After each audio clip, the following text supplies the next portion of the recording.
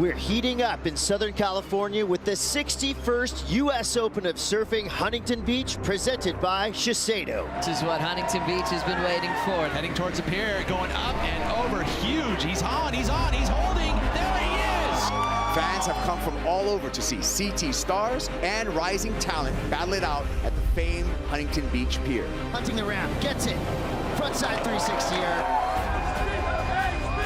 The stakes couldn't be higher in Huntington as qualification for the 2022 Championship Tour hangs in the balance. 10,000 points are on the line for whomever can win this Challenger Series kickoff.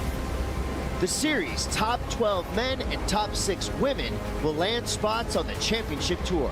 Wow, going off axis. Caitlin Simmers. What a finish. Are you kidding me? This is the U.S. Open of Surfing Huntington Beach, presented by Shiseido. Nothing left to lose now. Everything to prove now. Long as I'm alive, I'ma fight back. My fire never cools down. I'm about to catch fire. Yeah, I'm about to catch fire. Get ready for the new me. Get ready for the new me. Try to hold me down and I go higher. Try to put me out and I go louder. I'm a fighter, a survivor. Stand back while I catch fire.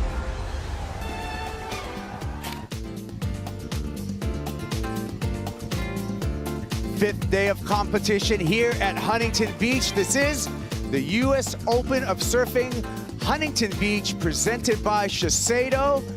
And it is set to be a day of surfing action. We're going to have a full 8 hours of competition today. And we're going to see some eliminations as well as some brilliant performances here at Huntington Beach. Arrivals today, getting ready for a big day of competition. Already crowned the ultimate surfer, Ezekiel is going to be here. Two-time champ, Courtney Conlog, also entering the arena. Dimity Stoyle back to competition and has been brilliant in her performances so far here at Huntington Beach. Jake Marshall stretching it out. He's been a standout. Sarah Wakita on the women's side as well. A morning surf is definitely a setup here with Reynos Hayes. Gabriella Bryant, we're gonna see her in the second heat of the day. Coach's Corner with Caroline Marks and Mike Parsons. It's gonna be a big day, and I'm looking forward. Thank you for joining us here as we're just about to kick off competition this morning. Live from our set here on the beach in Huntington.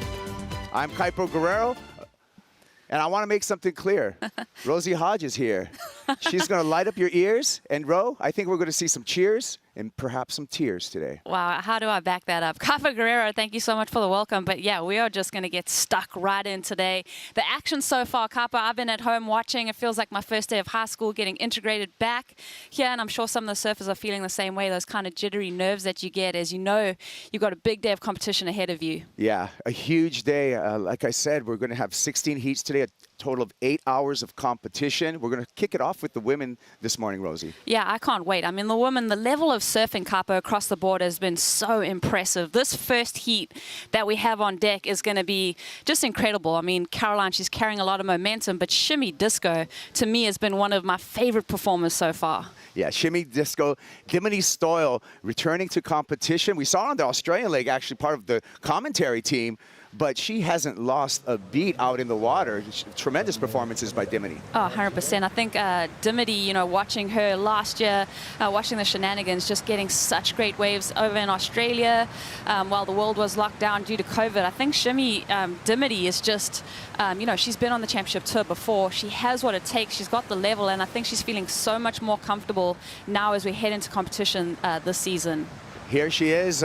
Dimity Stoyle, she's going to be out there in the blue jersey. She's also known by her DJ name as DJ Shimmy Disco. So she's kind of got two names. She wants to get back on the championship tour. She had 2 runs in 2014 and 2015. A reminder again, the Challenger Series is where we're going to qualify 6 women for the 2022 championship tour.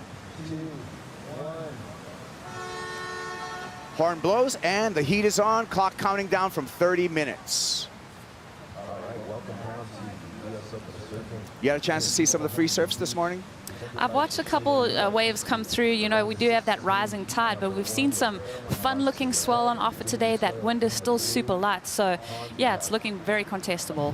Caroline Marks on your screen here, 19 years old, finished the championship tour #6 in the world, had a win over in Narrabeen, and just coming off another win down in Oceanside at the Supergirl Pro. Yeah, amazing for Caroline. I think, you know, once you get that kind of taste of the win, I think Caroline's going to be hard to stop. She's going to be on a roll.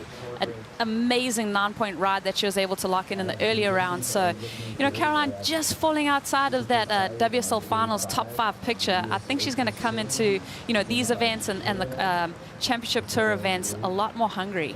Yeah. Well, let's hear from Tours and Competition. Travis Logie is down on the sand with Kale Carranza. Thank you very much, Kaipo. Travis, we're starting a little bit earlier today. Tell us a little bit about that decision. Yeah, we knew yesterday we were planning on doing a big day today, 16 heats. So that would get us, if we're starting at 8:05, that would get us to after 4 p.m. The glare in the afternoons gets super intense for the judges. So we just thought we'd come half an hour early. It'd be one less heat in the glare and get us all done a little bit earlier because it's going to be a big day. Now, I know you're taking into consideration tides as well. Who's starting the day and who's ending it? Yeah, we're going to kick off with the women's round at 16 and then go straight into the men's round at 24. 8 heats each, so 16 heat day. So yeah, should be a good one. Thank you very much. Well, there you heard it. Girls getting the beginning of that incoming tide. Back up to the booth. Thank you, Kale and Travis. The incoming tide, we're hoping for a push, but this heat starting off right in a lull.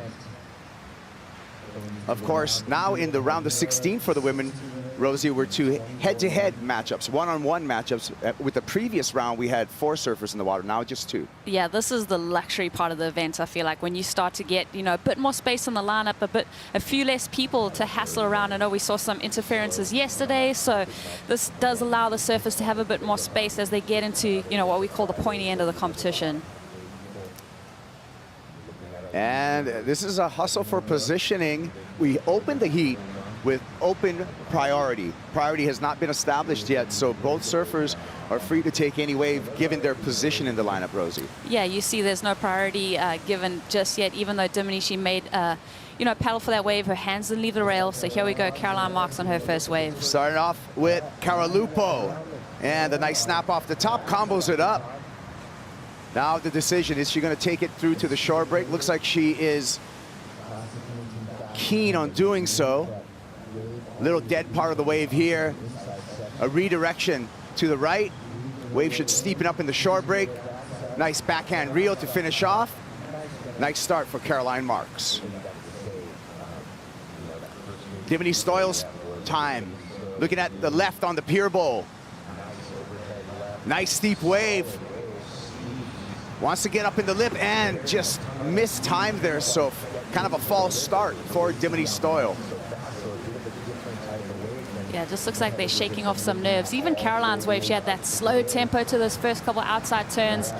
But for Dimini, they just held a little bit back. I just wanted to see her. Just one big maneuver has been well rewarded here at Huntington. You could tell her wave was a little bit bigger too.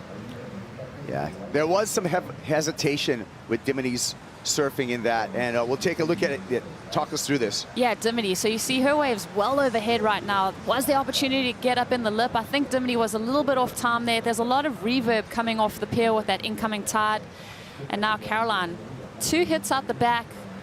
Kind of transition maneuvers here. Good wipe off the whitewater there. She holds steady. You know, you've got to try. Every time you come to Huntington, you just have to try and make that inside section. Good rail-to-rail transition. She looks over her shoulder, goes right. Beautiful S turn through here. Gets a little bit more vertical, but yeah, you can tell that these women, they're starting off with this first heat of the day. Beautiful second maneuver there from Caroline. A lot of speed as she whips it through that lip.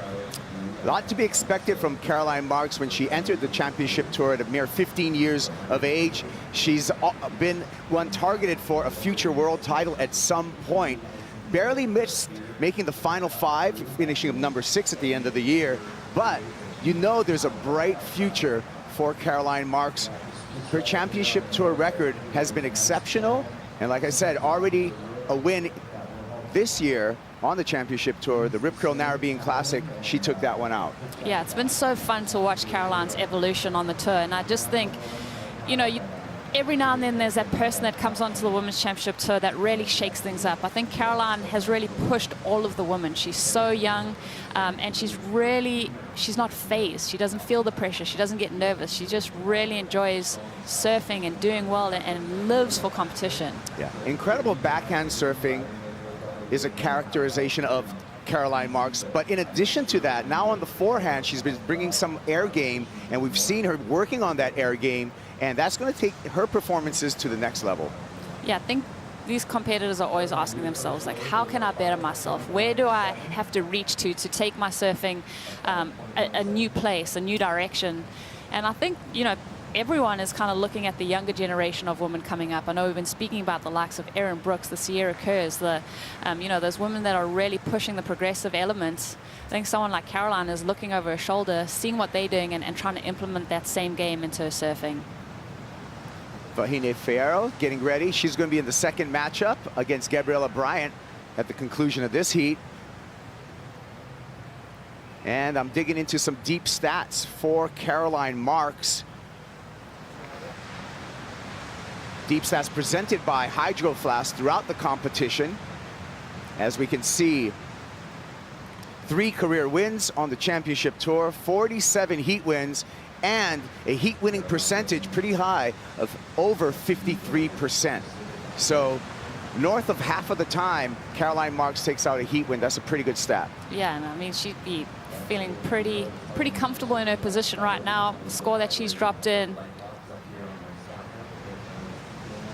Yep, 5.17 for Caroline Marks at her start. Dimity Stoyle's got some work to do just with a fractional score.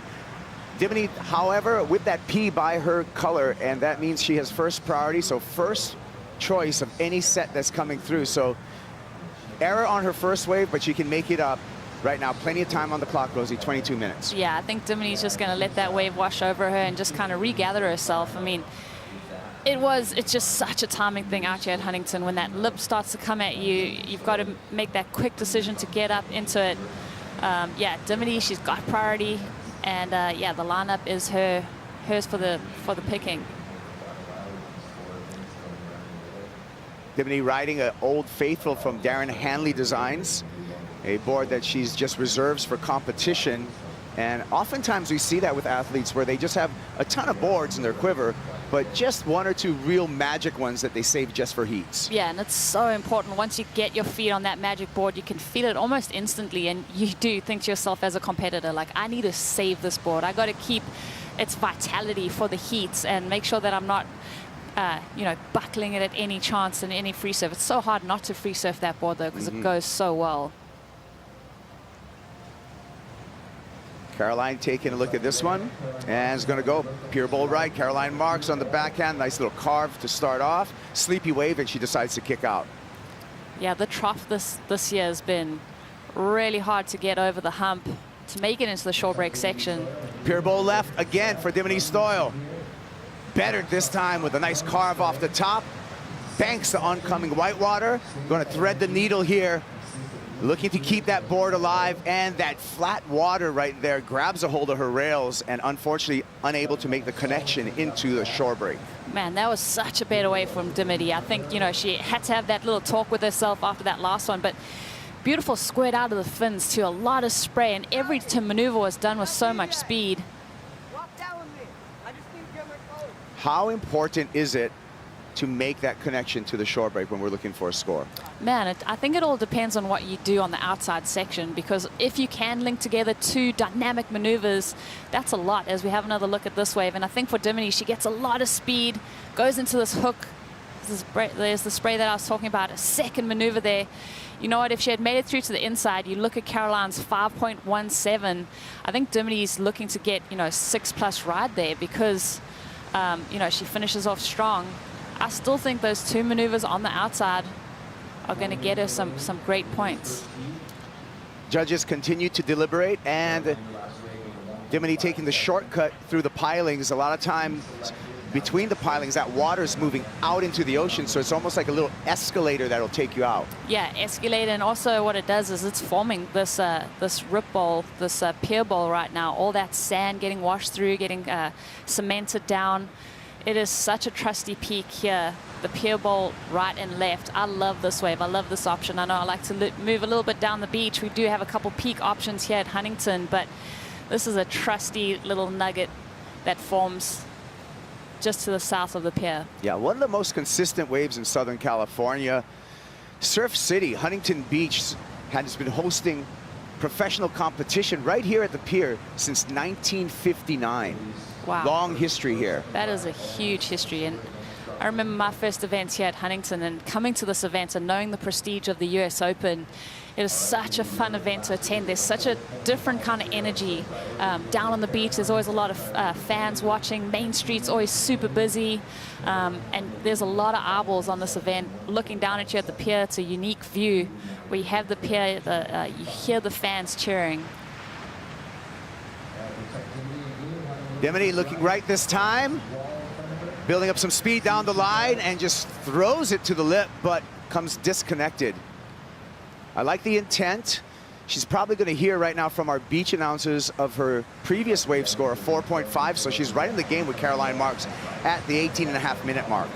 Yeah, nice little score under her feet. I would like to see Dimity maybe calm down a little bit. She doesn't need to go this hard against Caroline. I feel like Dimity's surfing and the way that she's been surfing through this event is so strong as we watch her just throw that through. Obviously, she lands that maneuver. It's a great score, but she just hucked it a little bit too far. She's just got to land on her feet. She's going to get some great points rewarded. How much of a mental game is it out here, Rosie? Because, you know, with lulls and a shifting lineup, how do surfers keep focused throughout? Because it's a mental challenge, Huntington Beach. Oh, totally. And you think about, you know, this is the 5th day of surfing that we've had. They're long days. And for competitors, this is all or nothing situation. They've got to hold their nerve. They've really got to keep their head in the game. You know, and when you get to the round of 16 cups, you can smell the points. You can smell starting to go into the quarters, the semis, the finals, where you really start to rack up a great result. So it's all about keeping it all together, not letting the pressure get to you, and just taking it, you know, it's that cliche, one heat at a time, one wave at a time. Little repositioning by Caroline Marks, looking like she may be interested in this wave, decides not to go. Caroline with first priority. And as we talk to the round of 16, once you make it past this round into the quarterfinals, then that's when you're really looking at points and it's really going to help your effort into qualification. That's the goal of the Challenger Series, is to qualify for the championship tour. You really need a quarterfinals or better result in pretty much each of these 4 events, or a win, to really be in the conversation of that qualification as we look to the Challenger Series, which starts right here in Huntington Beach, but it'll continue on over to Europe for 2 events, the Male Visla Pro Ericeira in Portugal, and then down to the south of France for the Quicksilver and Roxy Pro. Then we're going to end up in Haleiwa, which is a challenging wave, where that's where the cut is going to be decided. The Haleiwa Challenger, that's going to happen November 26th through December 7th. Yeah, such a great tour for the Challenger Series. I mean, all of those locations are so prime. I think even chatting to, you know, the Championship Tour surfers, they want to be at those events because it's just such a great location. The waves are high quality, so it's really nice to see, you know, these surfers get a look in at some great locations, some great waves. Not to mention, a surfer is going to have to utilize their entire skill set, because versatility is going to come into play. We have the tricky beach break of Huntington Beach, then we move to a right point in Ericeira, then we move to a really potentially grindy, hollow beach break in the south of France, and then ending up at the world's biggest, scariest rip bowl over there in Haleiwa. The toilet bowl section. But Capo, you look at, you know, from now until November, it's non-stop. You're rolling with this tour. You got to turn and burn. You've got to have your wits about you. We were just talking about 5 days of competition, being in the round of 16. You've got to keep up this mental fortitude, the physical fortitude, all the way through November to make it on the championship tour. Caroline, little carve on the left, and then seems disinterested again, not seeing a lot of potential in that. So the heat's going to remain tight. at the halfway mark. We're 15 minutes remaining on the clock.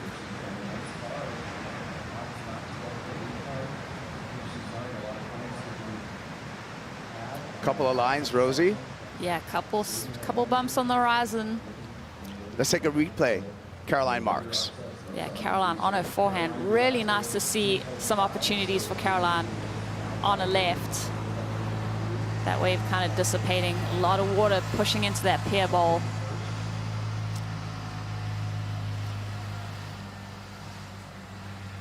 Let's see what happens here. Caroline looks interested, looking right this time, and just can't get into that wave. We have a rising tide today, right about till 11:30 or so. This playing field is going to change throughout the day, Rosie. We got a 5-foot tide differential throughout the day. Yeah, I mean, you've got a lot going on, a lot of moving parts here in this lineup. You've got that tide, you've got that kind of southwest combo swell that's coming at you. Like Travis mentioned, there's a bit of glare on the water in the afternoon, so a lot of tidal shift. And like you said, you got to keep a keen eye on the wave and what it's doing before you hit the water, because it can change in the blink of an eye. So as we wait for the next exchange, we're going to take a break. And when we come back, we'll have the conclusion of our opening heat here at the U.S. Open of Surfing Huntington Beach, presented by Shiseido.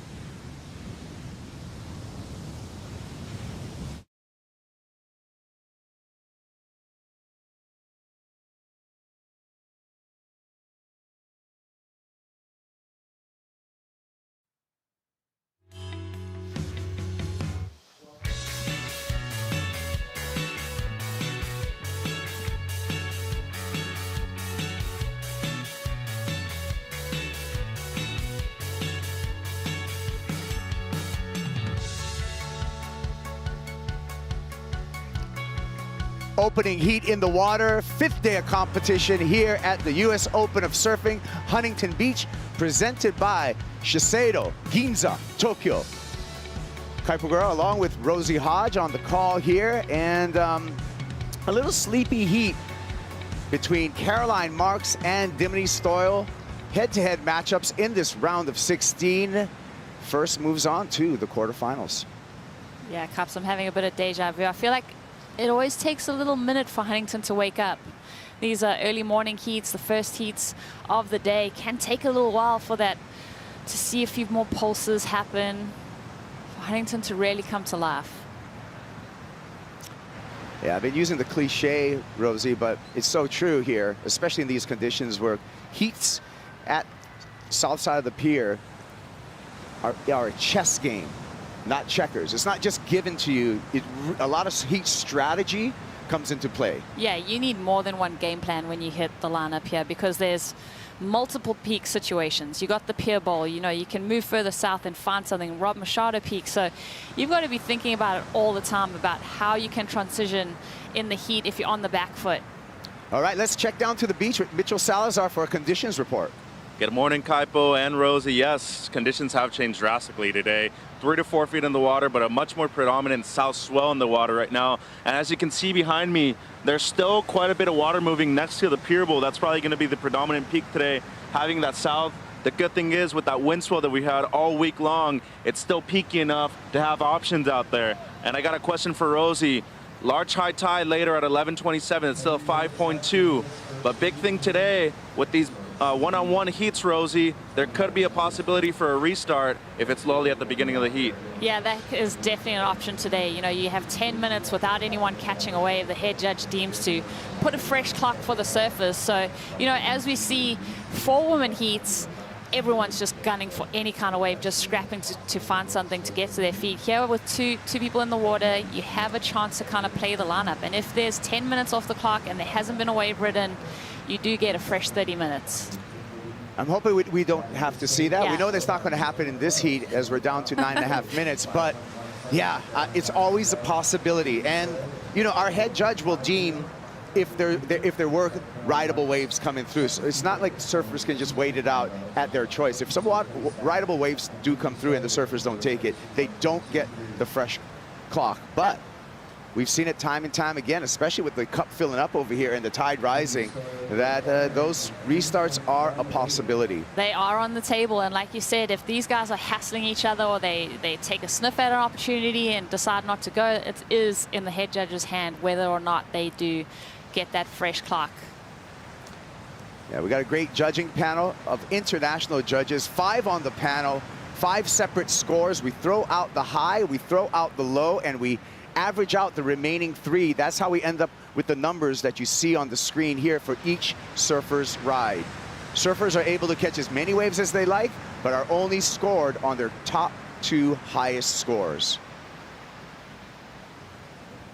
And there are some great heats that are going to be coming up for the women. It's so competitive this season. I love seeing, you know, all the newcomers and the tour veterans. I mean, like you said, only 6 women qualify for the championship tour at the end of the Challenger Series. It's such a competitive field, so talented.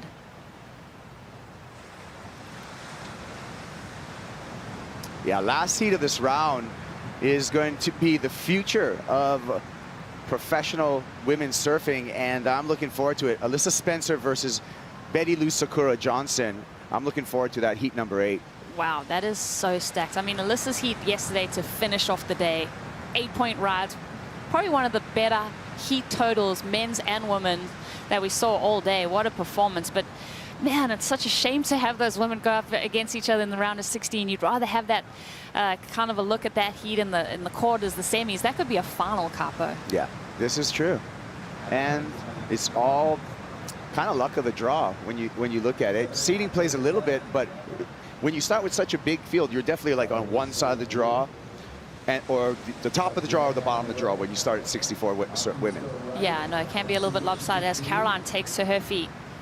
So Caroline Marks, a couple of hits out the back, now putting the dancing shoes on and tapping her way through to the shore break, looking to score some additional points. The wave will steepen up on the inside.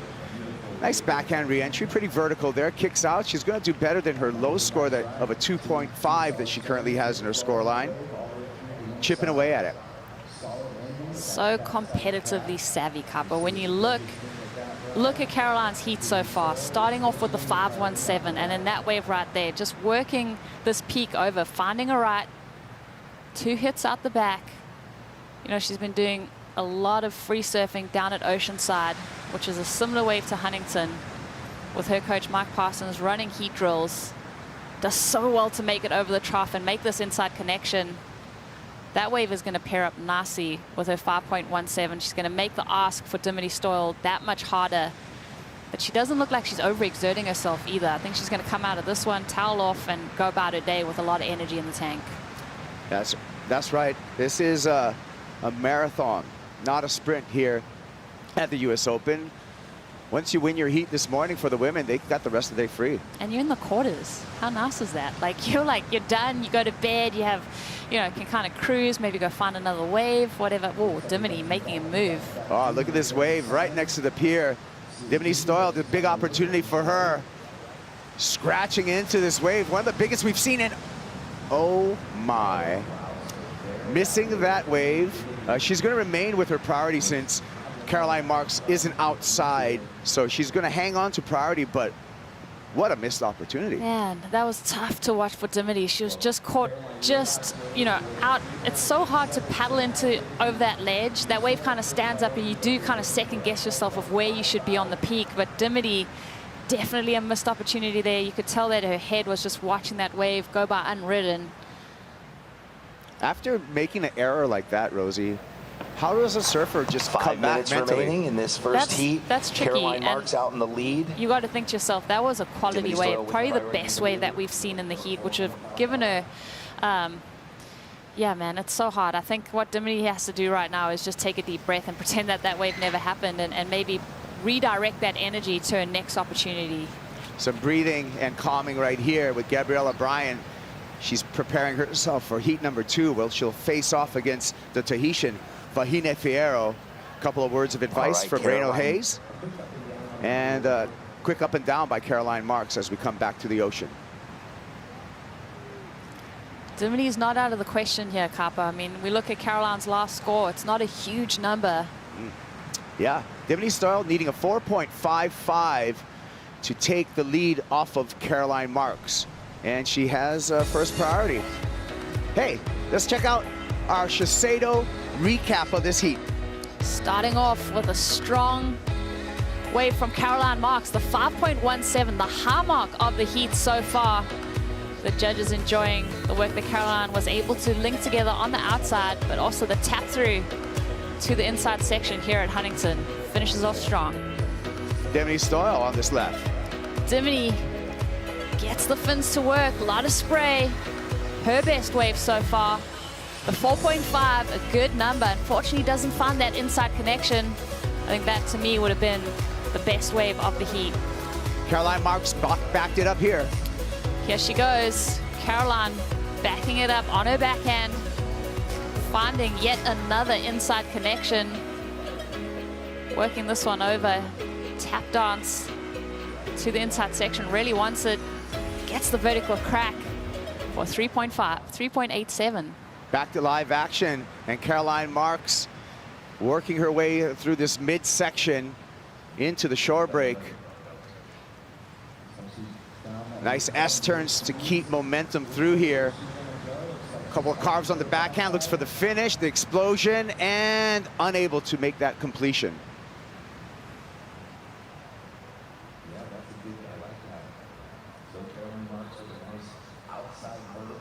Shuffle your feet, Caroline. They have so many stingrays.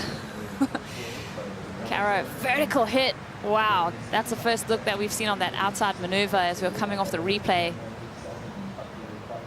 Great stab in the lip from Caroline. A lot of commitment. And again, super committed. Like you said, S-turning. So nice to see her keeping that board on rail. Goes for this section there. You can tell that wave just has a lot of reverb and backwash. Yeah, good outside maneuver, but really needed to finish off that final shore break maneuver to capitalize on that wave. Still waiting for the score for Caroline Marks and see if it improves her current standing. We're down to just 2 minutes, so nervous times for Dimity Stoyle. Here comes a wave and opportunity for Dimity.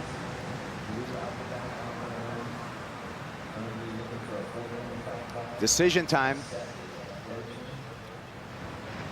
Oh, this is going to be a tough one. Heartbreak. Yeah, that was that southerly swell that Mitch was talking about. Still in the lineup, pushing into the pier and just kind of closing out. No real opportunity for Dimity on that one.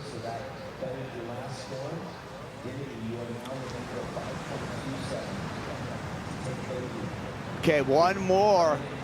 And still holding priority, Dimity Stoyle. She's going to get another crack at it, repositioning herself a little bit further away from the pier. Scratches into this one on the backhand. Big wall, big turn, needs a finish. Oh. She had to go for something big. Caroline did improve her situation. Yeah, last score for Caroline Marks, a 4.6. Dimity Stoyle now needing that 5.27. And things are looking grim for DJ Shimmy Disco. Yeah, just under a minute remaining. Dimity just never seemed to settle into this heat. She had to go big here in Capo. She didn't disappoint her. She meets that lip line, goes fins free for a moment, free falls, and just falls right into that trough. Had she made that maneuver, I think it would have been a different story coming into the last minute. Make that inside connection, go vertical. Let's see if she can find something as 20 seconds remain.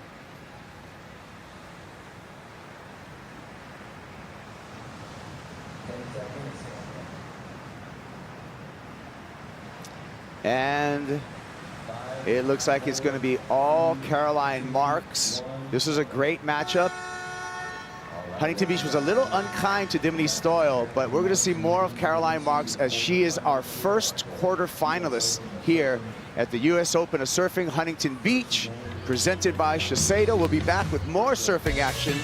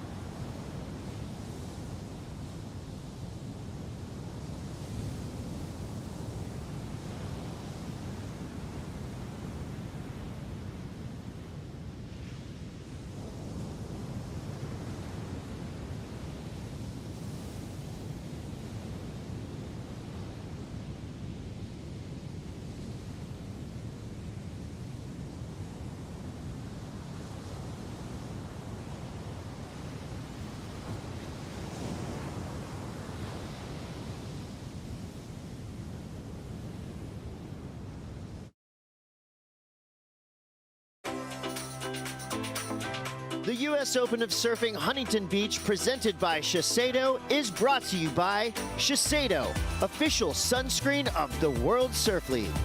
By Visit Huntington Beach, official partner of the World Surf League. By Michelob Ultra Pure Gold, official beer of the World Surf League. And by Hydro Flask, official insulated drinkware of the World Surf League.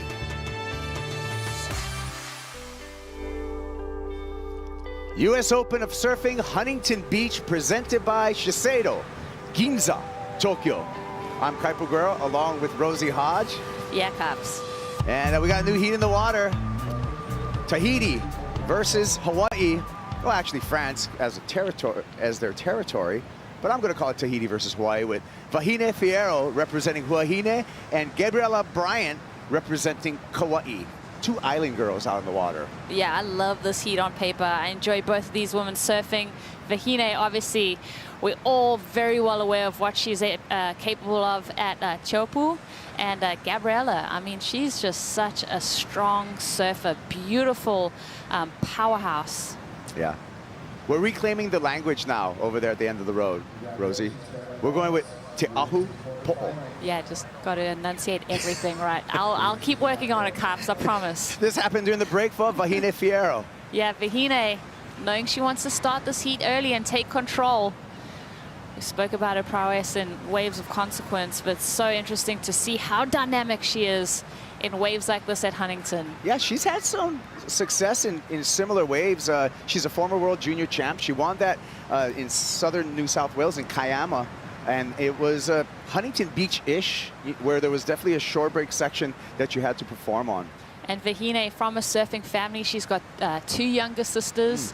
And, you know, you spoke about her winning that World Junior title. Her speech at the WSL Awards when we were all at Snapper Rocks was a highlight for me. Wow. I mean, she's just so well-spoken, so gracious, and really, yeah, put us all on notice about this young talent coming up and what she's capable of in and out of the water. Yeah, I'd love to see her on the championship tour. And this is the pathway to it for Vahine Fierro. Another youngster out in the water, coming from Kilauea on the island of Kauai, is Gabriela Bryant. She's in the blue jersey. A mere 19 years old. Gabriela with priority right now, sharking the lineup. Back and forth, it's gonna go pier bowl left here. And body language tells me she's not into that wave. Yeah, she knew she had to get a quick hit up there. Just a little mistimed on that rail.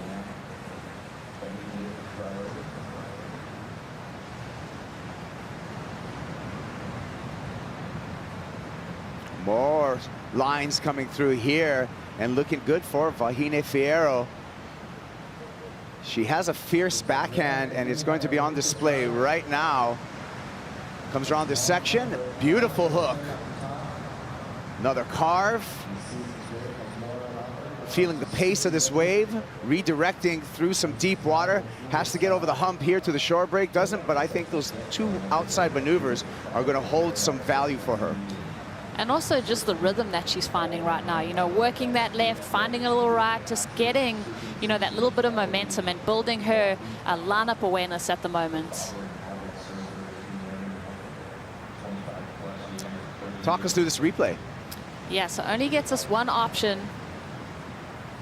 through the inside and then kind of has to S-turn her way. Also looking for that inside connection. This wave, unfortunately, hits that deep trough and just completely dissipates.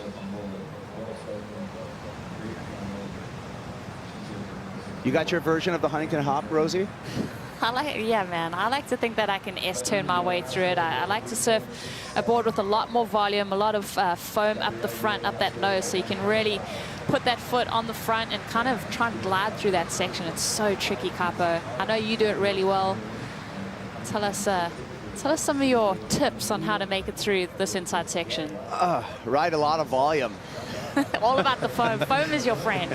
Here we go. Gabriella Bryan on the backhand going into the pier. Nice hook there. Second carve.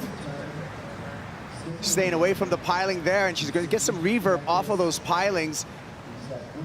A little misstep, and that's going to cost her the connection. Man, can't say that she didn't try. She went for it, but those two turns out the back, Cops. She's in this heat. Yep. Saw her chatting to Reynos Hayes, another incredible coach coming out of Hawaii. He's been around for so long and he just has so much knowledge. What do you think he'd be telling Gabriella before hitting the lineup? I think right before she actually paddles out, one thing Reynos is good about is just calming his surfers. Here's the replay. Yeah, beautiful turn under the lip there. Brings this one around. Like you said, she goes a little bit too far into the pier section where it kind of hits that deeper water. Man, I'm just giving full effort there, though, for Gabriella. She really tried to make that inside connection. Hey, let's hear from the first heat winner, our first quarter finalist. Caroline Marks is down against the glass with Kale Carranza. Thank you very much, Kaipo. Caroline, first heat of the morning. You were looking at your watch. Would you usually be up at this time of the morning? I'm definitely might go home and go back to bed. No, it's a beautiful morning, and yeah, the waves are a little tricky out there, but stoked to come in on top. Now, first heat of the morning, and obviously you had a chance to free surf the last few days. Is it a little bit different than what we've seen throughout the beginning of the week? Yeah, for sure. I think it's a completely different swell today. I'm not too good at reading swells, but it seems like there's it's kind of like your typical south swell at Huntington, and kind of longer lulls today, but when they come, they're really nice. So yeah, super fun. Well, congratulations, Caroline Marks. Moving on through. Thank you. Yeah, Caroline Marks. Look at it's 8:13 local time here, and she's already got her job done for the day. She's got the rest of the day free. She can go have a big breakfast at Sugar Shack. Yeah, that is pretty nice. Like she said, she could go back to bed. The day is just starting out. It's in front of her. It's unfolding. She knows she's in the quarterfinals, can kind of shrug her shoulders. I'm saying get some scrambled eggs, rice, Portuguese sausage, just the Loco Moco? The Loco Moco, or yeah, I'm in California. Why not some biscuits and gravy? Okay, you like a little heavy brekkie for the morning. Oh, salt wake-up call. Hey, Gabriella Bryant got a 5.33 on that last wave and took the lead from Vahine Fierro. So you were right, Rosie. The quality of her outside surfing, even though she didn't make the connection to the shore break, led to a pretty, I'm saying, a keeper score in context of how this morning is going to go, that 5.33. Yeah, I mean, 5.33 in these kinds of conditions, that's a good number. And I loved your little tidbit there of what Reynos does just before surfer hits the water. It is just so important to just get that surfer revved up, and then just before they hit the lineup, just calm them right down and just make sure that they're not kind of going out of their skin, just super jittery, just keeping those butterflies flying in formation. That's true. So we see a lot of surf coaches in modern pro surfing, and I think it's really an asset to each and every one of these athletes. We saw what happened with our world champion, Gabe Medina, and how valuable his coach, Andy King, has been in his career. Totally. I mean, just switching it up and finding a different kind of energy. And Andy was just really instrumental in having Gabby, because Gabby's the best surfer, right? He knows what he needs to do. He's so talented. He just needs that person in his corner just kind of directing his energy, keeping him happy, keeping him grounded, and really bringing out the best in him before he hits the water. And like you said, coaches nowadays can be so valuable. Once you hit this Challenger Series, you can be super talented, but if you go astray, if you don't have all the pieces falling into place, you need that person that can kind of ground you, keep you level-headed, and keep your head in the game. Vahine on the comeback, a little too deep on that right. She was looking for just a 3.17, gave up priority, and now opportunity to Gabriela Bryant. Gabby here, scratching, looking left. Good looking wave. A little bit of a warble, but manages through that warble. Some reverb from the pier pilings. Going to go through those pilings and kick out. She wants to ditch that 1.5 that she has in her scoreline. I think she did that. Yep, she's easily done that. Going to strengthen her scoreline. Taking a couple deep breaths as she paddles back out to the outside.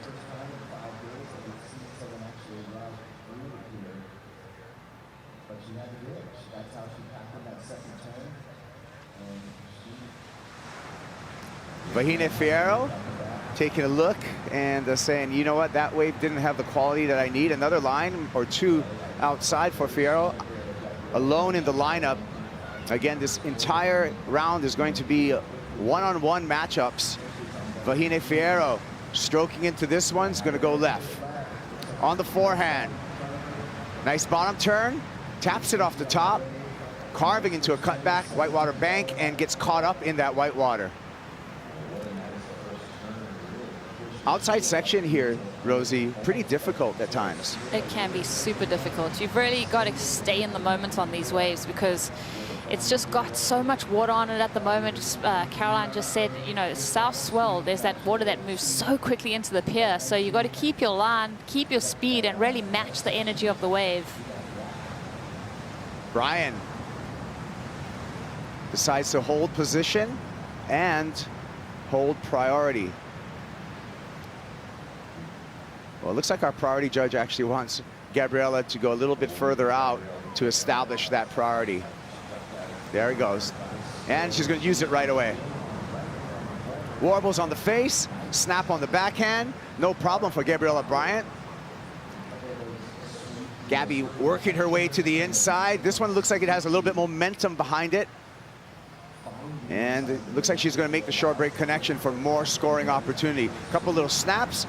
Tags one right by the pier pilings, and that's going to help Gabriela Bryant extend her lead over Vahine Fierro. Yeah, it is going to be interesting to see where that number sits. Locking in a 3.5, she did that bigger maneuver on the outside on the previous ride and didn't quite get the inside connection. What do you think? She improves? Yeah, man, it's hard. You know, I'm just thinking she had that wave kind of midway in. Got the kind of flat turn around. I think it's good that she's keeping her energy and staying in rhythm with that pier ball. If she does improve, I think it'll only be slightly. And that would give Vahine Fierro still within reach of taking this heat. Here's a replay. Yeah, good hit in the cup of that wave. It's just so important to stay critical on that first maneuver, Capo. You really don't want to get too far out on the open face. You were right, Caps, as we see the numbers start to lock in. Yeah, so this wave, a 4.43 for Gabriela Bryant. And this is the 3.5 that was earlier to just contrast those two scores. Yeah, you're so right, Caps. I mean, you could tell a little bit of a flatter maneuver option on that wave, and obviously got a bit more critical in the lip on the 4.43. Vahine, nice carve on the forehand. lining it up for another cutback and has to just kick out as that wave dissipates. Vahine Fierro looking for a 6.09 or better to take the lead off of Gabriela Bryant. Heat number 2, round of 16 for the women. And we'd like to thank our supporters, BF Goodrich, as well as the best wax out there. We got Fu Wax on board here, and all of our competitors are taking advantage of that wonderful made in Brazil sticky wax. There's the coach, Reynos Hayes, along with Luana Silva, checking out the action. Keeping eyes on the lineup. Obviously got other surfers coming up. Luana Silva is just such a great surfer. Vahine carves through that maneuver. It's been so tricky for her to find that inside connection or even get a two-turn combo going.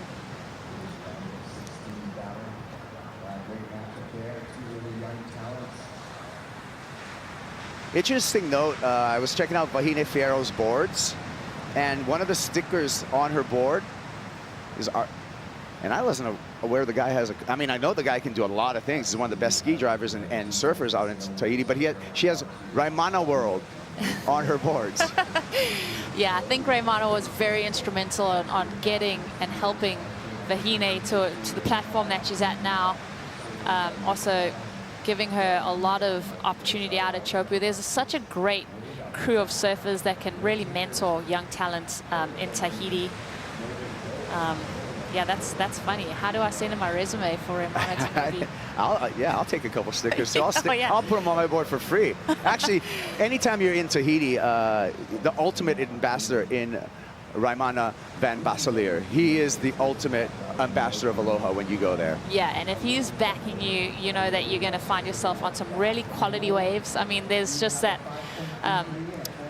It's hard though, because he says, go, I love you, as you're paddling for the wave of your life, and it's also the scariest wave you've ever been on or paddled for. So, oh, here we go. Gabrielle using her priority, keeps Vahine off that wave. So interesting use of priority there for Gabriella.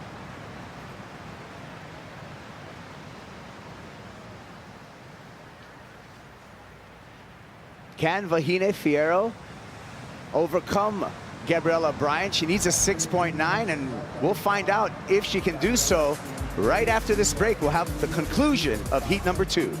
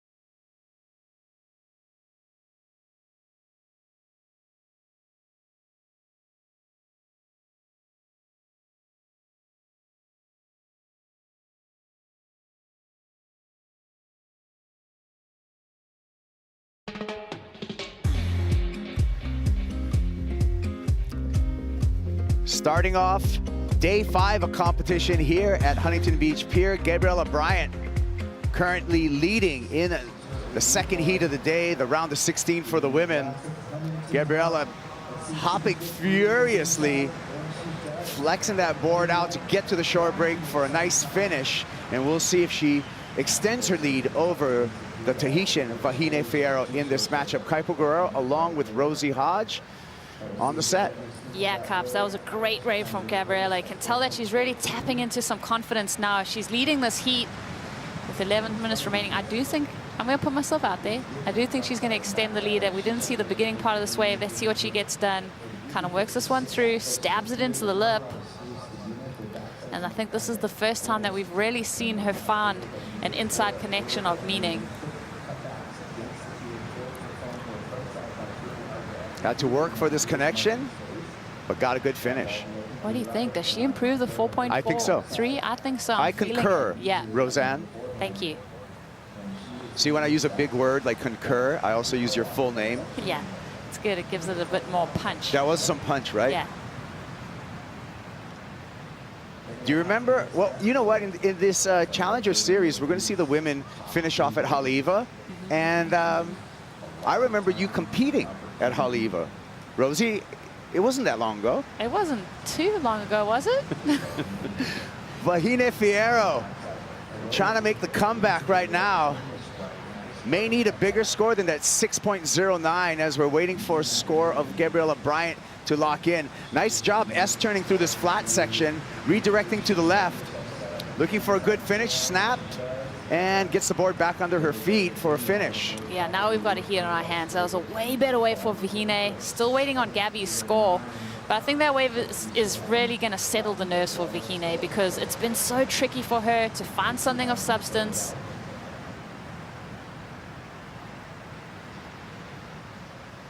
Let's take another look at it. So Vahine on her backhand, hits it up into the lip, wobble on that lip line.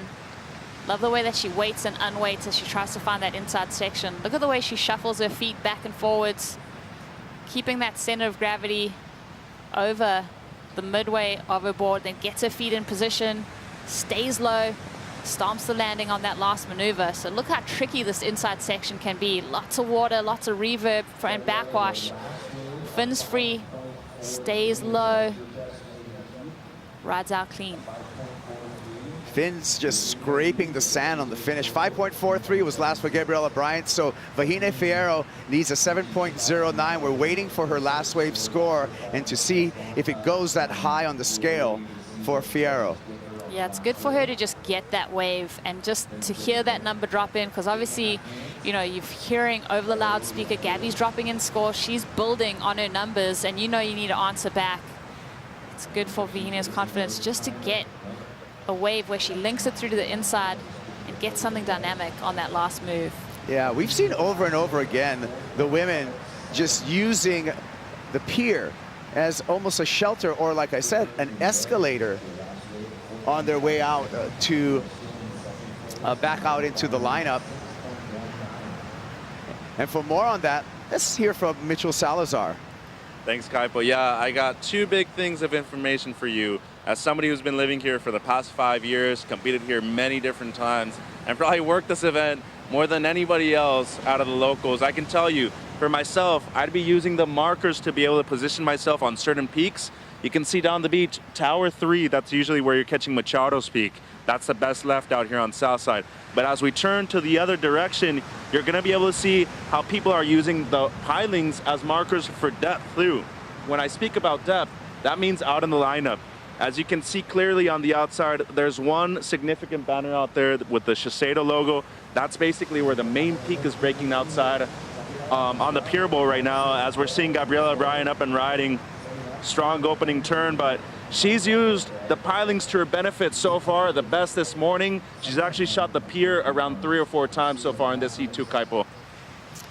Wow, a lot of knowledge from Mitchell Salazar, and a big finish for Gabriela Bryant as she's able to hang on to that. I love it. Gabby really just sticking that wave in the critical section. But yeah, Mitch, I mean, he should be doing double duty. That he could be doing the commentating, he could be doing a bit of coaching. Someone should tap into that knowledge. I want to hear exactly back from him on what the exact species of barnacles there are on these pilings, and perhaps the concrete mix that was made to build this entire pier. Here we go, replay of Gabriela Bryant. Yeah, Gabby just locking in on her forehand. A lot of her scores coming in on that backhand. So now it's good to see a refreshing look at what she's capable of on a right-hander. Good inside hook to finish off that wave. Vahine Fierro answering back here, banks off the top. Nice carve back into the whitewater.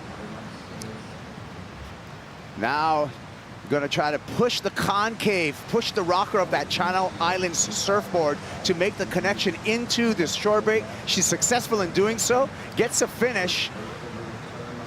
A back and forth battle between Gabriela Bryant and Vahine Fierro. I love it. I love it when he'd start to gain momentum and it's a back and forth exchange. So Vahine was able to kind of inch closer to Gabrielle. She got that 4.57. Yeah, she reeled her in. She's just looking for a 6.19 at the moment. Judges deliberating on this wave right here.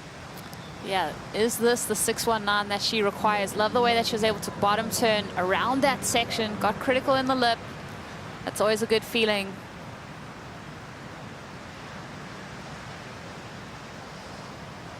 .19. Nice outside maneuver. Yeah. Nice finish. Good finish. Don't think it's going to quite touch that good range, the 6.19.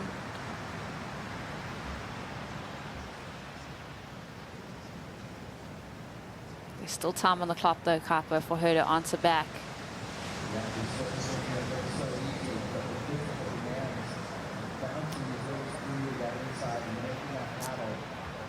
Waiting for the numbers to populate. 6.19 is the requirement for Vahine Fierro. 3 judges got their numbers in. Still waiting for the remaining 2. 4 minutes and 30 seconds on the clock. Priority with Gabriella Bryant.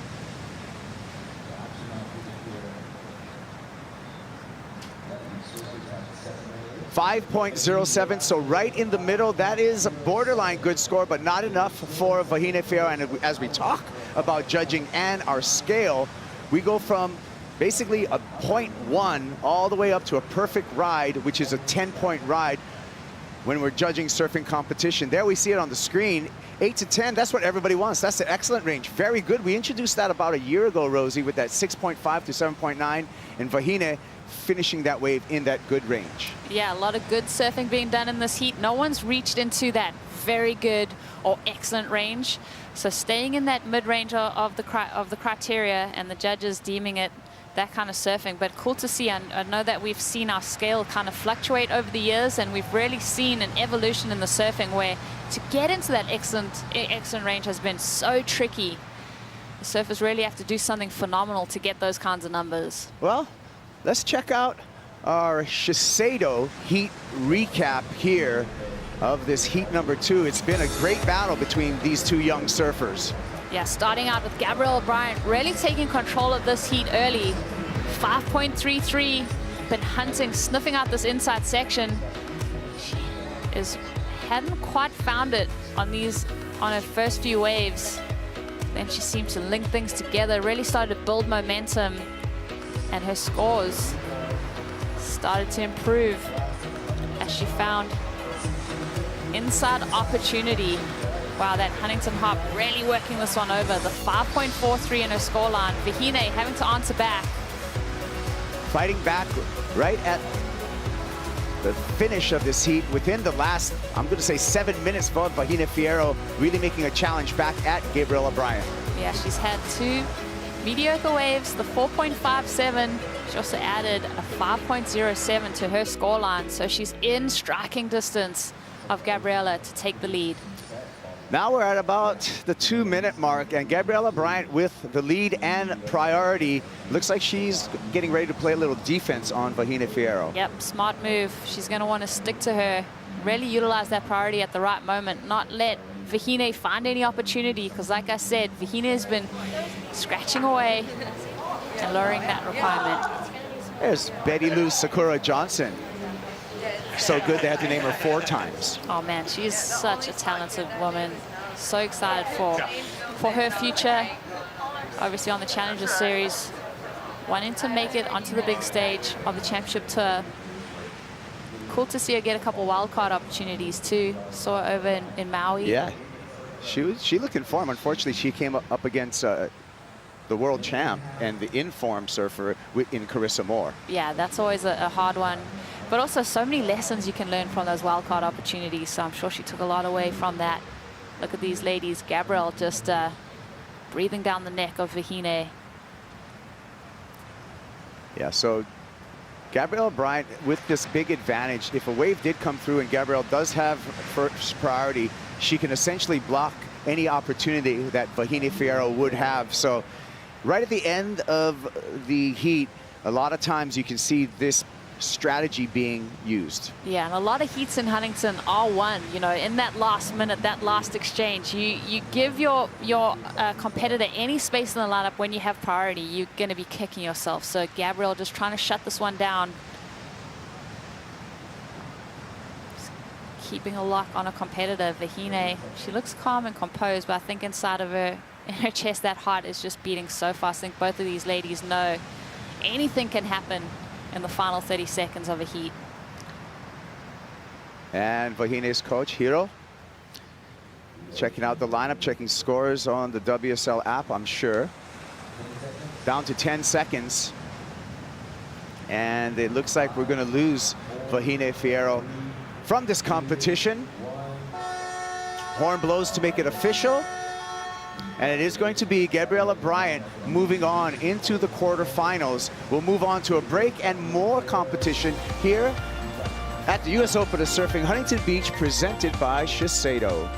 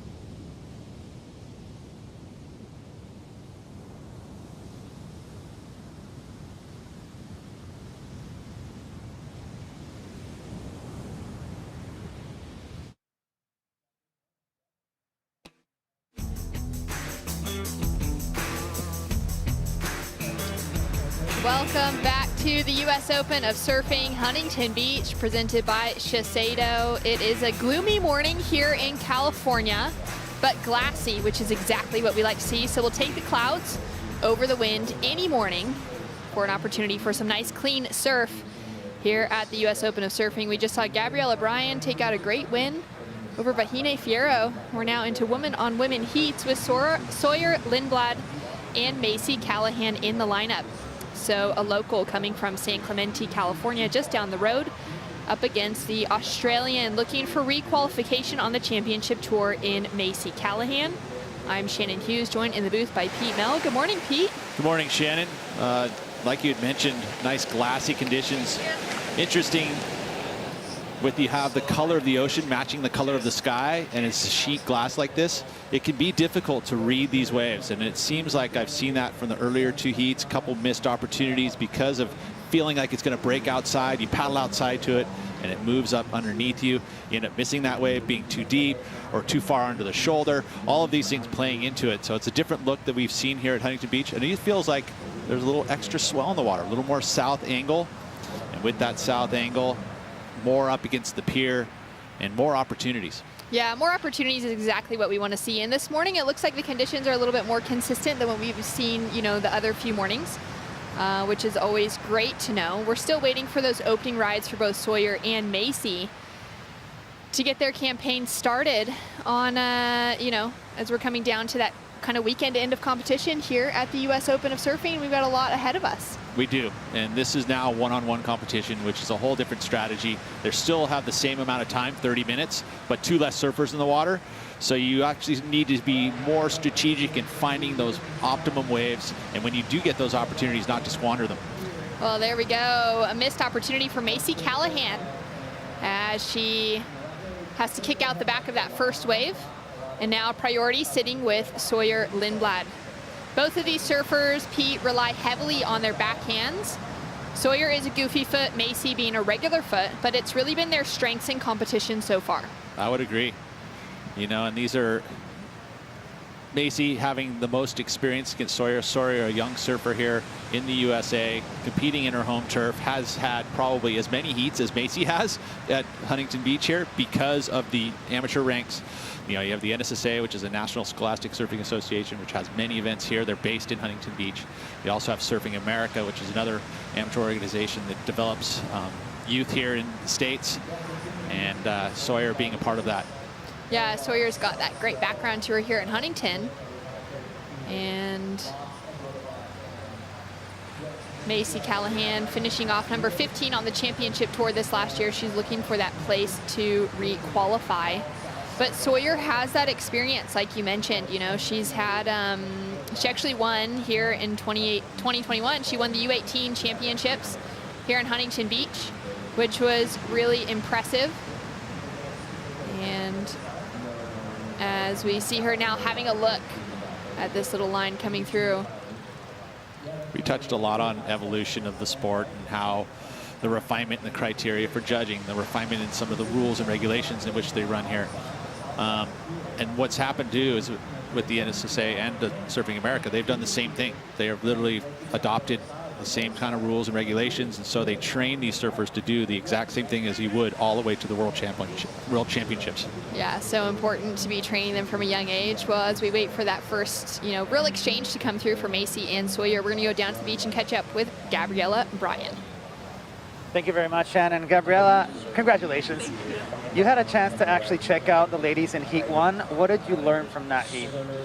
Me and Reynos watched most of that heat, and we were just watching where most of the waves were coming and where they're kind of getting their scores. There was definitely like more than one peak out there to get some scores, so we kind of had a game plan, and it ended up working out, so I'm really happy. Now, talking about game plan, you had priority midway through the heat. You actually played defense and held Vahine off on one wave. Then you had to do it again towards the end. It's nice. You probably feel in control when you have that priority in key moments. Yeah, that first midway through the heat when I had priority, I don't know if it was a mistake. I think she was in a better position, and I kind of almost went just so she didn't get the score. But she's totally capable, so that's kind of why I went. And at the end, I was really lucky that no waves came because it could have gone either way. Well, congratulations. Strategically moving on through. Thank you. Well, strategy is going to be so important coming down into these women-on-women heats, Pete. And priority is the biggest part of it, you know, especially that you have it over your competitor. Now you're covering one, so all of a sudden those defensive moves, it can happen at any point in the heat. I like that Gabriella was able to utilize that, and I really truly believe that's why she won the heat. She utilized her priority at certain times of the heat, and you know, you got to see the rhythm or feel the rhythm, and then keep with it. And now she's into the quarterfinals, and she'd be very happy with that win over Vahine. Vahine would have been probably the favorites, one of the favorites coming into this event. Yeah, really great for Gabriella to be able to get so many points behind her name and get a little bit of rhythm, you know, surfing just with one other surfer in the lineup. But to be able to really get that significant amount of points. Coming through into the quarterfinals, you're guaranteed 3,500 points to your Challenger Series campaign. Working towards qualification at the end of the year with those 4 events on the calendar. And of course, we are counting results from the Sydney Surf Pro in Manly as well, which was at the start of 2020. QS 10,000 there, the start of the Challenger Series. It's pretty cool that she's going to be guaranteed an equal 5th place, right? And they're taking 6 women. So that's a result. Ultimately, you want to be left in that final 4, right, which is semifinals. That's where truly you're going to keep that result for 100%, and it's actually got you in the top 6. So you're ultimately, every goal, get semifinals, and you're going to be on the championship tour.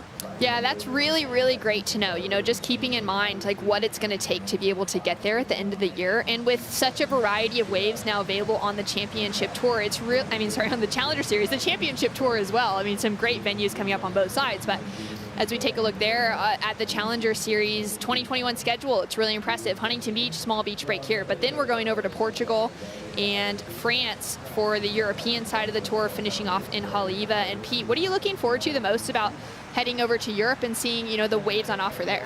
Interesting question, but I think the first thing that comes to mind is that we're pushed back a couple weeks, which is even further into fall, which is actually better for conditions as far as swells. You know, we're already starting to see that Pacific Ocean and the North Atlantic Ocean start to kind of come alive in this autumn into fall.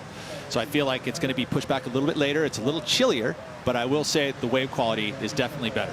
Well, that's such a bonus to be able to, you know, put that tour into the seasons where those waves are really going to come alive. I mean, that's what professional surfing is all about, right? That's what the Dream Tour and the Championship Tour side of things is like, and why they've shifted around a lot of the schedule there as well, to be able to give these surfers the opportunity to compete in the best waves on offer at each spot. As I remember, like Hasagora, when it starts getting into October, it quiets down significantly. You know, the tourism, everyone's kind of gone home for the summer stuff. And now you're just in the wave season. It's the start of the wave season because it gets pretty gnarly there into those January, February months. It gets cold and chilly and lots of wind. But that October month, oof, love that time of year. So a quiet heat to start off with, 10 minutes down, 20 minutes on the clock. Macy Callahan got that opening ride, but fell out the back on the first turn, just a 0.9. Now waiting for Sawyer Lindblad to get her opening ride. Sawyer is only 15 years old, and she's had a really consistent season back, you know, through 2020 and then backing it up into 2021, Pete. She had a QS win at Pismo Beach and then a second at Morro Bay in 2020. And then backed it up with a second place right here in Huntington Beach just a couple weeks ago at the Jack Surfboards Pro. She came in second to another young California competitor in Katie Simmers. So for her, she's really been able to get into those finals. You know, 3 events back to back is really, really impressive. It's super impressive. And, you know, and then the fact that she's coming off of that Jack's Pros final, a lot of brimming with confidence here at Huntington Beach. It's showed that she's into this round of 16. An opportunity to get into the quarterfinals, one-on-one in a big league event. There's money on the line. All of this stuff is so pressure-filled, but also it showcases the goals that she's achieving. She's gotten herself into the Challenger Series, and then now has, in this opportunity, has made a couple heats. This is kind of a result. It'll keep her in the Challenger Series, but ultimately this is a big heat, a big jump, get into the quarterfinals like you mentioned before, and then an opportunity to get into the semis. The experience that she's going to be holding here will be invaluable in the future for herself. Yeah, really incredible. As we see plenty of fans down on the shoreline already, early morning, getting their cameras out, getting ready to, you know, we'll see some of those kids down there getting autographs. It's been a cool shift to see some of that younger crew walking into that space now, like a Sawyer. As we see Sawyer having a paddle and driving into that first turn straight into the pier. Great opening turn, and now she's just looking for that inside connection. Putting in a little bit of work here, and we're gonna see it stand up for her, almost, not quite. Macy Callahan answering back. So we waited about 12 minutes to really get this heat started. Macy taking off in the second wave in that set. And it's looking a little bit easier for her to make that inside connection now. It's that little bit of a bowl as she comes into the pier piling, and she's able to connect a few turns together. Nice rhythm there for Macy. We caught her midway through that outside section. Wonder if she actually got another turn off, because if she did, that's going to be a great wave for Macy. She was able to make the connection. I really liked Sawyer's first turn. You know, up against the pier right there, it's really hard to get your board angled more vertically, and she did everything she could to get more vertical and then held the rail through the snap. So it was a beautiful snap carve outside. If she had had the connection, I would have felt like, yes, that's a quality wave, but with no connection to that inside, it's just a little limited to just the one maneuver. Here's that outside wave, and she does get that backhand snap on the outside. Smaller wave with all the foam on the face, but it doesn't matter. She got a maneuver done. She's going to get the best of the exchange here, especially with this inside. No worries. She heads back towards the pier. You know, with the south swell, it feels like the lefts are going to be kind of the best opportunity that we saw yesterday as well. The inside shorey with the high tide coming up, those lefts actually run, and you're able to rattle off a bunch of turns. We've seen surfers get 3 or 4 turns on that inside section. Here's that carve I was talking about. You see how her angle went straight more up, almost, you know, 230 will give her as far as the angle, and that's really difficult, especially against the pier, because you got all that water running out, and your board wants to go out the back. So she did well to carve through that maneuver. Just no connection to the inside, though, and that's really going to factor into the score and keep it on the suppressed side. Well, scores in for first of Sawyer of 4.17. So that was for that outside maneuver like you mentioned. Now we'll expect Macy Callahan's score to come in a little bit higher than that. Yeah, I would think, you know, mainly because of that inside connection, you know, the size of the wave factored into that backhand snap she had outside. It wasn't as difficult because smaller wave, flatter faced, but still going to be a little bit better than Sawyer's, my thinking. And it's a good start for Macy. She's applying the pressure, you know, already halfway through the heat. You know, there was a long lull in the very beginning. Yeah, it seemed really consistent when we walked up to the beach this morning. There was a little bit of activity in the lineup, free surfers getting lots of waves, and then as, you know, we've kind of rolled into competition, it's been a little bit slower. Yeah, it's that high tide, you know, it just gets more water and less waves breaking on the outside. And we saw it all week long. As this high tide's been in the morning, and as soon as it turns, all of a sudden it just clicks in here. And there's a lot to be said about these islands that sit off of here, and the way the tide moves out in between the islands. And bathymetry really is a big part of how tides move around. And when you've got islands and other dynamics that are here, we've got big estuaries behind us that move water in and out of here. So it's all these factors come into where the tides feel and when swell can actually be pulled in. And it seems to me after high tide, and as soon as it kicks too, as soon as it turns over, all of a sudden the floodgates open and there's lots of waves. But beforehand, kind of quiet like this. Well, we'll be waiting for those floodgates to open up. Scores in for last of Macy Callahan, a 5.83, keeps her in the lead. More to come. 15 minutes on the clock right after this.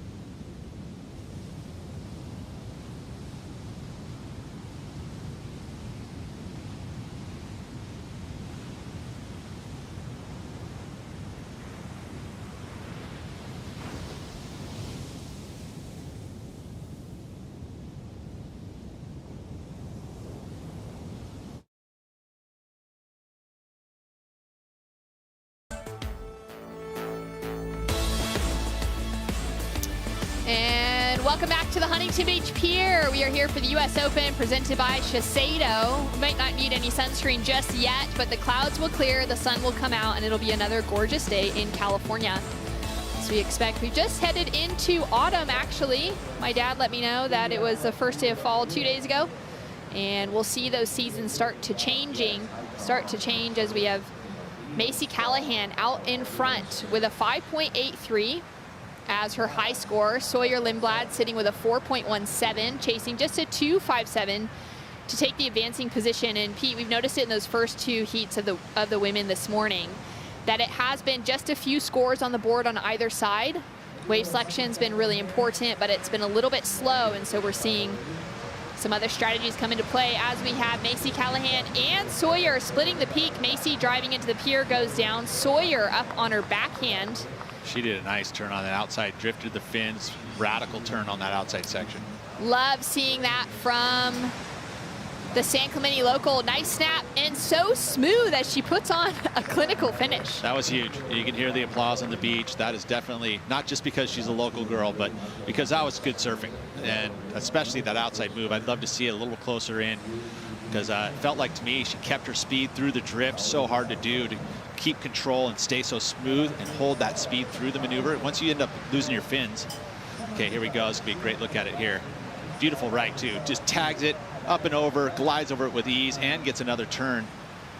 That combination of major moves on the outside is huge. This is gonna be her best wave by a long shot. You know, rivaling the 5.83 of Macy Callahan. Gets two turns on the inside too. So this looks good for Sawyer. All right. Definitely a great answer back to Macy's last wave. Yeah, so good. So good for her to just keep that composure too. Scores to come through for last of Sawyer Lindblad, chasing just at 2.67, taking advancing position. Last of Macy, that fall out the back just a 1.00. This is the first time that these two women have ever met in a head-to-head matchup, which is exciting to see. I'm sure we'll see their names matched up in plenty head-to-heads in the future. You can see that look of real intensity on Macy's face right now. Yeah, I mean, I'm sure she would have heard the applause on the beach. You know, I know we were talking about experience, and whereas Macy's going to have much more experience in big league head-to-head matchups, so she has that advantage probably in head-to-head, whereas I feel like Sawyer probably has the more experience here at the lineup and catching good waves. So we'll see which experience pays off and what is more important. Yeah, Sawyer has had some good results here in the past. She surfed in the Pro Junior one time before, made it into the semifinals. As we see so many, you know, fans already down on the beach, family members as well, coaches down there, some free surfers wondering where they should paddle out. Maybe on the north side of the pier this morning instead of the south side. And Sawyer took a win right here. In 2019, she won the U14 division for the NSSA West Coast Regionals. So she knows what it's like to be chaired up the shoreline. Well, that's the pier. You think about the NSSA, a lot of their championships are here at Huntington Beach on the south side. West Coast champs are going to be here. You also have their national championships is here. Lots of qualifying events, Surfing America events, QS's events. So there is a ton of opportunity to surf the south side. Safe to say that this is a hotbed for competition in Southern California. Yeah, and it'll continue to be. And I think you have to know how to surf Huntington Beach to garner those points and to make these big heats like this one in the water right now. Yeah, so important just to have some comfortable time in the water here. Macy surfed out here a few times as well. She surfed back in 2018 when the final event that the U.S. Open ran as a championship tour event on the women's side. Macy had those injury replacement cards that year before getting her rookie year on tour in 2019. And she didn't do too good here. She fell out in round 2, and then in 2019, when this event was a QS 10,000 on the women's calendar, she finished out in round 3. So she hasn't had any great results in the main event, but she has semi-finaled 3 times, 2016, 2017, and 2018 in the Pro Junior here in Huntington. So Macy's got a bit of that history too. Yep. Which is great to see. And in pro competition, right? Like this is in this style, she's right here at the same place she lost out before, so her best result. Now if she can get through this heat, she'll be building upon that. Yeah, so important. So scores in a 5.4, a 5.40 for Sawyer Lindblad, jumps her ahead of Macy Callahan and puts Macy in that position to be chasing a score. She is sitting with priority out the back. Pretty even Steven, really. You look at their best numbers, the 5.83 and the 5.4. And with 8 minutes to go, you'd think they'd get each one more opportunity before this heat is over. So we'll see how this priority plays out, you know, and this is where Macy has that experience, so she can use that, although this is a funny one because this is a smart move by Sawyer, is that she's moved away from Macy in hopes that maybe one wave will come over there, and they're far enough away that priority isn't going to matter. Right, and Macy's sticking to her guns at the pier bowl, which has been the most consistent place here. So I think she's smart by not trying to play any kind of defense, or at least move over towards Sawyer. But Sawyer definitely making her think about it. Yeah, she really is. Well, also, you know, talking again to the strength of both of them on their backhands. Sawyer's the goofy foot. She's looking for a right now. Macy, being the regular foot, is looking for that left into the pier. Yeah, and you're right about that. I think that both these surfers do know that their backhands have been money, you know. And if you've got a solid backhand, why not utilize it? It just showcases that big, powerful moves. You're allowed to go a little more vertical just because you're using your heel edge. And at Huntington Beach, that's a point of difference. You know, on the forehand, it gets a little bit tougher to go straight up into the lip and keep your speed. I think that's the biggest part of it more than anything. You can go vertical. It's just harder to pull it down and keep the speed going. 7 minutes, 17 seconds on the clock, waiting for Macy Callahan to get another wave. Sawyer Lindblad currently sitting in the lead, and she's got her camp down on the beach. Mitchell Salazar, what's going on in that backing behind Sawyer? There's a lot going on, Shannon. I mean, we're talking about one of the youngsters, one of the prospects for the United States of America to qualify for the championship tour and basically get the biggest win of her career right here at the U.S. Open. And behind me, you can see the Lindblad crew. Father Mark on the camera, Brother Taj with the black hoodie on, representing the San Clemente Board Riders Club. Max Colvin from Sister Revolution is down here supporting his surfer. And basically the vibes are very quiet and tense at this moment, because not only did she recover the lead with that last wave, but Macy's still within the heat. And I was just in the athletes area too. The vibe is exactly like it is on the beach. Much more quiet today. This is obviously the round that you need to get through in order to get a great result, Shannon. Oh, thanks so much, Mitch. Well, we just saw Sawyer get a wave behind you as you were talking to us, and it's not going to come through as anything into her scoreline, unfortunately. But you can feel that tension, Pete, even, you know, seeing how quiet things are down there. Yeah, and they would have been looking at that last wave going, ooh, good opportunity here. She really went for it, which I like, but you don't want to pull it off, and then now here's the answer. Yeah, the lethal backhand from Macy Callahan. 2 turns to start off with. Looking for that connection on the inside section. She's had a lot of success at beach breaks in her past for Macy as we take a look at Sawyer. Oh, nice smooth style. Ooh. 2 turns late on the second, but she makes it out of it. And now that inside's going to reform for her. She's going to look to get out in front of the foam and find that green face again. And there it is as that bowl starts to line up in front of her. Now that was way more aggressive on the inside, not conservative at all, really putting everything into it. The outside stumble will factor in a little bit just because she got hurried and that inside rail bobbled slightly when she was trying to get back up there. And that's that forcing it a little bit, trying to fit it in. Kind of created a little bobble, but she did well to keep the board under her feet and keep the speed going, which allowed her to complete it to the inside. And then the best turn in my eyes was that very strong off the top into the lip on the shore break. 5 minutes on the clock. Scores to come through for both Sawyer Lindblad and Macy Callahan. And wow, it's really coming down to the wire on this one as we take another look at Sawyer. Well, and she didn't really even bobble on it, to be honest. She actually stuck it in there. It was just late into the lip, and she was able to still steer the board through it and keep her speed going here. It's easy to get stuck there and lose all that speed, but she did not. And then this one here, look at that perfect little ramp, tags it as hard as she can. Aggressive into it. You can see the arm movement there. That's great stuff for Sawyer. Yeah, great positioning from Sawyer on that finishing turn. Scores in now for last of Macy Callahan, a 5.1, which jumps her into the lead. And Sawyer's now chasing a 5.54 to take that lead back away from Macy. Now, it'll be interesting where the judges go with this one. You know, they've got a lot of comparisons in that 5-point range. This is that last wave, beautiful first turn, and then a quick snap. One thing that I liked about this wave that she was able to utilize the speed, power, and flow part of the criteria because she was in and out of those maneuvers with a lot more quickness than we had seen on her previous waves. And with no connection, she was still able to get the 5.10. That's right, just those 2 turns out the back. Got her a solid score on the board. One of the biggest scores of the morning. Now we'll be looking at a comparison. The judges are up there taking their time before they throw this score in. So she's chasing that 5.54. Scores are filtering through for Sawyer Lindblad. It's the biggest one of the heat. A 6.27 takes her back into the lead and now puts the pressure onto Macy Callahan to get herself into that high 5-point range. And now with 3 minutes to go, an opportunity for Macy. About a half-point difference between Sawyer's best wave and Macy's best wave, and that has really been the difference. Down to this point in the heat, right? It's pretty big. So you can see Macy there waving her hands back to the judges, trying to figure out what she needs to advance. Yeah, it's even though there's not that much wind, it's still tough to actually catch the information. So you always can, just to clarify stuff, especially when you're sitting in a lull situation, you're like, okay, I need a 5.85 with 2.5 minutes to go. I have priority. Now she just hopes the ocean gives her that opportunity. And she's used to these pressure situations.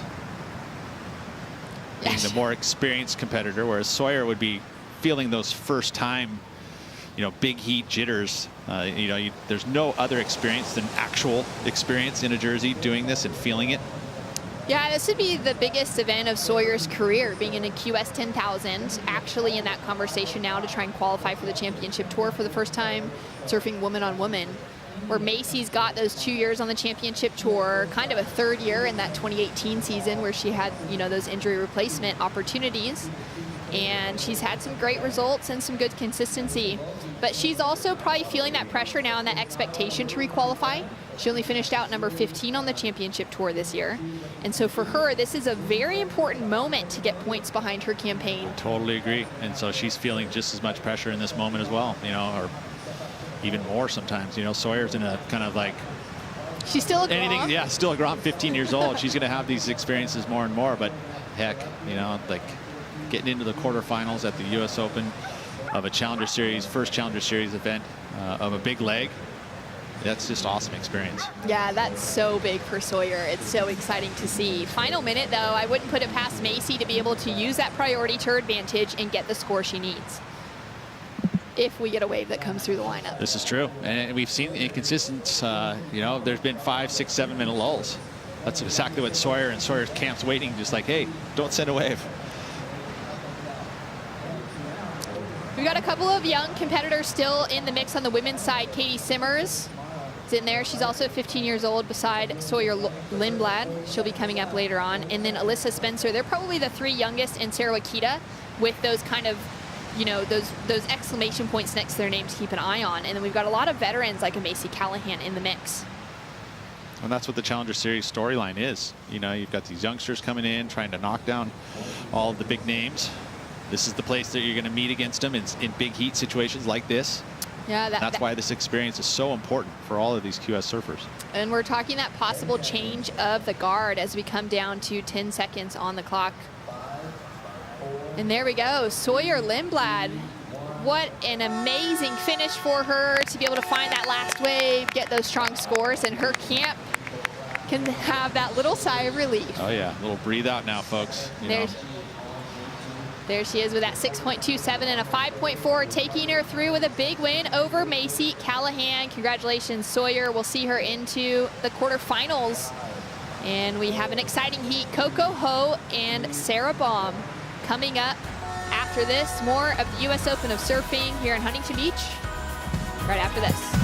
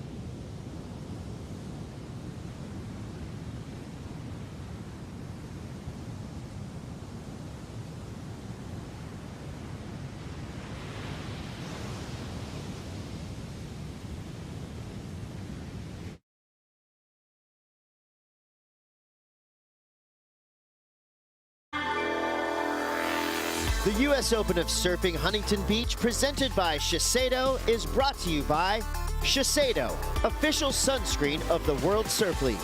By Visit Huntington Beach, official partner of the World Surf League. By Jeep, official vehicle of the World Surf League. By BF Goodrich, official partner of the World Surf League. And by Frontier, official partner of the World Surf League. Welcome back to the action. The U.S. Open of Surfing, Huntington Beach, presented by Shiseido. And Coco Ho from Hawaii, Hawaiian surfing royalty out in the lineup, up against Sarah Baum, the South African from Durban that resides in Newcastle, Australia. And it's been quite a while since these two would have been in the same event together. Now traveling to Huntington Beach, California. a little farther away from home for Sarah than it is for Coco. And we're excited to see both of them in the lineup.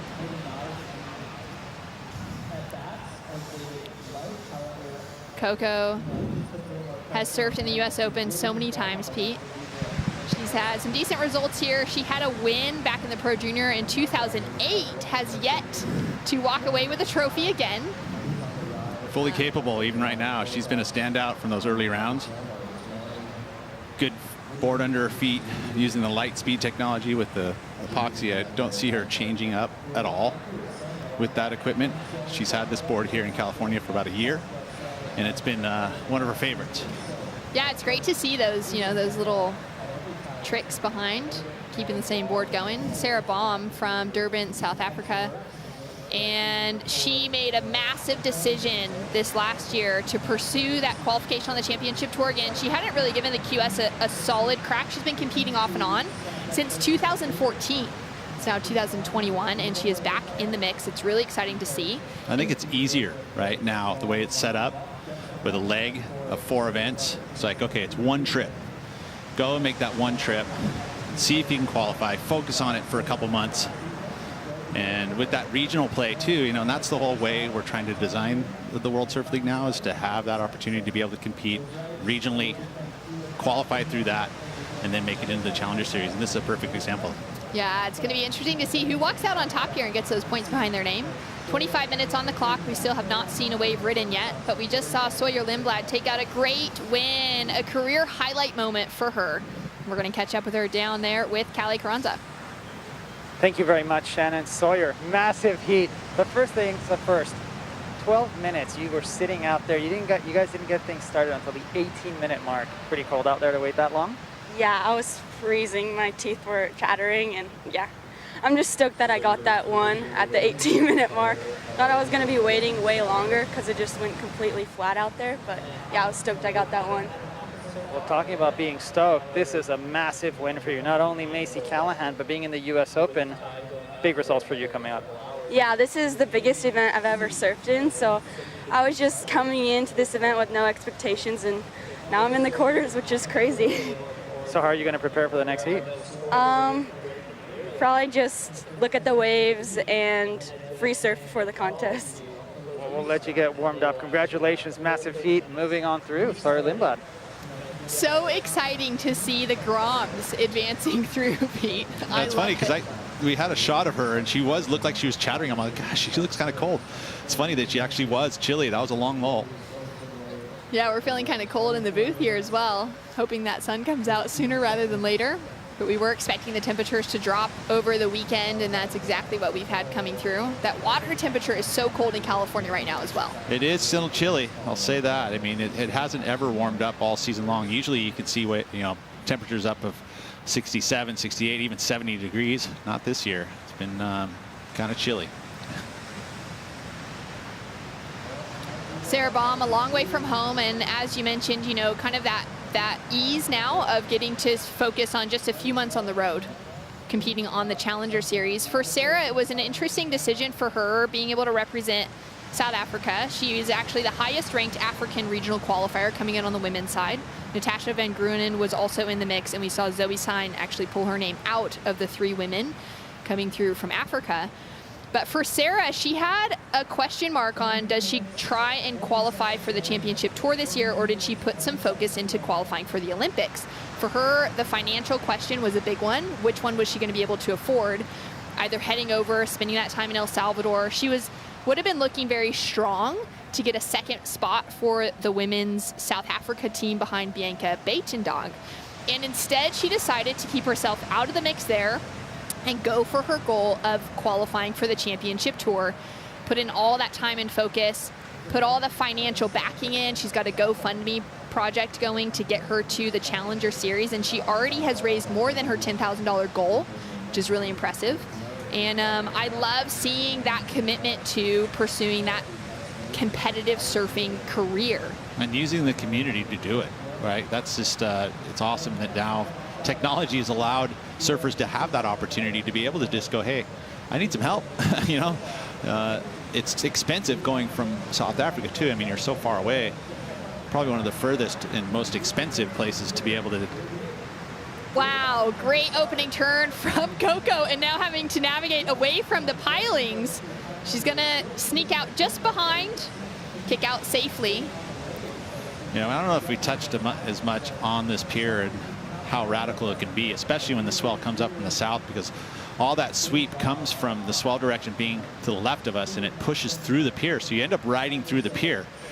And with water moving out, and then you get the reverberation off the pilings. It's a little challenging zone that some people get pretty intimidated of. I don't think the hose do, to be honest. You think I don't think Coco would have been intimidated in the slightest. And Mike Ho, you know, a longtime competitor and has surfed an OP Pro here with brother Derek. This is, you know, a place that Hawaiians have done really well at as well. And so they're comfortable kind of surfing through the pier, and it seems like that even for Coco there. She was pretty comfortable being that close. Yeah, she definitely looked strong going into that first turn, putting it all on the line. There's Dad, Mike, up on the pier. Sorry, Mike, we found you. Sarah, nice check off the top. Decides to kick out of that one. Not sure if she was able to get an opening maneuver in before that. So scores to come through from that first exchange. And Sarah, although she's born and raised in Durban, South Africa, she actually lives in Newcastle in Australia. She's been there for about a decade. She works at Philippa Anderson Surf School, and we saw Philippa get a sneaky breakthrough in her heat yesterday afternoon, last heat of the day. Look at this right-hander right here for Coco, if she can get into it. Okay, she's not going to get into it. Sarah Baum now up and riding on her backhand. All right, connects with the foam for that first turn, redirects, keeping that speed and flow. Very easy connection into the inside. Caught behind the foam for just a moment there. Is she gonna get that open face? And there she is.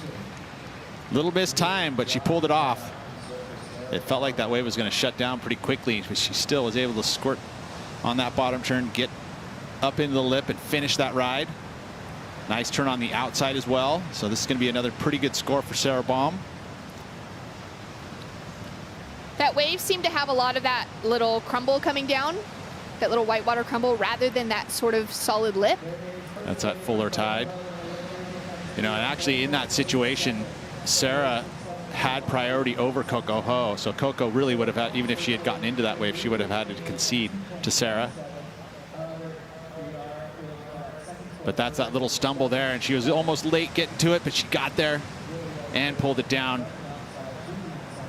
That could be, you know, make or break a heat right there. I mean, if it goes quiet again, you fall on that section, all of a sudden you're like, whoa, you know, you apply more pressure to yourself. But by pulling that one off, she's going to get a pretty good number, probably rival Coco's scores. So it's a very even Steven heat right now.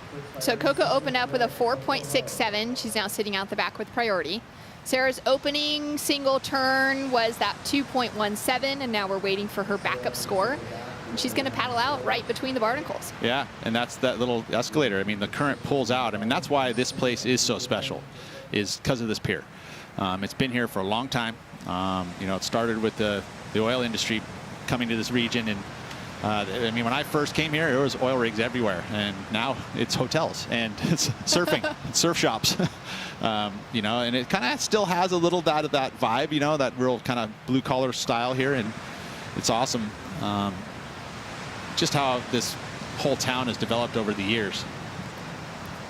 But that pier has really created this wave. You know, it becomes this place where sand kind of pulls out. So there's a hole next to the pier, which makes these lefts and rights. I mean, north side's got rights that peel into the pier on certain swell directions. Same things on the left. You know, each time of year you got current moving different ways. You know, summertime it's all south swell, so it pulls from south to north, and the wintertime it pulls from north to south. So the sand is always constantly moving, and it creates sandbars, you know, and they've got this trench that moves along right in the middle of it that pulls the sand out, makes it deep, which makes it that kind of special hop, Huntington hop. You know, there's no other place like it in the world, really. There's places that emulate it, but not exactly like this. Yeah, not really having to make that transition from the outside to the inside with as much effort as it sometimes takes in Huntington. See the score there, you got a little bit, we saw Sarah's. Okay, so 3.67. Pete, why would that score have kind of landed in that lower range? Again, the flow, disruption of the flow in that wave where she went up into the shore break. She stumbled, got there late, so it was mistimed. Judges taking note of that. The outside section, you know, she was kind of on the shoulder, so she missed maybe a little bit of opportunity by not being deeper and getting a little bit more of a steeper face on the first maneuver. All of those things factor into, so the degree of difficulty on the outside turn not as high because of the positioning and where she was on the wave on the takeoff. And then the stumble on the inside. That's why you see that score almost a full point below Coco, where Coco's wave was a single turn on the outside, but it was a beautiful bottom turn into the lip, held the speed through the carve, and here she is again. All right, straight up into the lip to start off with. And just renegotiating, staying away from the pier, and she's gonna put a little bit of effort in to make that connection. She'll pull out. Yeah, just a tiny bit too close to the pier, which is where that deeper water is. So that carve back, if she could have pulled another 10 yards south more, she probably would have been more in the energy section of that wave and would have made the connection to the inside. But still, the outside straight up hit. I mean, that's the most important part of this wave, is executing on that outside section. Coco did that. As you watch again here, she sets up the bottom turn straight up into it, nose at 12 o'clock, carves it back, and right here, that whitewater was kept pushing her board towards the pier. So it kept her from coming this way, which would have been the energy spot. That way, if she just stayed with it, she probably could have gotten in that inside connection.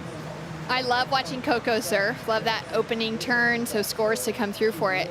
It's great to see her putting in all that effort to try and requalify for the championship tour. Oh, I say the break off tour and just the new stuff she was able to explore, whether it be working with the WSL and some of the commentary stuff, in her surfing, the surf trips that she was doing, all the movie projects. Like, it just took her away out of competition for a little while, and it created this new hunger, right? And this new hunger now, with the way that the Challenger Series is set up, you know, there's opportunity to gain prize money, because you know, the prize money is really good in these Challenger Series events, so that's helpful. Sponsors love that she was able to go and help all the sponsorships, you know, promote all these cool new products that she's doing. Totally. And then now gets back to that juice is flowing in the competitive jersey, because the Hoes, they're dang competitive. They're so competitive. Scores in a 3.83. But in a fun way. Yeah, very fun. I mean, you know, she's one of the happiest in the lineup at any time, while being also one of the fiercest competitors. So a 3.83 for last Coco Ho has her sitting in the lead now with a 4.67 as her high score. Priority sitting with Sarah Baum. We'll find out what happens. 15 minutes on the clock. More action right after this.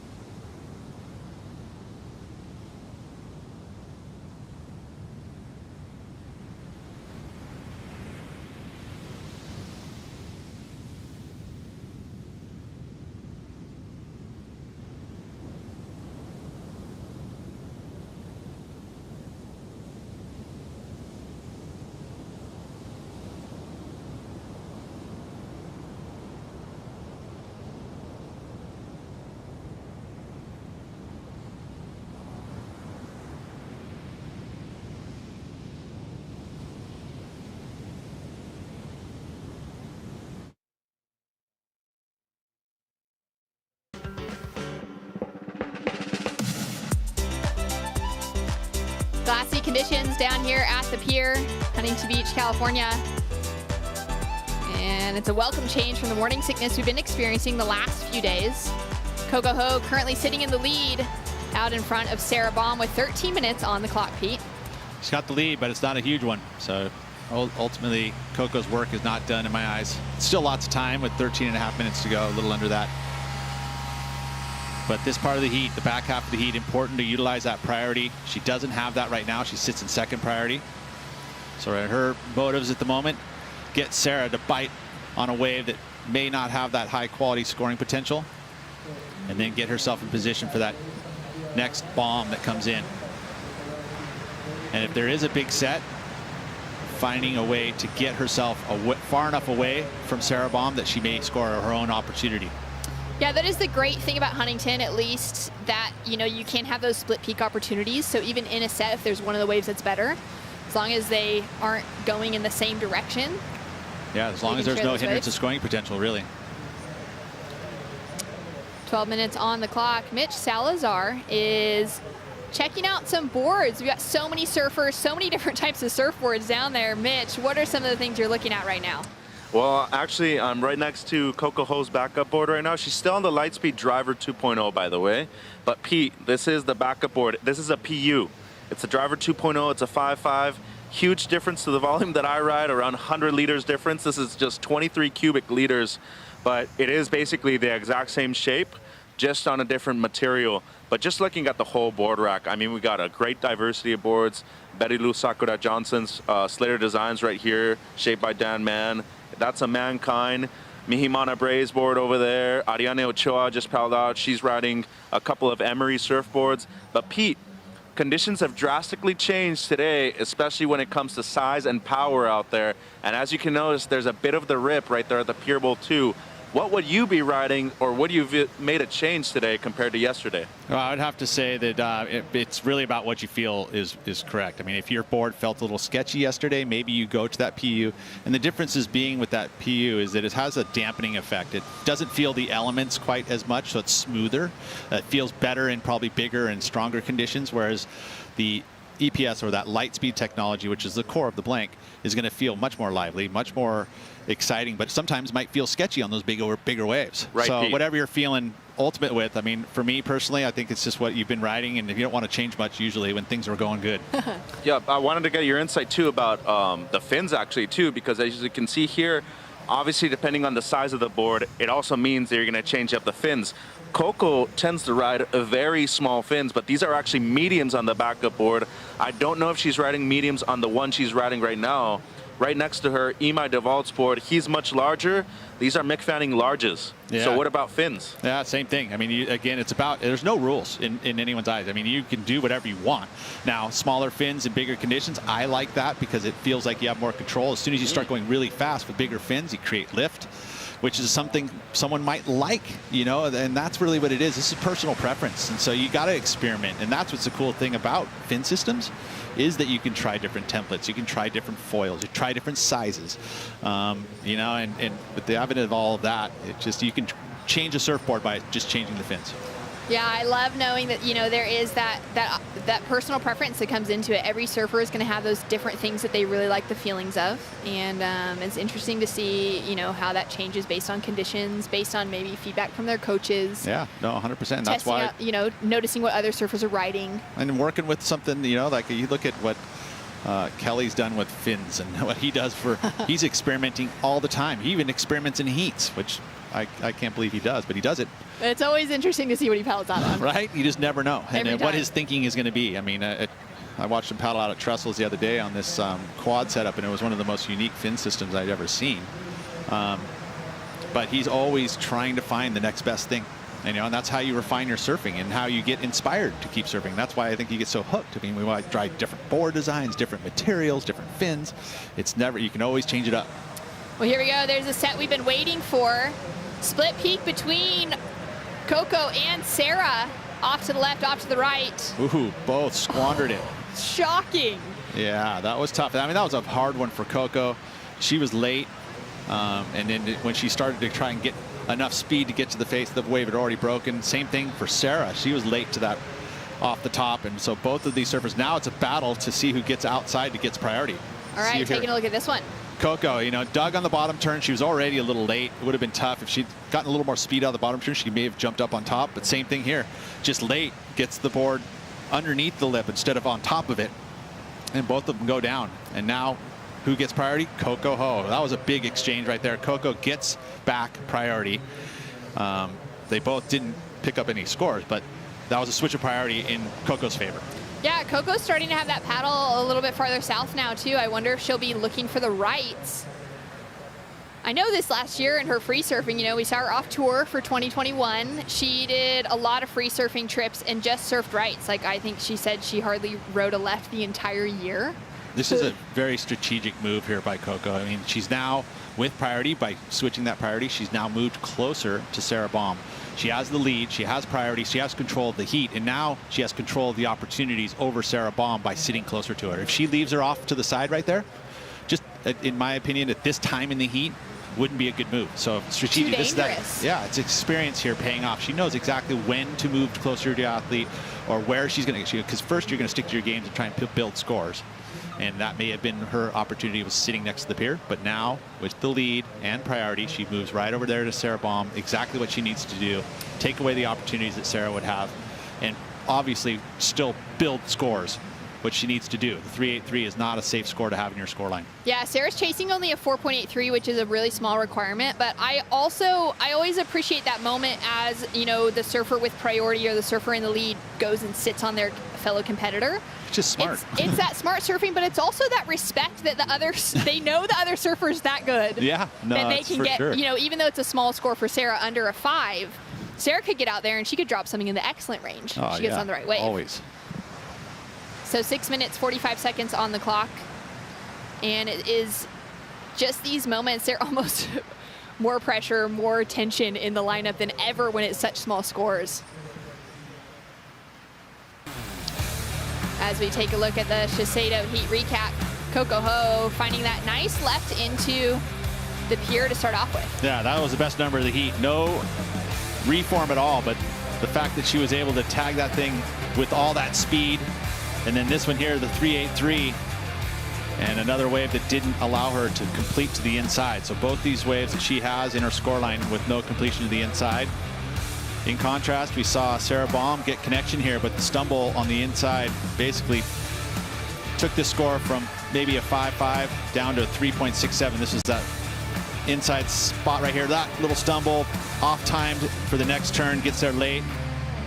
And a little stumble even coming out of it. All those loss of controls factor into why that score was only a 3.67. Yeah, it's so interesting because had she just had a little more control, been, you know, had a little more speed with things, maybe she could be sitting in the lead. She could have dropped a decent score on a wave like that. No, I would have totally agree.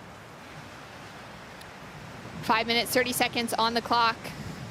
And, you know, we've been having this conversation about Coco Ho returning to competition, but here at the US Open, we saw her with that great, you know, start out so young at only like 14 years old or something back in 2008, where she took the runner-up in the main event to Malia Manuel. Malia won this event as a 14-year-old. It was the 2 youngest finalists to ever final at the US Open at that stage in history. I would say one of the most youngest finals ever. Maybe right? ever. Maybe that hasn't even been topped at this stage. And then Coco, of course, won the Pro Junior that year.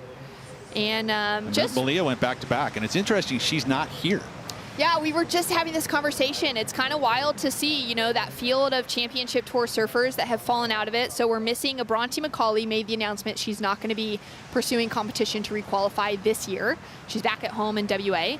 And then we've got Nikki Van Dyke and Malia Manuel that are missing from the list here at the US Open. Yeah, and I did see Nikki on the seed list for at least for Europe. So we'll see her over there, but no Malia. Yeah, it's really interesting to see. She just missed that cutoff. We saw Courtney Conlon get in to requalify as number 9 on the championship tour. Malia finished off at number 10 after that second place finish to Steph Gilmore in Mexico. So true. I mean, I would imagine there's some opportunities for wild cards. Especially at a place like Pipeline, which is in the home state. So all of a sudden she gets into that event as a wild card. The only thing about wild card positions, I will say, this is always a challenge, is you're the lowest seed. And so you will be coming up against those top 5 no matter what at some point. And you have to win those big heats in order to do it. If you were to win those big heats, all of a sudden things get a lot nicer, you know, because you'll win those big heats and then all of a sudden your seeding is going to go up. So then all of a sudden if you get seeded into another event, you're going to have that ability to be in that middle of the pack. And it's just, you know, it's just the first events of the year. So important to make sure you get good results. Yeah, so important. Look at how close those two are sitting together. And they're sitting like, well, they're pretty far out still. Yeah, right at the tee, they call that, which is, you know, you can see if you can look at, see that building right there in front, that's the tee. And that's actually where that line sits for the outside. You're able to kind of gauge how far you are in and out comparatively to that tee. I mean, I've been out there where we're surfing and catching waves outside of the tee. Generally, that same line is right there, even and just inside of it. So down to 3 minutes on the clock. Sarah Baum is chasing a 4.83 to take an advancing score. She had a couple of great wins back in 2020, which set her up to qualify for the Challenger Series. In Australia, Maroubra and Avoca. And that's a stacked field of surfers to get through on the Aussie side. Being that there weren't any events that ran in Africa, she was able to gain that regional qualification for Africa by competing in those Australian events because she had done so well and she had so many points backing her. And she's traveling with her partner, Georgia. They've got a vlog going on YouTube called Georgia and Sarah. Oh, my cuteness. Oh. So, so cute. Look at the chair. That thing would like fit my foot. You got big feet. We got a little baby sitting in a little chair. 2 minutes on the clock. And future little rippers down on the shoreline. Wow, it is just so quiet out there. No, this is just like, I mean, for Coco Ho, this is where that exchange, it just happened a couple minutes ago where both surfers did not capitalize on waves, but the priority switch is huge for Coco because as this clock ticks down, her power position becomes stronger and stronger. She doesn't even have to ride a wave. She just has to sit there and hold position, sit right next to Sarah, and not give her any opportunities in this back minute and a half. You look at Sarah Baum too, needs a 4.83, which is going to be her best ride of the heat so far if she were to get it. So this is, again, just an important part of this priority position and power position. Yeah, for Sarah, it's really going to take like either that really strong hit on the outside or actually finding that inside connection. But really... Ooh, now we get to see maybe a wave here. Okay, 1 minute on the clock. Coco Ho has priority with this set rolling through. And they're both... Wow. Okay. That was a little smaller one, but there is another one outside and maybe one behind it. Which Definitely there's plenty of time with 50 seconds on the clock. There's plenty of time for both of these waves to roll through. Coco's going to have to go on this one. Yeah, and it's a good There's wave. no way. I mean, look at this little, this is a perfect wave for her. This is exactly what you want, and this is where that power of having priority was so important. Great smooth surfing for Coco to open up on the rail. And she's going to drive back into the foam. Redirects again and looking for this inside section. So smooth from the Hawaiian. Goes in for a nice strong finish. No mistakes there. Slam dunk. And right there, look, think about what would happen if she didn't get priority right there. That paddle back out there to get priority gave her this opportunity. She capitalized on it. Maybe an opportunity here with only 5 seconds to go. Can she get into it? She's going to get into it, right? Come on, Sarah. Hard paddle. There she is. Now up and riding. So 2 seconds on the clock. Hands the left rail. This wave will count, but is it going to give her enough to count towards her score line? This inside is so important right here. She needs to really go big. All right. Setting it up. Goes for a little slide on the tail. And that wave just went a little funny. It did. It split in two, you know, and that's that inside shore. You just don't know what's going to happen with it. Nice effort, but I think with Coco's last wave, it's going to be her best wave, and she's going to take this heat win. And she's going to, yeah, she's going to have her best score coming through. It's going to increase the requirement on Sarah. And that's going to be a tough loss for Sarah Baum. A 6.0 for last of Coco Ho increases that requirement on Sarah to a 7. She drops a 3.6 for her last wave. And there we can see Coco with a moment of relief and excitement advancing through into the quarterfinals. So cool. Strategically played to a T. Good job there, Coco. All that experience comes in, takes the win. Waving at Dad on the pier. Woohoo! Stoked. Coco looking really good on that last wave. And she's into the quarters. We'll have more action right after this. Sarah Wakita, Ariana Ochoa right after this.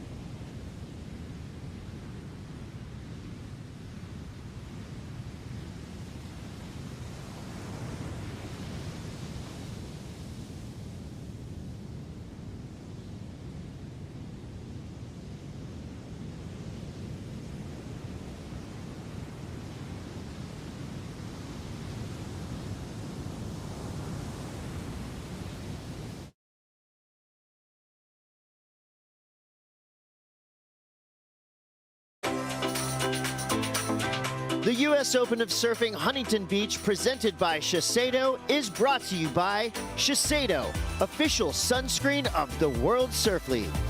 By Visit Huntington Beach, official partner of the World Surf League.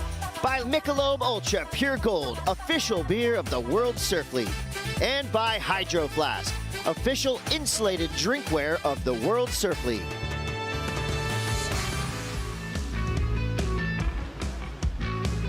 Welcome back to the U.S. Open of Surfing Huntington Beach, presented by Shiseido, Ginza, Tokyo. Kaipo Guerrero along with Rosie Hodge, and we got another heat in the water of this round of 16. Head-to-head matchup. Winner moves on to the quarterfinals. Ariane Ochoa versus Sarah Wakita. And it looks like we're going to have a couple of waves to get caught up on.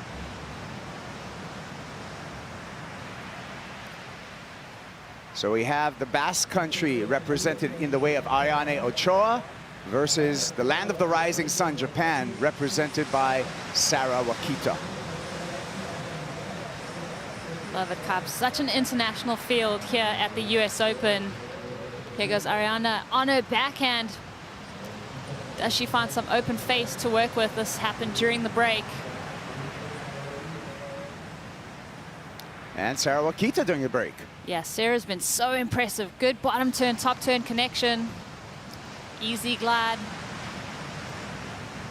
I love her style, Cap. She just stays so, you know, she does have that low center of gravity, but the way that she's able to attack the lip when she really puts her mind to it, just quick snap there, almost goes down on that hillside, and then off the top there, wants to make the completion known. So good flow through that first wave for Sarah. Yeah, and gets a decent number, a 6.67 opener for Sarah Wakita. Sarah Wakita, representing Japan, comes from a wonderful surf family. Her dad, Takayuki, is a standout at Pipeline. Her brother, Taichi, another great young surfing talent. And mom, Sayuri, also a great surfer. Sayuri here with Sarah, supporting her throughout this competition. That's so cool. It's in her blood, and obviously spending a lot of time in Hawaii, you can't help but draw some comparisons to Coco's style with Sarah, the way that Sarah surfs. So probably looking and emulating a bit of Coco's influence into her surfing. I agree. Ariana Ochoa from the Basque Country, Bilbao. 23 years old, 5'6", and she's got a challenge in front of her, opening up with just a 1.1. We have 30 minutes heats throughout this competition, 5 minutes already off the clock. Yeah, really stoked. I mean, the Challenger Series introduces you to so much talent across the world.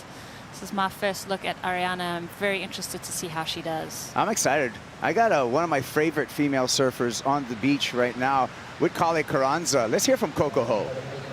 Thank you very much, Kaipo. Coco, tense times out there, but let's get started as far as conditions go. Pete Mel, who was up in the booth, saying that that current gets a little bit sketchy, and you were surfing right next to the pilings. Yeah, that was my little peak, and yeah, there is some new south swell. I could feel it like dragging me even closer to the pier, especially when you fall. I was just trying to think of it like snowboarding through trees, but then I had the ocean like pulling me at it. It was pretty tricky. I knew the opportunity though was, I knew where it was. I just like a couple of them I mistimed, and yeah, it got pretty close. A few tense moments at one point when you guys split the peak, and then all of a sudden you had to fight to get priority. I don't think we've seen a Coco Ho that start that quick to get out there.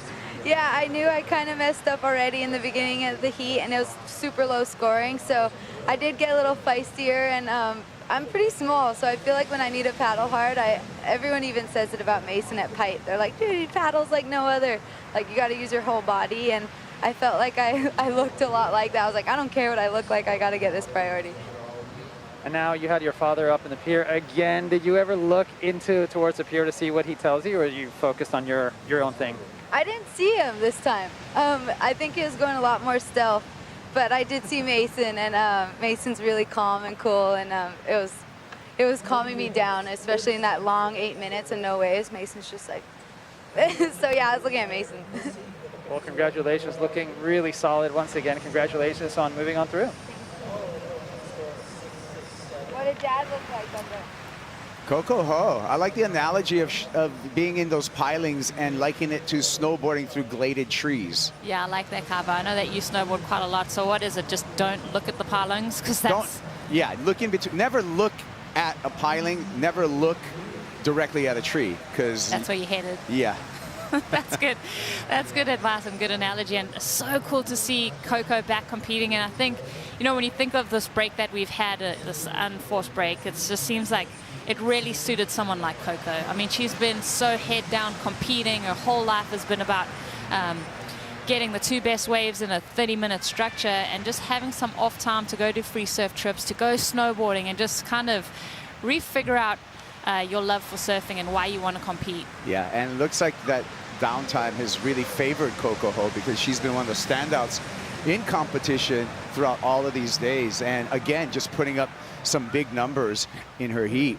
Yeah, even with the pressure on, Carle alluded to it. I mean, it did get pretty tense there. You know, Coco had to dig deep for that priority. She's up against stiff competition in Sarah Baum, so you can tell that she wants it too. She wants her place back on tour, which is, it's really cool to see a very motivated Coco. Yeah. Sarah Wakita paddling under the priority of Ariana Ochoa. Ariana utilizing that priority, heading left into the pier. Nice carve, banks into the white water again. Got to keep the board busy here to get through some of this downtime. Working her way into the shore break, redirecting to the right. Another carve. She's building up some points on this ride, and the finish is going to bode her well.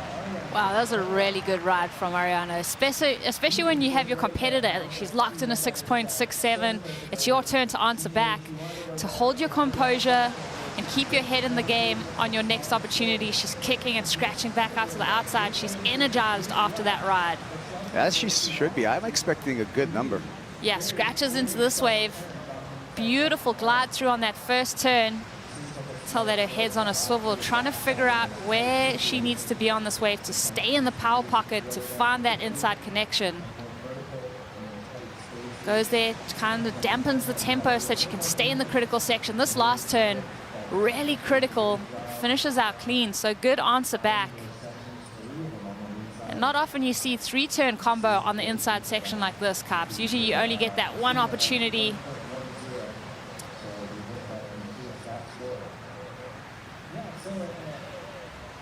In the context of today's competition and the conditions at hand, could that be an excellent score?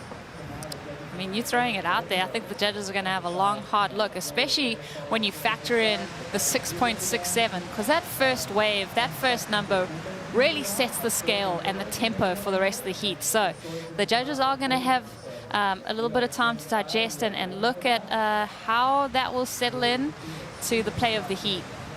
Yeah, and I wouldn't mind it going there, because I'd like to see the entire scale being used throughout the day. Every day you kind of reset that scale, and well, a little stingy as we see some of the numbers coming in from the judges. And as I was alluding to, I like to see the whole scale getting used so that you don't end up with all these mid-range scores. A 6.17 for Ariana Ochoa actually comes in under Sarah Wakita's wave score. Yeah, it's interesting. And obviously the judges, you were talking about how they set the scale for the day, but not just the day. Every single heat, you're staying within the realms of the heat.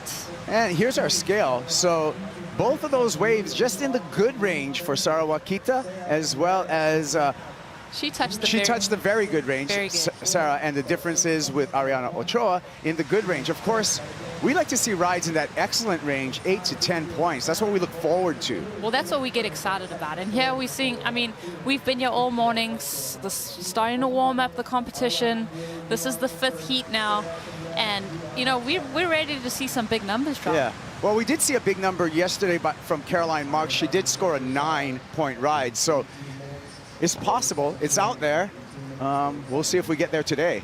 We're early on. Like I said this morning, we have a full day of competition. This is heat number 5 in the round of 16 for the women. So we have 8 heats in this round, and then we're going to follow up the day with 8 heats of the men's competition. Yeah, I love it. Just a back-to-back action. I'm loving watching just the cross-section of talent that we have. Like I said, there's just such an international flavor to this event. You'll see a different nation in every heat, and just seems like surfing over the last year has really blossomed. People have had a lot of time to figure out their goals for this year and really set about a great work ethic to make it to that level where they need to be in order to qualify for the championship tour. Yeah, calling it the second season on the World Surf League. Caitlin Simmers, she's coming up next against Yolanda Hopkins. That's a great matchup. Caitlin down on the beach talking to her support squad there. Garth Tarlow in Caitlin's corner. We saw Caroline Marks come on tour very early as a youngster. What do you think about Caitlin's chances? Yeah, really good. I like her chances for sure. I mean, we've been watching her, you know, in a lot of surf trips, magazine trips that she's been invited on. She's been one of the standouts. She's won stab half for the women. I think she came second this season. But yeah, she's had unbelievable free surf trips. I know she went to, yeah, Caitlin. I know she went to the Mentawis with the young host of women and really has leveled up her surfing. Saw her do some great rail maneuvers in competition. She's really worked on her technique.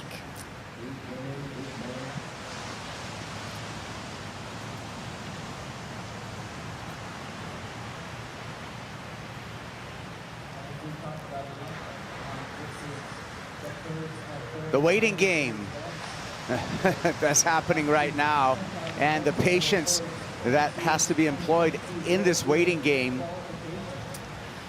as the tide continues to fill in. Again, 9:51 local time, and we got another hour of rising tide here in Huntington Beach, slowing the surf down just a little bit. We have a bit more of a south-southwest swell in the water, however, underneath this high tide. But to be able to react when the opportunity arises, Rosie, is the challenge today. Yeah, for sure. Also seeing a bit of texture on the face of the surface of the water at the moment. That wind's starting to puff up. It is expected to come out of the westerly and onshore direction for Huntington. Well, we'll see how the weather changes when we come back right after this.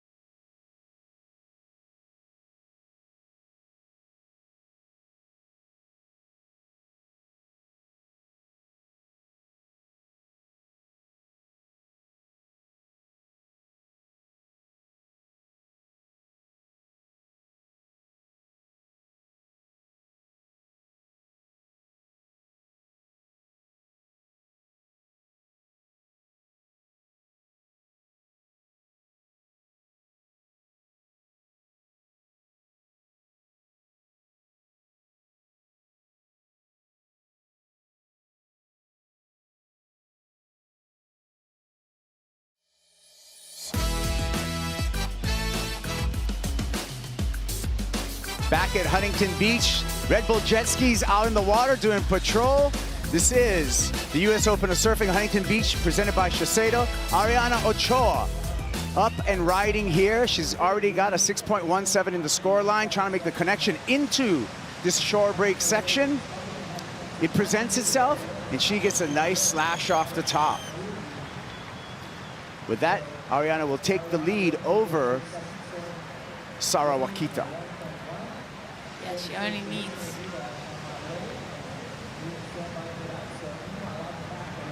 You know what else I like about Ariana's right now? Is that airbrush on her surfboard. I like it. Yeah. Let's take a look at the airbrush. Yeah, it's got that good rainbow fade in the blue rail. Very pleasing on the eye. Matches that US Open contest jersey. Like you said, works this one over. Finding that inside connection, stabs it up in the lip. Great surfing. As we turn to live action with Sarah Wakita-chan. S-ing through here. Not a lot of open face, however, presenting itself to Sarah Wakita. So now judges owe us scores for both surfers on the water to set the situation at the 13-minute mark.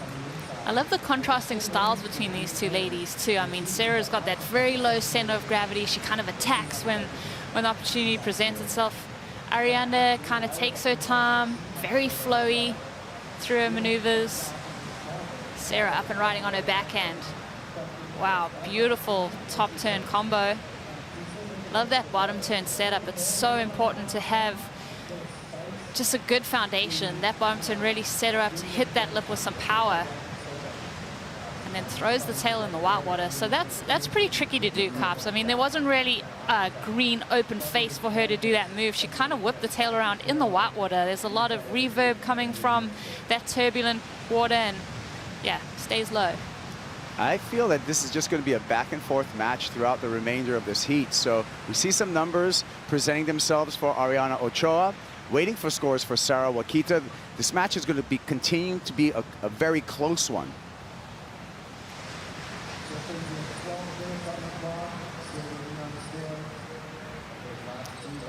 Sarah Wakita really came close to qualifying in 2019. She finished 16th on the qualifying series.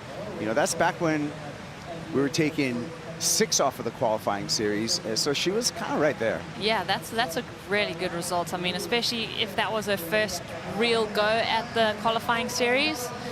As the girls just listen to the scores dropping in, the beach announcer relaying the numbers as they're still waiting on scores. But yeah, that is a really good first go on the qualifying series. I mean, to finish within the top 20 in the world, yeah. This is a highly competitive field. Sure is. Numbers are in. 5.5 for Sarah Wakita, a 4.83 for Ariana Ochoa. So Sarah Wakita with the advantage at this point. I'd like to go down to the beach and see what's happening there. One of my favorite men in the field, Chris Cote, what do you got? Thanks, team. Well, you have a lot of action, of course, in the athlete zone, friends, family, support team, and a lot of surfers left. But down here on the beach, there's a lot of business going on and research happening right here on the water's edge. Behind me, you've got Nolan Raposa, Alyssa Spencer, 2 California kids that have been blasting their way through heats all week long here at the U.S. Open of Surfing.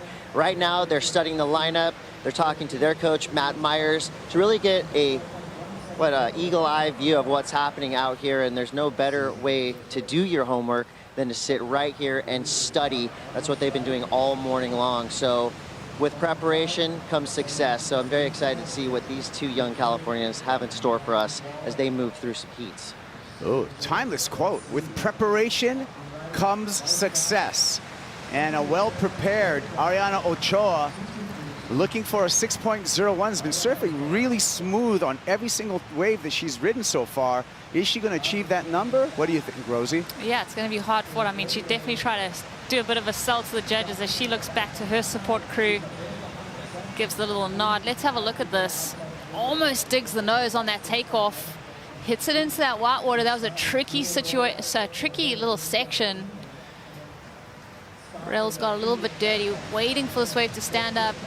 Beautiful hit there, gets the tempo. Ooh, Cups. I don't know if this is going to be the 6.01 that she requires, just looking at the scores that have already dropped. Right.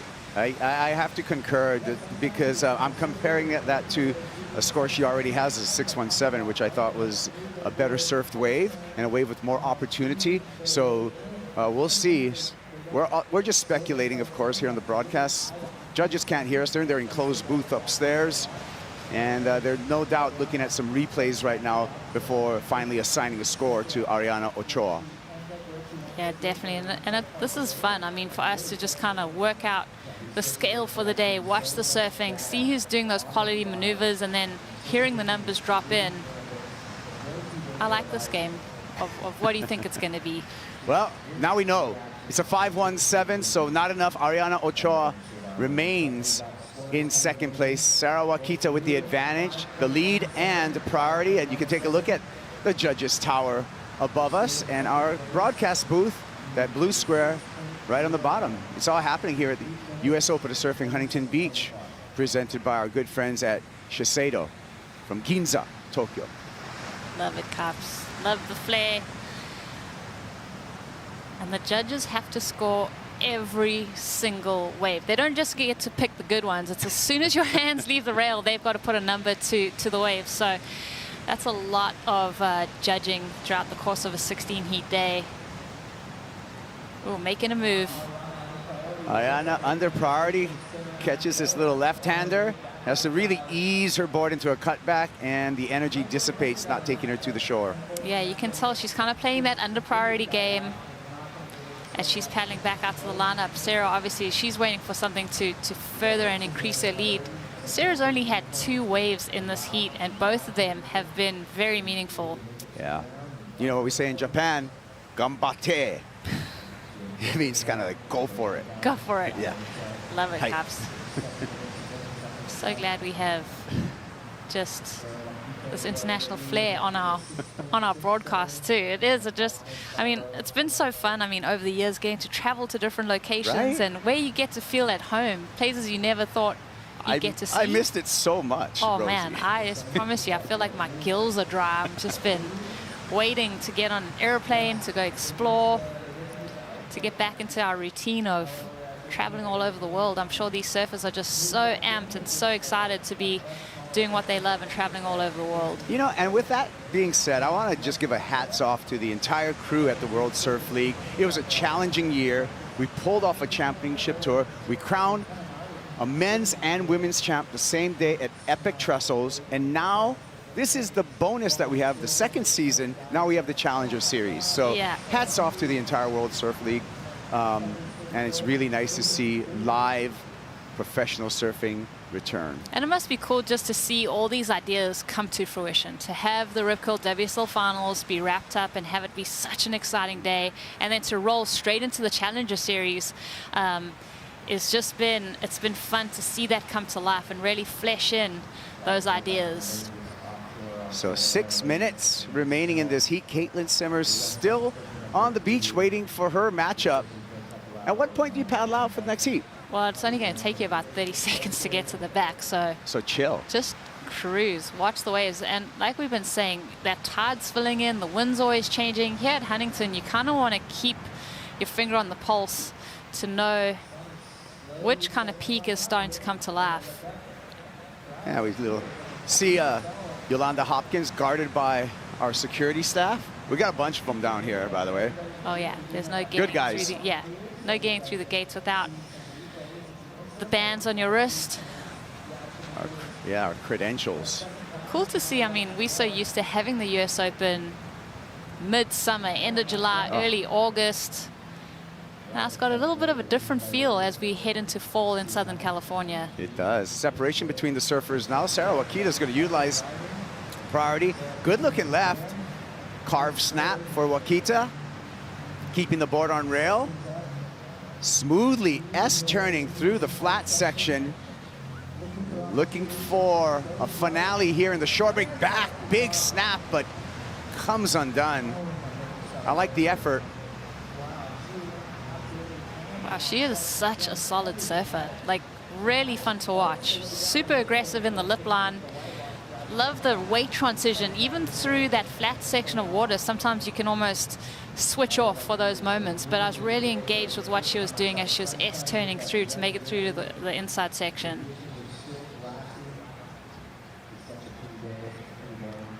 So the situation remained the same out in the water. Another look at Sarah Wakita. Kind of delays that turn as she's waiting for this wave to stand up.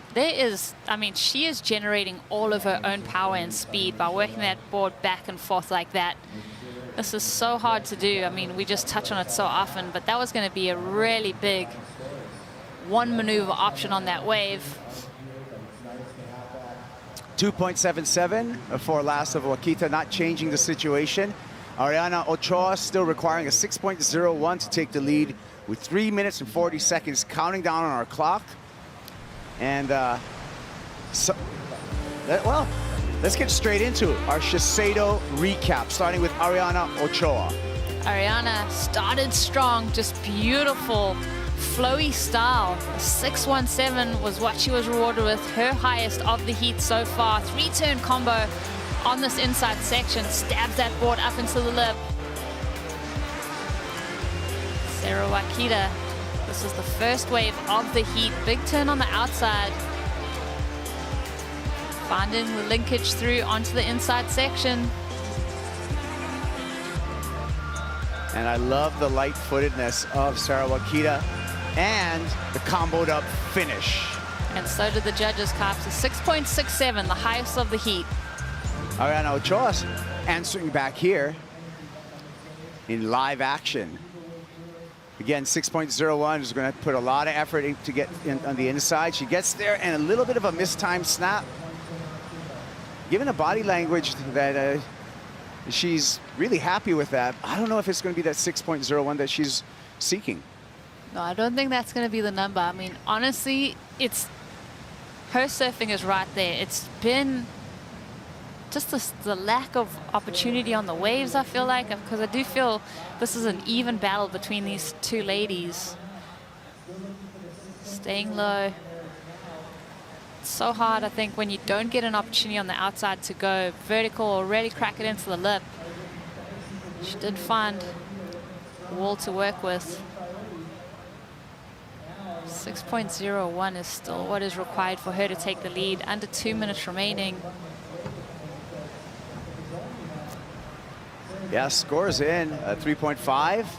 Situation remains the same in the water. Now with a giant advantage to Sarah Wakita as the clock is down to just 1 minute and 34 seconds. So that keeps Ariana Ochoa at bay and trying to surf underneath the priority of our leader, Sarah Wakita. Yeah, she's trying to hunt down something in that mid-range. You know that that's typically where that wave hits the deeper water and doesn't quite stand up. Sarah's not too worried about her finding opportunity for that number in that section of the beach. It's interesting that she's not playing the priority game. Sarah's really leaving the lineup open by using her priority on this wave. Nice carve. Second carve for Sarah. Oh, and gets off on her heels. Ooh. Under a minute and a little wave out the back, Cops. Does Ariana get a chance to answer back? That gave us a ooh in unison right there, Rosie. Yeah. Because that was yeah. a huge error for Sarah Wakita, opening up the door for Ochoa. Well, in our eyes, Cops will think what we were seeing is Sarah, she's got priority. Yeah. Under 2 minutes remaining. Why won't you stick onto your competitor? Because now she's left the door open with Ariana out the back. Look at this, a wave popping up. Will she have an opportunity? She has to duck dive under that one. So, yeah, we always just hold on with bated breath when there's under 2 minutes remaining here at Huntington. Sarah's going to want to just surf the shore break at this point. She's going to have to do something huge in here to improve upon her score line. And the score line will remain the same for Sarah Wakita. Unfortunately for Ariana Ochoa, no opportunity presented herself with that switch of priority.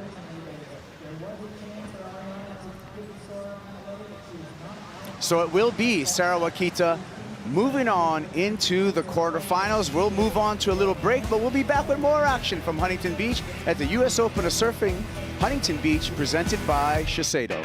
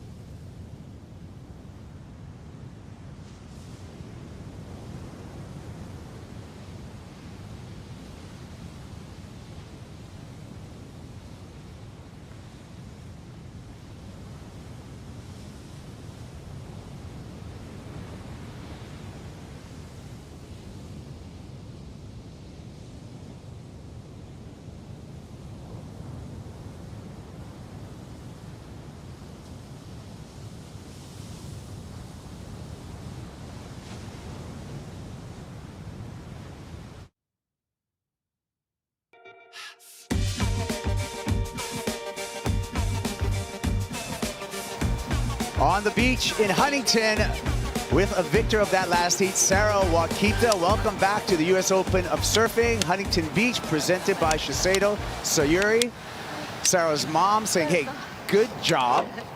And we got the rest of the day off. Let's prepare for the quarterfinals tomorrow. Yeah, pack it up, pack it in. Job well done, Sarah. Probably saying that in Japanese, however, but same meaning. Yeah, good. It's going to be fun watching her in the quarterfinals. I mean, Hi. that's where you get all the points, the clutch of the points. It's keeper results. Height. Can she go further? Can she win this event, Carps? I think so. Yeah. All right, we got a new heat in the water with Caitlin Simmers versus Yolanda Hopkins. USA versus Portugal. And let's start off talking a little bit about Caitlin Simmers. She's been the new generation coming up, just coming off a runner-up finish at the Supergirl Pro down in Oceanside, just 15 years old, and recognized as one of the most prodigious surfing talents coming up on the women's end of the spectrum. Yeah, I back that completely. I mean, she's had such great showings in the progressive side of surfing. Saw a couple of rail carves earlier this week that were very reminiscent of a bit of John flair. I think, you know, when I look at the way that she surfs on rail, she has some elements of John in her surfing. She's in the water against the Portuguese surfer, Yolanda Hopkins, a Portugal national champ in 2019, and also a Olympic representative for Portugal in those Tokyo Games. Yeah, so cool to see those nations represented. I think her teammate there was Teresa Bonvallo. And yeah, it was pretty cool to watch the Olympic Games unfold with surfing included for the first time ever. Here we go. Open priority right now, so this is going to be a battle for this wave. Caitlin Simmers on the inside. She's going to pier bowl right. And a little grab of the rail as she recognizes that and kicks out. Yeah, a little bit of frustration in that body language, it seems like. Probably not the strong start that she would have wanted. How do you get that out of your head, Rosie, at this point? Well, I mean, look at the time, Cops. It's just under 3 minutes gone off the clock, 4 minutes gone off the clock. As we see, you know, she does have opportunity on this wave. She catches that rail. Yeah, I think she's just got to shake it off. Oh, look at this wave. Yolanda Hopkins in position for the left. Big bottom turn, attacks the lip, but the lip tacks back. Oh, that would have been so solid. That was it, yeah. Yeah, that was risk-reward factor, Cops. Just going up into that lip. It guillotines so quickly on that section. Another line coming through here, and you can see on this pulled back shot, the red jersey of Caitlin Simmers positioning herself for a potential right. Let's see, it's decision time, and she says, I'm gonna go. Long wall in front of her. Double pump bottom turn up into the lip. This time she lands it. Now she's gonna stick with the whitewater, taking this energy into the shore break for more scoring opportunity. Looking left, keeping right, hoping for some open face, finds it, and a nice finish for Caitlin. Well, you asked me how do you shake off that first little error that she made, and that was just such a well-composed wave from Caitlin, that outside attacking maneuver. Man, how did she stay on her feet? She almost lost it. Regained her balance, attacks that lip, stays over the center line of her surfboard. Just does a little nose wipe, waiting for this wave to stand up on the inside. Doesn't have to do too much work. As you can see, this is one of the biggest sets that we've actually seen all morning. And bangs it off again. So we wanted to see some excellent range surfing. I think this is a good indication that we're going to see big numbers dropped in this heat. Almost loses it there. Yeah. She did stay, you know, having that head, shoulders centered over the string of your board is so important when you're going for those big maneuvers like that. So you can't get knocked off or bucked off. Yeah, tippy-toed out of that, actually disconnected from her board just a bit, which indicates a really high-risk maneuver. Yeah. We're going to see how the judges reward that. Also touched her rail a little bit too, just to center herself over it, and then kind of had the core strength to bring herself back up. Numbers rolling through. We got 4 judges in. One more before we can give you the final number. Looks like it's going to be in the very good range. Okay, so the judges still keeping a bit of room. Yep, 7-point ride. Saving substance in the scale for the surfing they could potentially see in this matchup. A little stingy, but that's okay. Yeah, we're, you know, we're all armchair specialist judges over here making our predictions, and I love it. I love it. I really thoroughly enjoyed that wave from Caitlin. Yeah. I did think it was going to go into the excellent range. I love the surfing of Sarah Wakita. Let's hear from her. Thank you very much, Kaipo. I think we all love Sarah Wakita surfing. You looked so relaxed, and speaking of relaxed, there's a lot of people on that pier. It seems like you were having a conversation out there with them mid-heat. Yeah, well, I was waiting for a set to come. The guy asked me, like, oh, is the water cold? And I'm like, yeah, a little bit. It's like having a full-on conversation, and I guess it kind of, like, got my nerves out of the way. So, yeah, it's fun to have all the guys up on the pier. Now, talking about strategy, 2 minutes remaining, you opted not to play defense, and you took off on a wave. How was that? Is that part of the strategy? I knew, like, there was going to be, like, 2 to 3 waves on one set, so even if I block her on the first one, she would get the next one. So I just wanted to better my score and let the other girl just get a neat score that's higher. So, yeah, but I fell on it, so hopefully on the next one I'll make it. Well, not a bad idea. If you fall and you still make it, it's pretty good. Really good result for you. Congratulations, Sarah. Moving on through. Thank you. All right. I like it. Yeah, there was strategy there. Don't have to question her motive. She's got it handled. And there's a crowd on the pier, high above our surfers. And here's Yolanda Hopkins trying to fight back into this heat. No outside maneuver. She's going to stick with this wave. All of the points are going to come in the shore break for Hopkins.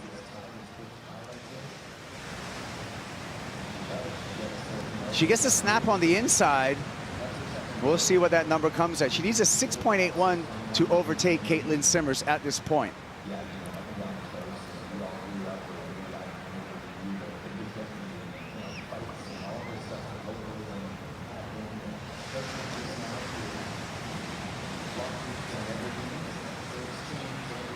Replay. So kicking for this one, right in the face of her competitor. Oh, she wanted that outside section, has to stick with it to make this wave count. She put so much energy paddling into this one to begin with. Working that board, up and down, S-ing through. Staunch move there. And she kicks out.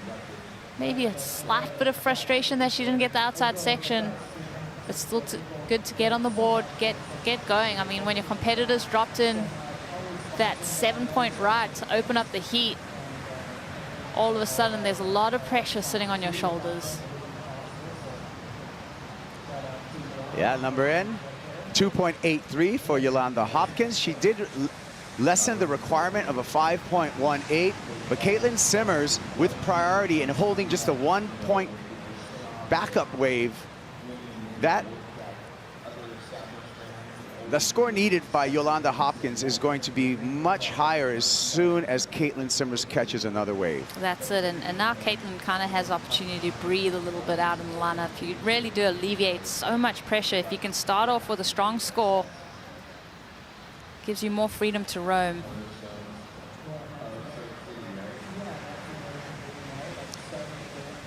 Caitlin Simmers, an extremely talented young surfer and a part of this next generation of up-and-coming teenagers.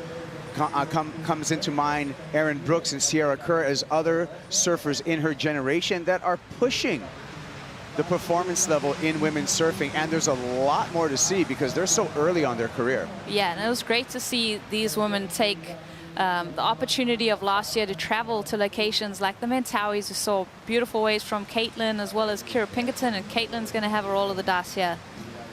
Nice snap to begin with. And a little caught up there, but nice recovery by Caitlin Simmers. Looking to redirect to the right in the shore break. Really patient, just tic-tacking the board through there effortlessly. Back up in the lip, and let's make it a combo and a finish for Caitlin Simmers. Yeah, that 1-point ride is long gone. Turning the screws on Yolanda early in this heat.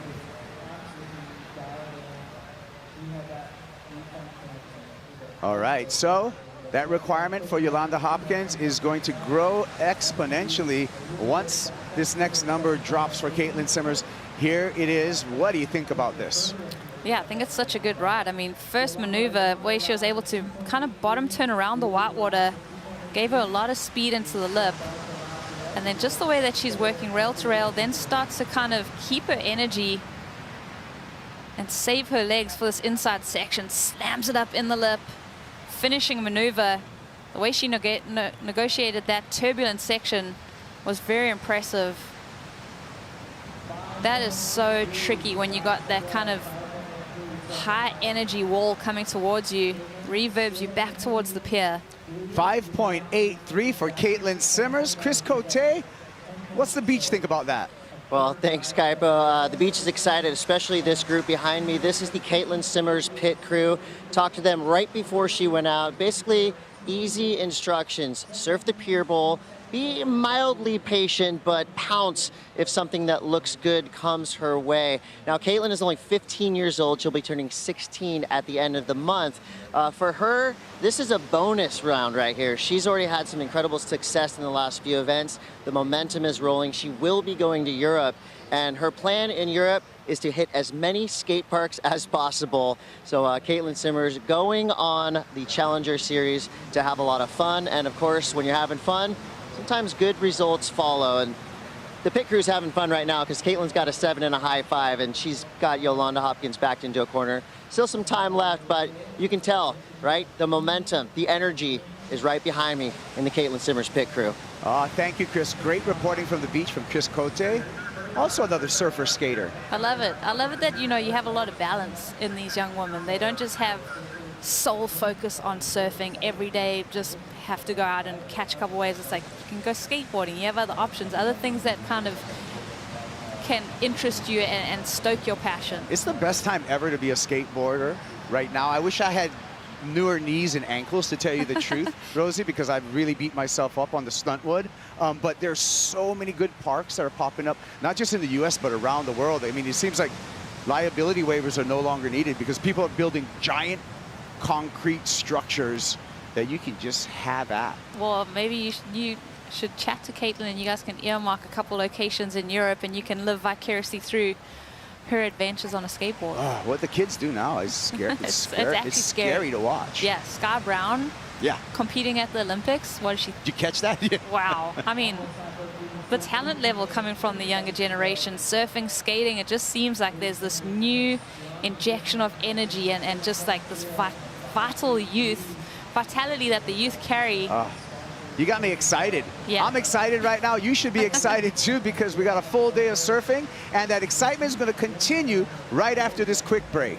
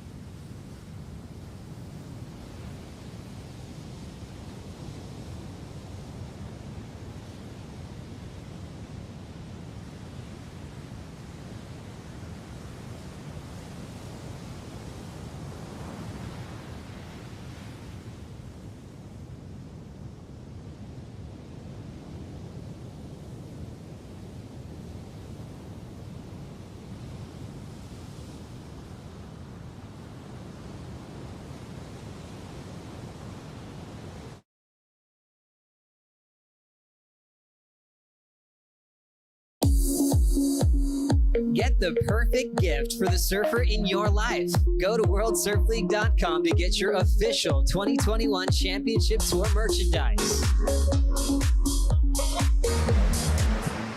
Hey, never too early to stop shopping for Christmas. WSLstore.com. Get yourself a jersey and another one for someone you love. I agree. I mean, it was just my dad's birthday the other day, so I got him a grip of WSL gear, and he was super stoked. Yeah, rep it. Be proud. We're back. Pro surfing's back. Live pro surfing's back. You know, 2020 was tough. Oh, yeah. I missed it so much. Me too. He actually wore it on the airplane, and he got special treatment. So. Oh, that'll happen, huh? Yeah. Let's get back on airplanes. World Surf League, established 1976. It was quite an evolution of pro surfing. It started off as the IPS. It changed to the ASP. And finally, we're here with the WSL, the World Surf League. Hats off to 1976 world champ PT. I'm sure he's out here in HB somewhere. Coach, thanks for getting it going. Yeah, so cool that we get to live this lifestyle. Busting Down the Door, one of my favorite surf movies, really gives an insight into what it was like starting up this professional dream of surfing and yeah, going over to the North Shore of Oahu and trying to make a name for yourself there. Yeah, and you know, when we talk about the 76 world champ Peter Townend and his partner Ian Cairns, who's another great Australian surfer, they came to the US to start up something called the NSSA, and that NSSA was a huge part of developing youth surfing, much like Betty Lou Sakura Johnson. Yeah, that is such a good nugget. I mean, we've got so much to thank those guys for creating these channels to get this young talent to funnel it into the Challenger Series, this new structure that we have going with the Regional Series, the Challenger Series, and then obviously the Championship Tour. It's so important to foster that talent.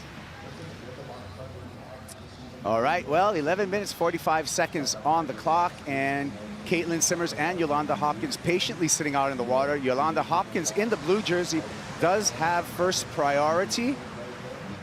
So no doubt she will have another opportunity to get the score she needs. But what does she need?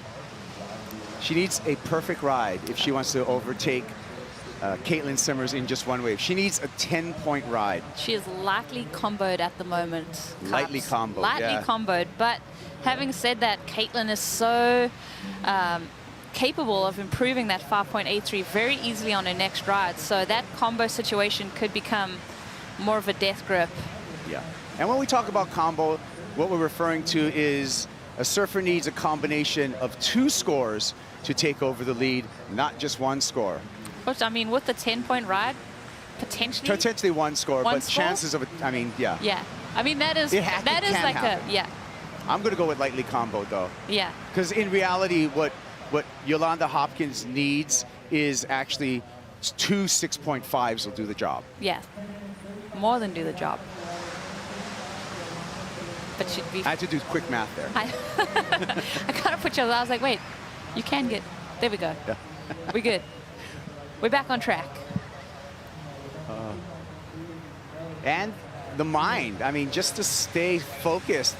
What's in the mind of a competitor? You're a former Championship Tour competitor. What's in your mind right now? For Yolanda? Yeah. I think it's all about finding freedom in that combo and just recognizing that you don't have the luxury of being nervous or anything. You kind of almost go to another place because it's not going to do you any good, right? Like, you're in a situation where you very badly need to up your ante, get better waves than what you've had. You're up against such a good competitor like Caitlin. Let's see what she does on this opportunity, if she can really utilize these waves and find more scoring potential. Well, doing a good job of skating through the flats there from this pier view. Little carve on the inside, needs a finish, gets a finish. That's going to improve her positioning and reduce her requirement. That was a better wave, better surfing, even though saying that, it really was only that last opportunity, right? Like, when you watch her, she's S-turning, trying to find some open wall to work with a bit of power behind it. But I feel like she's just getting started in this heat. I mean, with 9 minutes remaining, she's got to mix it up. Well, this is a more true view. Yeah, that's right. She tries to go for that cutback. The rail kind of digs in. This wave dissipates. Is she riding the double deck grip, Capo? Was that a spray? I can't it's turning tell. through. Finds that mover right there. It's a big finish. That was a huge finish. I mean, that was very reminiscent of what Caitlin was able to do on her wave. Beautiful up into the lip. Gets over that surfboard. You see the flash of the fins. Very dynamic crack on that wave. And in that short break, there's a lot of impact when you land, you know, a big re-entry like that. Reverb. There's so much happening as that sand is really cemented down. It's a hard landing, and it's, you know, you think about all the downtime trying to find speed, then all of a sudden that wave starts to jack up and stand up at you. You've got to generate your own speed, stay up and over that surfboard, and really negotiate what your landing is going to look like. Numbers coming in and favorable for Yolanda Hopkins, a 5.83. She's reduced the requirement to a 7-point ride to take the lead off of Caitlin Simmers. Caitlin Simmers now with priority and under 8 minutes on the clock. I like that. I like that answer back. Just keeping her head cool and composed. And like I said, going a little bit more aggressive on that wave, I feel like.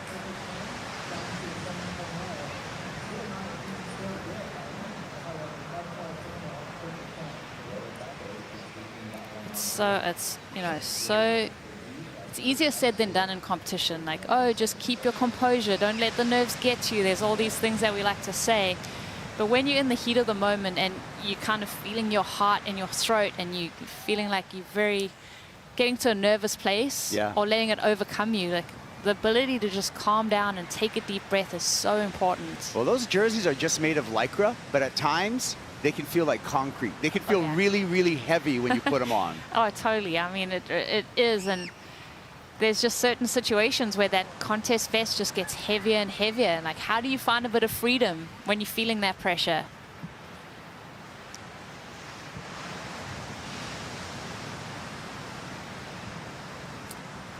Well, on that note, let's take a look back at this heat with the Shiseido recap, starting with Caitlin Simmers with some great surfing. Yeah, this heat started out with a bang with Caitlin getting that one hit opportunity out the back, taking her time, thinking about what she's going to have to do on the inside section here.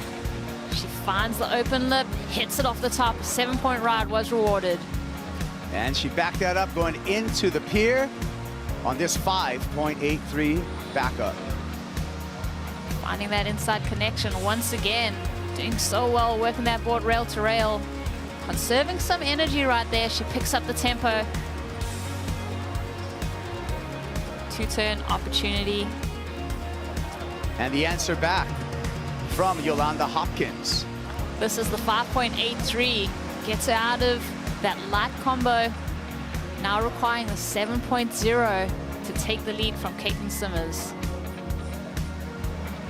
Oh, big finish. And that brings us to here, 5.5 minutes. Caitlin Simmers with the lead and priority. Yolanda Hopkins is going to have to surf under that priority for a 7-point ride or better if she wants to make her way into the quarterfinals.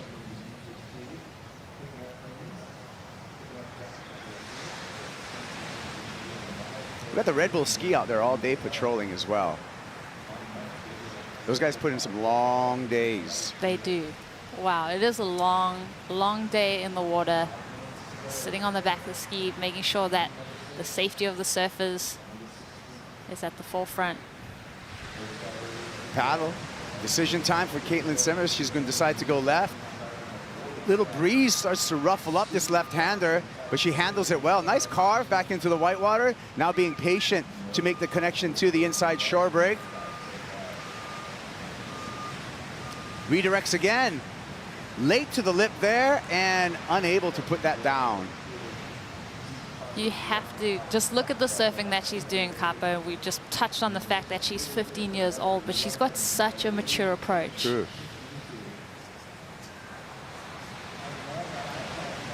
Yeah, she's been very composed. Opportunity for Yolanda. Catches a rail and a missed opportunity. Yeah, slips right through her fingers. As you know, Caitlin, looking at that last wave, your mind starts to wonder, you know, what would the score be if she finished off the wave? Beautiful bottom turn, glides through that carve, get some speed, coming through onto the inside section, wants to gather all of that momentum through, goes to hit that lip.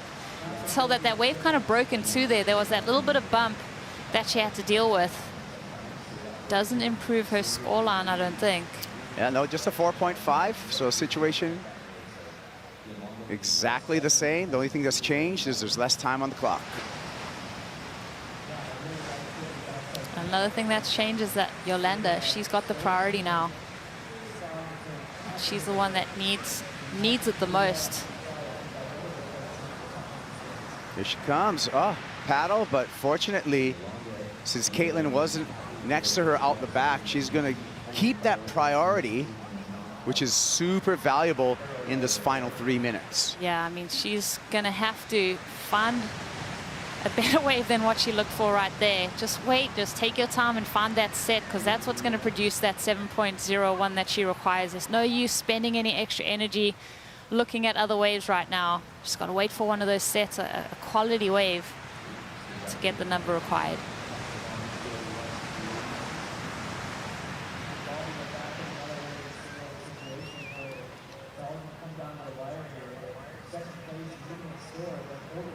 Decent separation between the two surfers, giving each other plenty of space. You know, sometimes you would have people under priority, like, and everyone plays the game different, actually getting in Yolanda Hopkins' kind of peripheral and kind of like crowding her a little bit. It's just kind of a mental mind game, but Caitlin Simmers choosing not to do that. Yeah, I think Caitlin right now knows she's in such a strong position.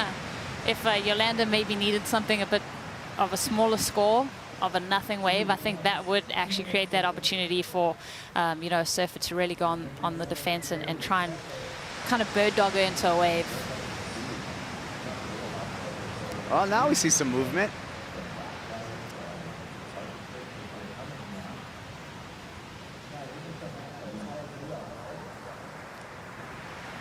Definitely seeing that wind start to pick up, Cups. Yep, it's coming. Here we go. Well, nice roundhouse cutback. Make it 2, banking off the whitewater. 7.01, the requirement. Moving to the inside. Yolanda needs a dynamic finish and a big floater. And the umbrella's in the way, and she's unable to ride out. So the opportunity, she gave it her best, but she's not going to achieve that score of a 7.01.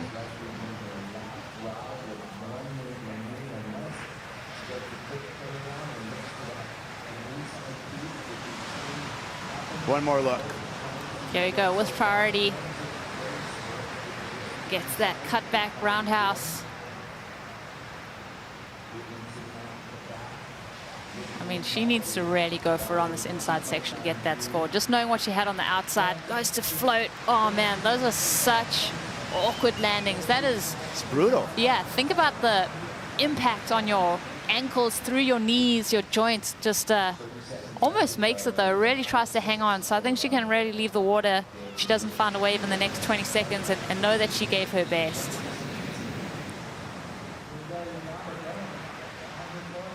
Oh, that was dangerous too. Yeah, wow. So rounding out this heat, you know, she can definitely leave the water knowing that she gave it her all. Almost took the board to the face, but yeah, still a really good result to finish up in the round of 16 at the US Open of Surfing. Well, it's going to be Caitlin Simmers moving on to the quarterfinals here.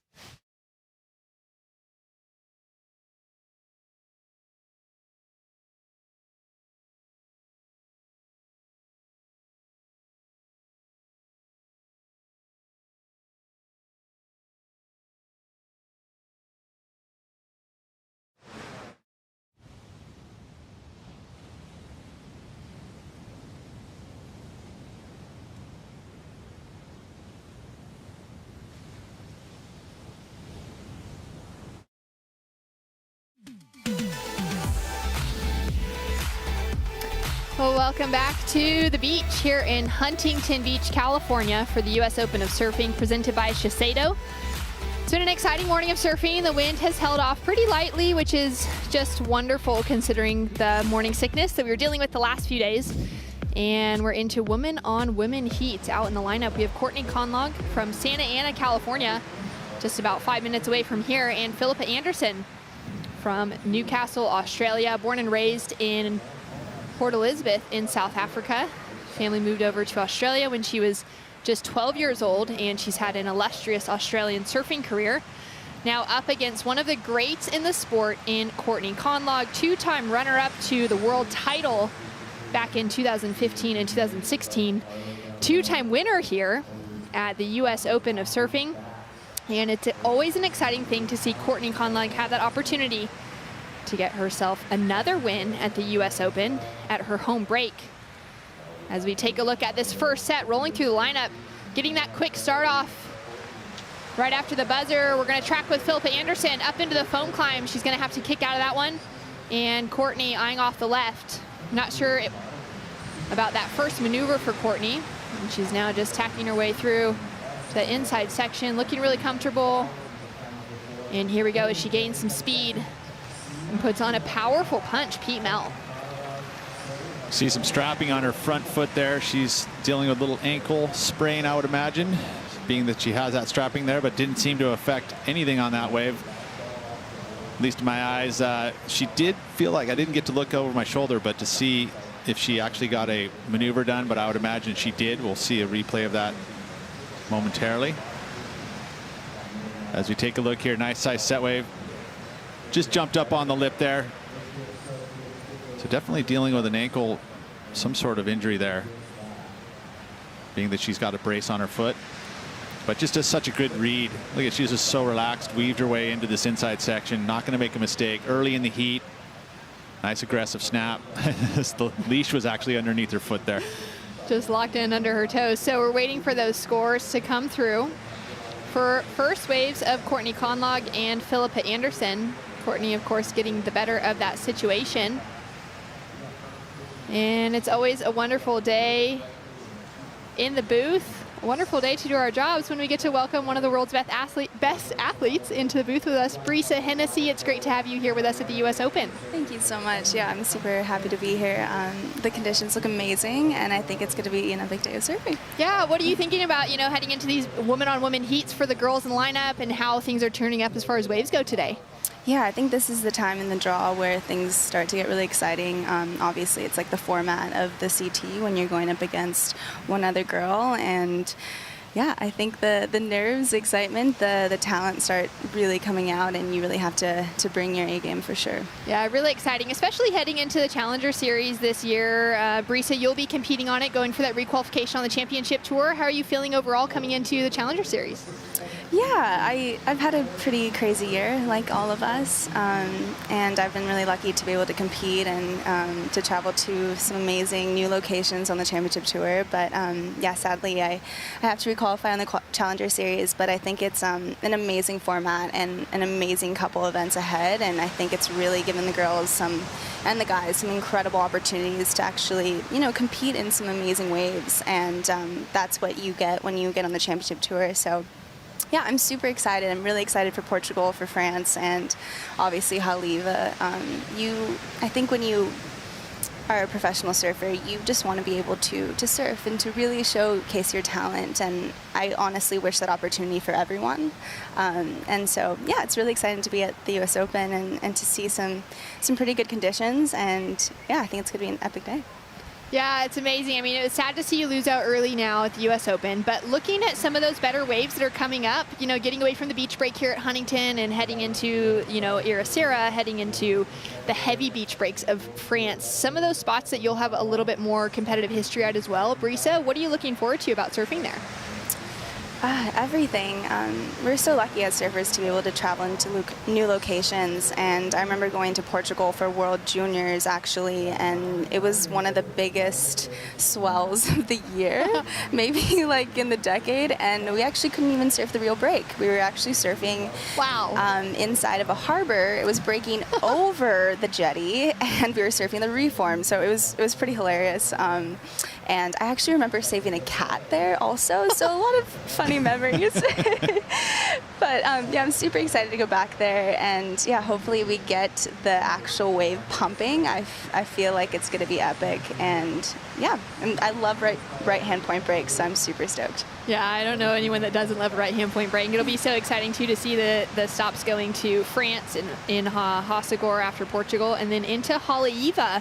And to be able to see the women competing on the North Shore once again. I mean, how cool is that, for you going through and that possibility of requalifying for the championship tour next year, knowing that the North Shore is on the women's schedule? Oh man, I think it's huge for the sport, especially for the women's side. I actually remember being a little girl and watching the Triple Crown when they had the women, and I was completely in awe because it was like this different type of energy. You had to really dig deep, and the girls were like going out at sunset when it was massive, and it was pretty amazing. I think here comes a little wave coming in for Philippa. All right, so sitting with first priority, Philippa Anderson. On her backhand, she's now chasing a 5.34.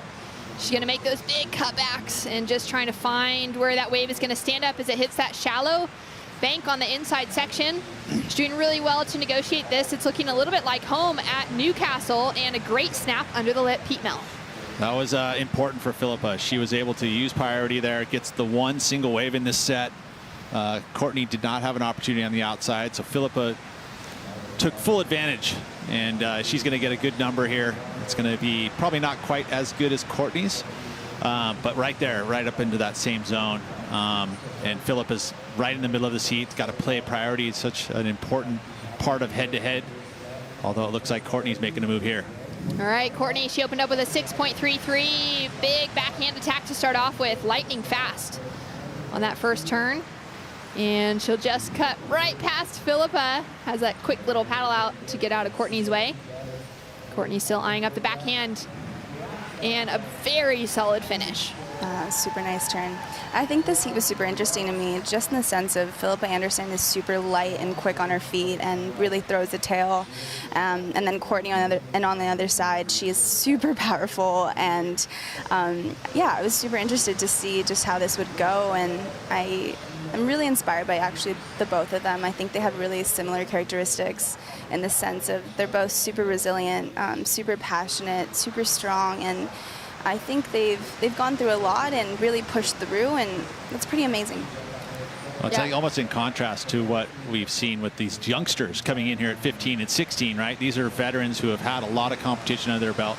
I mean, Courtney, considering she's coming from this region, grew up surfing here, obviously the most experienced she in this whole entire round here at Huntington Beach. And it shows, very quickly into the lip on the outside section, knows how important that is, and then weaved her way to the inside, great flow, and then capitalizing on the inside section right there, pushing it super hard. Talk about the power, and it's because she's putting so much pressure on that back foot, and it showcases all that spray off the tail. So nice. I mean, it was a great answer because Philippa had a pretty good wave here. Came a little lower, I guess, because the outside section not as strong. I like the flow that she carried here, though. No worries getting into that inside section and snapping. You're saying how light on their feet was for her, and it kind of showed on this wave. So scores in, Courtney Conlog opened up with a 6.33. Philippa Anderson puts a 3.67 down for that wave that we just saw. And we're waiting for scores to come through for last of Courtney Conlog. And Brisa, I love yeah, just that likening between the two athletes that you brought up. They're similar ages. They're actually both 29 years old. They've got so much competitive history, and where we've seen some little groms. That's my spirit animal. Oh, for right sure. there. So Yep. I like the shades. Nailing the shades. Oh, so good. So good. Right? It is a spirit animal holding on to that youthful desire, right? That idea of everything's new, right? It's kind of I love that. That's a great analogy. That's my spirit animal too. That's what you need. Right? I think just taking life not too seriously, and I think when you're little, you really, do just listen to your instincts, and you really don't care what other people think, and you're confident within yourself. Right? And that's kind of what I need to actually tune into, honestly. And I think these next couple events, I think about your upbringing too, because it's unique to most other individuals. You've moved around quite a bit in your life, and that's kind of, but you've been with your family the whole time too, right? So that you've moved all these unique, different individual places. How do you think that's kind of had you develop as a young woman? Yeah, I've definitely had a very unconventional upbringing. Definitely a houseless nomad, and grew up off the grid in Costa Rica. We actually just came back from there, and it was super surreal just being back in the jungle and really like reliving my childhood. But yeah, I think my family is my home. It's super important part of my life, and I think Courtney is just about to get into this amazing pier bowl, right? Let's see. Yeah, we got a little bit of swell rolling through. Nice looking set for Philippa Anderson, using priority on her forehand. And she just goes too big on that opening section. Courtney Conlog maybe on the wave behind. And she's going to make this inside connection as easy as ever because it's Courtney Conlog in Huntington Beach. And there we go with a big smash. Oh, she also loses the board. Throws that tail out on the finish. It's interesting. We've seen this twice now in this heat with Courtney going second priority and taking the same wave as Philippa with her having priority, but almost taking the attention away from her competitor, which is an interesting strategy. It can work, right? Especially if you end up getting the better of the exchange. Yeah, as we take a look at this outside section. Well, in the first turn, very strong. That's that right against the pier, and she sees how quickly that wave is going to dissipate into deep water and instantly comes back, and she's been able to just find that energy bubble to get to the inside. It's a kind of a bummer because with that strong turn outside, if she had finished that one, she would have built again on her scoreline. She already has a pair of sixes. Yeah, that turn was mental. Yeah, just like what you were saying, Pete, I think she's so, you can definitely tell she's a local because she definitely knows the sandbanks, where to sit. I think she's also understanding that Philippa maybe wants to go right, possibly more, and just to be on the other side of her, especially with these two-man heats, you can be on the other side of the other person, and that can really work in your favor, and also distracting the judges from watching the other wave. So I think it's a double whammy. Well, 16 minutes on the clock. Scores in for last of Courtney Conlog, a 4.43, which doesn't factor into her top two. She's currently sitting lead with a couple of sixes. And talking of that, that spirit animal of the young competitor, Caitlin Simmers is that young competitor here at the U.S. Open who could be looking strong to take out her first big win here. She's down on the short with Callie Carranza. Congratulations, Katie. Another win. But conditions a little bit different today. As far as the cold goes, there's a lot of action, but there's a lot of waiting. Does the cold affect you at all? Tight hips or anything? Yeah, it definitely does. Because I was like waiting. Me and my competitor, we were like talking about in the beginning of the heat. We were like, yeah, it's definitely going to be slow because right before our heat started, there was a bunch of sets. So then we were just kind of sitting for a while. And then when you sit a while, when you're freezing, you kind of like freeze up. So then that's why, actually, I can't make an excuse of why I fell, but I think that's a little bit of the reason why I fell on my first wave. And then I was lucky that a sick wave came right after that, so it kind of was a blessing that I fell on that wave. Now let's talk strategy. You opted not to play defense in the dying minute, letting Yolanda go on that wave. Nerves at all when she took off on that wave? Your first wave, a 6.3. Do you remember that?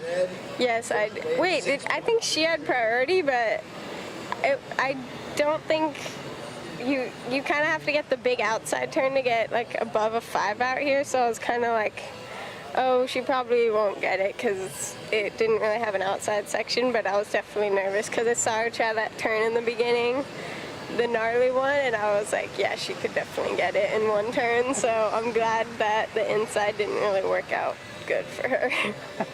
Well, congratulations, Caitlin. Nerves of steel, moving on through into the quarterfinals. Thank you. Great work, Katie Simmers. Love being able to track with her frame of mind every interview that we get from Katie.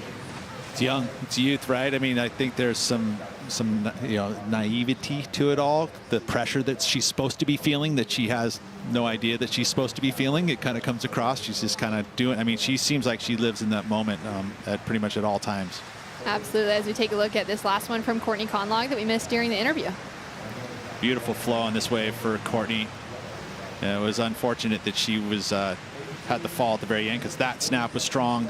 Tried to get up there, and that's where I feel like that ankle may be hindering just ever so slightly, because she's a little bit off time and a little bit tentative as far as like actually attacking that lip with the full on with that strapping. Ankles are really tough. Luckily it is her front foot. I've had an injury to the ankle, and that was one of my worst injuries as far as surfing goes, because obviously it's a very important appendage. It really is. And it also is painful, right? If you're riding waves, it hurts. Philippa Anderson on her backhand. She's chasing a 9.33 to get that advancing position. 2 big carves to start off with. And she's just going to hug that little reform section. Really smooth style coming through from Philippa. And she's going to put on a powerful finish. Can she put together one last turn? There it is, right into the pilings. That's exactly what she needed to do here, even though, watch that board. But that's exactly what she needed to do. She was carrying some 2 low scores. Those were not going to have to be in her score line if she wanted to get this thing. So she just got to go one piece at a time. Looking at the 9.33 as a single wave score, don't got to think about that. Just go, hey, I need to match. High 5, 6 is where I need to be. And I feel like she's almost gotten there on this last wave. So scores to come through. Brees, I would love to know, how you were feeling in your second year on tour. Maybe had some of those naive moments in your rookie year, just that excitement of being there and really able to surf almost without the pressure because you'd arrived at the championship tour. How did it feel being there now for your second year in 2021? Yeah, as we see the replay here, it's pretty amazing to actually watch Philippa on her backhand. I haven't seen her too much, and she just looked really flowy and I think really in tune with this wave. I think I really liked her first turn on the inside here. Really connected super well. Just keeping the board moving. And I love her commitment right next to the pier. That's always been something that's scary for me. And I actually went through it the first day, a couple of days ago for the first time, and it was a pretty proud moment. I was like, yes. Well done.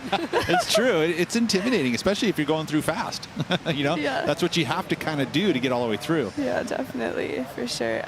Talking about my second year, wow, it's I think I can talk about it a lot, but I guess just to simplify it, I think it was just another year of growth. I think there was so many little things where either things didn't go my way or I made so many different mistakes or I wasn't in the right headspace, and it was a lot. But I think within that, I came out of it where trying to be the mindset of this was like so many different opportunities of losing where I could learn from. Like I've lost in so many different situations and scenarios where Get it all done in 1 year. Okay, let's just figure out everything all at once.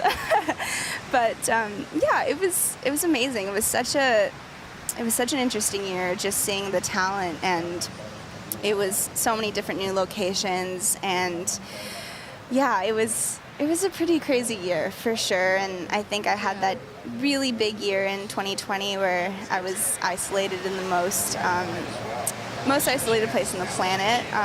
And as we see here, Matt and Alyssa Spencer, this team has been awesome to watch. Really excited for that heat as we see a little wave coming through. All right, Courtney Conlong sitting with priority. She's not going to go for it. So scores in from that last exchange of 5.57 goes to Philippa Anderson. Puts her right back in the mix with a 7.43 on the scoreboard. She's still chasing down Courtney Conlog. We've got 10 minutes on the clock, and we'll see if she's able to take away a lead right after this.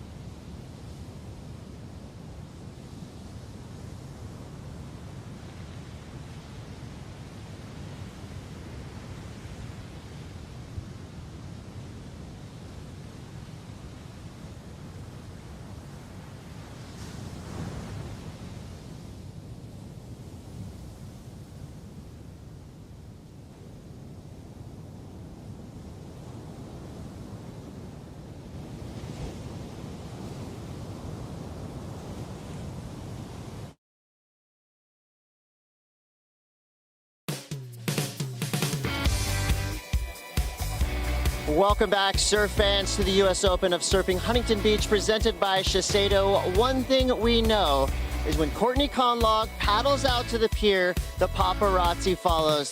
All of these photographers right here absolutely light up whenever Courtney takes off on a wave. And look at the backdrop. This is iconic right here. When these surfers come to this inside section, it's like shooting fish in a barrel. You got Courtney and Felipe out there, and when they take a wave, all you hear is click, click, click, click, click, click down the beach. So these shots from these expert photographers are going to be awesome. Can't wait to see what they got. Back to you guys in the booth. So much action down there. And Courtney Conlogue, definitely a fan favorite here in Huntington Beach. I remember back in 2019 when Courtney was competing here, and I think she had that runner-up finish. There was like all the cutouts someone had brought down of Courtney's face, and there was like these massive cutouts, you know, on the sticks there, and there was just like Courtney everywhere throughout the entire shoreline. That's awesome. Yeah. I think actually my second year she really helped me with one of my big losses, because I just wanted to hear her perspective on things. Obviously she is honestly the epitome of like just not taking life too seriously and right, her Instagram, literally you can see laughing yes, totally. at every situation, and I really love that about her. You know, It's almost like she learned it on tour too, though, because there was a period there where Courtney probably would have taken losses a little bit harder, and then so it's this development thing of what losses teach you, right? Is to like not take it so seriously, learn from it, brush it off, send it to the side, move forward. Courtney has been able to do that with her career, and again, just keeps having fun.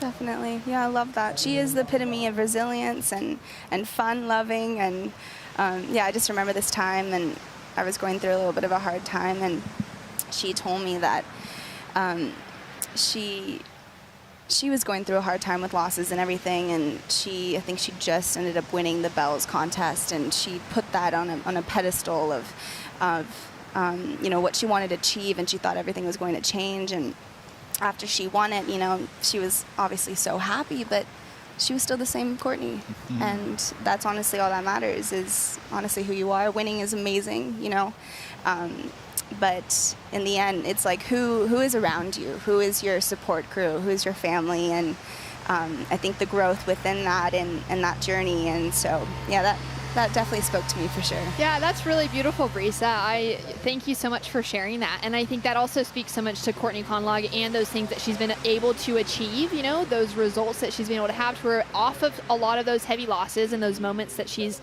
really grown within her career. And she's ended up with some really incredible results as we take a look at the deep stats powered by Hydro Flask. She's walked away with 12 career event wins on the championship tour, Pete, 180 career heat wins on the CT. And it's been, you know, it's been this evolution for her competing to, you know, because she still is a very stoic competitor, but that's with that jersey on, right? And then you take the jersey off, get on the sand, you know, the people you're with, the people you meet, like that's, you know, she can turn that switch on and off very easily. And a lot of times it's hard to do that. I mean, I know for me, I end up commentating at home. But it's being able to switch it on and off. And every time I have a conversation, I feel like we're in an interview too. I'm like, oh, where's their cameras? I feel like that. I'm sorry, Brisa. I'm trying to shut it off. No, you make everyone feel heard, and you analyze everything great. So taking a look at the Shiseido Heat recap, Courtney Conlogue sitting in the driving seat at the moment with those 2 6s, Pete. Yeah, she had to surf this one with a leash wrapped around her foot. You can see it's on the front portion of it. No worries, she can weave right through it. And just so precise in the way she surfed this wave. She knew outside move, inside move. You don't have to over surf it. She didn't over surf it. She just surfed nice and smooth and earned 6s, you know. That's what it takes. And then she can build from there, right? Those were her first 2 waves. She's able to get 6 pretty much with ease. And then if she had to put on the afterburner, she would. She hasn't had to in this heat. But Philippa's still within striking distance. You know, this was her best wave to kind of keep herself in the heat. But a 7.43 is a pretty good sized number. It's a certain type of wave. So Courtney has put that and applied that pressure to Philippa. You know, you look at the situation right now, it's exactly what Courtney would want. She's holding on to priority. We're down to under 5-minute warning. Philippa with second priority. So that's that control of the heat. Yeah, Courtney up and riding again, looking to just increase that heat total if she can, using priority as well. That wave's going really soft on her, so it may not amount to anything And Philippa, she's had kind of a wild 24 hours. So she was knocked out of her heat yesterday afternoon in 3rd position. And then there was that priority interference moment between Alyssa Spencer and Amuro Suzuki right on the buzzer, where unfortunately Amuro Suzuki ended up with a priority interference knocked against her, and that bumped her down to 4th position, and it snuck Philippa Anderson through with an advancing position in her heat. It was the last heat of the day. Amanda, also in that same scenario, she actually ended up getting a wave that bettered her score, which took her from 4th to 3rd, which then took her into 2nd with the, the interference. It like all happened in 1 minute. 1 minute. It was the craziest turnaround for her. And such a bummer for, I mean, I'm sorry who the...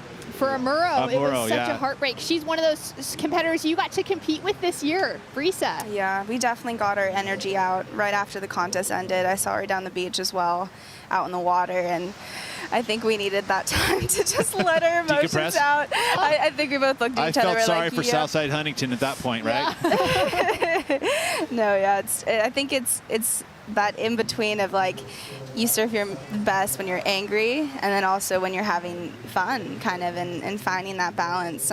But right now it's all about rhythm for these two, and you can definitely still feel the passion from both of them for sure. Well, this is it right now, because Courtney basically in a way created an error because she gave up priority on a wave that didn't give her an extra few points to her scoreline. So giving the baton over to Philippa and a chance at the very end of this heat to turn it with a 7.43 needed.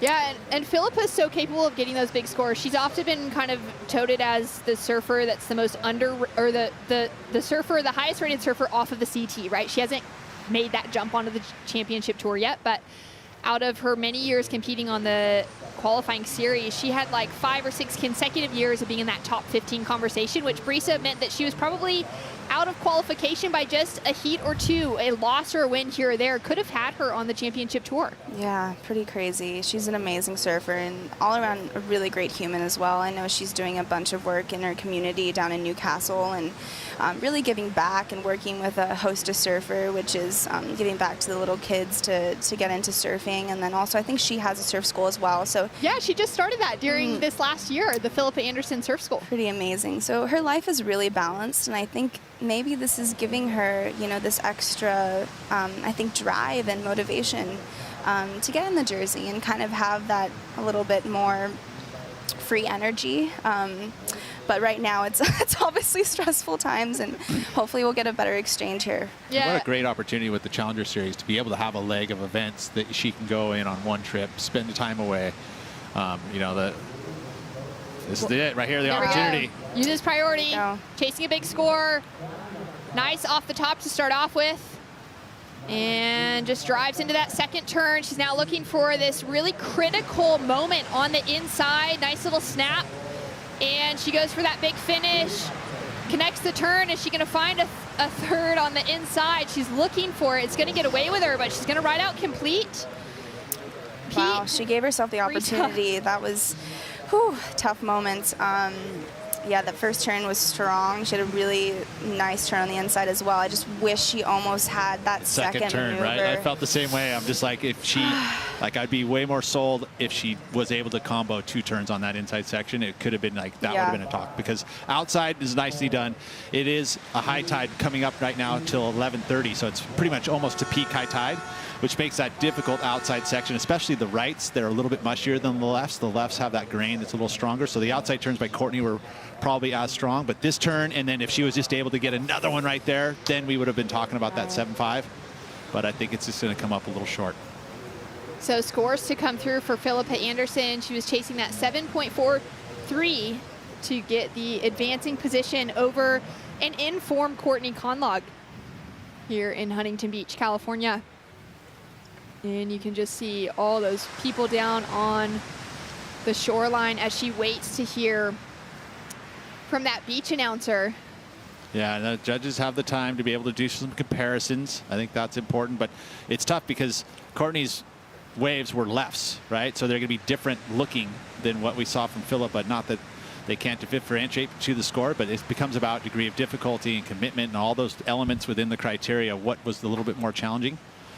You know, and then they're also saying that that wave right there was the best wave of the heat by a point. So that's all the things that they're taking in consideration right above us. And it would have to be one of the best waves of the day, actually, in that 7.43. It was a good wave, right? It was good flow to it. I just don't know if it had, there it is, it's already in. All right, it's a 6.00 best wave for Philippa Anderson, but not enough to take her into the lead. We see Courtney Conlog with a big win. Brisa Hennessy, thank you so much for commentating with us in the booth. It's always a pleasure to get to speak to you. Thank you so much. It was super fun, and yeah, it's great to be here behind the scenes. But next time, hopefully, I'm out in the water. Well, we cannot wait to see you at the rest of the Challenger Series, and we just wish you all the best of the luck in requalification this year. Thank you. And with that, we're going to have Alyssa Spencer and Betty Lou Sakura Johnson coming up in the next heat. Stay tuned.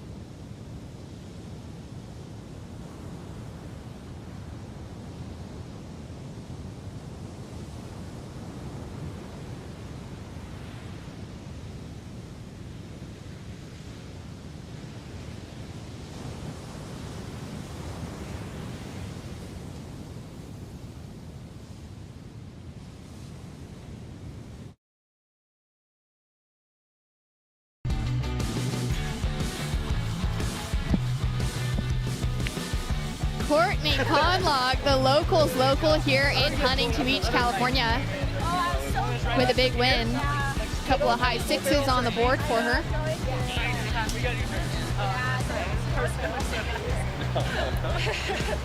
Nice job. And great to see her walking away with a big heat win, giving mom a hug down on the beach.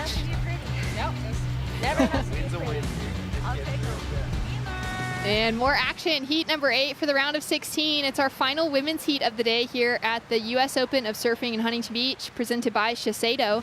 Alyssa Spencer and Betty Lou Sakura Johnson out in the lineup. Battle of the youngsters. Wow, so young. Alyssa Spencer, about 18 years old. Betty Lou, only about 15 years old. And, you know, we've been speaking about that changing of the guard that we could be seeing on the championship tour this year. And Alyssa Spencer is one of those surfers that I really could see making it there. She came so close to qualification out of that 2019 season, and she's had just a really powerful start to her year as well, getting her very first win on the qualifying series a couple weeks ago on the East Coast at the Outer Banks. And that is such an exciting space for her to have finally been the one chaired up the beach. And also the fact that she's been having success here, winning heats. And yesterday, a very easy win for her. But it's all new day, all new heat, and a very savvy competitor in Betty Lou Johnson, Sakura Johnson. She is one of the new faces on this qualifying series and challenger series, and one that a lot of people have been watching. Yeah, she's one of those surfers that got a wild card invite in. So she had a big win, her very first QS win in 2020 at the Papara Pro in Tahiti. She won both the Open event and the Pro Junior. And that event secured her a wild card position into the Championship Tour event at Maui.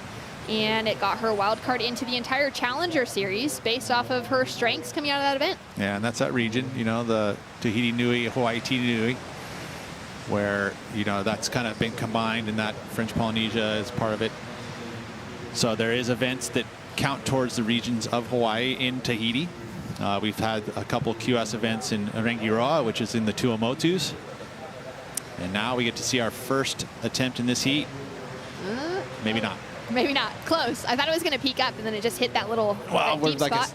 Where are we at on tide? 11:15. It's 11:30 high tide. So during this heat, we'll hit the peak of the high tide, and we'll take a note too. See if like exactly at 11:35, all of a sudden the floodgates open, which is what I was making calls on, because it felt like as soon as it hit peak high tide and went the other direction, the doors just opened up for all these different waves to start pouring into the lineup.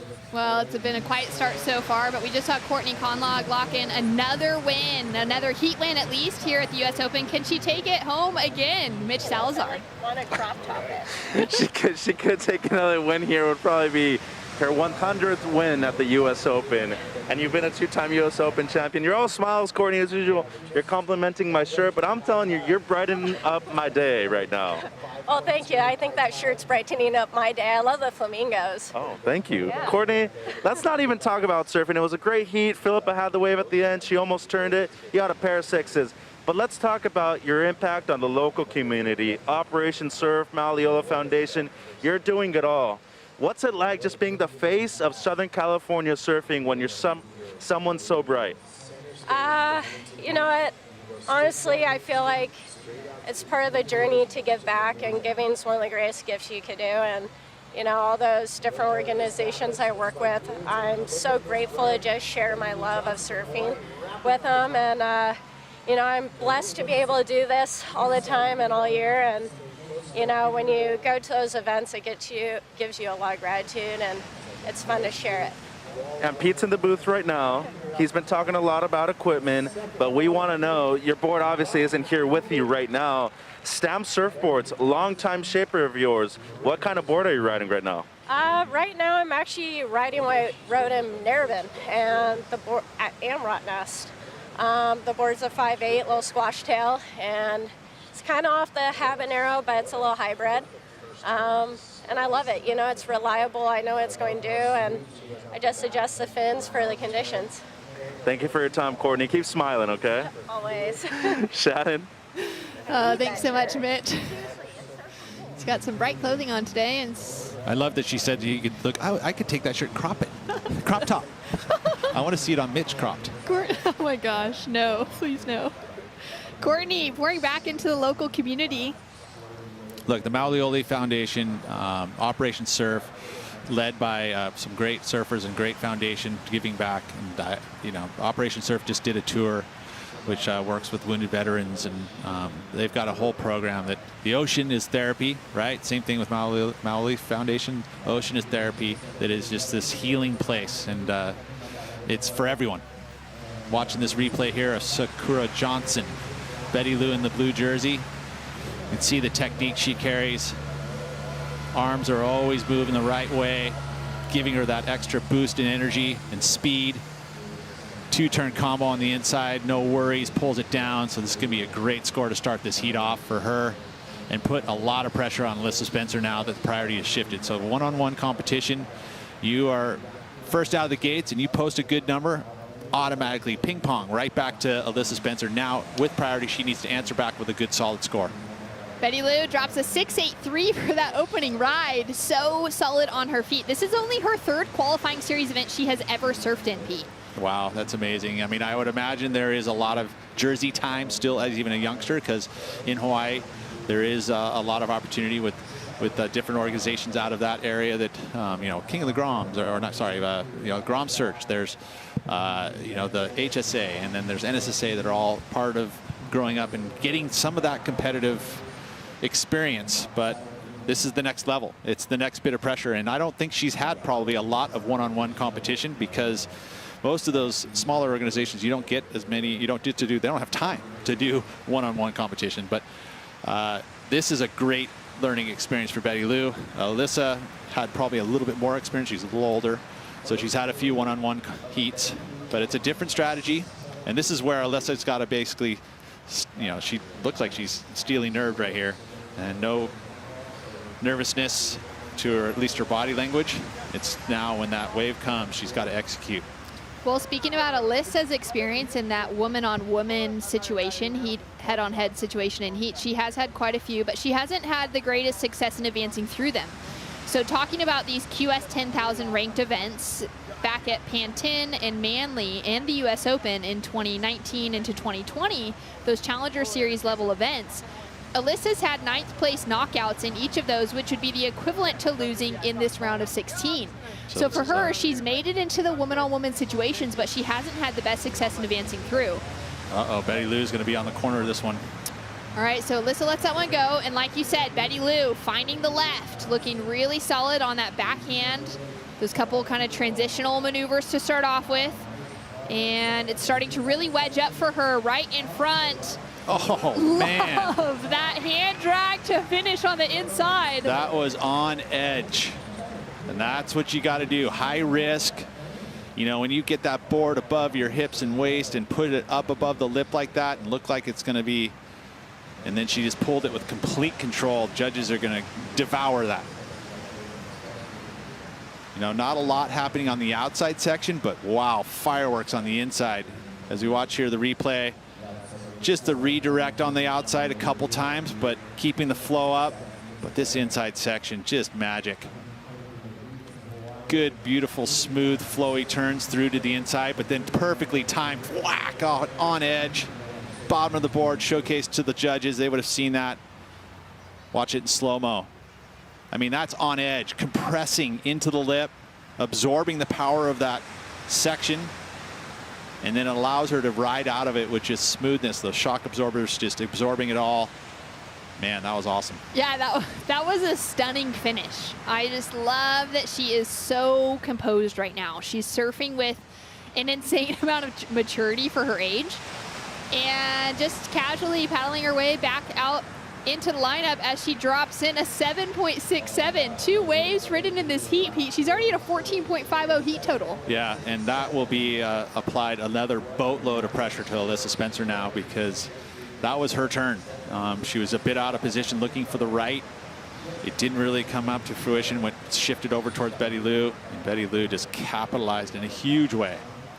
Wow, incredible as we see those scores from the full panel of judges. We got 5 judges on the panel. The average of those 5 judges will be taken through for our actual single score on the wave being a 7.67. So we lose the top and the bottom score, average out those middle 3. And that's where we got Betty Lou sitting with a very significant lead over Alyssa. I mean, you think back to the last heat and the heat before. 14 points is a solid total, averaging 7s.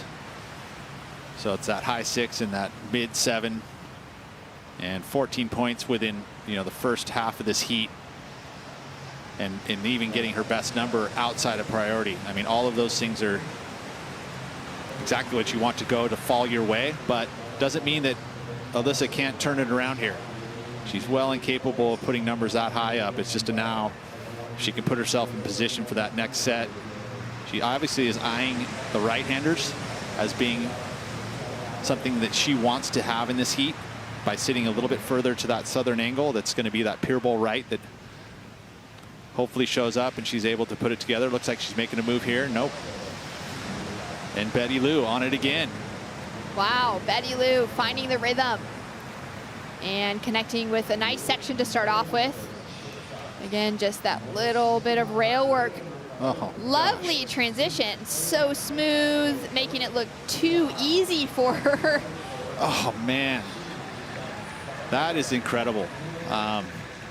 Incredible, you know, and that's just I mean, whoever's put her in the right position, she has seen that pier bowl and identified that pier bowl left as the exact place she wants to pick up waves, and he's now 3 waves before Alyssa has even picked up 1.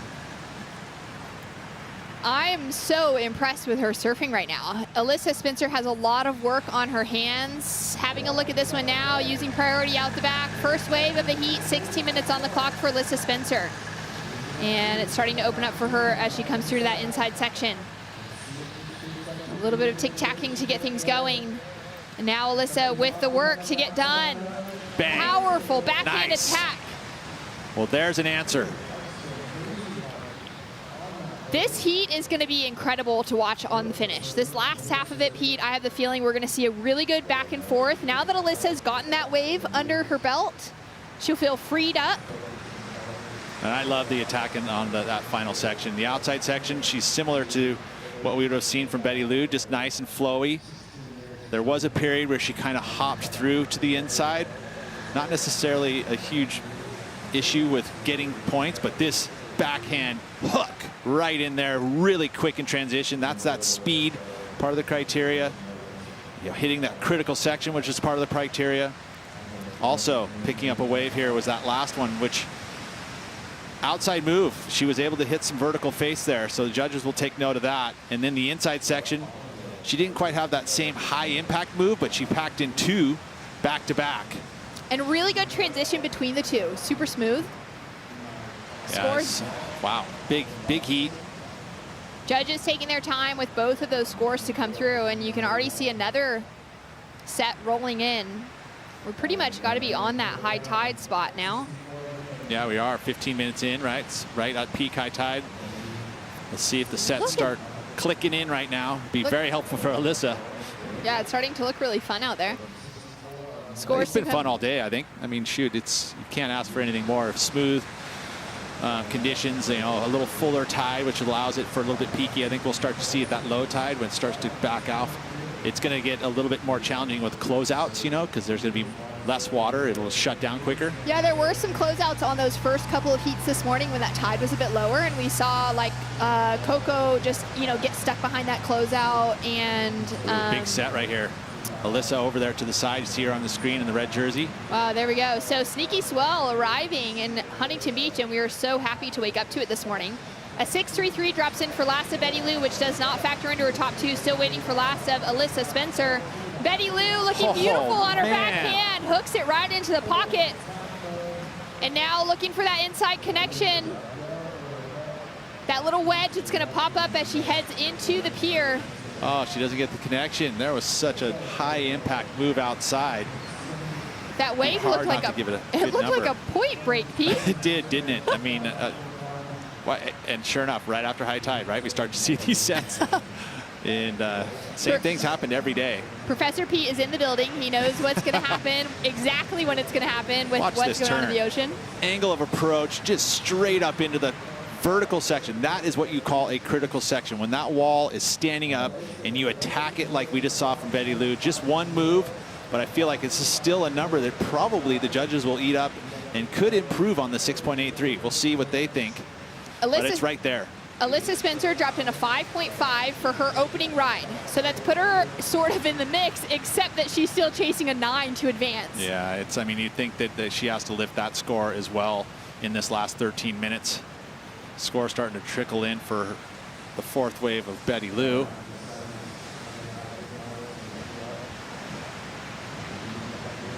Feels like, yeah, right in that same zone as wave number 1. Too bad she didn't get a connection to the inside. I would have seen that number probably elevate into the excellent range, because that was a very high impact turn outside. Wow, well, Alyssa Spencer is definitely the surfer in the draw that could take this back from Betty Lou, just with her experience here in Huntington Beach. And she's been on a really good roll the last 2 years on the qualifying series. She's been one of those top contenders, even just for Team USA, which has been really exciting to see from the young Carlsbad local. 12 minutes, 15 seconds on the clock. Scores in a 6.77 for last of Betty Lou, and Alyssa Spencer still chasing that 9. Let's see if she can catch it right after this.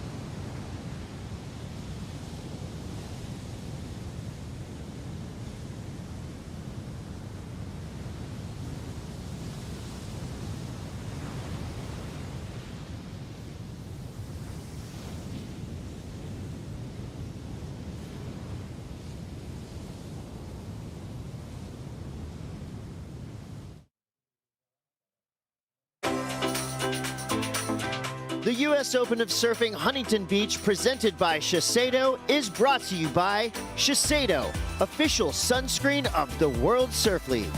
By Visit Huntington Beach, official partner of the World Surf League. By Michelob Ultra Pure Gold, official beer of the World Surf League. And by Hydro Flask, official insulated drinkware of the World Surf League.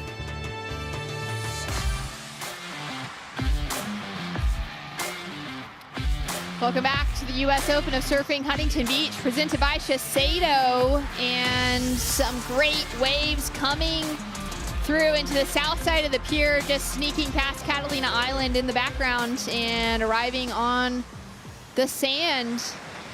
And it's been a really exciting day of competition so far. This heat has absolutely turned on. Betty Lou Sakura Johnson from Haleiwa, Oahu on the north shore of Hawaii.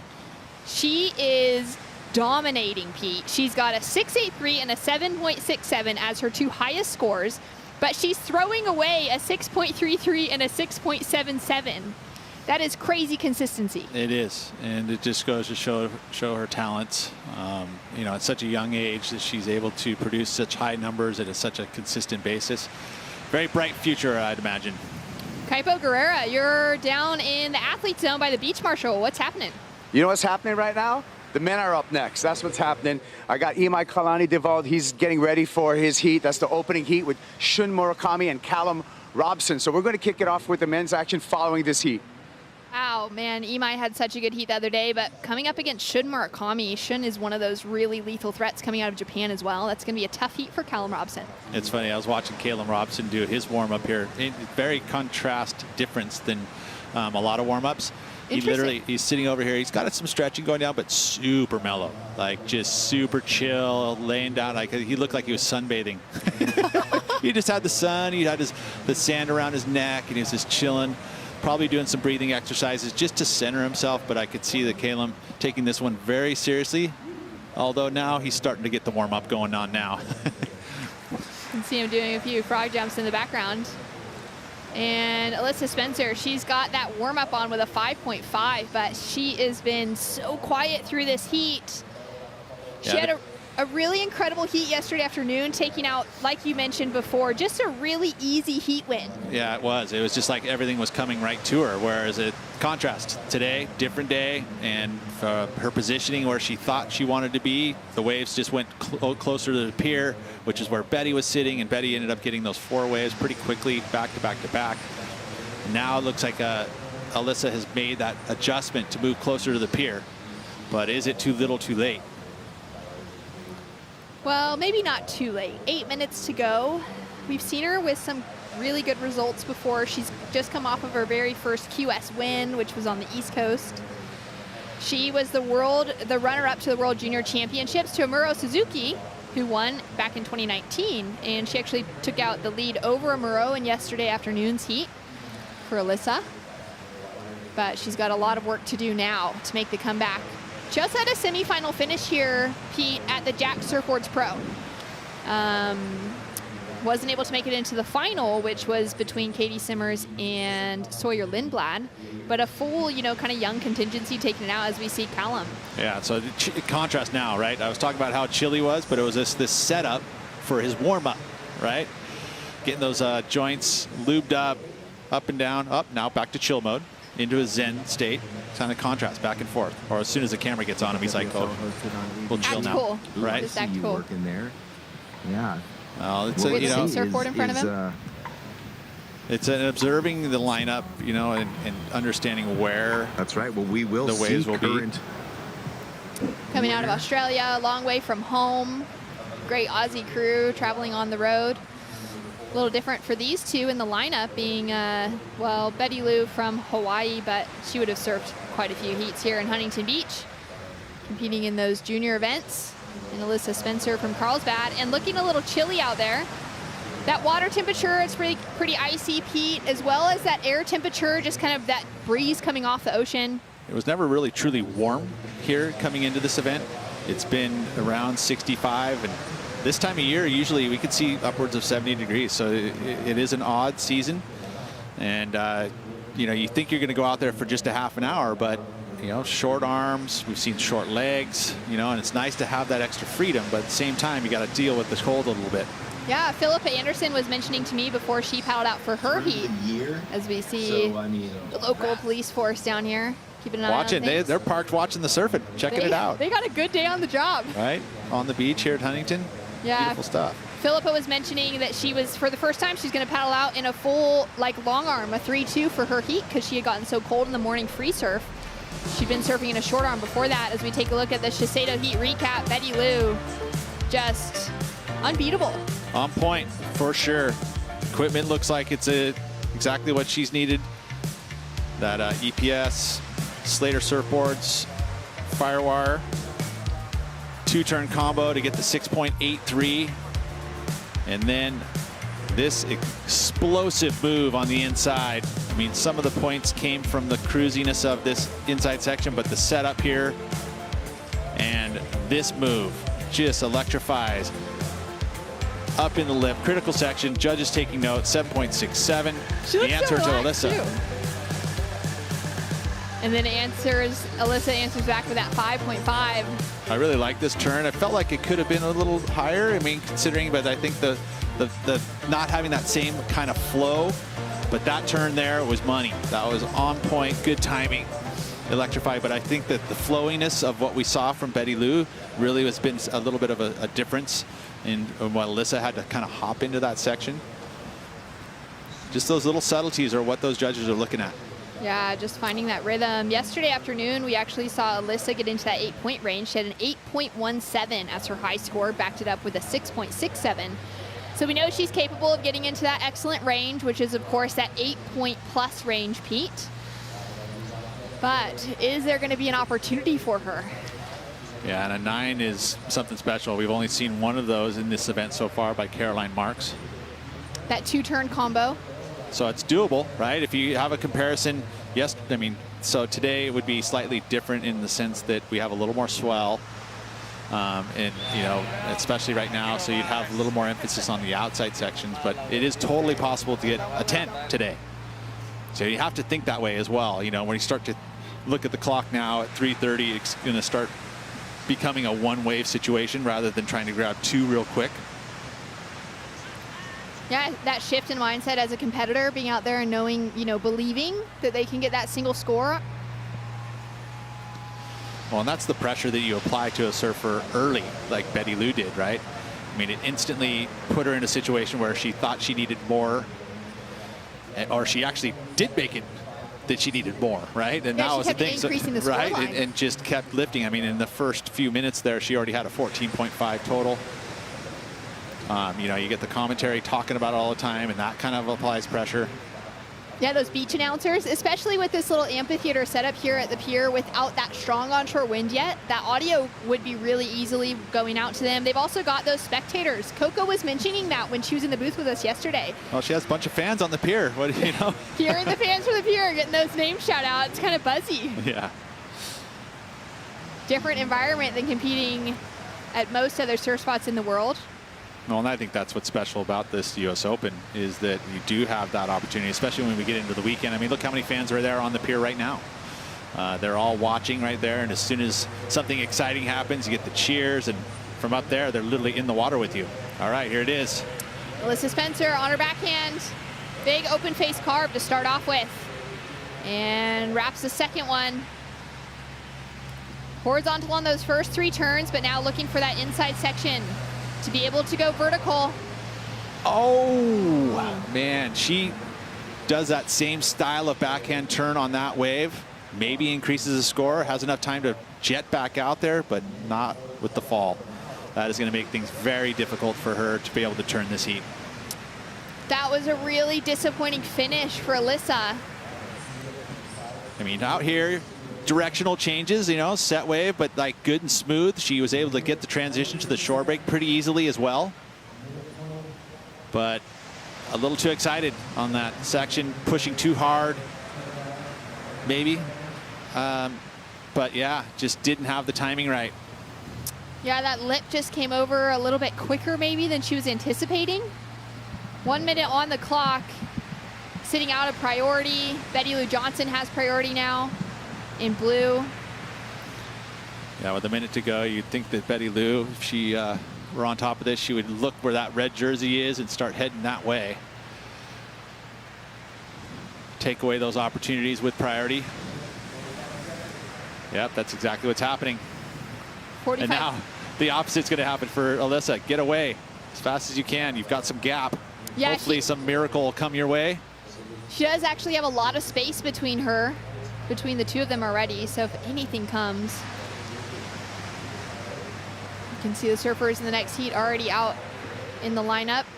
Yeah, with 20 seconds. There is a little bump out there, but I don't think it's going to make it here in time.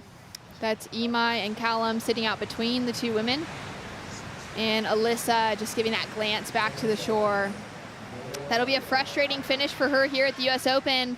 Another 9th place loss on the QS 10,000, but it's still a lot of points in her campaign on the Challenger Series. Yeah, it's not a total throwaway, but ultimately you would have loved to see her get one more spot up into that quarterfinals. Would have made things a lot nicer, but she'll be headed over to Europe and she'll have another opportunity in just probably a week and a half time. Well, a huge heat win for Betty Lou Sakura, advancing to the quarterfinals, the young one. So exciting. And when we come back from the break, we're going to see men's round of 24 in the lineup. It'll be exciting. Stay tuned.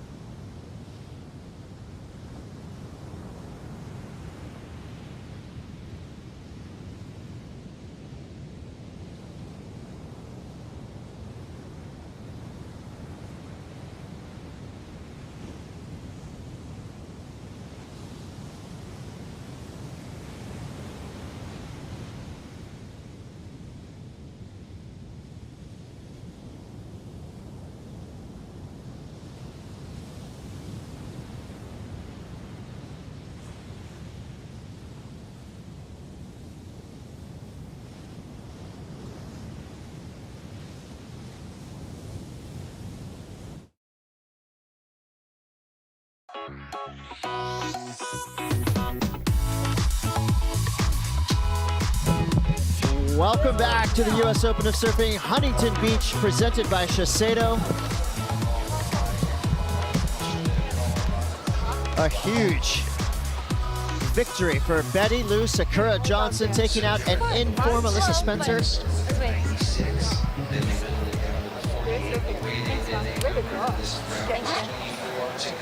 Big moves from Betty Lou as she now surfs her way into the next round, the quarterfinals. That is a massive result in a Challenger Series event. Chris Cote here with Kale Carranza.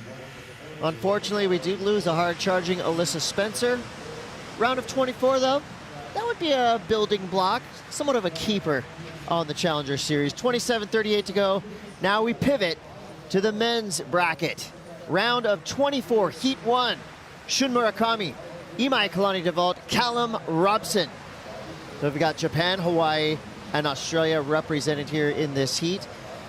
We start this event, we have 4 surfers in the water, and as you get through these rounds, you're gonna notice 3, 2, and of course at the very end of this week, only 1 surfer for the men's side, 1 for the women. So stay tuned till Sunday. I'm Chris Cote, this is Kale Carranza. So far so good here in Huntington Beach.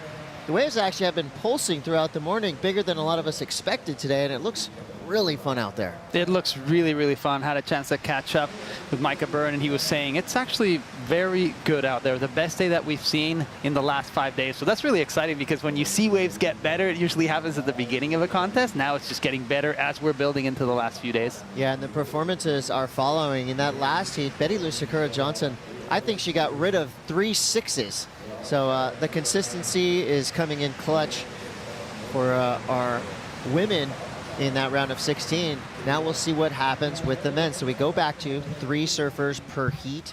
Still have the priority situation in the lineup. The gentlemen's rules for the most part. When we start these heats, no priority. You see on the left side, right next to those names, there's no P, no 1 or 2. So priority will be established as these first few waves come through.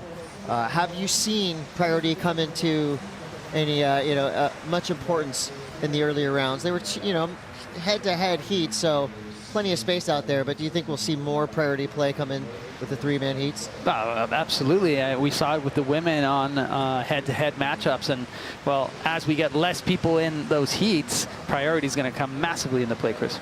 Shun Murakami, an incredible surfer representing Japan, has had a lot of success in previous years on the QS. We'll see what he can do here in the Challenger Series. 25:30 to go. Surfers waiting for set waves to roll through. That gives us a chance to catch up with a on-fire Betty Lou Sakura Johnson standing by with Mitchell Salazar. On fire is right, Chris. Betty Lou, another great win against a young competitor, 18-year-old Alyssa Spencer. Last heat of the round, what was it like waiting all morning long and then having to compete in the last heat? I mean, it was just time to watch the waves and analyze the lineup a bit more. So I think we had the benefit of watching the waves. Okay, your 2 scores, 7.67 and a 6.83. The 6.83 was first, and I noticed something. You didn't hammer the end section as hard as you wanted to. That changed on the 7.67. Was that recognition on your behalf? Yes. I mean, once I got that first score, I was like, okay, you know what? We can hammer the second one. So that's what I did. Okay, now speaking of equipment, I saw your board earlier on the racks. You want to tell us about the dimensions that you're riding right now? Sure. I'm currently riding a 5.6 FRK shaped by Danman. It's a little bit on the wider side for me, but it's been helping me weave through the inside section. And it's a swallowtail, correct? Yes, correct. Yeah. Thank you for your time, Betty Lou. Thank you. Chris? We will see more from Betty Lou Sakura Johnson. She is looking unstoppable at this point.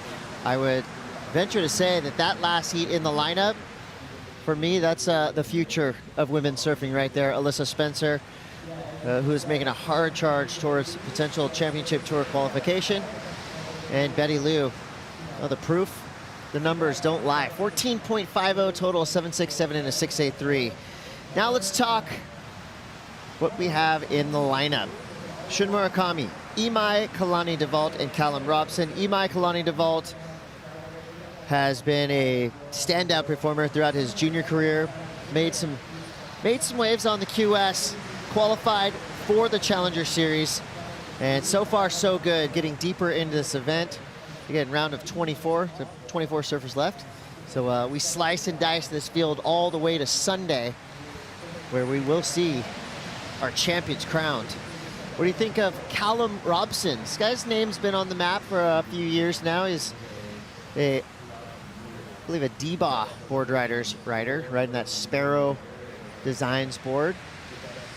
He's been turning some heads in his previous heats. A really solid surfer, good at airs, kind of the complete package. Yet another rising star out of Australia. Yeah, like I said, yet another, the 20-year-old. He's actually from Evans Head. He got here on the 14th, and he's sharing a house alongside 6 other Australians, and that's what you have to do if you want to make these Challenger Series events work. They fly together here to the US, and then they go and rent cars and get the same house in France, Portugal, make their way back to California to get some boards, new boards and bigger boards, I should say, because the last leg of the tour is going into Haleiwa. So Callum obviously really comfortable surfing all different types of conditions, but I think he is, to many people, possibly a surprise, kind of a dark horse going into this event. Not a lot of Australian surfers left in the draw, only 2. And quite astonishing, really, to think that there aren't that many Aussies left in this round here at Huntington Beach. Yeah, no doubt. That's a big stat right there. He's alongside Liam O'Brien as the lone 2 Australians. And just so you get a bit of an idea, there's 10 American surfers left, 3 Japanese surfers, 3 Brazilians, 2 Peruvians, and then 1 from Portugal, 1 from France, and 1 from South Africa. So you really get to see how this international field is really kind of favoring right now American surfers. You see 21 minutes on the clock. I got it correct. I believe he's on the Burley board riders. I don't want to get slapped next time I go to Australia. The board riders over there is a breeding ground for talent. And a really cool system they have to help rise up surfers from their select regions. So 30-minute heats, Calais. We saw in the previous head-to-head heats on the women's draw, you know, some surfers opting for, you know, 5, 6 waves ridden, other surfers just a handful. Do you think consistency-wise, these surfers are going to try to play the patience game, or you think they're just going to flip it and go on whatever comes their way? I think with what they saw in the previous heat with Betty Lou and Alyssa, there are some really good waves coming in, so I doubt they're going to pull the trigger and catch anything that comes in. I think they want to be on a quality wave and do a big maneuver, at least one on the outside. If they can fit 2, then they're looking at getting possibly a great score, if not excellent. And the surfers that we have left in this draw, Chris, are really good, especially when you look at this heat and go into the air. So we're going to be seeing some, most likely, air theatrics in the last 20 minutes of the heat. Oh, I hope so, because that's all we got. 10 minutes already gone. You see the lineup right there, just from over next to the pier. Surfers nice and evenly spread out, very quiet in the lineup for now. No one really sitting further down towards Machado's Peak, which on your screen is a little bit to the left. All these surfers are relatively close to the pier, and there you have it. Yeah, so we have a restart. What happens here is if no waves come in the first 10 minutes of these heats, our judges, our priority team, they will make the call, along with Travis Logie, to basically restart the heat. Nothing changes. We're back to a 30-minute heat. Still same priority situation, so it's rare, but it does happen sometimes. And I like that rule because you don't want to, you don't want to have to wait 10, 20, 15 minutes to catch your first wave. Sometimes when you just given that extra 10, the ocean has a way of resetting itself as well. It's not an exact science, but we do see the oceanic flow throughout the day as it kind of rises up and down, and some heats will be pumping the whole way through. Other heats like this, a little bit wave starved. That tends to happen. Happens in Huntington Beach, happens in Pipeline, happens everywhere. Sometimes that high tide kind of flattens out the ocean, but the cool thing about the fact that we have that restart, Chris, is that they all have equal opportunity. It would not be that cool if one person would have caught a wave and then you get a restart. That would only happen if no one stood up on any waves. And I like that rule. Yeah, well, we're gonna fire this thing up right now. You see this nice chunk of water coming towards our surfers. This is where we will establish priority and get our first wave ridden, no doubt. We've got 2 surfers paddling in. It's gonna be a split peak. We got blue and white. Imai Kalani-DeVault on the left, Callum Robson on the right.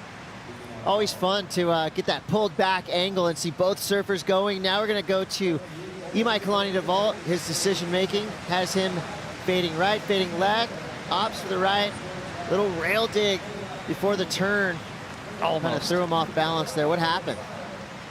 He got into that section with absolutely no speed, so he's really trying to force something, and that's the tricky thing about making it through the inside is number 1 priority is being able to connect with that inside section, but number 2, and not really far behind it, is trying to catch that inside section in a way that allows you to generate speed before you can hit the lip. Callum, we're going to focus on him. He got a big blast on the outside. Looked really cool from this angle, drifting the fins and then slowing himself down. Pace, important. Relaxed. Just waiting. Making sure his feet are well placed. And another big blast for him. So that is going to be a really good score. Imai went left. Got 2 nice turns on the outside. That KT surfboard, you can see that it's a totally different construction. It's a little bit lighter, all carbon wrapped. Shaped in the vortex of Maui's non-stop innovation cycles. Oh, you see there as he was coming into that lip, as he bottom turned, he dug his rail just a hair, enough to slow him way down. So when he got up, he did a good adjustment there in trying to kind of force that layback. But had he not dug that rail going up the face, he would have easily managed to ride on clean. So first exchange, Now, the Japanese surfer, one of 3 left in the draw. Shun Murakami is going to have priority. He's definitely going to wait for a good wave, but judging from where he's sitting, Chris, it's going to be tough to decide on going left or right. You know, sometimes that peak isn't perfectly defined. It's not a perfect A-frame. You do have to kind of paddle a little bit towards the face to make sure that you get out into the open shoulder of the wave. Well, I like that we have scores finally dropping after a 10-minute restart. We're right back at it, and we're back in the cycle. Sets coming through. One of the bigger waves we've seen of the morning. Shun Murakami, not an easy start on that wave, but manages to get one click out the back, looking right, fading left, making the decision. Wow, he had some options there. Goes to his backhand. Shun, part of that stacked Sharp Eye Surfboards team. 25.57, that'll be his first wave ridden. Imai Kalani-Devalt's first wave was a 4. We'll see what he can do here on the inside section. Cleans things up a little bit, a couple turns there.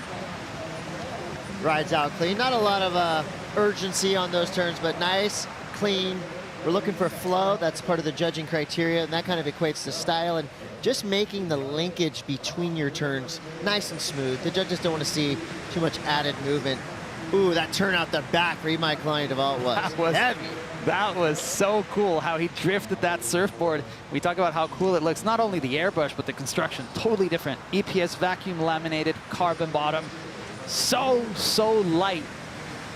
Look at the ease with which he actually makes that inside section. It seems like, you know, adjusting his feet just a little bit further forward makes that board go way faster. And how about that upside down blast from Shun?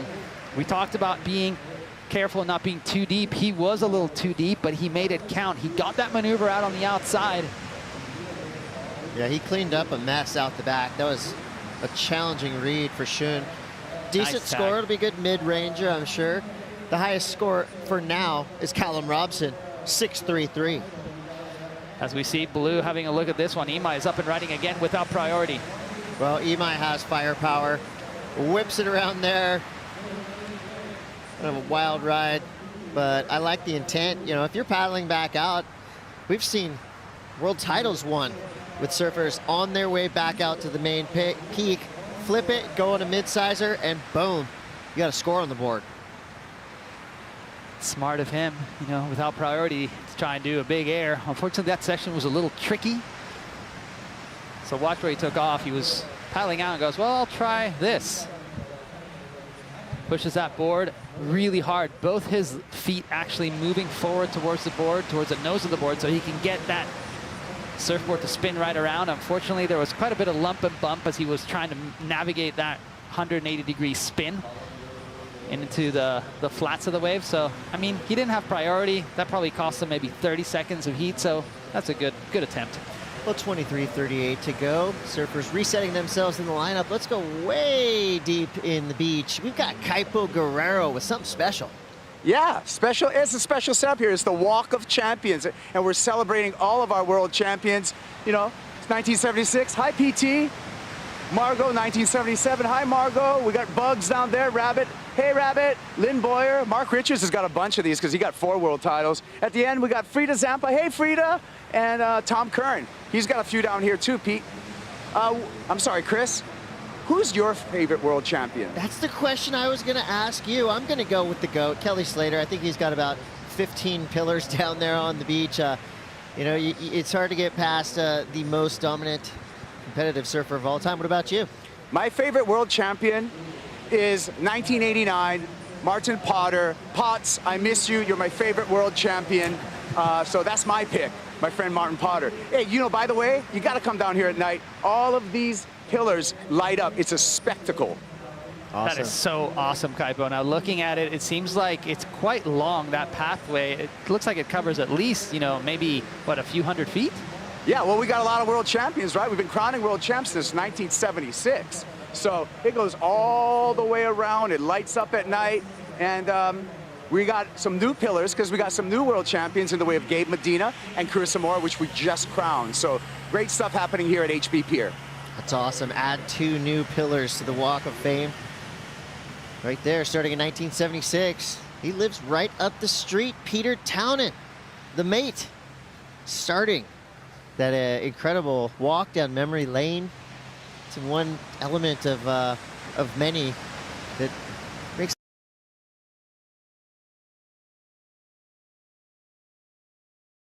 multiple surfing Hall of Fames and Walk of Fames. You have a surf museum just up the street. So if you're a surf nerd like me, like Calais, it is really fun to come down here to Huntington and just get involved with the heritage and the history of this sport. I mean, competitive surfing arguably started right here. I mean, this is one of the longest running events ever. So it's all here for you. Get on down here. Look at the beach is wide open. This event pushed a little bit deeper into the year. Usually the US Open of Surfing happens dead center summertime. I kind of like this local summer vibe. It's not as, of course I like the wildness and, the fun that happens when you get the whole show down here. But right now we're really hyper focused on competitive surfing. So you get to see kind of the serious business, and then behind us we have some booths, some fun activations, and of course everything that happens in Huntington Beach on a day-to-day basis. Yeah, and I think the fact that we're running more into the winter season, we get a little bit more of that north wind and north swell. So that adds a little bit of fun to the peaks and the quality of waves here at Huntington. I think I agree with you with having, the contest in the summer. It's kind of busy, full of people, but this is cool because the quality of waves, in my opinion, is a little bit better, and you get more of a chance. You're not just dependent on those south swells, but you can actually get either a nice north ground swell or that wind, which we saw a few days ago. I know a lot of Groms come down here hoping for a free sticker. We still got free stuff for you down here. Don't worry about that. Come on down. Get yourself a bar of Foo Wax, some Shiseido, and then park it and watch guys like this. Callum Robson, hard-charging Australian surfer, a Mad Hui, if you will. He's got a good section to work with here, building speed, looking for something to work with. Kind of a quickly timed snap there. I like the intent. Coming into that section with a lot of power. Look how this guy's built too. You can tell he is ready for the championship tour. Yeah, and I like how he was agile on the inside, kind of adapting to whatever the wave would throw at him. It almost looked like he was going to get barreled, but let's have a look at what Shun did on the outside. You see how quick he is. Low center of gravity, incredibly good, an incredibly good surfer at like pipeline and waves of consequence, but Japan's been relatively flat the last month, and he's been just sharpening up his small wave You said skills. sharp right at the right time. That was laser-like. Cool. Now Callum, on the other hand, had a different type of section. Bust the tail free again. You can see how the wave didn't really give him that speed that he would have wanted on the outside, but smart to kind of stay on top of his surfboard while drifting his fins on that outside section. A little bit more work to do on that midsection to make it into the inside. You see how he almost looked like he was going to get barreled there for a second? Gets one last maneuver, so it's going to be interesting to see. I almost feel like based on that sharpness of Shun's maneuver on the outside, we could see a nod go to him. Yeah, the judges do appreciate and reward precision surfing, and that's Shun Murakami's forte. Scores as of now have Imai Kalani DeVault in the lead, 6.83 and a 4.0. Callum Robson in second. Well, scratch that. He just dropped a 5. He's now in the lead. Shun Murakami is in third, needing a 4.81. Imai out the back with priority. So Imai Kalani DeVault, part of that star-studded Vans team, down here competing. So definitely got some support.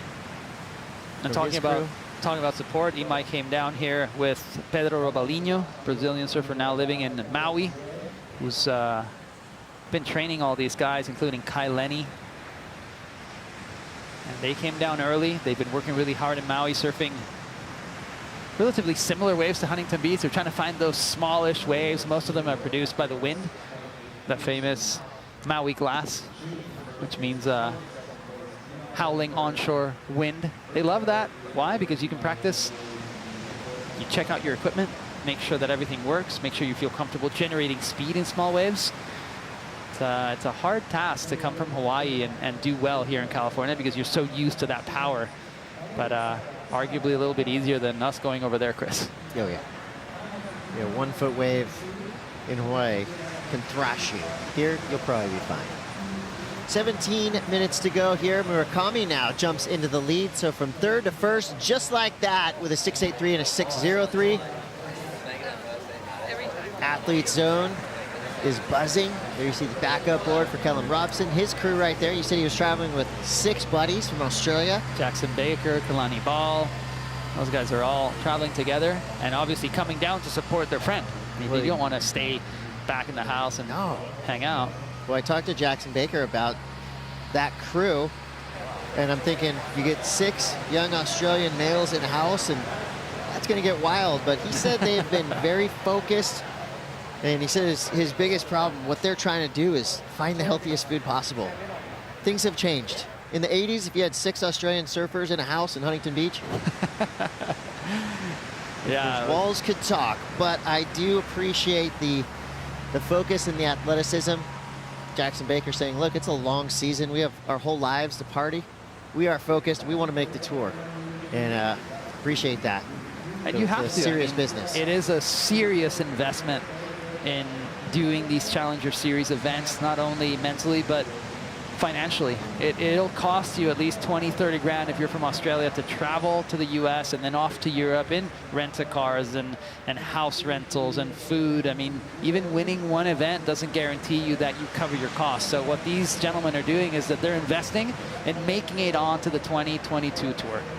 Well, we'll see what happens next. Can Shun Murakami hang on to this lead over Callum Robson and Imai Kalani DeVault? You're going to have to stay tuned to find out. You're watching the U.S. Open of Surfing Huntington Beach, presented by Shiseido.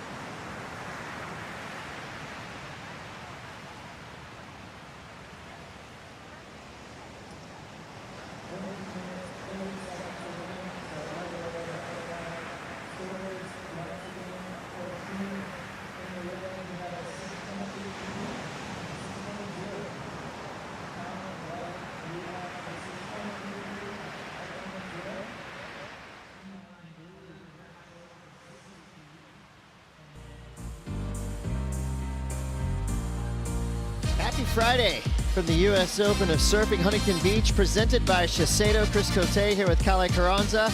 You're watching round of 24, heat 1. Just getting into this absolutely stacked round of surfing.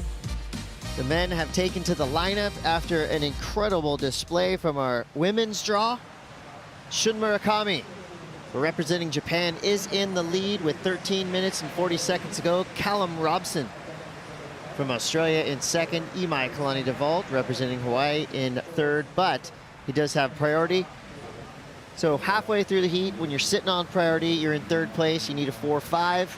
What do you do here? You settle for a medium-sized wave, or do you wait for a set? You try and get that 4-5, whatever at whatever cost.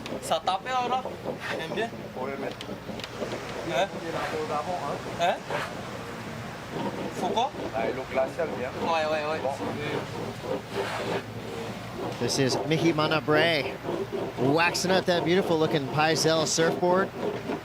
Look at that, the whole deck covered. These surfers know full well anything can happen out here in Huntington Beach. We've seen a couple slips in early rounds of surfers that maybe were not as prepared as Mihimana Bray. You see, he is leaving nothing to chance. Wax it all the way to the nose. Give it a kiss.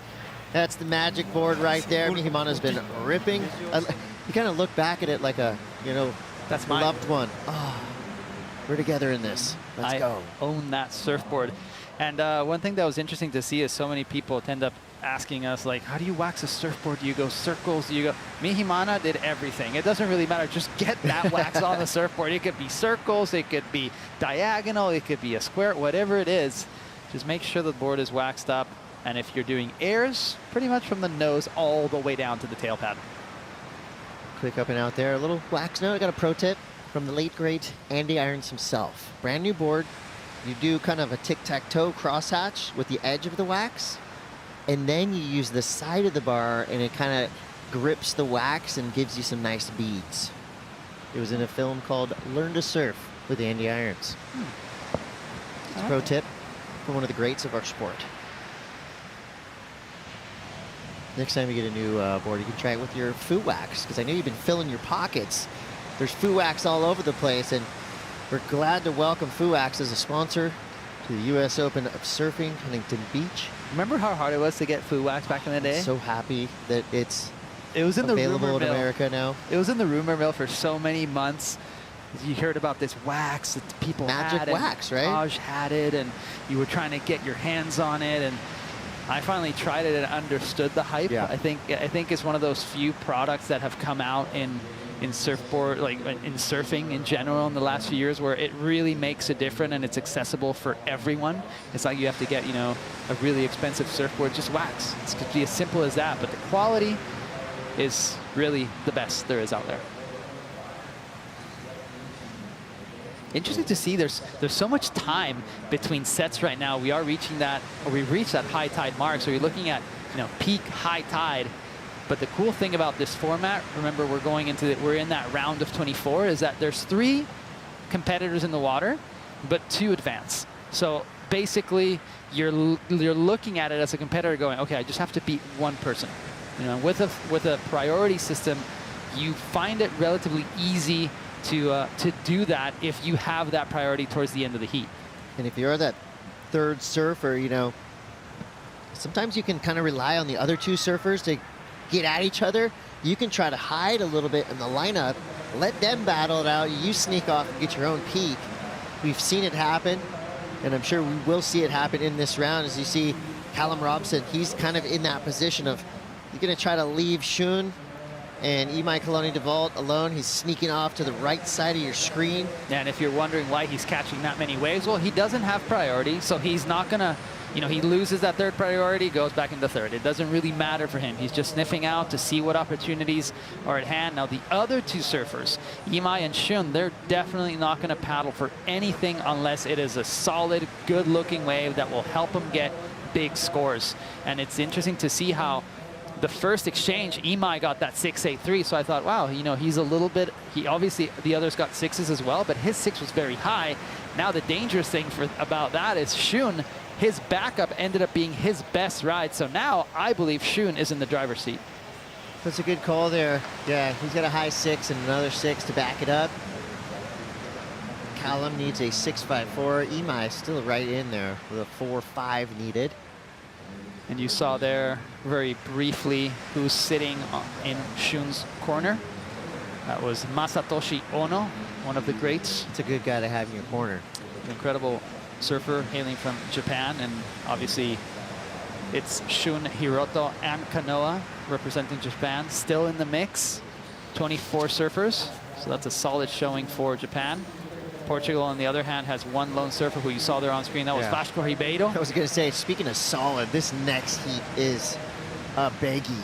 Mihima Abre, Vasco Ribeiro, Jake Marshall from right down the road in Encinitas, California. He had the highest heat total of day 3. Well, it is going to be U.S. versus Portugal. That matchup right there, they're all threatening. And France, yeah. I mean, I feel like right now where we are in this contest, it's like U.S. versus the world, because we have 10 surfers in the draw from the USA, and with 24, it's almost half. So I'm sure all these competitors are taking that into note. And we see wide paddling for this one, Chris. Callum Robson. Nice sweeping cut back into the whitewater. Now he's thinking, I need to replace a 5. I need something big. He wasn't even looking left, and that's fine with us. Look at this section. Bam! Quick snap there. Does he have another? He goes to the air and can't complete. Looked like just the slightest. Maybe, sometimes your brain can miscommunicate with your body, thinking air right up into the lip, and maybe just as he's trying to launch, he's thinking, maybe I should have turned right here. What do you think? Those are the trickiest sections for surfers that are really good in the air, because they're thinking project up and above the lip, but you don't want to race for 40, 50 feet. So if you have that section that allows you to get that first kind of speed check turn in, you do it. And that's what Callum did. He got that first turn, and as he was going into the second, he realized that he hit it maybe a little bit too early. We're going to have a look at it. Obviously, he doesn't have priority. Shun did not like that wave. He didn't think he was going to replace a 6.03, but Callum saw it and went, well, I need to replace a 5. I think I can do that. That would create more pressure on Imai. Look at this section. He goes around it, tags it once, and then has enough speed to hit it, but the section just slightly backed off a hair, and he didn't get that projection. Oh, man. The whole crew sits back down. All right. He's got time. 6 minutes to go. All the roommates. And he's back out there. And they, So he rode that wave for about 20 seconds. It's going to take him about 40, 50 seconds to get back out there. Just a minute lost. He had third priority. He's going to have third priority again because there's only 3 competitors in the heat. So I feel like that was smart from him. And that could fire him up a little bit more because he knew he made a slight mistake on that wave. So the next one, if he gets a chance, he's going to have that fresh in his memory going, I'm not going to make another mistake again. He's going to go harder, and I feel like he's going to look a little bit looser. Well, 5.5 to go here. Situation stands. Michael Duvall beating a 4-5. Callum Robson, he's in second in the advancing position. Shun Murakami still in the lead. Let's take a look at a Shiseido heat recap. Powerhouse from Australia with a big start. That was Callum's best ride. That big turn on the outside, just so clean and drifting his fins, knowing that he wasn't really going to do anything to the midsection, so just focus on tagging the inside again. So that was a big maneuver on his backhand combined with that big turn on the outside. Shun, on the other hand, lightning quick on the outside. Upside down turn for him. Same thing, right? He's just waiting to see what he can do on the inside. He's not really focusing on doing any foam climbs to the midsection. Just read it well. And also opting to go on his backhand so he can go a little bit more vertical. And this was his better ride. See that out the back, really clean, Chris, really sharp. A different approach. He did a turn on his backhand of wave 1, and then he went front side on wave 2. Yeah. But notice how when he gets to that inside section, he opts to go again on his backhand. Why? He can be quick, he can be light on his feet, and he can go a little bit more vertical, which is the most important thing about that inside section. Yeah, the word we've been saying over and over, describing Shun's surfing, sharp. Well, Peter Tosh said it best. He's like a stepping razor. Dangerous. So dangerous. And you know who else is dangerous? Is Imai, because he's been sitting with priority for a long time. There's been at least 12 to 15 minutes in this heat where we haven't really seen a set wave, so it's bound to come. Whether it'll come now or for heat 2, that is what we're going to see in these dying minutes. And I'm sure Imai is praying to the Hawaiian gods that he gets just one more opportunity, just one more, because he's going to go big if he gets it. You know, Courtney Conlog had yesterday mentioned that she was actually timing the sets before she went out. So I'm wondering, you know, if you're really getting analytical, maybe your pit crew's been timing the sets, how that 10-minute delayed start will affect the cadence of these heats. As you see Callum Robson easily whipping that around, tail high, quick front 3 there as he keeps his eyes. He has not looked left even once, and I'm fine with that because we get this cool angle of him coming from away from the pier. And is it a completed ride? Well, we're going to see it on the replay as we see Imai. He went for wave 2 of the set. Board looking lively, really quick. No real section on the inside. He kicks out. Tough one. Tough wave right there for Imai Duvall. But how can you know as a competitor, will wave 1 be better than wave 2? I feel like Callum really forced the issue on that first maneuver, but it ended up probably benefiting him because he was only looking to replace a 5.0. Imai needed a 4.5, so we didn't really see what he did towards the beginning of that ride. If he did something big, it will be enough. And now he's going to head out there and not have that first priority. Shun is probably paying attention to what these gentlemen got in their last ride. So the outside section was pretty flat. Nice tag from Imai, but the wave clearly on the smaller side. He's hoping he could get that inside section. He floats it. Does a little tail Great release. wet pump. Yeah, it was great surfing for what the wave Great gave him. surfing, bad wave. That was pretty cool. Slightly forced, but that's fine because that was not an easy section to work with. So I applaud that effort right there. Yeah, mainly because he wasn't able to generate that speed. Fit that turn in and another. So yeah, that whole wave was kind of fighting against him the whole time. I'm really surprised that he was able to even get the projection that he got on that outside section. It was a crumble, like a closed out crumble, which is extremely difficult to navigate. A minute 12 to go. Murakami in a great position now. 6.83 and a 6.03 and holds priority. He's going to let Imai Kalani-Devault go on that last wave. He was a little bit down, so maybe he didn't have the chance to catch it, but the gamble pays off for Shun, who is not threatened by that wave. 40 seconds remaining.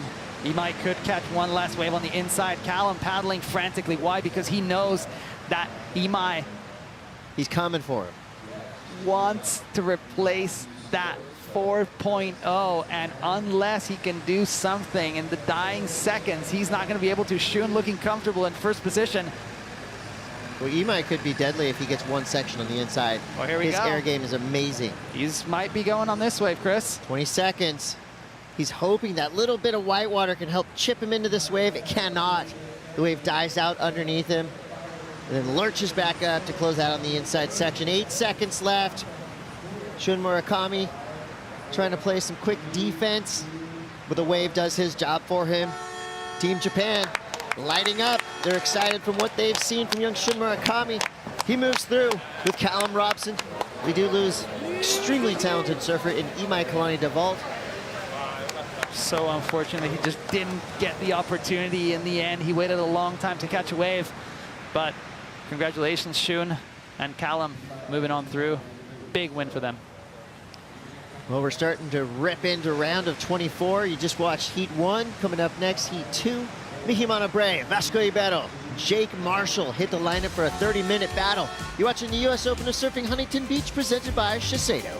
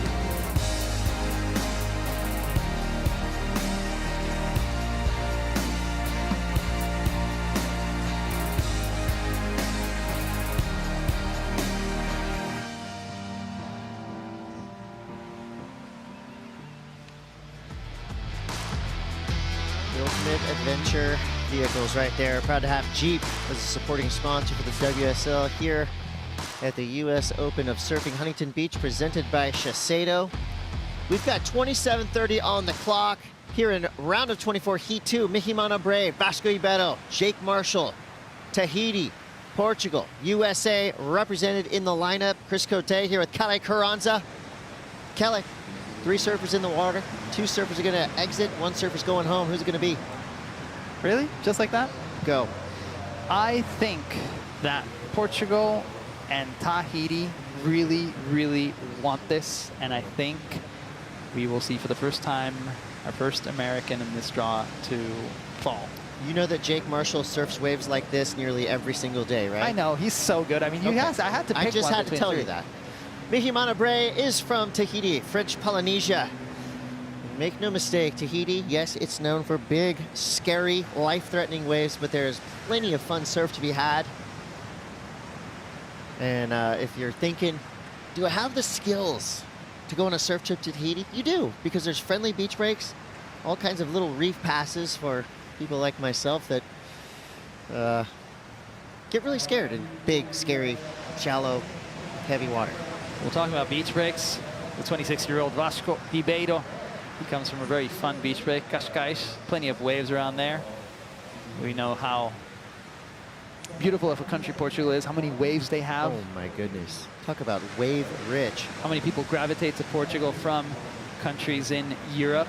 Everyone loves to go to Portugal. It's warmer, it's cheaper. There's so many waves. Let's go on Monday. I'm ready. Okay, I want to go. Well, you know that Vasco Ibeto wants to build momentum here as the next event is in Ericeira. Jake Marshall from Encinitas, California, right down the road. About an hour south. The favorite to take this heat out. Yes. He is very comfortable in these I know conditions. you were just picking underdogs earlier. That's fine. I like picking underdogs. I mean, Jake Marshall has 9 of his countrymen in the event still, and Vahine, no French people. He is the lone surfer representing France via Tahiti, and Vasco, the lone Portuguese surfer. So it's going to be interesting to see how the strategies play out, because they're all sitting relatively close, still favoring that peak next to the pier. Well, 25:14 to go. Our surfers are set and ready to rip. That'll give us a minute to catch up with Rosie Hodge and Shun Murakami. He has been on a tear. Shun, the preparation that you've been doing, we've been down here since about 6:30 a.m. Noticed that you were down here all morning watching the conditions. Tell us about your preparation before that heat. Surf every day morning and check the waves, and yeah, just focusing. Yeah. And that focus is paying off, because you guys did have a restart, but you went back to back with your waves. Tell me about starting strong with those 2 6s. That's so slow out there, so I was so nervous, but my first one and second one was good, so stoked to get through. Well done. We can't wait to see what you do in that next round. Back to you guys. Thank you, Rosie. Shun Murakami. He's ready for it. Just took out a really tough heat. Callum Robson moves through in second. Imai Kalani DeVault in third. More action from round of 24 streaming across the bottom of your screen. Heat 5, Macinas, Cam Richards, Alonso Correa. We got Garozia from Brazil going up against Igarashi and Hausman. Big names, up-and-coming rookie Chargers, QS vets, Challenger Series threats. It's all happening here in Huntington Beach. It is 12:30 Pacific Standard Time. Tide is pushing. The wind is, you know, just slight, knock on wood. Favorable conditions here, and while you look on your screen and it does look dead flat, make no mistake, when the sets come in, they're a foot overhead. And with 30 minutes in a heat, you bet that at least 1 or 2 sets will come in. And that's why we see surfers sitting out the back, waiting for that set to come in. I think they're all aware that in the previous heat, we had a restart. So this might happen again, meaning if in the next 3 minutes, no one rides a wave, they're going to have allocated another 30 minutes. So they didn't lose those 10, which is really important considering that most of the bigger scores came all morning through a big maneuver on the outside. So all these surfers are waiting for the sets to come in. Hopefully they come in before the 20-minute mark, so we actually see a little bit of jockeying towards the end of the heat. I like that, you know, fierceness. I don't like them having too much time. It makes it a little bit more exciting, and it looks like someone's paddling for this one. It's going to be Vahine Bray. Powerful Tahitian, releasing his tail out the back. Just tapping the foam to try to generate some speed.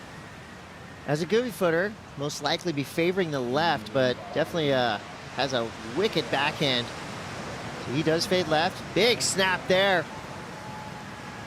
I like that. Didn't get greedy, didn't try too much. Nice clean finish. Puts himself right back under the pier. There's actually kind of a conveyor belt under that pier. The water sucks you out, and you see it kind of speeds his paddling up ×2.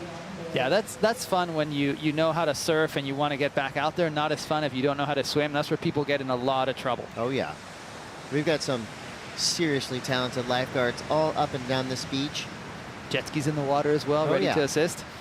Okay, Vahine getting things started.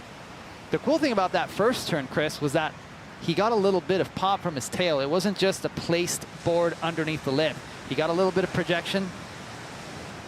And you can see how, you know, I thought he was going to go right for a second, but the wave really lines up quickly for this on this inside. And unfortunately just wasn't able to get that finishing turn. Had he would have probably ended up on top of the piling. So just a quick one turn on that inside section. A decent score, a 5.17. That would have fit in nicely in that last heat. The totals for advancement are right about between, you know, 11, 12, 13 at the high part. So if you're getting yourself in the double digits, you're doing something right, but you're going to have to get yourself in the teens if you really want to solidify that top spot. The advancing positions have been mostly between 12 and 14 points total. 15 at the high mark. The trippiest thing about this wave that was ridden is that it was ridden right before they were going to do a restart. Now, Vahine is in the driver's seat. He caught one wave, but it's a wave that is going to be most likely a keeper. We saw in the previous heat there was only 2 bigger sets in 30 minutes.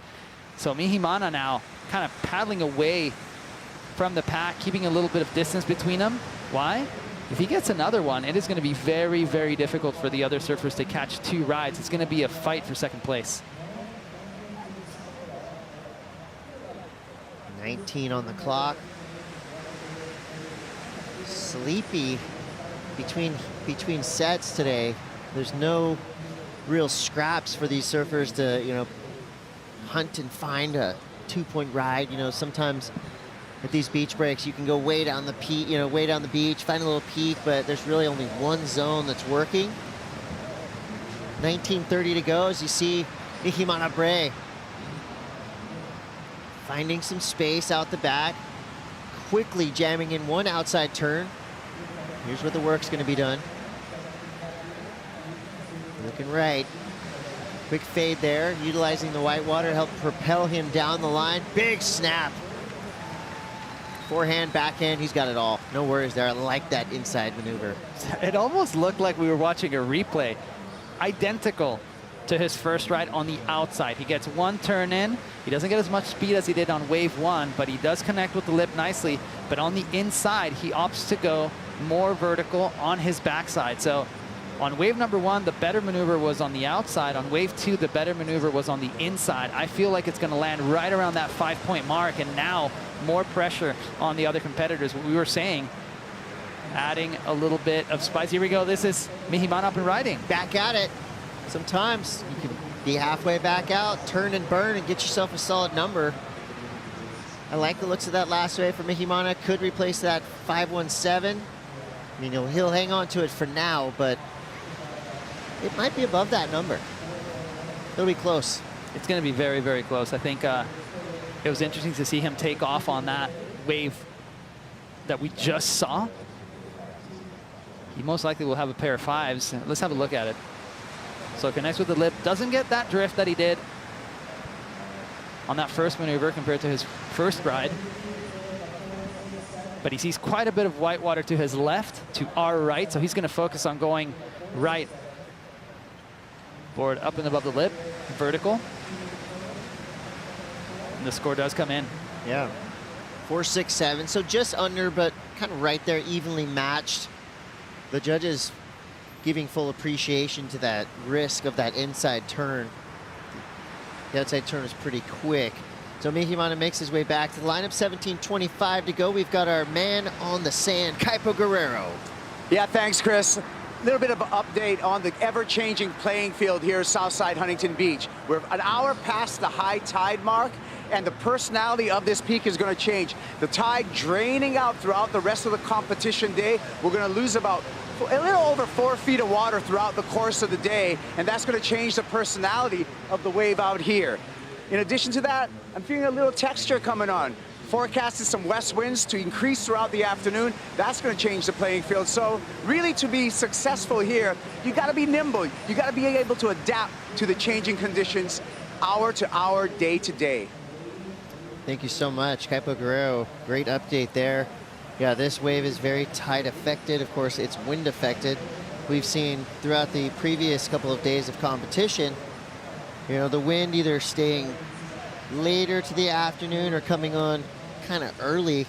A couple days ago, it was windy from the jump. Today, it was windy early, got very glassy for a few hours there. Now it's kind of starting to track around. We could see some of those chunky wind wedges return. And I don't think that's necessarily a bad thing, because sometimes with a wind kick up, we see a little bit more consistency and more opportunity for our surfers in the lineup. As Mihimana Bray, it's been so busy. It's his 4th wave ridden. Nobody else has even stood up. So Mihimana locked in with a section to work with. Nice projection snap. Gets the bonus on the inside. Is he alone in the lineup? Is he getting lucky? What is going on right now with Mihimana Bray? It sure looks like it, doesn't it? He took off on that first ride, and I feel like that was so smart for him to do. He was hoping the ocean would do what it did on the previous heat. Gets that 5.17 and immediately sits about 20 feet further in from everyone else.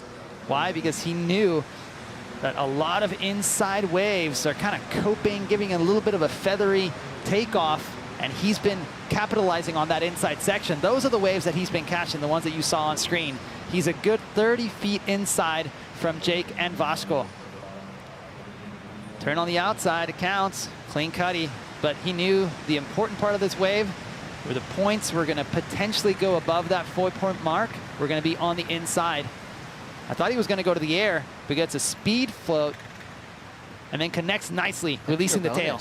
That is well worth claiming. That could be a wave that puts him into the quarterfinals.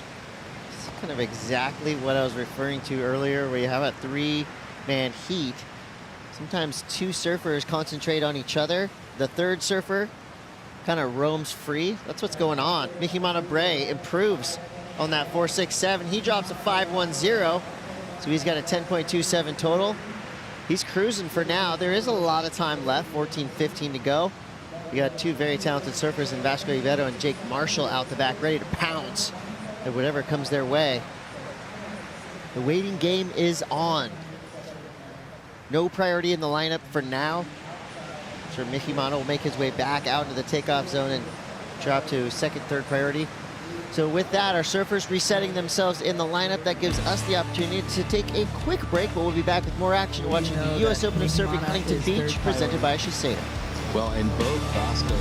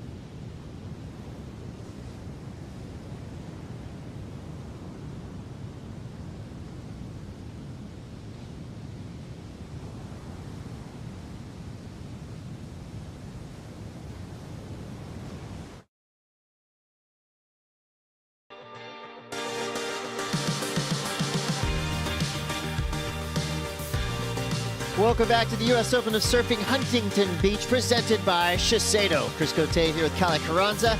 We got 12 and a half minutes left. It's been the Vahine Bray show so far, and will continue to be that. This is a very confusing turn of events as Vasco Ribeiro and Jake Marshall yet to ride a wave. And Vahine Bray is just dropping fives all over the place. He's got a 5-1-7, a 5-1-0. This is his 5th wave ridden. Servers out the back are looking in going, what did he eat for breakfast? What's different about Vahine Bray? He's just in that zone. He's in the cycle. What they're thinking is that most likely it's going to come down to one wave ridden. And whoever gets that better ride between Vasco and Jake is going to make this heat. As we see Vasco having a look, Jake paddling. Wow. That was very subtle, yet very impactful. Now we're going to see where the priority judges go. Yeah, that was a straight. That wasn't a right or a left. It was just straight. Yeah, so with both surfers kind of paddling right at the same speed at the same time, most likely no priority will be switched. We're just going to stay right here, hovering, waiting for Vasco and Jake to unleash. So Vahine heard that he got a 5.1 on his previous ride, previous to this wave that you're seeing on screen.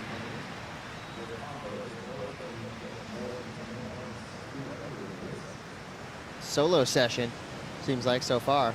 Yeah, he knew he wasn't going to get a better ride, so he kicks out. And now Vasco and Jake we're really thinking about waves that they need. And here we go. Jake Marshall. Will the patience pay off? 2 turns out the back, and he loses it. Can't make the connection to the inside. First turn, fast, sharp, whippy. Probably as good as you could do on that kind of meager section. Second turn, I would venture to say potentially an incomplete maneuver as he kind of fell out of the back of the wave. We'll see what the judges say. At least we have Jake Marshall on the board with a score. It's a 2.77. That's enough for him to be in second place for now. Everything will change with 10 minutes to go. Vasco Ribeiro paddling hard. He's up. He's got a decent looking wave to work with. Kind of a similar look to that last wave from Jake, but he's got a lot more momentum coming to the inside section. Fighting to connect. He does. Fading right. Big snap there for Vasco and a solid finish. Rides out clean.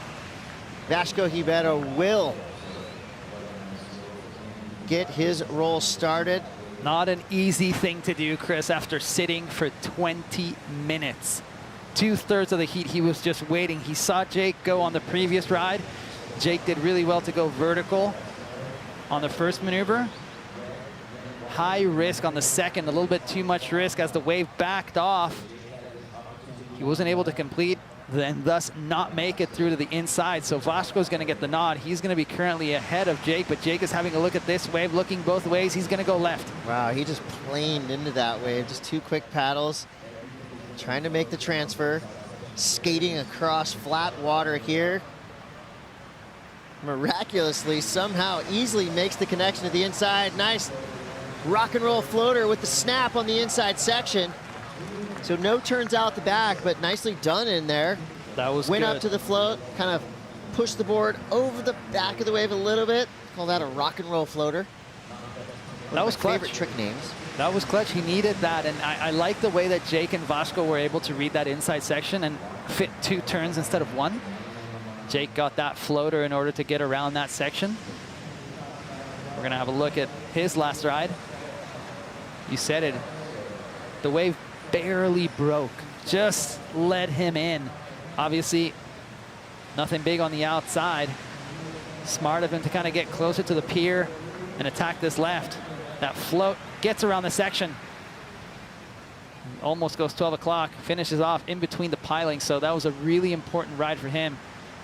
Now Vasco looked at the right as well, but opted to go left, Chris. Yeah, judges have been watching this wave for quite a while now. He did get 2 turns on the outside. They were pretty flat, but there was a lot of water projected from his surfboard on that second maneuver. The judges liked it. They didn't love it. He gets a mid-ranger, a 4.6. Still enough to have him in second place for now, but we're still waiting for a score from Jake Marshall. It comes through a 4.10. We've got a heat on our hands, finally. Vahine Bray well into the lead for now. But Jake Marshall and Vasco Ribeiro have activated their powers, so expect more numbers to come from them. It's Mihimana fading, waiting, stalling, sees the section, attacks. Great. Kind of lip sliding fin drift. Perfect maneuver choice for that section. Sa Hira Terinatofa, Tahitian surfer, in Mihimana's corner. Very excited to see that, as were we. I like that that was a turn that was a little bit more different than what we've seen. It had a little bit more spice. He was going faster on that section. All other maneuvers, at least in this heat on that inside section, have been relatively slow. I feel like the surfboard's gotten a little bit stuck. Not to do with the talent that these surfers have, but more with the lack of speed that they were able to carry through the inside section here at Huntington Beach. This left, though, for Mihimana was way more exciting. And now the pressure is going to be on Vasco. He has first priority. You'd think enough time to catch a second wave, but Huntington has gone flat for more than 10 minutes at a time this morning, more than a few times, as we see Mihimana. He did get that tag on the outside. I'd forgotten about that first maneuver. In his first few heats here at the US Open, he did some crazy airs on the inside, this time connecting nicely with the lip. Tail kind of glides and floats above that section. He's looking to replace a 4.67, sorry, a 5.1, and he has done that, Chris. Scores just dropped. Yeah, he's on a roll. 5.67. Add that to a 5.17. He's on a 10.84 total for now. Jake Marshall, he would need a 6.74 to get that top spot. I see Jake now getting some separation as he is in second priority. That leaves Vasco Ribeiro in the blue jersey to the left of your screen with the top priority spot. He's got his pick of waves. Look But at the what other Vasco looks, needs. they look pretty spread out on screen. They're closer than they appear, just like the mirror of your car. Vasco needs a 2.27. That's it. He basically takes off on a wave and does a turn on the outside. He gets the score. But Jake Marshall is well aware of that. He also only has a 2.77 on the scoreboard. So what Jake needs to do is get another wave and distance himself from Vasco just a little bit more. Three surfers sitting in the same peak. Yeah, they all came back together. The separation didn't last long. They came right back together, clumped up. 4:55 to go. Let's take a look at the Shiseido recap. Here's how it all shook out. We had to wait a while to see any other surfers besides Mihimana Bray. That's fine. He's a ripper. Fun to watch surf. Dominant in this heat so far. No one caught a wave in 8 minutes and 30 seconds. And right when we thought we were going to get a restart, Mihimana catches a good-looking wave and goes ham on the inside. As soon as he caught that wave, without priority, he was sniffing around, trying to find some medium-sized waves, and he did. He's caught 6 waves in this heat compared to Jake Marshall's 2 rides and Vasco Ribeiro's single 4.6. So it has been the Mihimana show. That was the coolest turn that we've seen this heat, and obviously the highest score, 5.67. Now Jake answered back already with a couple rides. This could be enough for the young Californian. Yeah, I really appreciate the way he was able to basically paddle for nothing, stand up on flat ocean, and somehow make it happen here. Built up a lot of speed through this inside section, fit in 2 big moves, right in the shore break. I think what we've learned from that inside section and these waves ridden is that it almost feels like you should skip on doing 2 turns on the inside and just focus on one big maneuver. Mihimana tried to fit in a couple turns on his earlier rides. Vasco Ribeiro also did 2 turns on the inside. I feel like with the power and the lack of length on that inside section, if these surfers just focus on one big maneuver, they're going to start getting those bigger scores. Well, we got 3.5 minutes to go now. Big heat coming up next. You got San Clemente versus the South Bay. Kalohe and Dino going up against Patrick Gadauskas and Nolan Raposa. Say it again. It could be a final. Every other heat, we've seen an international field. Heat 3 of round 24, we're going to see 3 Americans hit the water at the same time. What are the chances? What is the U.S. Open? And So we you have 10 American surfers still left in the draw? North 10. American surfers, I should say. Yeah, 10 American surfers, 8 from the continental U.S. and 2 Hawaiians. So almost half of the field is from this country. And obviously we will see, if they keep advancing, we're going to see more and more heats with just Americans in the water. But right now, not a lot of time remaining for Vasco. Chris, he's been waiting for roughly 6.5 minutes for one ride. Will it come in time? You know, I think the surfers from the United States this year come to the U.S. Open. They're tired of Brazil dominating this place. So they're coming through with a chip on their shoulder, and that just equates to better competition all around. I know you have a list of our international competitors here. How are we looking here on day 5? Well, we have stats. In 2019, we had 5 American surfers in the, from the round of 24 onwards. We had 5 American surfers and 11 Brazilians. This year, we have 10 American surfers and 3 Brazilians. So total flip-flop. See, they're learning. You know, it's about defending and coming through in numbers. Well, you consider that Brazil came in with a very, very strong contingent, but we lost Mateus Herdy, Wiggly Dantas, the Panda, Jesse Mendez, Mickey Pupo, and his brother Sammy, Michael Rodriguez, surfers that are known to be extraordinary in 2-foot waves. Well, and you could add to that the majority of top-ranked Brazilians are already qualified for the 22 Championship Tour. We've got the 3-headed monster, of course, in the 1, 2, 3 spots. So no shortage of surfers from the Brazilian Storm still in contention. Vasco, as you see Vasco using his priority on a dud. That right there could be a pivotal mistake. Vasco Ribeiro, as you see a paddle battle happening. Jake Marshall trying to shake off Mickey Montebrae. Jake does have priority, so he's gonna look to go to the inside to potentially. Yeah, so he saw Vasco, had to be relieved, knowing that Vasco did not complete that ride. 23 seconds to go. And of course, these competitors never give up. Even with 15 seconds left, they know anything can happen. You saw right there, hand on the head, he knew. You know, that right there, it was a mistake, but at the same time, there was nothing else for him, so he kind of had to go on that wave. Heartbreaker for Vasco Ribeiro. He had to go on that wave, and he had to try and get a maneuver in. The unfortunate thing about that wave is that it just crumbled too early. And like that, we say bye-bye to Vasco Ribeiro. Still a solid showing. He'll be going home to Portugal with some momentum here from the U.S. Open of Surfing Huntington Beach, presented by Shiseido. More action to come. Kolohe and Dino coming up next. Stay tuned.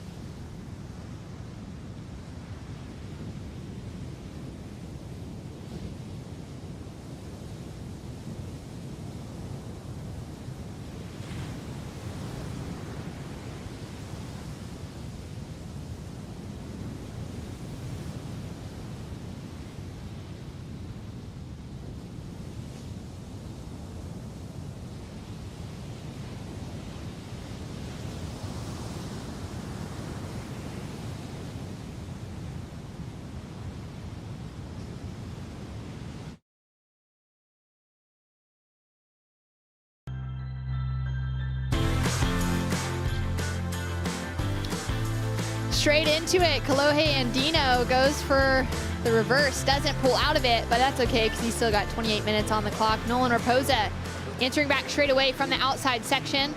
Digs the rail on that second little cut back, but he's already got a couple of maneuvers out the back. And he's gonna fight really hard to try and make the connection. I don't know how he did it, but he did it. And there we go, 2 snaps to the inside finish. Super strong for the only non-San Clemente local in the lineup right now. Nolan Raposa up against Kolohe Andino and Patrick Gudauskas. What an incredible start off for Nolan Raposa, waiting for scores to come through now. Patrick and Kolohe, of course, hailing from San Clemente. Nolan Raposa from just the other side of Huntington Beach, up in Long Beach. So he'd have quite a few surfs in Huntington coming down as one of his local breaks here, where the other 2 are sticking to those little reef breaks, cobblestone waves down at Trestles. My name is Shannon Hughes, joined in the booth by Mitch Salazar. Mitch, it's a great afternoon. Great afternoon, Shannon. And yeah, conditions are dreamy. Really fun Southside Huntington Beach pier. And, you know, Nolan's one kid that I've known for, you know, over a decade now. And it's great to see his evolution, not only into a surfer, but into a great human being. And as you said, I don't know how he was able to make that connection, but just a strong start for somebody who, you know, is not only the youngster in this heat. I would say in competition, everybody else in this heat has a mental edge over him too. Yeah, they really do, as we see Pat Gudauskas lightning fast on that opening couple of turns and doing very well. Keep the energy going all the way through to the inside. And which way is he gonna go? Left, right, onto his backhand. Nice little slash on the inside section. One more, 2 more, just to show the judges what he can bring. Kolohe Andino now up and riding on his forehand. That was incredibly talented, impressive skills, throwing the tail out. And now looking for one more. Love that bit of variety on the outside section from Kolohe. And here we go. Great floater to finish. Well, and I think everybody's made it clear from the get-go that they're here to win. And this is obviously an important heat for both Patrick and Nolan. Kolohe most likely to get the injury wild card for next CT season. And, you know, just impressive conditions for how they were compared to day number 5 right now, Shannon. Oh, Nolan just a bit far outside. That was a great left, too. Yeah, that'll be a surprise for him not to get into that one. Nolan opened up with a 5-point ride. Well, great start. And I think working with Matt Myers, and especially with greater conditions today compared to previous days, they know that restarts in a 3-person heat compared to a 4-person heat is much more likely. But case in point, everybody started with a quick wave. And I was very impressed with the way Nolan was able to control his pressure. You know, a 5 is a great score to start off with. But knowing that you have Patrick Gudauskas, who's been a staple at this event for a decade and a half, and then Kolohe Andino, who's one of the all-time greats in Huntington Beach, you got to be thinking that you're going to need at least a pair of 7s to be able to make it out of this heat. Yeah, it's definitely going to be a tough one for Nolan, but he's had a really good run so far as we take another look at this one from Kolohe. And he's way south, Shannon. I noticed that Pat Gudauskas and his crew, they're actually positioned on the beach right in front of Machado's Peak. This is where Kolohe caught this wave, and the difference between Gudauskas, Raposa, and Andino is that Kolohe has solely focused on the right so far this heat. And I think he's making his intentions very clear in going to the air, too. And then Pat Gudauskas found another one here on the inside. Smaller wave, but still a decent start. And I think everybody just wanted to get a wave on board, and that's Fine Tech. Just making things look very great through that midsection, very flat, able to connect to the left. I thought this turn right here was just incredible for how the section was. And Pat's on board, too. So everybody is going to have at least one decent score. Yeah, scores come through for last of Kolohe and 1 for Pat Gudauskas. 23 minutes on the clock.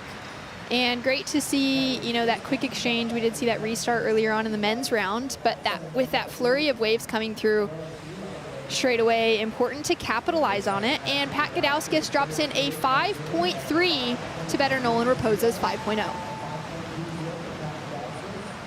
Waiting for scores still to come through for that first one of Kolohe and Dino. Mitch, your thoughts on where that will go in comparison to the opening rides of both Pat Gudauskas and Nolan Raposo? Well, there it is. It's a 6.83. What are your thoughts on that? Yeah, no, I like the reward on the outside section. I think there's just a lot more risk when you're doing things as explosive as Kolohe's been trying on that outside section. And one thing that we've noticed from judging this event so far, Shannon, on the higher tide, we've noticeably been seeing higher scores on the inside when the shore break's heavy. On a lower tide, everything's on the outside. And there we go, 2 quick backhand snaps from Kolohe. An inside section, he's got so much speed carrying him through the flats. And he's now gonna redirect onto his forehand. He's moved over closer to the pier for that solid finish. Wow, what an impressive start for Kolohe and Dino. 3 waves. The first one, just the quick air rotation, the attempt. He fell on that one, converted on the second one with the 6.83, and now he's going to have a great backup to that second score, Shannon. Yeah, that is really impressive surfing from Kolohe. And we're going to have another look at it here. I really enjoy this wave, primarily based off of the variation of maneuvers on the outside. Flatter section, able to just drift the fins on the outside. And look at this. Eyes on the left the whole time. Notice that the right was going to stand up a lot better. And just the eye of the tiger right there at the end. This whole event, he's been quiet, he's been calm. And if people don't watch out, Kolohe and Dino will be a champion on Sunday. Well, it's got to be one of the reasons that he's entered the event here at the U.S. Open of Surfing once again. He hasn't walked away with a win. He was runner-up back in 2013 to Alejo Muniz, and he's had some semifinal finishes and quarterfinal finishes in the past. Most recent big result was back in 2018 with a quarterfinal finish, so he's hungry to get back to the podium here. As we have 21 minutes on the clock and waiting for scores to drop, a 7.67 has just come through for Kolohe and Dino, and we saw an impressive heat in that last one from Mihimana Bray down there with Rosie Hodge. Take it away. Some very competitive heat, Shannon. Well, Mihimana, there was 1.5 minutes before you guys got a restart. You got that one wave and continued to catch waves. How much of a tactic was that? Yeah, right. You know, I was watching a couple of heat before, and I knew that it was high tide, and it looked pretty slow out there. You know, it's really hard actually. So I was like, oh, we are 3. There's not a lot of waves, so you're gonna have to catch the best one and then wait for your priority and stuff. So I was like, nah, I'm just gonna try to stay busy. If I can see like one or 2 waves, just try to catch and then like try to rip the inside section. I feel like you can get some good scores. So that was my strategy, and that's what I did on the previous round. So it worked, and I'm gonna stick to the same game plan. Solid surfing, Mihimana, and you have come to the US Open a handful of times. You've made this round before, but you've never been past it. What does it feel like to finally break through? Yeah, actually, I was pretty nervous before going on that heat, because yeah, like I said, actually in every prime, every challenger, QS 10,000, I never passed this round. So for me, it's like, I don't know, like I really wanted to make this round, you know, and I'm so happy. And right now it's only bonus. I'm just want to go all the way, you know, and yeah. Still want some more. We're stoked for you, and hopefully this opens the floodgates for more great results. Back to you, Shannon. Thanks so much, Rosie. And into live action, straight off it. Oh. Wow. Strong attack from Pat Gudauskas. And, you know, really making the most of that outside section and then looking to improve that score line. He's going to come into a nice looking double up on the inside section, and there it is. Textbook in front of the family. Ooh, this heat's not easy, Shannon. This heat is not easy, and just like Mihimana was saying, a lot of slow heats before. He recognized it, didn't want to get a restart, and that's exactly what these 3 surfers saw as well. Wanted the quick start, didn't want somebody to force a restart or necessarily be 9 minutes without catching a wave. And look at that turn on the outside, just as critical as it gets. 12 o'clock. And I love the patience here. This is when you notice who's been competing here for a long amount of time. Somebody who's patient throughout midsection and does the work when the section actually pops up. So just 2 turns, but I feel with the strength of the outside turn, that's going to be a great score. And Nolan with the blowtail reverse, and boy, I am so impressed with the way he's handling the pressure right now. Every single heat of this event has been the biggest of his life so far. And just to be able to weave his way through to the inside and get this critical finish, this is a kid who I feel, strength of schedule, at Shiseido, then France, he's got a great chance of qualifying. Yeah, he's looking so good. I love that nod to him of, handling this pressure so incredibly well. Previously, his best result at the U.S. Open was ranking number 49, getting that equal 49th place position back in 2019. So for him to now be into that round of 24 is so significant, and to be surfing like this within it, that is really impressive against two of the greats from Southern California. Well, and he had only competed in the Open men's division once. That was in 2019 before COVID happened. So, he's won a few QS events. He won in Arica, actually, at the Wave El Gringo. It's a heavy wave. He's not used to surfing waves like that. Does surf Newport Beach quite a lot. Great crew down here. Dylan Hoare, John Mell, Tyler Gunter, among others. But Nolan's been in positions like this in big amateur events. Let's see if he's able to control his emotions and do it well in a big professional event. Yeah, speaking of that amateur career for him, back in 2016, we saw him make the final here for the U.S. Open Pro Junior. He walked away with a 4th place finish, so he wasn't able to capitalize on a win. But we know he has what it takes to make it into the final rounds here in Huntington Beach. Scores coming through now across the board. Clohe Andino is sitting out in front with a 7.67 and a 6.83. Nolan Raposa has a 5 with a 6.6 as his last score to come through. And Pat Gudauskas is chipping away behind them with a 5.3 and a 5.93 for his last wave. He's got a decent requirement on him now in that 5.68. And he's had a couple of, Nolan, good flowing waves, but hasn't been able to find it as Nolan goes in big on the backhand and just goes down. Clohe Andino split the peak with him on that one. Well, look at the start for Andino. Not even halfway through the heat, 14.5 heat total. That's very impressive.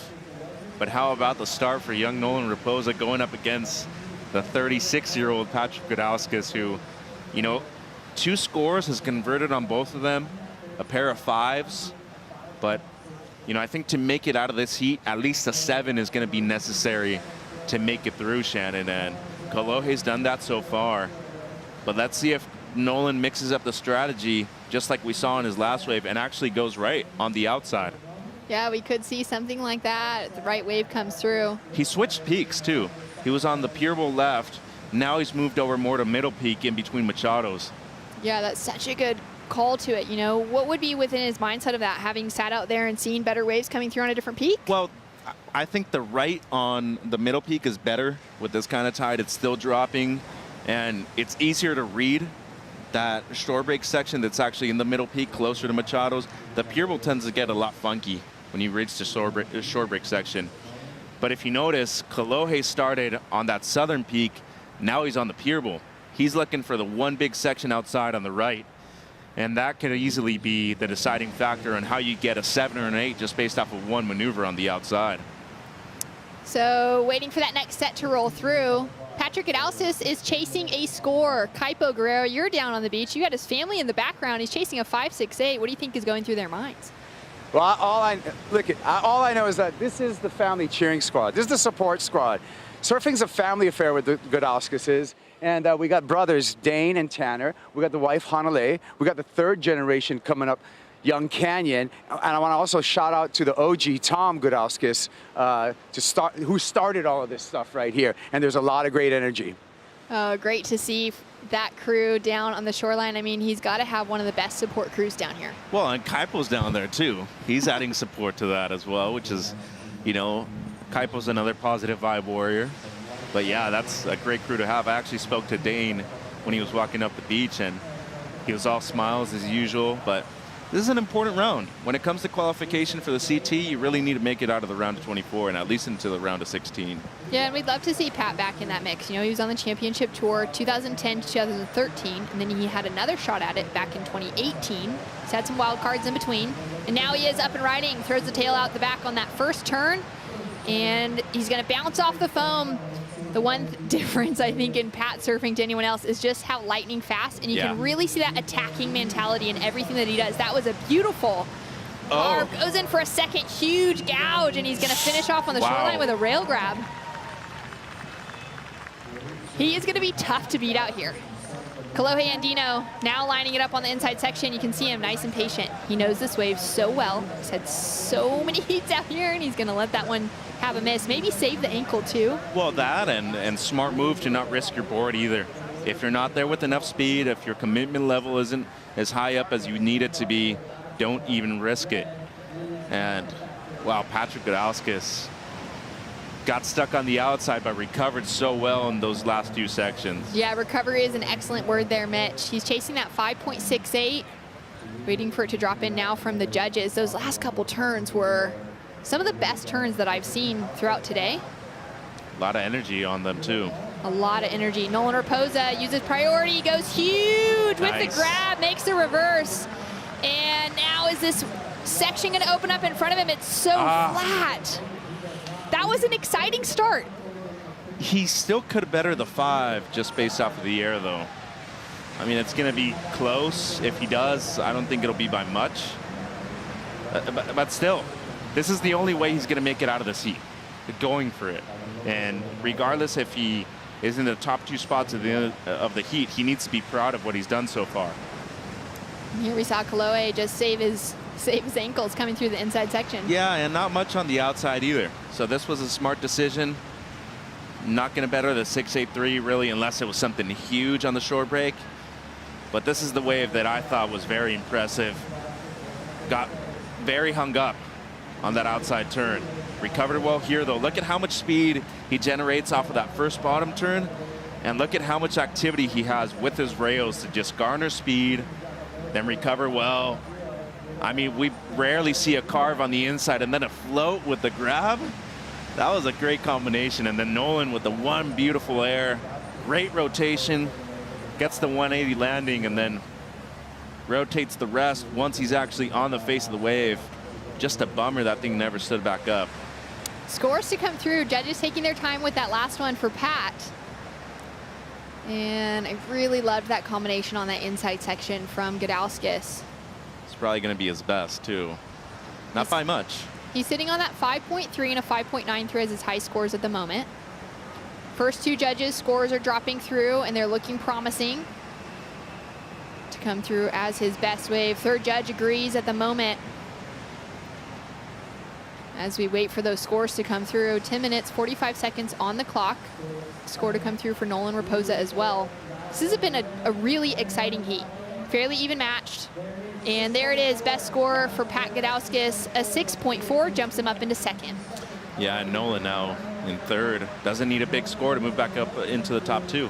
So waiting for scores to come through for Nolan Raposa. And we'll have to wait until right after this. Well, we've got Pat Gudauskas having a look. And here we go. He's going to eye off the right. Decent sized wave standing up in front of him. Throws the tail out and goes down in the foam. Scores still to come through for last of our surfer in white, Nolan Raposa. And there it is, a 5.3 for Nolan. And now Kolohe in as well, gets a reverse. So much action in the water. We can't even leave it. Everyone keeps catching waves. It's great to see. Now Kolohe setting himself up for that inside section. Little carve, redirects, up into the foam climb. Little lip line floater to finish. And he's looking to see if he can improve on a 6.83. Now going back to that last score, Mitch, Nolan dropped in a 5.3, which jumps into his top 2 scores. But still, he's sitting in that 3rd place position as we take a look at Andino. Yeah, this was a beautiful air, great rotation. And to be able to stick the landing on a section like that, where it goes from standing up real quick to going flat as quickly as well, that was impressive. Pat digging the rail in on that first turn. And just bouncing off the foam. Again, he's going to set himself up for this really good inside section. We saw him master it on the last one.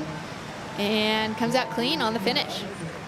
Well, we didn't see everything he did on the outside. But based off of the exclamation point on the inside, he was stoked with it. Yeah. Looking to better basically a 6 right now, you know, the 5.93. All right, 8 minutes, 40 seconds on the clock. We're going to take a quick break. Replays and scores to come up right after this. Stay tuned.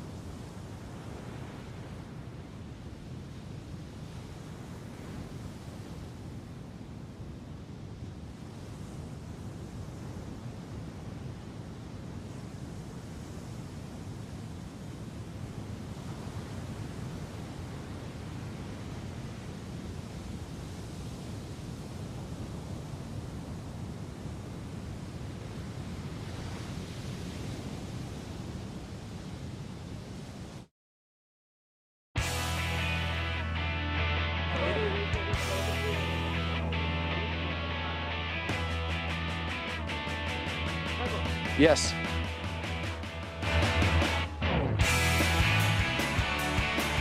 Hey, welcome back to the U.S. Open of Surfing Huntington Beach, presented by Shiseido. Nolan Raposa finishing off a ride. He's trying to come back against the two San Clemente boys. San Clemente boy, who's in charge right now, Kolohe Andino, with this sub driver. But we got the Long Beach crowd over there. They're cheering. This is Team San Clemente, and we got more stuff going on in Huntington Beach. Reckless isolation, Kolohe's signature film with the rest of the San Clemente boys. You can see that tonight at Huntington Beach High School for absolutely free, 90 free. The action is non-stop here. Wow, so much action down on the shoreline. I love hearing those cheers behind the scenes. Free 90 free. Love you long time, Kaipo. Oh, wow. Okay, scores to come in for Pat Gudauskas and Nolan Raposa. We've only got 6 minutes on the clock. There's been so much activity in this heat. Kolohe's taken off on 7 waves so far. And Nolan on his 5th goes big. Love the layback to start off with. Yeah, and just a beautiful combination on the outside. One thing that you haven't seen as much, you know, that was a great point of difference, I think, when it comes to judging in this event so far. A layback under the lip, and how about the way he closed it out? Strong blowtail on a difficult section, needs a high 5. Look back at the 5.93 that Gudauskas had, and Nolan's 5.3 on the one turn. And then this was Pat's wave. This actually didn't improve his situation. He was looking to better a 5.93. This came in at the 5.8. This is the one wave that we saw where he was stoked on the finish. Why wouldn't you be? The finish was great. Unfortunately for him, the outside wasn't equally as good. Yeah, so that was that wave that he caught before we went to break. Comes here as a 5.8. Not as good, like you mentioned, not going to his top 2 waves. I love that kind of surfing we just saw from Nolan, though. And it's time for the judges to make a decision right now with 5 minutes. Who's making it out of this heat? Do you like white making it, or do you like red? And it seems like things are looking pretty good for Nolan so far. Ooh, Alex Ribeiro coming up in the next heat against Hiroto Ohara and Zeke Lau. Got a former champion in the mix there. And Hiroto Ohara. And scores in a 7 for Nolan Raposa. Judges loving it across the board. You see Averages out. You see that sigh of relief he had real quick?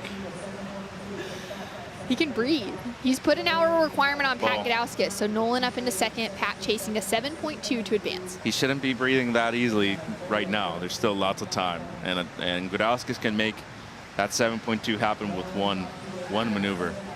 His signature turn is a rodeo flip, and if I were Nolan Raposa, even if you're in 3rd priority, make sure that if Pat Gudauskas is on a wave, you need to be on a wave too. Boy, this is a great heat, Shannon. All California, really all LA, and whew, I like it. This is really, really good. And even for Nolan, you know, he's the young one coming up against 2 of his heroes, 2 championship tour surfers with so much experience behind them. Both Kolohe and Pat have big QS wins under them, and Nolan will be looking for one. And that was just a violent turn right under the lip.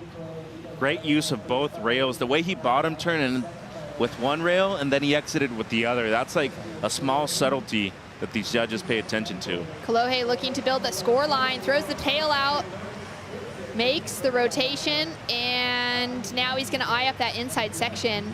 Maybe we'll see him go for another air here, or some really good rail work. He's building some speed, and there it is. Ow. Watch out. That was dangerous. Yeah, it was, and it was unnecessary too. Going reckless. Reckless isolation, Shannon. Going reckless on the shore break. He's got all the crew from Reckless there. Look at him checking the board for a second too. He would have landed really heavy. That was interesting right there. Yep, priority switched. Priority did switch. That was a block. And this is the Kolohe Andino I remember we were surfing up against when we were, 10 years younger. Consistent, great in the air. He was, solid when it comes to variation of grabs and stuff like that. But he is someone who I just feel like when it comes to beach break, point breaks, heavy waves, he's probably one of the best surfers in the world when he actually sets his mind to it. So well-rounded. So scores to come through for that last one. And situation remains the same with Kolohe in the lead. Nolan's jumped himself up into second, and he's sitting with priority now. Pat Gadauskas down into third. Sitting under priority from Nolan Raposa with 2 minutes on the clock, less than 2 minutes. We've got Kolohe making the paddle back out, maybe to get one last wave, a victory lap. We could see Nolan, of course, get into that mid-7 range to get an advancing position over Kolohe should the right wave come through. Look at this. And the pressure. There's no way Nolan's going to let Pat get a wave at this stage. Well, he shouldn't. Yep. Okay. Right. Smart choice. All right, smart choice. Use of priority. Nolan Raposa had the P next to his name there, which means he had right away on this wave. And we'll see if that inside turns out to be a little bit better than that outside section. But really just a smart decision overall. And now there he is gaining some speed. Goes and throws the tail. Well, he's definitely not bettering his situation, but he did what he needed to do. And that was just keep Patrick Gadauskas off of a scoring opportunity. Checking his clock right now, checks his watch. Yeah, he's not making it outside in time, though. 1 minute to go. The paddle out's too far. With this kind of swell in the water right now, it's breaking out further than it was in previous days. Yeah, that's a really good point, because the last couple of days it would have been a real quick paddle. Yeah, and especially if somebody could get a score on the shore break, too. Right now, you're not getting a 7.2 on the shore break section just off of one maneuver. And, you know, smart block, nothing impressive on this wave, but as you see right there, he just looked back, made sure the Pat wasn't on a wave. And so far, things are looking good for Nolan, but there's a set approaching, Shan, in 20 seconds. There is a set approaching. I'm wondering if it's going to hit in time and give Pat the opportunity he needs. This thing's popping up, 10 seconds. 10 seconds. He's chasing a 7.2. And he's going to have a look at it. Is it going to actually peak? And there it is. Is he going to be up? This wave counts. Okay, he's on his feet.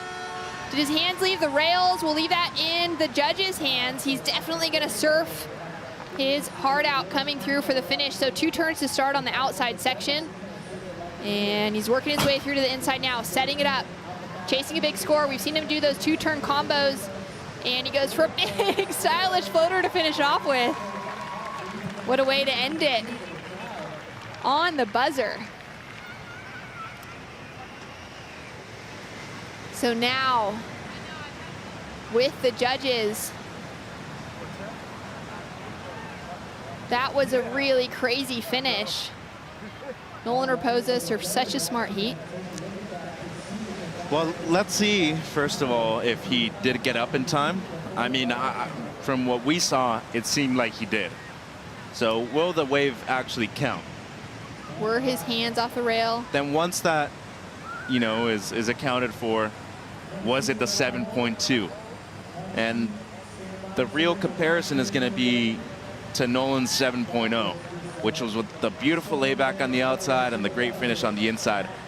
You know, the section was hard to read, a lot of speed gained, and I thought he was going to be able to go for a blowtail reverse or something in the air. Had to adapt to the situation, though. Great recognition, but you know, with that floater, the not scoring as high, I don't see it being the second best wave of the heat. Well, so far, I don't see that blue asterisk next to Pat Gadauskas' name. All right, there it is. It's just shown up, which means the judges are dubbing it a ride. His hands were off the rail. It counts literally on the last second. It could not have been a half second later. So now we're waiting for that score to come through. The difficulty about time, especially at the end of the heat, is that sound travels. Yeah, floater's fine. I mean, I couldn't tell what Nolan's doing. Oh, that was a workout though. Like 20 waves inside. Okay. Even the most fittest of men still have, you know, difficulty breathing and getting used to these waves in Huntington. Still tiring, especially with a little more swell in the water this morning. Kolohe, great heat. Oh, there it is, a 6.5 for last of Pat Gadauskas. His best wave of the heat, but not enough to take him into that 7-point range that he needed to advance. Wow, huge, huge win for Kolohe Andino. But big congratulations to local surfer Nolan Raposa moving to the round of 16. Yeah, that's huge for Nolan. Excellent surf. And you can see him there on the shoreline. We'll be right back. More action. Zeke Lau, Hiroto Ohara, Alex Ribeiro up next.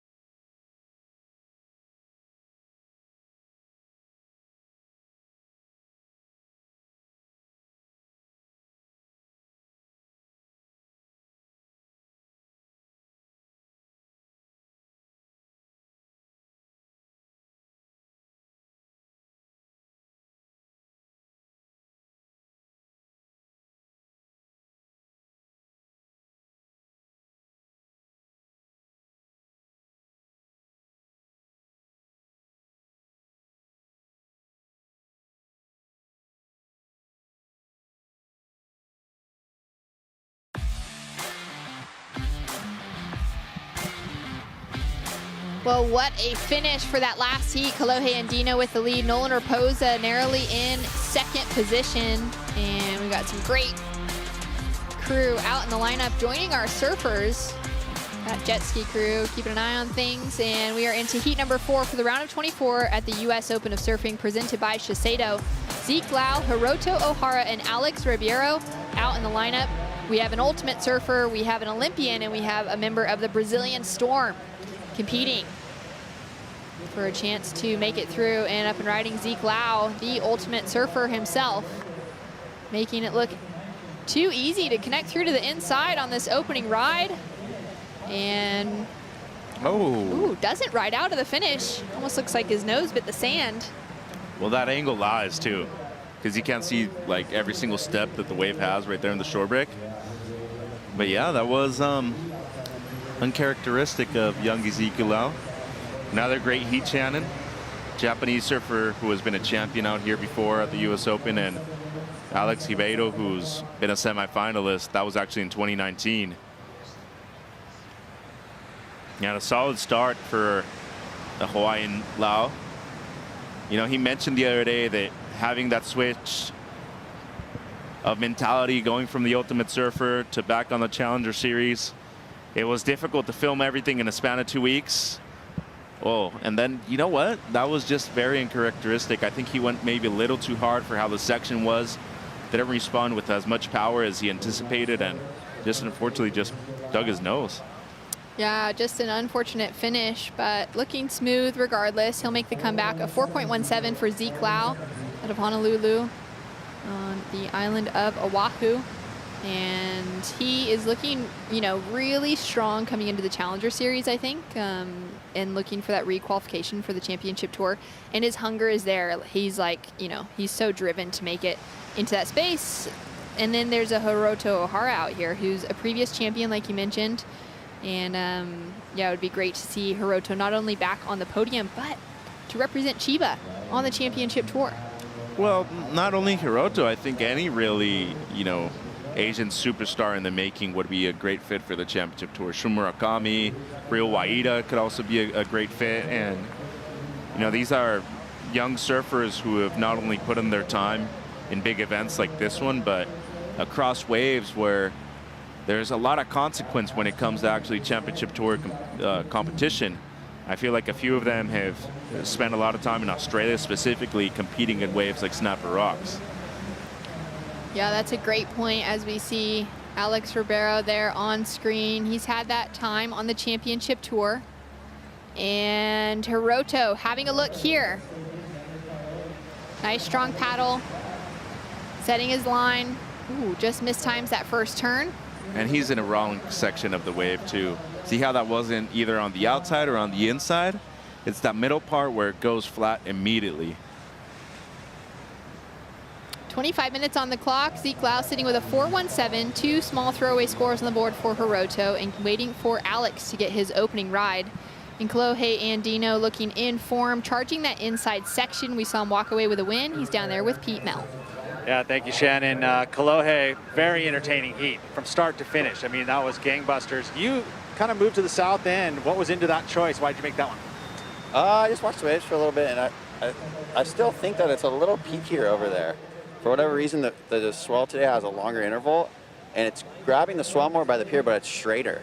And I just thought it was a little peaky over there, and I think I was right, because the left I got, that was like my best score, was like actually probably the best wave of the heat, and I got it with third priority way down there, so got lucky. I would say luck. That was some good surfing as well. Oh, thanks. Yeah, I mean, it's always fun to surf in Huntington, and the waves were actually really good today. I stayed glassy, and it's really fun when like you get to surf your wave all the way in, and some of the waves are doing that where you can almost do cutbacks all the way in, and you don't have to hop. So yeah, it's all fun stuff.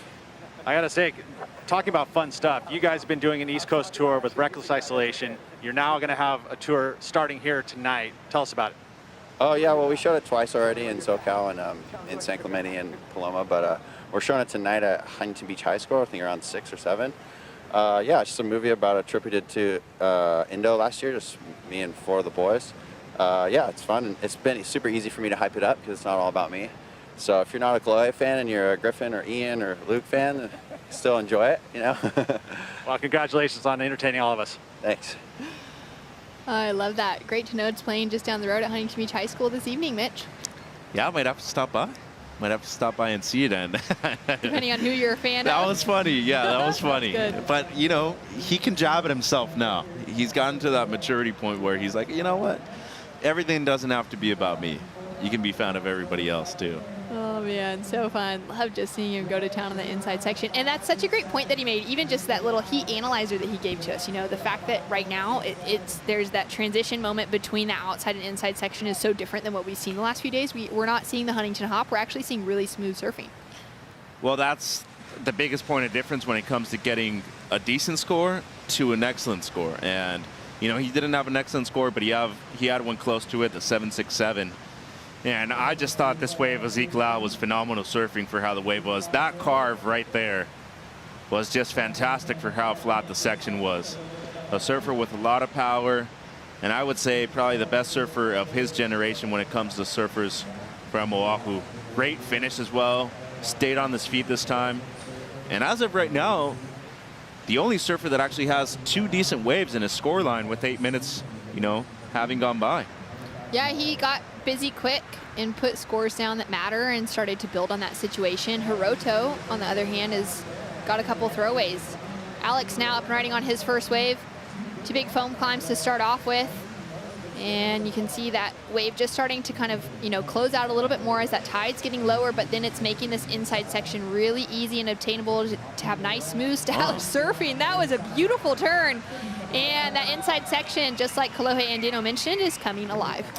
Yeah, and the surfing on the outside wasn't as strong. The surfing on the shore break was just, that's where you notice the real talent of these surfers, making up for, you know, some mistakes on the outside. And this is a surfer who's competed here many times before. He was a semifinalist the last time we had the event too. And I believe that in order to make it back on the championship tour, he needs to be able to get a win in one of the 4 events that we have on the Challenger Series. Yeah, we would be really excited to see Alex get a big win out here. Like you said, he's got some good history. Quarterfinals in 2015, the same year that Hiroto took away a win. So we take another look at this one. Your thoughts on that outside section? He was just behind the section the whole time. Was playing catch up. Got the 2 foam climbs though. So, you know, some decent surfing on the outside, but this is where I feel some of the most impressive surfing we've seen all event. Beautiful carve. And then the strong finish with the turn up into the lip line. That was just a fantastic combination. Look at his technique. Just using the whole perimeter of that section. And that's something that I feel like a lot of young surfers should take note of. And then the strong combination with the lip line finish. When I say the whole perimeter, that means, you know, the area that they have within 4 or 5 meters right next to the pocket. Sometimes that turn starts when you fade past the whitewater, or it starts when you're going ahead of it. And if you notice right there, Alex was able to position his board right in the exact spot where he needed to. Yeah, I love that breakdown, Mitch. And I almost feel like we could, you know, just watching it, we could feel the power of that first turn on the inside section.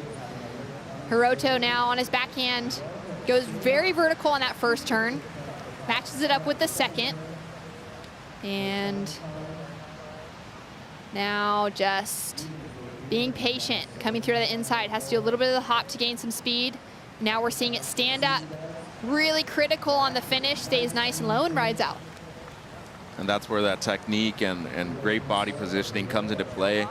You're just finishing your turns on a great note, great body language, and I think the way he's able to set up his bottom turn, especially with that wide stance, helps him out a lot in these waves. Ezekiel on his backhand attack, looking really comfortable. He does. Like just looking so comfortable with that board under his feet. And now, here we go. Throws in the variety on the inside section, but loses control. What are your thoughts on that? You know, starting to change it up and give that point of difference to the judges coming into that inside section, aside from just that standard kind of closeout finish? Yeah, and you know, the surfing on the outside wasn't great, so I think you need to make up for it a bit on the inside. But you were mentioning his level of comfort. For somebody his size to be able to do what he's doing right now in these kind of waves, it's really impressive, you know. And I think as somebody of my size, I can appreciate this, because what he's being able to do, like, especially with the boards that he's riding, he was riding Channel Islands for so long, now on Tokoros. Like, this was just sensational. Look at how much taller he is than the actual face of the wave. You know, you have to match power with power, speed with speed, and Zeke's been able to do that in every single heat that he's surfed so far in this event. Yeah, and you were talking about varying on the inside. I like it. Go for it, especially when you already have 2 decent scores on the board. Yeah, just throwing in something different for the judges. I love that, you know, that kind of nod just to his size and how small that wave actually looked on him compared to someone like a Hiroto out there. As we see Alex, really smooth, big carves to open up on, and just making those transitions look so easy between maneuvers. And then he's gonna hit the foam and also go for a little rotation on that finish. That was cool. I love that redirect. Great. Oh, sorry, Shannon. Yeah, no, 17 minutes on the clock, and he's battling back into this. Well, great way to diversify that end section too, because he could have just tapped it. He could have just done something that we've seen 1,000 times here at Southside, but he was able to just find a small, slight point of difference where it might leave a good taste in the judge's mouth. I thought that carve was just fantastic. Flat section, was able to gain a lot of speed out of it. And look at this. He could have just tapped that last section, goes into the reverse. Might not add a lot of points. It's going to add a significant amount if it comes down to medium-sized scores, though. And that was not an easy section to rotate out of either. A lot of whitewater coming down, a lot of energy, and then it gets shallow right there at the end, too. So he's now got that paddle back out to the lineup. Ezekiel sitting in the lead with a 5.67 and a 4.73. Hiroto Ohara with a 5.6 as his high score, and just a 0.63 as his backup. And now waiting for that score for Alex Ribeiro, who's currently sitting in 3rd position, but with that score moving through, it's definitely going to move him into 2nd, maybe even into the lead, as we take a look at this last one from Hiroto. So as of right now, this is the 2nd best wave of the heat, and I felt like the first turn was at least worth 3 points. You know, as vertical as it gets, real strong. But let's see the finish first, because that was beautiful too. The way he's able to stay so compact and compressed right at the end. Remember what you were saying? That Zeke makes things look so impressive, and he's tall. But then the variation right there, Hiroto's small. So you have to make up for scoring based off of the 2 sizes of these surfers. 15 minutes on the clock. Hiroto Ohara chasing a score to get an advancing position. Kaipo Guerrero, you're down there with some of his crew down in the athletes area. That's right. This is the support squad for Team Japan and supporting former champ Hiroto Ohara. We've already seen some success with this crew. We saw Shun Murakami surf really well in his heat. Sara Wakita surf really well in her heat. We have the ledge Masa Ono also here as a support squad. The land of the rising sun, well represented and looking good. Hey, Kaipo, I got a big question for you.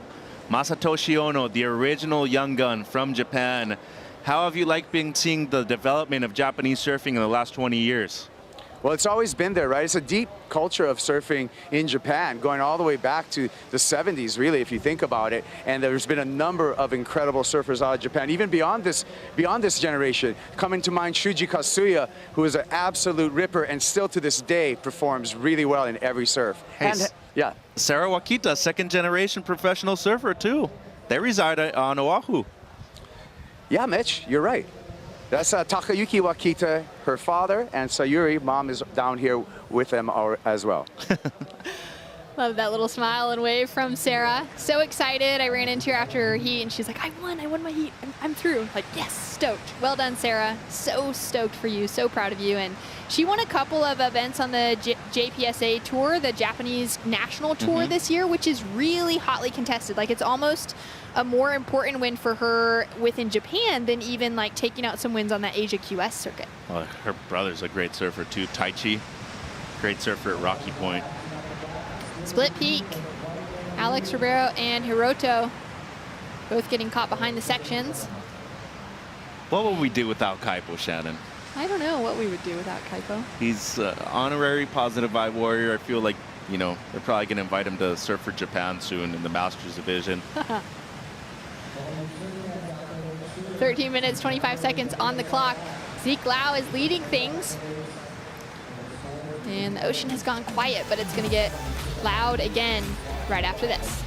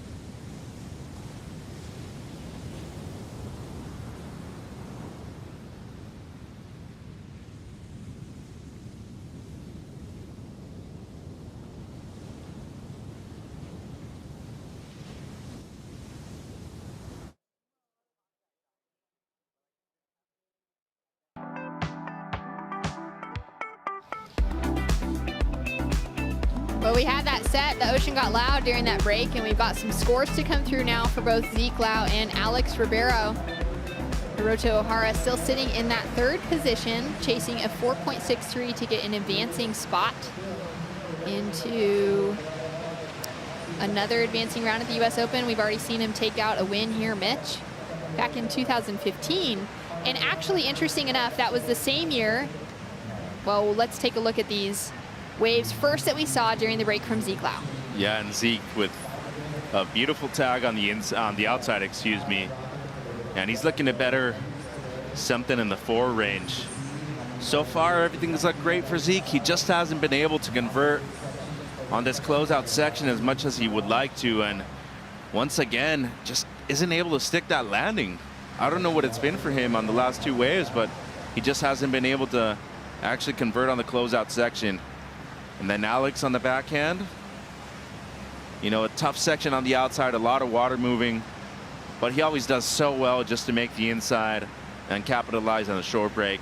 And once again does so. Let's see if he can better his 4.73. Yeah, he's looking really comfortable coming into those finishes. So waiting for scores to come through for both Zeke and Alex. And Mitch, back in 2015, both Hiroto and Alex got their single QS 10,000 wins to their career. Alex won the 2015 Quicksilver Pro at Sakurama, and Hiroto Ohara, of course, won the Vans US Open of Surfing that year. Alex was able to use that result to then qualify for the 2016 CT. Hiroto, however, is one of the rare surfers to win a QS 10,000 in their season, their qualifying series campaign, and not qualify for the championship tour off of that result. I hope he's not thinking about that. Because, no, and seriously, it affects your mind. If you go and see all the stats and stuff like that, okay, if I win one of the biggest events of the year, I should be able to qualify. Like, I should be on the challenge, on the championship tour. And with this kind of formatting now, that should also work the same way. Colleen and I were having a discussion about that. Like, basically, if you win one event, you're almost guaranteed a spot. But with how competitive the field is, and especially going into Haleiwa, you need to be thinking about every single heat that you're surfing. But once you reach there, your boards are going to change immediately, and your mindset of competing is going to change drastically as well. Yeah, and there's just so much coming onto the line, talking about, you know, the Challenger Series and qualification, getting that, maybe that first win here at the US Open, and then being able to keep yourself in the mix. We're going to see 12 men get qualification for the championship tour, and we're going to see 6 women get qualification for the championship tour. And those are very, very difficult positions to land themselves in because the field is so stacked. Yeah, but look at how it's, you know, worked out now. WSL regions, 58 men, 44 women. The CT have 34 men, 17 women. But look at that. Only 12 men and 6 women qualify for the championship tour. 2 world junior champions. And, you know, you got the wild cards, which it seems like Kolohe Andino is going to get one for the men for next year. But best 3 out of 5 results, counting from 2020. Yeah, we've got that Manly event in from 2020 at Sydney, which now counts into the Challenger Series for this year. And we'll get those best 3 results that actually will qualify the surfers to get into the Haleiwa event at the finish. We're going to have 80 men and 48 women. That there's a bit of a cutoff hitting Haleiwa for the last event of the season. So for these surfers, even getting through the heats here, advancing into every round is important just to make sure they're getting enough points to get to Haleiwa. And then out of Haleiwa, I mean, that's such a cool experience to now be able to see both the men and women competing at the same venue in the same week, and those surfers gaining championship tour qualification alongside of each other. That's actually really unique because the women have traditionally qualified for the championship tour out of the Port Stephens QS 6000 in Australia, while the men have had that finish at Haleiwa and Sunset in December. And so we've had this split, you know, in different countries even. And now we're going to get to see them qualify together. Hiroto Ohara gets a little bit stuck up on that first turn, but he's going to come out of it with some speed. And he's looking for that little connection to the inside. It's now starting to stand up for him. He's gaining some speed for a finish. What are your thoughts on that one? It seemed like a challenging wave for him. Well, first of all, I don't even know if that's going to be deemed a completion right at the end. He left a lot of doubt in my mind, and if I'm someone that's been up there before, imagine how those 5 wise men up there feel. Oh. Huge, perfect execution. Blows the tail out for Alex Ribeiro. And let's see what he can back it up with now. So big outside air to start off with. And there we go. Huge finish. The fist pump claim. And Zeke Lau caught something at the same time. He's now going to be hearing the cheers from Alex's great wave.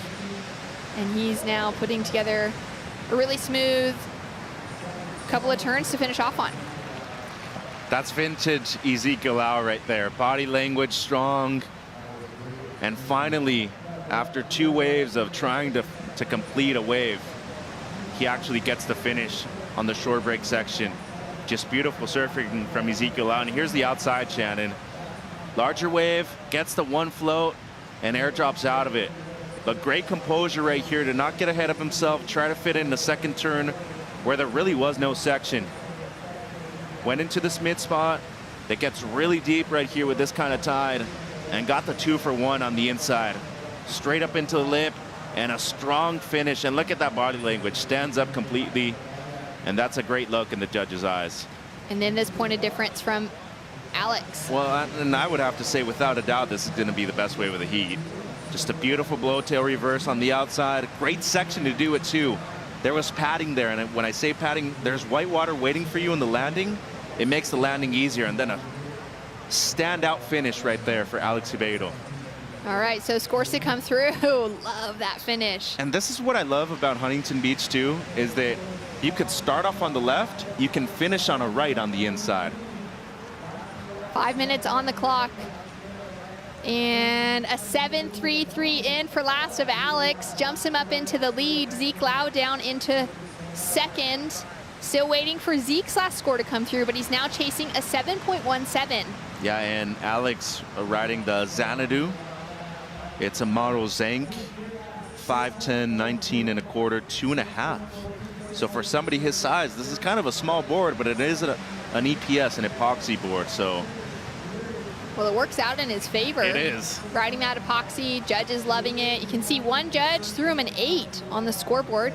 Why not? That's the high one. That 6.5 being a low falls off. I think for what we've seen in these, 26 minutes so far, and based off of the comparison to Kolohe Andino 767, definitely very comparable. 4 minutes, 15 seconds on the clock. Kaipo, did you see what Alex got on that last wave? Did you see that 7.33? Yeah, I saw that. That was incredible surfing. But you know what I want to talk about is the wonderful surf fans, because pro surfing's back and we are having a great time here. And you know what? We love our fans.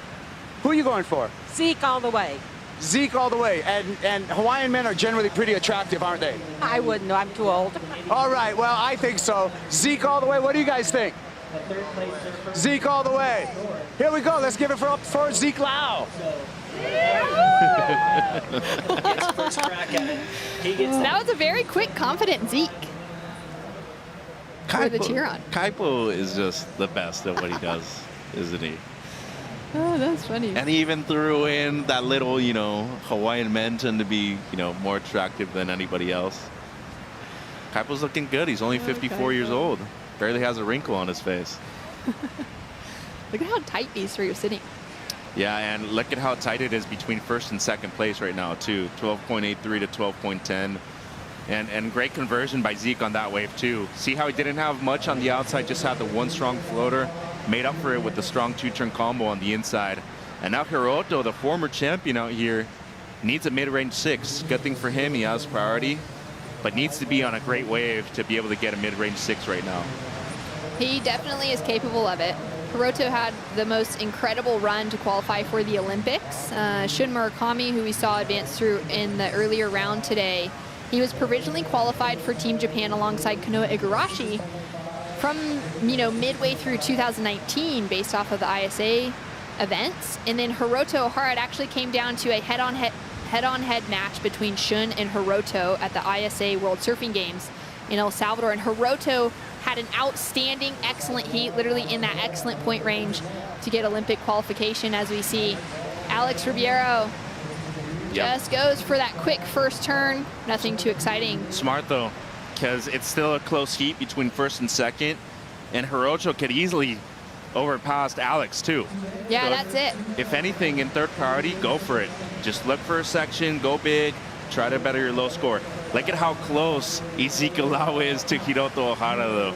Oh, he's not going to give him an inch. Hiroto does have priority, though, and we know he's capable of getting those excellent heats, getting those excellent scores, chasing a 6.5. If he's on the right wave, I have no doubts he'll be able to do it.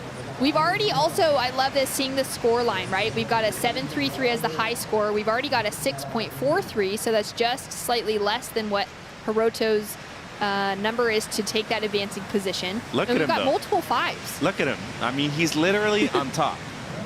If he's any closer, it's just going to be an interference. That was a synchronized watch check as well between the two of them. Oh, no, it's mind games from Ezekiel Lau. He's the best at it, too. We even had to implement a rule because of that one heat he had against John Florence at Bells Beach in 2018. It was almost like taunting. So he knows how to work his way within the rules. But as long as he doesn't go outside of it, he's fine. 53 seconds on the clock. He's literally going to go almost touch Hiroto's board. Hiroto just turns back to him. Add on as much pressure as you can. And, I personally think this is something that not only brings out the best surfing in them, it also brings out the competitive aspect within professional surfing. Make it exciting. Make it last all the way to the finish, too. Down to 30 seconds. Well, and another thing, too, impose your physicality over a smaller surfer like Ohara. Certainly is an intimidating one, Ezekiel. Hiroto still just moving around. All right, here we go. A little bit of a bump. 10 seconds on the clock. Feel like it's unlikely. And what a great heat from Alex and from Zeke. Both just surfing at the top of their game. Unfortunate to see Hiroto Ohara go out here. We're gonna see him in Portugal and France, his wife, and he's got a baby on the way, which is exciting as well for the Ohara family. But Alex Ribeiro taking out a solid win here and going for the victory lap on the inside section. We'll be right back with more action right after this.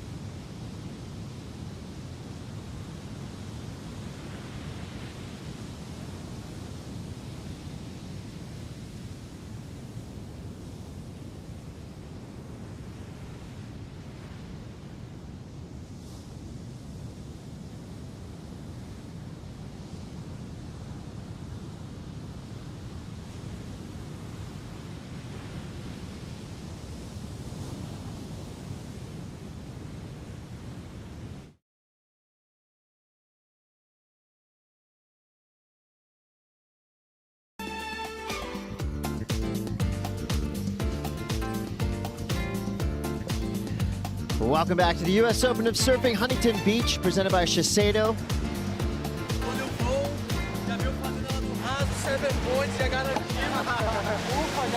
Nível no começo ali tava foda de vir onda. Vinha, ia na fraca. Achei que ia ser mais da reversa ali. É, nós também. Pô, mas só que, não, mas é que só que não saiu água. Now, I don't speak Portuguese, but what I saw there was Alex liked the feeling of the backside snap. That is the international sign of a surfer when you see the hand jive like that. I went into the turn, I came down, I got the win. Chris Cote here with Kale Carranza, and we are straight back into it. Round of 24, Heat 5 in the water. Cam Richards, Luca Macinas, Alonso Correa, 3 standouts of the earlier rounds. Matching up, 2 surfers will advance through. 1 surfer, they're gonna have to pack the board bag and head on home. Sad news. You have to make it in the top 2 to advance. And as you see right now, an international affair. The unfortunate thing about this is that we have 2 Peruvians in the same heat. Unless they both make it through. Luca Macinas, we've been calling him La Máquina, the machine. Super consistent, always seems to be finding the right waves. You know, he has been a perennial threat in many QS events of the past. He has had a little taste of what it's like on the Championship Tour, but now that we have the Challenger Series with 4 events, Luca Macinas could be skyrocketing his way to the Championship Tour. We're only taking 12. And this is a deep field, but he's got the skills.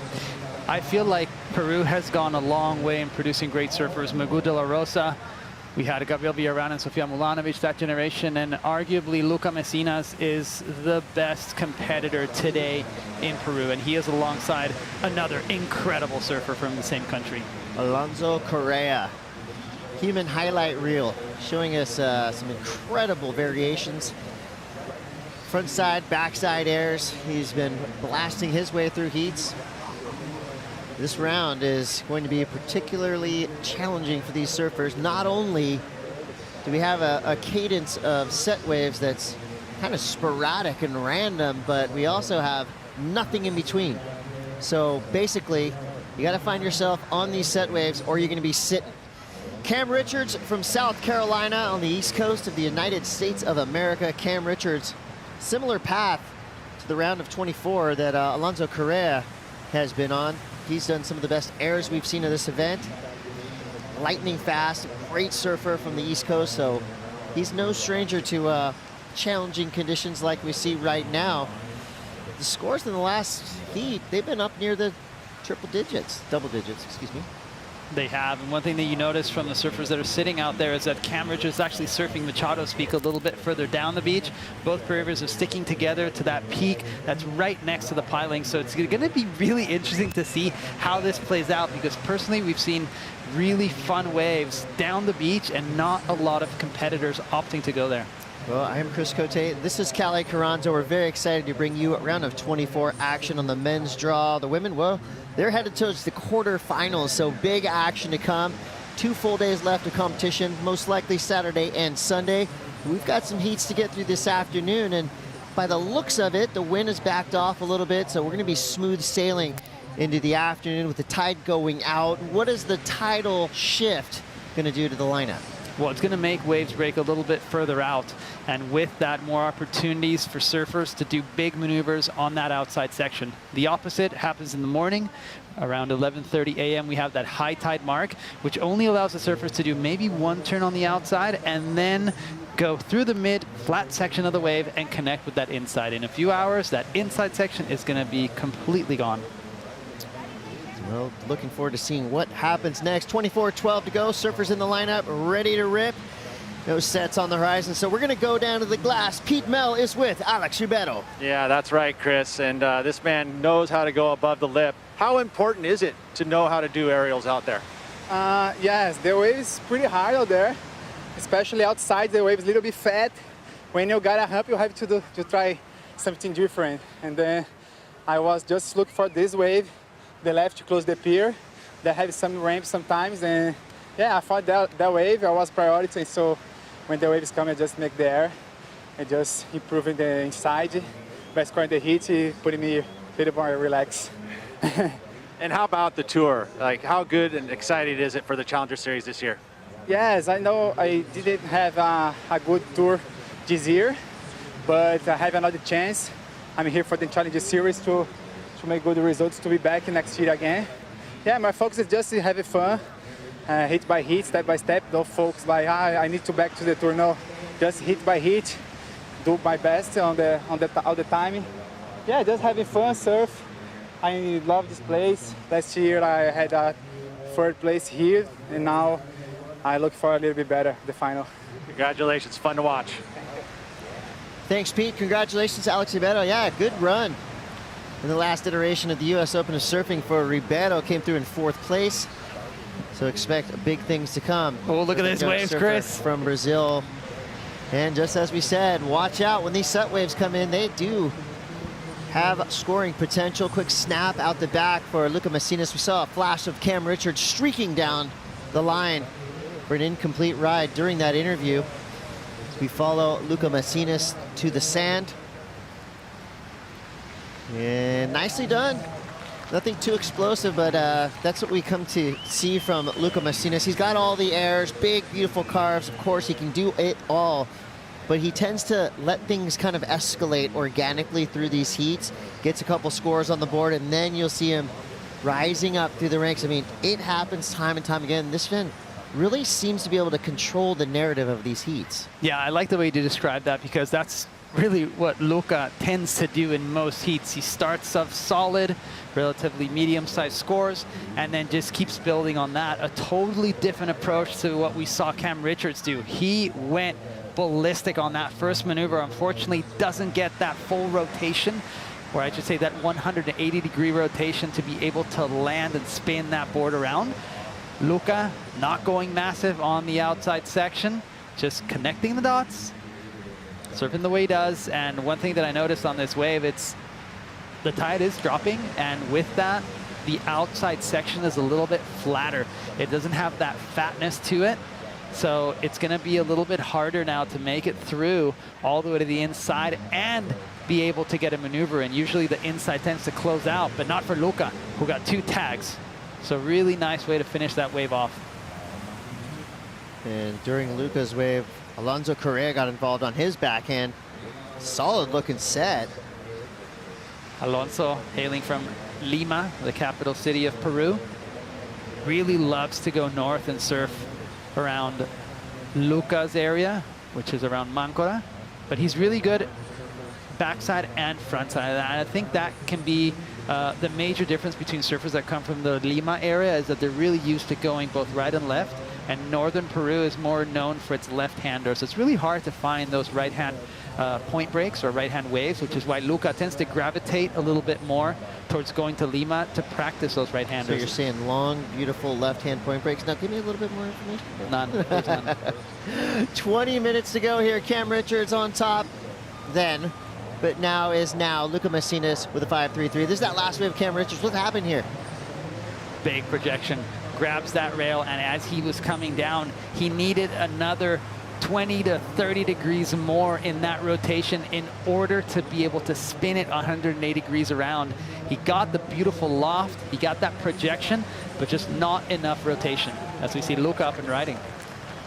Just as we expected, Luca Macinas back at it. He's going to bank his second scoring wave here, his first score, a 5.33, easily making the transition to the shore break. Stays on the right, quick snap. I mean, it's steady, solid, sharp. Exciting for Latin America, because Luca Macinas is looking one step closer to make it into the round of 16. Well, we talked about how he likes to go left, but why he's been gravitating down towards southern Peru to get better at those rides. Sofia Milanovic actually told me not too long ago that she feels like if he can get that front hand game equal to his lefts, he's going to be most likely on tour very, very soon. And from what we saw on that inside, he made it look really easy. How did Luca Macinas stack up against the championship tour at the Corona Open Mexico, where he got that wild card spot? It was really cool to see, because as we see a little repetition of that last ride, clean outside turn, and then works his way to the inside. What he was doing in Barrio de la Cruz was, I think, really noticing the differences from his surfing and what the guys on the CT are doing. I feel like as a QS surfer, he's so used to doing this, linking maneuvers, doing nice turns, multiple turns on every wave.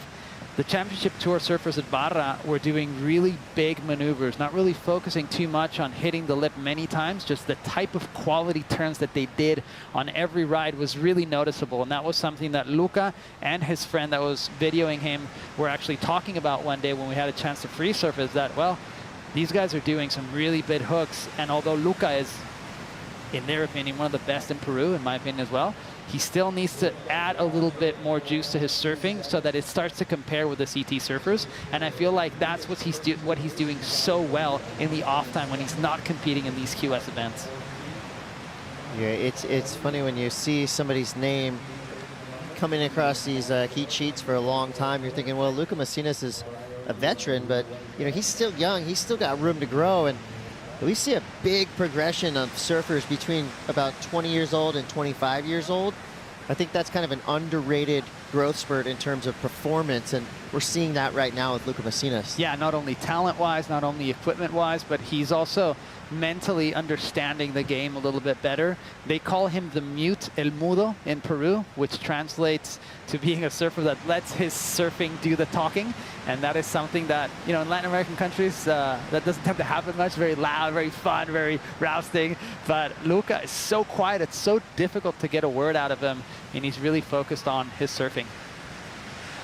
16:40 to go. His surfing is working. 5.33, 4.27. Some blue-collar mid-range scores there. Highest score of this heat so far came from Alonso Correa, 5.43. Cam Richards with a 3 and a 1.10. He's looking to delete both of those surfers, or both of those scores. As Luca Macinas, that's a rare unforced error for him. Maybe just so that speed burst came at the wrong time.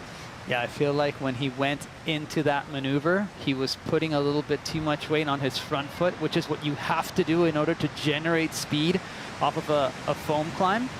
But he put too much weight forward a little bit too early. But his board is looking, it's really interesting to see different surfboards, and I feel like many surfers are opting to go for that epoxy feel, which is what Luca decided to do on his 5.9 Patterson. It's a Pool Party 2, a squash tail with large Merrick fins. And his backup board is a 510, so slightly bigger, but a totally different model, the Italo Ferreira 5. So many surfers opting to go for that epoxy feel, but I feel if the swell keeps on building, we might be seeing a few more PUs, Chris. Yeah, and Timmy Patterson shaping out of San Clemente. He's got factories that produce boards all over the place. You know, a lot of these surfboard designers, you know, they may hand shape the one just perfect craft. They'll scan it, they'll put it in a computer program.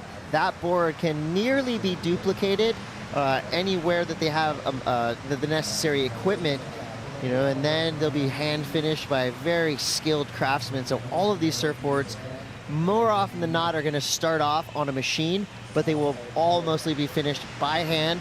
And really, that's where the special sauce comes into play. You know, the rails, you think of the parts of the board that are in the water and cutting through the water. That's what the hand finish parts of these surfboards really adds to the magic of a lot of the boards these guys are riding. And I think the key word that you used there when you said duplicate, you said nearly duplicate. Nearly. They can get so close, but still minor differences. Just an extra swoop with the hand to sand could be the difference between a good board and a magic board. And you see a lot of times surfers putting magic boards on ice, literally, you know, grabbing that board that they got a contest win on, that they got a great video wave on. They'll take that board, they'll put it under the bed, they'll hide it in the closet, anything not to ride it on a normal training session. 14 minutes to go here. We're going to take a quick break. We've got so much more action to come. You're watching the U.S. Open of Surfing Huntington Beach, presented by Shiseido. We'll be right back.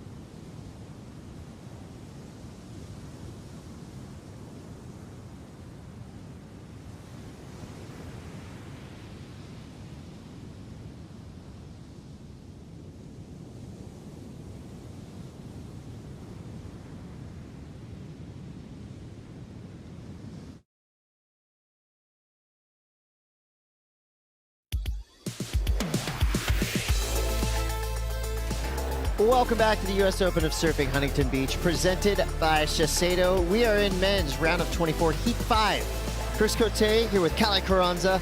We're watching Luca Macinas with a meticulous dissemination of this lineup. He's got 2 solid scores, a 5.33 and a 4.27. Cam Richards right now with a 3 and a 1. Alonso Correa just with 1 score, but it is the highest single wave score of this heat. So the top 2 spots are wide open for now with plenty of time, 12:17 on the clock. Kelly, top 2 surfers advance. 3rd place surfer, they're done in this competition. At what point in an event, a Challenger Series event, this being the first of 4, at what point are you relatively happy? Is it round of 24? Is it quarterfinals? Are you all or nothing? What do you think these surfers are going for goal-wise in this event? Well, as far as Cam Richards goes, he wants to do exactly that. Fell on wave number 1, but then gets that clean rotation on wave 2. See if he can make the inside. He does. Tags it, and that's why Cam is so dangerous. He can get really big scores on waves that really don't seem like 6s and 7s. And we saw him there. You see him on screen. On the upper left, you can see who's in first. Now he goes into 2nd. That's Blue Surfer in blue, and then Alonso Correa in 3rd, who only has 1 ride. So Cam, getting a really solid score, almost a 6, Chris. Yeah, 5.87 for Cam Richards as he now launches himself into second place. I love Cam Richards' act. Love his style, you know, and a quiet guy. But tell you, when the waves get heavy, his surfing gets loud. He's been up for the Wave of the Winter, an illustrious prize that basically awards the biggest, gnarliest tube of a North Shore season. He did it at Pipe on a massive Pipeline, day. I mean, the guy does it all and does incredible airs. Coming from South Carolina. Really Dad's cool a great see, surfer. Really cool to see great surfers come from the East Coast. And Yeah, I feel oh like yeah. although they don't have that consistency that the West Coast of the U.S. provides them, when they do catch waves and they do get those big swells, or when they get swells, I should say, they're relatively big. They have those big hurricane swells, a lot of empty beach breaks, many barrels to be had, and that's why you see surfers from the East Coast being some of the best as far as representing the United States when they go to Hawaii. Hobgoods are a great example of that. They, growing up in Florida, basically, you know, any opportunity they got to get in waves of consequence, they just reveled in it. They wanted it so bad, and it was proven. Once they got to the North Shore, it was, oh wow, these Hobgood brothers charge, and you see that time and time again of surfers on the East Coast. They get the opportunity, and they will grab onto it and hang on. Yeah. In addition to the Hobgoods, you have Kelly Slater. He's pretty good too. Pete Mendia. You start your working your way further north. You have Sam Hammer, Balaram Stack, Jesse Hines, surfers that are really, really good in the barrel. And I think Cam Richards, not only is he good in the barrel and good in big waves, he also makes it really fun on small and relatively small conditions, and he's very consistent. That's the thing about Cam, is usually when he falls, it's because he's doing something out of the ordinary, something that we really haven't seen, a bigger air, and that's why he went down on that first air attempt on that left-hander. He went really, really big and landed in the flats. But now, building momentum, getting that 5.87, this is very dangerous for both Peruvian surfers in the water. Interesting opposite approach. You had Luca Macinas kind of going, I don't want to say bare minimum, but, you know, kind of surfing for a mid-range score in his first 2 waves. The old cliche, building house. And you have Cam Richards going for an 8 on his first wave. Right now, they're kind of meeting in the middle. So it's going to come down to, I feel, Luca Macinas needs to lift his game up a little bit, maybe throw a little bit more flashy kind of surfing in the mix, while Cam Richards, he needs to go back and do a little bit of blue collar work and get himself a better backup than a 3. I think he's sitting well with the 5.87, but that 3 has to be deleted. So Liam O'Brien making his way into the lineup. He's a runner-up finisher here in Huntington Beach. So another surfer things. Who is extremely well versed in doing turns and airs, but also very, very dangerous in big pipe. And he was alongside one of the world's best pipeline surfers, Reynos Hayes, who now is a coach for himself, Liam O'Brien, and many other surfers in this event. As we see a good-looking wave, it looks like a split peak situation. Chris, take it away. Fill it up again. Here we go. On the left, Alonso Correa, as expected, takes to the air, goes down. Surfer on the right followed that same trajectory up into the air and down into the water, separated from his surfboard. Looking at what the wave did here on the inside, it completely died. I'm not sure if he would have been able to make the connection, so I feel like Alonso had the right idea in mind. Go massive. Had he landed that air, he would have gotten a score above Luca Messina's 4.27, and then would have most likely been in first position. So high risk, high reward. Unfortunately for Correa this time, he fell in that air. But with this tide dropping, consistency of swell, that south kind of building in, I feel like we're going to have at least one more opportunity for all surfers. Yeah, we had Cam Richards. So big float there.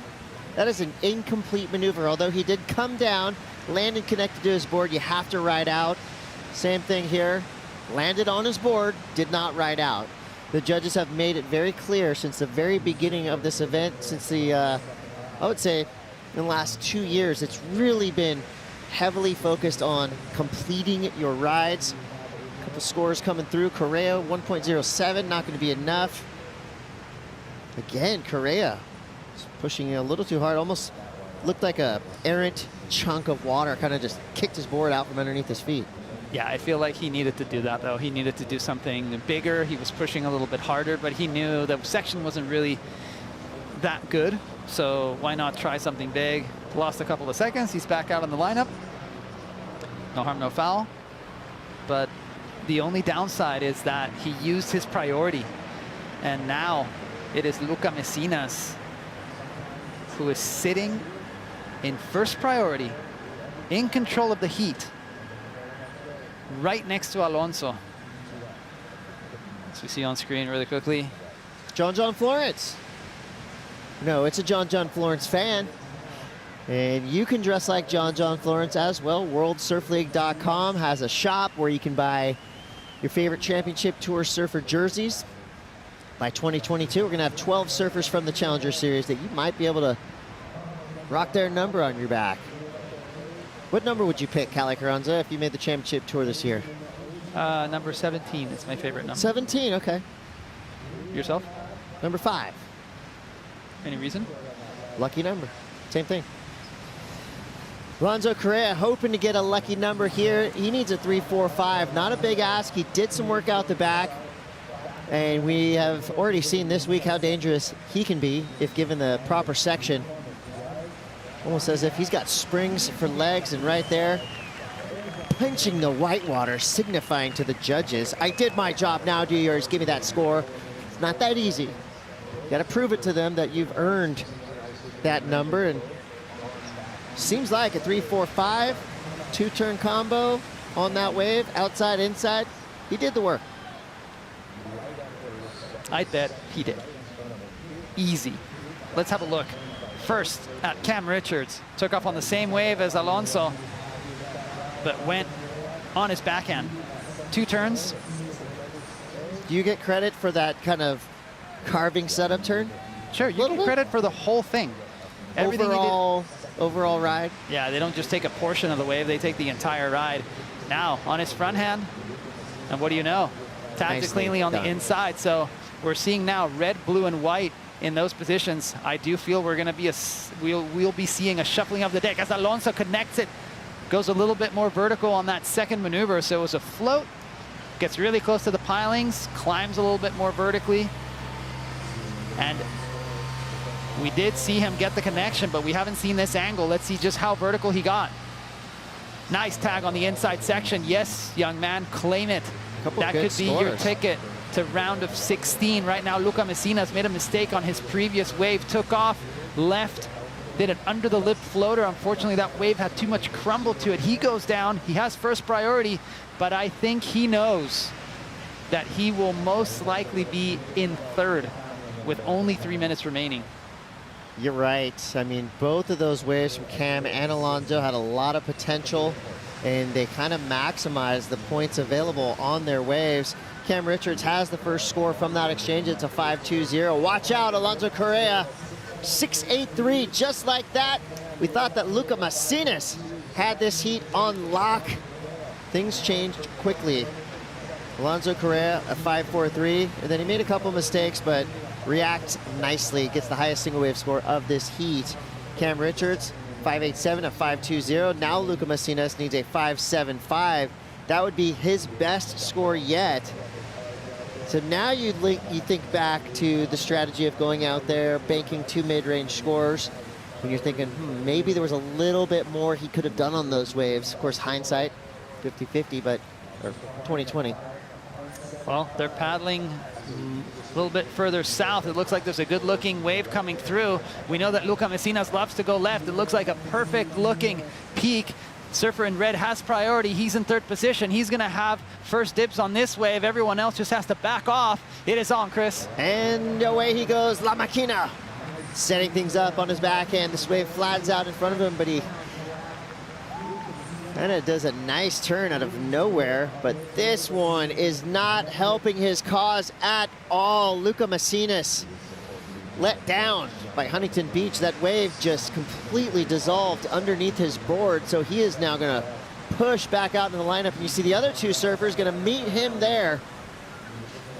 They are going to be total roadblocks for Luca Macinas, who is now in third priority with only 1:23 to go. Yeah, they're going to meet him there not because they want to high-five him, but because they want to block him from catching any other ride. Luca, a small tag for that first maneuver. Clean, super nice carve all the way to the whitewater. At a 7.5 needed, he most definitely would have liked to connect it with the inside section. So it seems like progression and high risk is going to take this heat out unless Luca has something to say about it. This is going to be most likely his last opportunity. He doesn't go, Chris. Luca La Máquina, the mute Messinas, is looking like he might be bowing out of competition. Oh my gosh, what a turn of events. And taking nothing away from Cam Richards and Alonso Correa, but Luca Macinas started this heat so strong. He's been looking like a threat since day one. Right now, he is in a tough spot, needing a 5.75. Two surfers out the back with priority above him.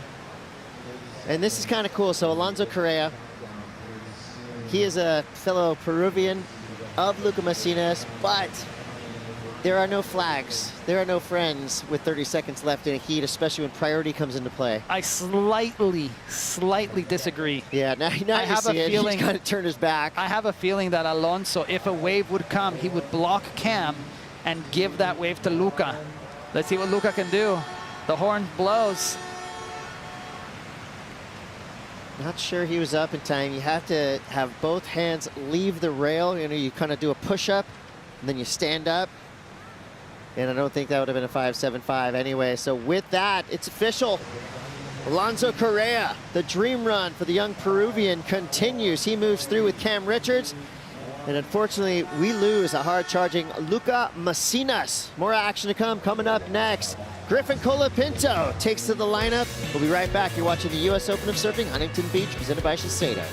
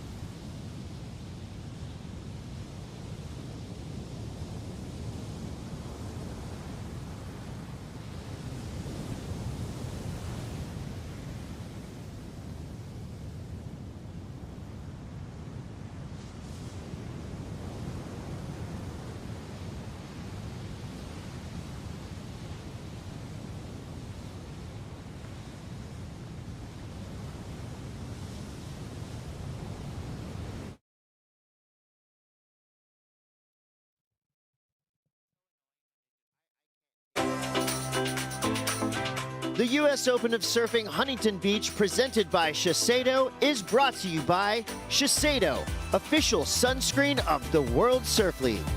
By Visit Huntington Beach, official partner of the World Surf League. By Michelob Ultra Pure Gold, official beer of the World Surf League. And by Hydro Flask, official insulated drinkware of the World Surf League.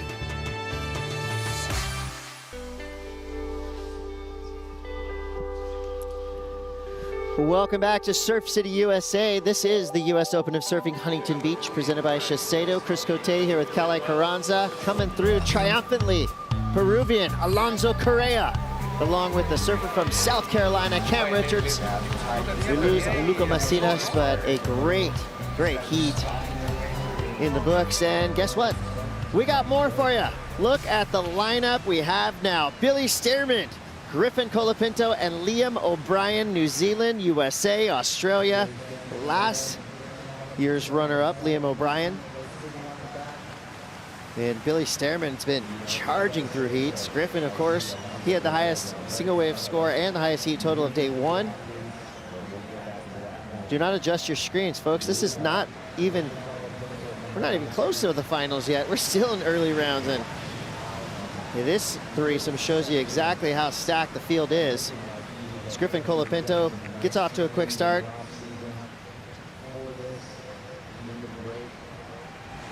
Jumping his way into the shore bank, doesn't like what he sees, he's out.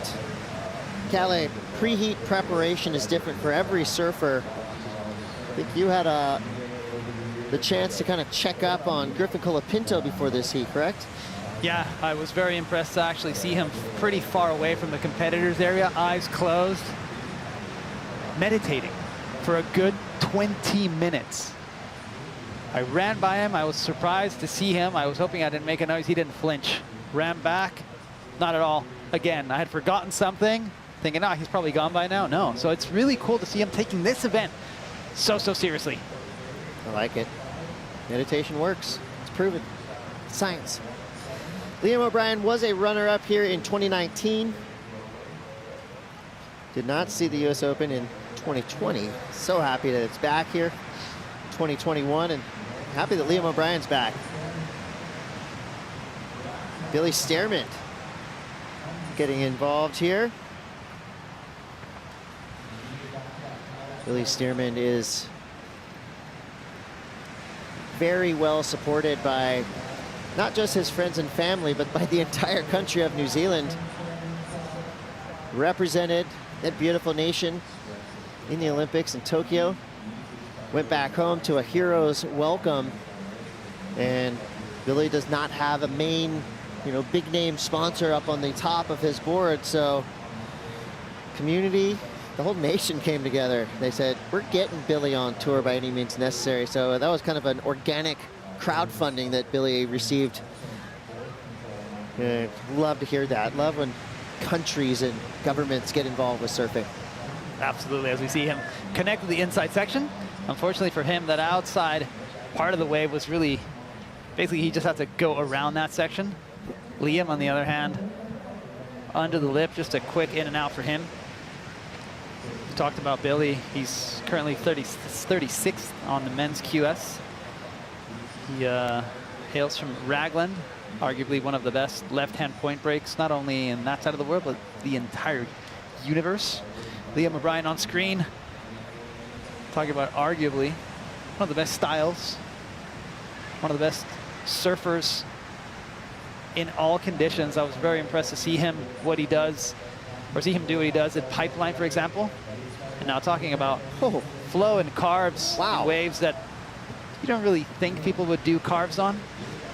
Griffin, S turning. Forced to hop to the last part of the flat section of the wave. Interestingly enough, that wave splits into two. So he wasn't going to get a strong finish. He was just maybe going to do a small float. And he decides to not ride that extra 15 feet of wave and just kick out and head out, try and get priority, which he does. No problem for Griff, as he's called by his squad, and they run deep. You have the Brazilian Storm, but I feel like San Clemente kind of deserves its own title. Maybe we call it the San Clemente Cyclone. They're really tight, a tight knit of surfers. I feel like San Clemente and Santa Cruz kind of have that same, stick together posse, really pushing each other. Great surfers coming from San Clemente. Billy Stearman, the only surfer from New Zealand in the Challenger Series this week.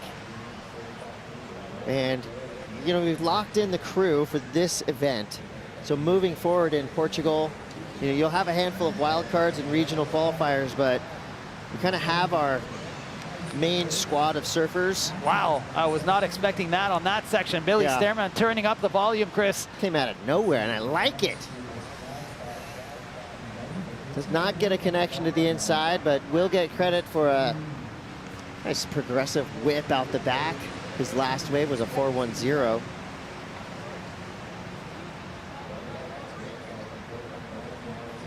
Check it out. How did he do this? Incredible. Just so quick. Really quick adjustment on his feet as well. Remember, Billy already competed against Griffin in heat 13 of round 1, so he's been against Griffin once, knowing what he needs to do to take him out. Well, maneuvers like that Very quick rotation. You can see how he widens his stance. As he spins around, that back foot comes a little bit closer away from the tail pad in order to generate that speed. So Billy's had a really tough draw in this event, going up against Griffin, Colapinto, Jackson Baker, and Felipe Luel. Made that heat and then went up against Gaspard Lassonneur from France, who had an incredible showing on day one, and took him and Ruben Victoria out. And now is in this round of 24 up against arguably the two of the best, more informed surfers of the entire week. And he is currently in first position. Could be a massive result for Billy if he makes it out of this heat, Chris. Yeah, Billy Stearman is a super positive guy. He's been on the QS for quite some time now, stepping it up to the Challenger Series. Seen him competing all over the world. He is a standout in waves of consequence. He's had some great results in the Vans Triple Crown of Surfing. 20:46, Stearman in the lead with a 4:10 and a 3:33. Our surfers sit out the back, waiting for the next wave to arrive. That gives us the chance to catch up with Mitchell Salazar alongside Alonso Correa. Alonso, a big congratulations on a massive heat win. This is also matching your best result in the Challenger Series so far, which was previously known as the Prime Events. Considering that you were up against your former teammate Luca Messinas from Peru as well, obviously it's not an easy decision to make when you're coming up against your best friend. But competing out there in challenging conditions on a very slow heat, were you just going all out regardless who was in your way? Yeah, for sure. That's a way, of course. It would have been super good to make it with Luca, but yeah, like it was a slow heat, just a couple opportunities. So try to make the best out of them, and I was able to make it through, and yeah, I'm happy, but excited for the next one, and yeah, I'm hungry for a good result. You've gotten second before in a qualifying series event so far. That was in Morocco in 2020. I would like to know about that come from behind win, because in a slow heat, you're able to manage a 6.83. That was also a great heat and a great total considering how the waves were and how slow it was. Yeah, of course. I started with one right that I tried to do a big turn. It was good, and then kind of had a good opportunity, but throw it a little bit too much and fell. But I was happy to get another opportunity, and I was like, okay, I'm not gonna fall now, just gonna surf it and get a score, and I'm happy that I made it and got a score and made it through. Thank you for your time, Alonso. Congratulations and good luck in the rest of the event. Thank you, Michel. Yeah, Alonso has been making his own luck, just going to that firepower and blasting big airs for big finishes as Liam O'Brien finishes there. 18:25 to go. What do you think Alonso Correa's chances are of winning the U.S. Open of Surfing, Calais? I think they're really good, because you do need a little bit of luck. You need to learn from your mistakes. Alonso had difficult heats in which he fell doing airs and then adjusted under pressure, created big scores. Now he went up against two really informed surfers, both Luca and Cam, different approaches, and he took them out clearly with at least over a point difference in the total score. So you talk about surfers winning events because they start getting better throughout the event. They don't peak too early. Alonso's one of those surfers. He can do that, and he's really good both in going lefts and going rights. This was during the interview. Liam O'Brien. Super sharp surfing from this young Australian who a lot of us had not heard of until 2019, when he made his way all the way to the finals here at the U.S. Open of Surfing. Of course, we all took credit after that. Oh yeah, I've heard of Liam O'Brien. He's been great for a long time, but he truly launched from obscurity into the mainstream after that finish there. Right there, we saw a priority play where Billy had to basically jump off his board, Callie. Yeah, I think that was a good thing to do, because Griffin was not in a position to take advantage of that outside section. he was on the shoulder of the wave and basically just was forced to do a carve on the outside. This time he opts to finish the wave, but it is going to be a small float again, so not really getting too lucky with the waves is Griffin Colapinto. I believe the sell there from Billy Stearman was really, really well done. 16:35 to go. Griffin Colapinto, Triple Crown winner, right? One of the biggest accolades in all of competitive surfing. Gave him a huge confidence boost, and I've been surprised that Griff is not closer in the title battle. He's that good. Maybe just needs to work on his consistency, but with that, with maturity, with more knowledge, more reps on the CT, I truly believe Griffin will be battling for a world title in 2022. Yeah, it's just certain things click, right? There's surfers that talk about losing enough times and that being the fuel to fire them to win more events. Other surfers just kind of piecing everything together, trying to understand how the format works and not peaking too early. And well, we talk about someone that's very, very comfortable here at Huntington Beach, Chris. Thanks. Kanoa Igarashi. That surfboard has been talked about quite a bit. It is a Sharp Eye Dark Arts Storms, 5'10", 19 inches wide, 248 thick. Volume is 28 liters. And fun fact is the lyrics on the surfboard come from a song. Bad Bunny? You're right. Will you sing it for us a little bit? No. Okay, we don't know if the lyrics are appropriate. Whatever it takes to get you fired up. These boards, I mean, that is tools of the trade right there. And it's not like, you know, you can go to Home Depot and buy your saws, buy your hammers and all that. These are finely crafted pieces of art. So again, you can go into the surf shop and buy a similar board off the rack. It will be the same type of board that Kanoa Igarashi is riding. But these boards are made specifically for each and every surfer. And made specifically for each location. This is the first time Kanoa Igarashi actually gets a quiver of surfboards specifically made for Huntington Beach. And this is a board that will test your equipment because it is not easy to make that transition from the outside to the inside. If you're free surfing, you can ride a longboard. That'll make it a little bit easier. And on its day, we've seen some incredible logging go down here.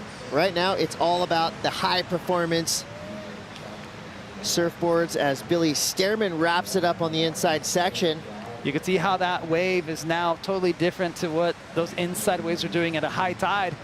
Noticeably smaller, a little bit weaker. So the turns on the inside are not going to give these surfers as many points. Billy blasting the tail through the lip.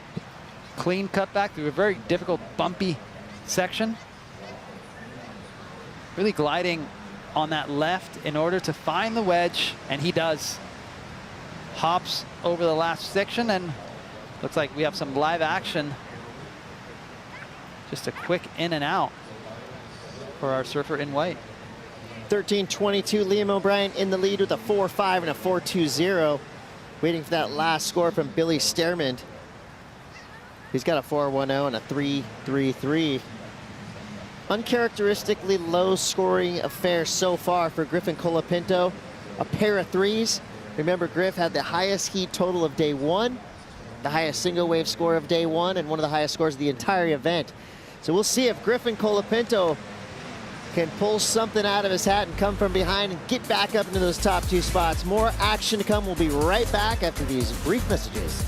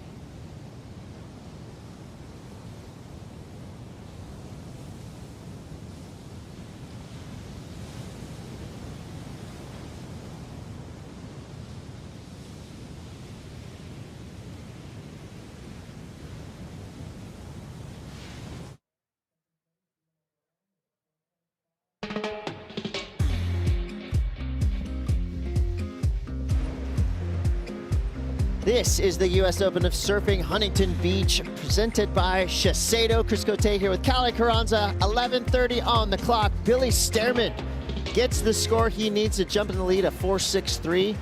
Griffin Colapinto got the memo. He's got to fight to get himself back in this heat. He needs a 5.37. That's not a huge number. We know how explosive Griff can be if given the opportunity. He finds a nice path to the inside section. He's got his rattlesnake boots on. He's ready to strike. Bam! Quick little snap there. Bonus foam climb. Good finish for Griffin Colapinto. We see Liam on the second wave of the set. Currently in second position. Chris looking like he's got a nice little inside connection, and he does. Little twofer there on the inside. I like that when surfers can pack multiple maneuvers on a tight section without making it look, you know, too wild, nice and clean. There was a moment in time when Australia kept producing surfers like Parko, Taj. I feel like this surfer who you see on screen right now is in that mix. He's so stylish, so good. And he's just flown under the radar for just too long. I think the world is ready for Liam O'Brien to make it onto the big stage.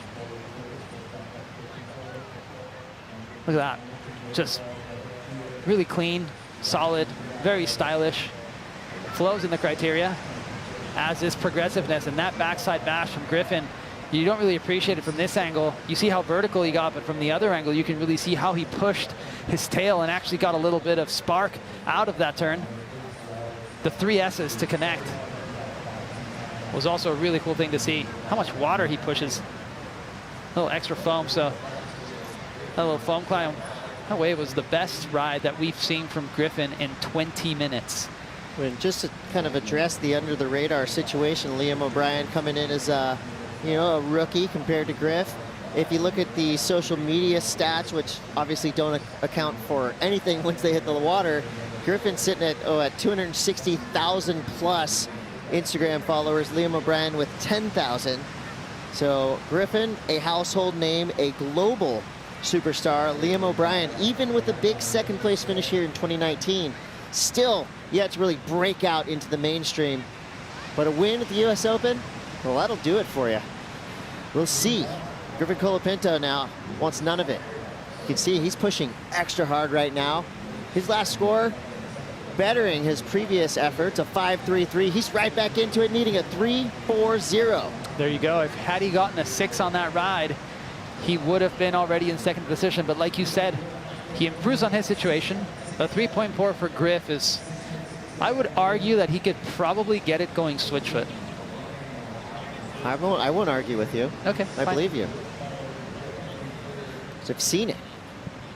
Switchfoot surfing yet to really make a big difference competitively. We'll see the next 4, 5, 10 years. We could see it happen pretty soon at waves of consequence like Chopo, Pipeline.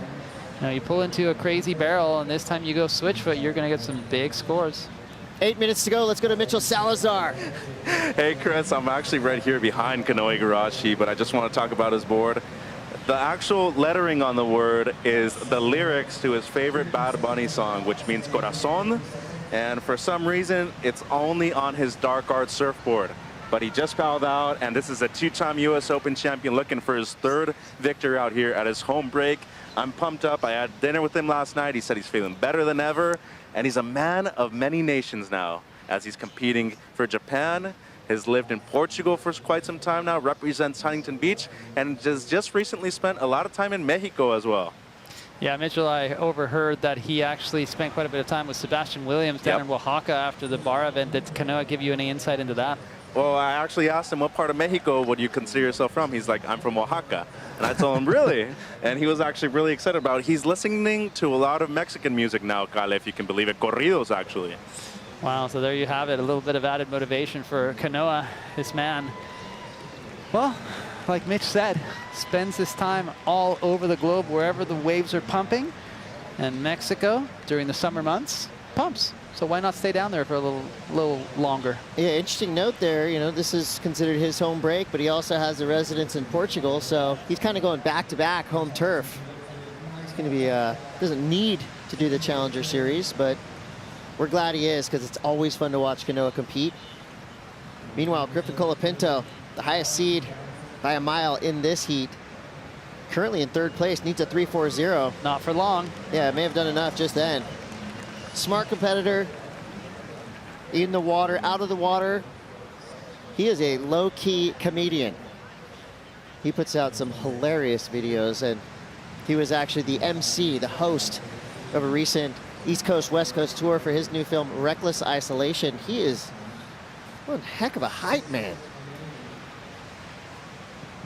As you see on screen, White having a look at this one. It is Liam going on his backhand, just a quick in and out. I'm sure the situation will change. Griffin only needed a small score, Chris. And the judges, they give it to him, 4.77. Well, he earned it. They gave him what they thought that score was worth, and it's more than enough. He gets through. Billy Stearman now needs a 5.47.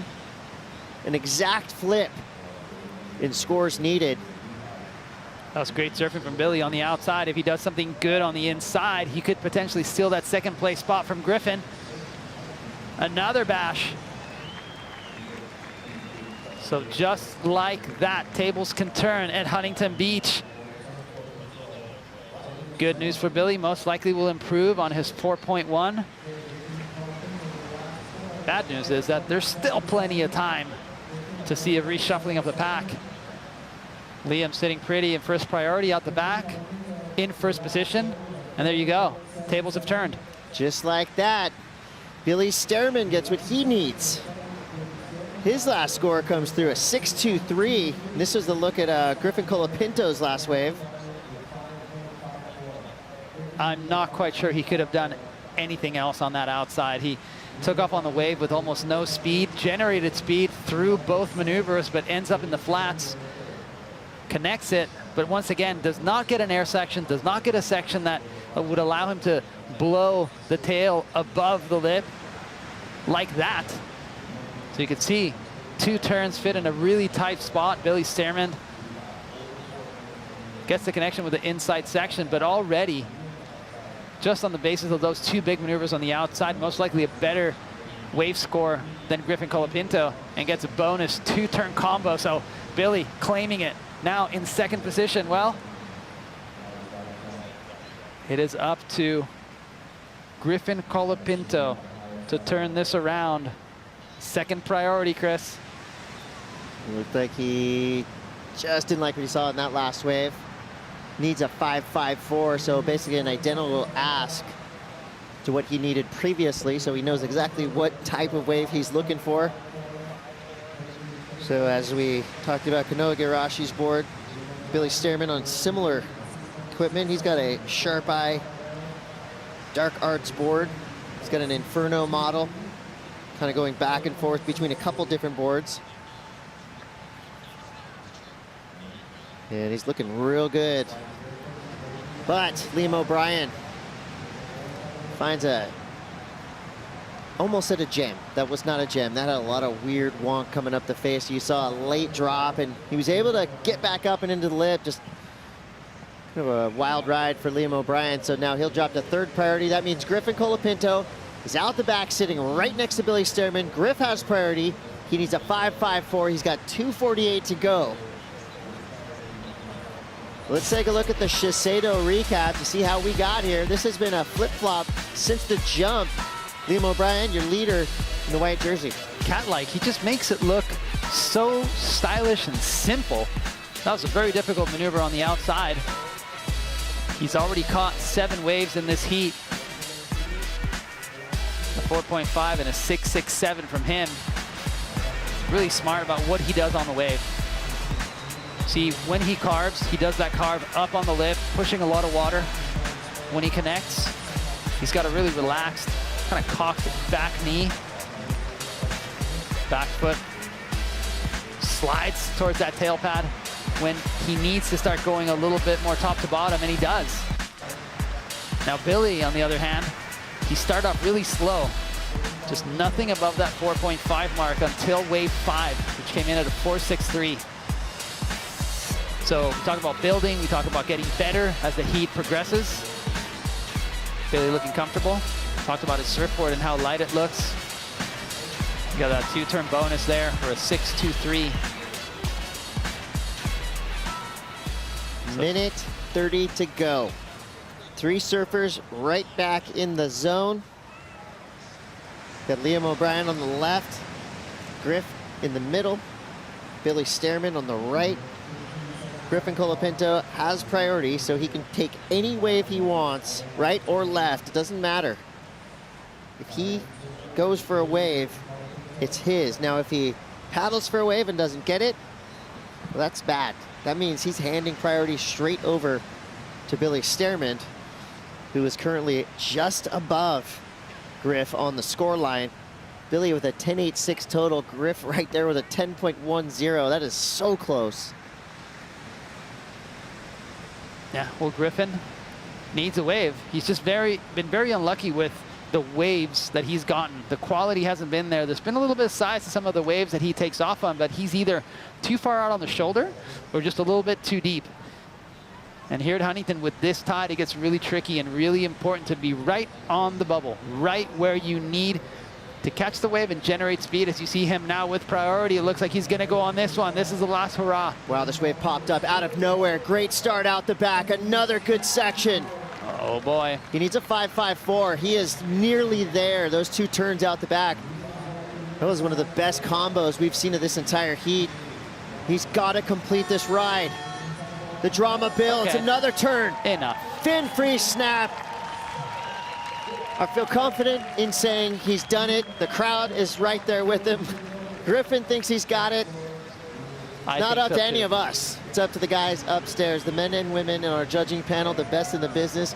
We have 5 experts who have been spot on throughout this entire event.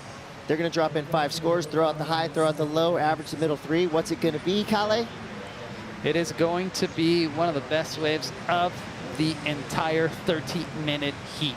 2 big blasts on the outside, relaxed through the middle section of the wave, and then gets another 2 big maneuvers. So Billy knows, our surfer from New Zealand, knowing that he really couldn't do anything to block Griffin Colapinto. Score comes in, Chris.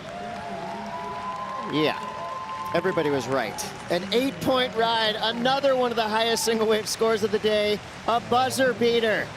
Griffin Colapinto masterfully riding that Matt Biola's Mayhem surfboard to victory. His whole camp was stressing for 29 minutes and 48 seconds. That's Griffin Colapinto we're talking about. Never count him out. So unofficially, we got Griffin Colapinto with the win. Liam O'Brien in second. We do lose Billy Stearman. We'll be back with more action. The U.S. Open rolls on.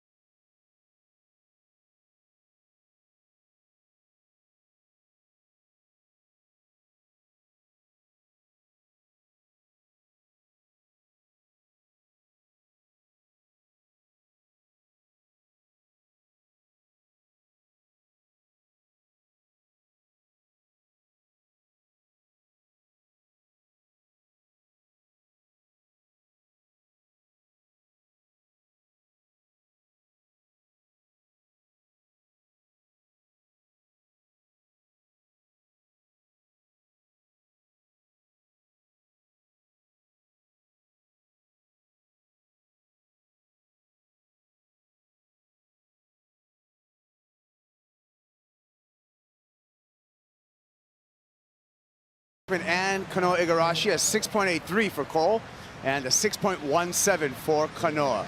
Kanoa in first and Cole in second. Advantage to Cole Houshman on that exchange. The two nice turns outside. I mean, that nice compact tail waft, super stylish, I think is just as impressive as the air reverse in my eyes. I agree. And Cole Houshman, youngster still, big future, 20 years old, San Clemente. He's already got a semifinal finish here at the pier in a QS event the Jack Surfboards Pro held earlier this year. So it sounds like he's tuned up. Yeah, he is. And he's gotten to this right size where I think he grew pretty quick for a period of time. Yeah. And now has been kind of settled in at this weight. And that's been very helpful to tune in equipment. And like you get stronger. And so all of a sudden, you know, you're maybe changing fins or even rockers, you know, to try and find, you know, that board that fits underneath with the power you're containing. And he's a very strong guy. Yeah. What kind of rocker is, well, we'll get back to equipment talk as we go to live action here with Edgar Grosjean, our Brazilian competitor. He's had to grind to really get back in the QS. And outside, we're going to switch to Cole Houshman, why not? As he gets off the top on the outside. And we'll switch back to Edward Grosjean to finish off on the inside. So just multiple waves and multiple angles coming at you.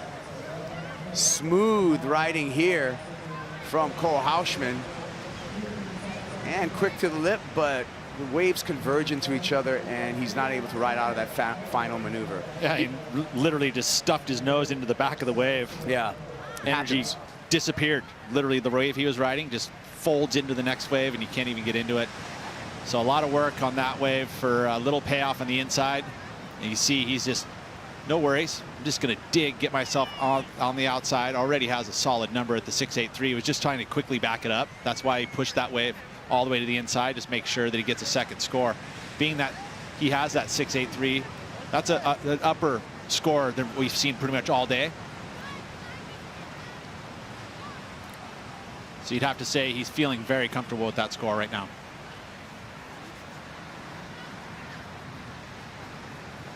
We'll wait for those two numbers to come through, but Cole Houshman is definitely going to go into the lead at the 20-minute mark. Again, top two come out of this heat, and then we go into the round of 16 where it's going to be man-on-man competition. So nothing wrong with second place in this heat. You can pace yourself throughout this entire event. We've talked about it before. This is a marathon. It's not a sprint. But west winds come up, Pete, and it's a little more challenging out there. Yeah, I mean, you get used to it. I mean, you're thinking about, you know, Huntington, you're going to surf heats in windy conditions. You better be prepared for it mentally, because sometimes you're like, oh, it's been glassy and all cool, and all of a sudden the conditions change on you, but you just got to expect that it's going to change, especially in those afternoon heats. Yeah, this is a 4.83 for Grosjean.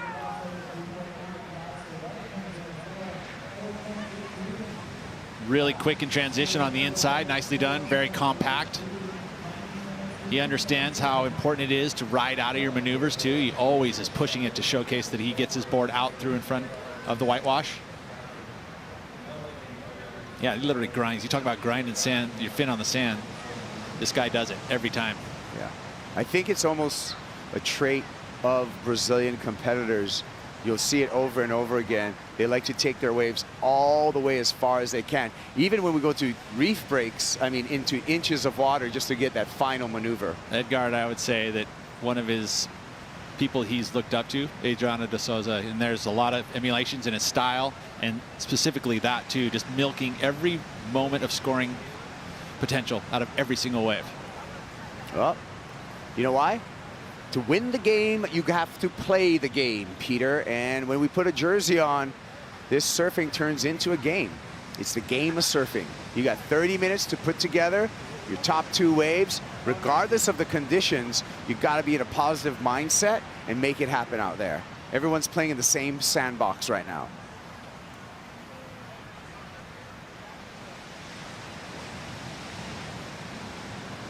See Cole's moved over to the southern end there, sitting in second priority, just trying to create some space. We saw this the other day when that tide started to get to a certain point, right? All of a sudden the rip started shuffling even a little bit more bumps in the face. So they're trying to think about maybe wave number 2 can usually have a little cleaner look to it. Yeah, the receding water, what is happening right now is creating a lot of these rips that are moving up and down the beach and giving some of those ribs in the face of the wave, and also something to push against. And also that wind, you know. Yeah. It's increased quite a bit. We're like probably 15 knots here, maybe a little stronger with the gusts. But that's the one thing that the adjustments that these guys can make, you know, maybe looking at wave number 2, using that wind. A lot of surfers will use that as pushback, like you mentioned, for airs. And what do you think, you know, with a ripped out wave about, you know, you have a 3-wave set. Generally, what's going to be the best wave? Yeah, 3-wave set. I'd probably say still number 2. Yeah. I mean, it depends. But yeah, the second wave would be a little bit bigger. Hopefully, that first wave just a little cleanup, like almost like this, right? There's this first wave here, and there's another wave out the back. Exactly. And that first wave cleaned up the water. You can see a little bit for Cole Hauschman. Throws it into the air effortlessly. Nice air reverse and a quick rotation for this young man. Looking to make the connection for more points on the inside. Really going to have to struggle through this section here. And he's not going to make the connection, but he got some work done on the outside. Grosjean right behind him, frantically bouncing. Again, no connection. It's going to get tougher and tougher and tougher throughout the rest of the day. That happens with that shallow water. The energy just depletes super quick. It just doesn't have that same. And so you'll see for these next 2 heats probably that you'll see maybe half the waves completed to the shore break. So what that does, though, is it emphasizes the outside section being so much more important. Kanoe Igarashi uses priority with nothing on offer. He is far enough out, so hopefully he'll get back into the lineup and regain that first priority. He's not paddling with a ton of intent, just kind of cruising. Let's check this wave out. Loved how he came out of that. The footwork, very smooth. He just kind of gradually slowed his feet back. Yeah, you'll see a lot of times the shuffle actually affects and gets a little bobble to it, but not that one. Catching up with live action, and Kanoe Igarashi picked up another wave while we're in replay. We'll catch up with that. And some troubled water through the pier, but Igarashi looking for a shallow spot to make the connection. Tags the piling. We'll see what he got done on the outside. Igarashi currently in 3rd place, needing a 2.49 to move into 2nd place. Judges owe us scores for all 3 surfers in the water. Watching this again, he sets it up by fading the bottom turn and then sees that little whitewater section and just perfectly times it, whips the fins through the section there, gets a second maneuver done on that outside. Kanoa seeing the adjustments needing to be made to get that emphasis on the outside. I feel like this is another good number for Kanoa, especially how big that very first turn was. He set it up. He faded the bottom turn, sets it up, and then just waft into that little crispy little foamy section. How good is that when you see a little foam section just waiting for you to hit? One of the best things in surfing. Score in for Grosjean, a 4.43. Igarashi needing a 3.09, and we're still waiting for that score. Little reaction from the athlete zone there. Key eye on the conditions and the surfing.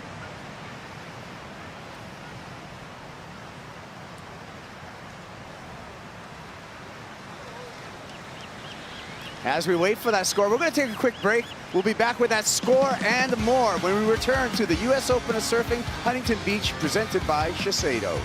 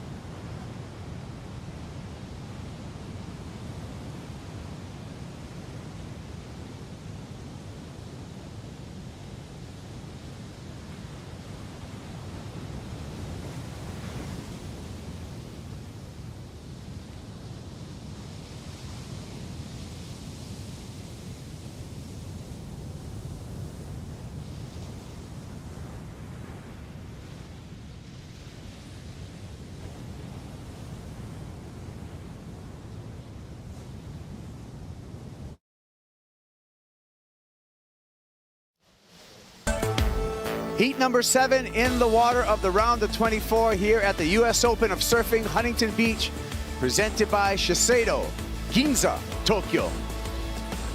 While we were away, the number came in for Kanoa Igarashi, a 6.43. Igarashi takes the lead. Carl Hausmann in second and advancing position. Edgard Grosjean, the Brazilian competitor, has first priority. He's in the white jersey, and he needs a 7.07. I'm Kaipo Guerrero. Sitting next to me is Peter Mel. And like we expected, Pete, Kanoa made a comeback. He did. And you would suspect that with Kanoa. This is a big moment for Edgard with priority. He's got to make the right choice in picking a wave here, and it's got to get him something into that 6 range. He wants to match. I mean, ultimately, you're searching for excellence, but at this point, like, minimum choice of wave here, he's got to put himself into that 6 range, and here he goes. Well, priority error for Grosjean. Threw that priority away just like he threw that air away, and he's going to put himself in a way tougher spot because he's going to go back in the line of priority and sits in 3rd place. Gave away his Here's power. a replay from the break. Cole Hausmann. Wow, look at this one into the pier. 2 turns outside once again, wafting the fins, and a 3rd stumble. But didn't matter. It got didn't. 7.13, and Cole Hausmann now goes into the lead. Crazy stuff. I mean, and that's just straight up wave choice. Good choice of wave. It had top to bottom, vertical face. He attacked the lip. All of those were critical sections on that outside. Right now at this low tide, got to make it happen on the outside section. Big opportunity for the youngster right here, and it looks like he's ready to step up to this opportunity. Big kid, but quick feet. Yeah, you know, Dad actually played a bit of soccer, and so did Cole. And, you know, taking the route of what sport usually end up doing, surfing takes over. Way fun, but an accomplished football player. Really? Yes, really good at it. American football or European football? It would be global football, as in soccer for here in You America. could say soccer. Can we're I? In America. Yeah, we're in America. I think it's football. I know, but you confused me a little bit. Yeah, I get you. Sorry to confuse He's you. a big kid. I mean, he could be a cornerback, you know what I mean? Yeah, he could be a quarterback. He's not. He's a surfer, and he rips. All right. But he can play some football. Yeah. Play for the Tritons, San Clemente High School, right? Could have. Anyway, 9 minutes and 50 seconds. And the situation in the water looking bright for Cole Hausmann. The consistency of Kanoa Igarashi is still evident. Grosjean, the Brazilian, needing to make a dream run because the next round we go to head-to-head, man-on-man competition, and that's when the points really start adding up as you look for your whole view of this 4-part Challenger Series with the ultimate goal of a 2022 seed on the championship tour.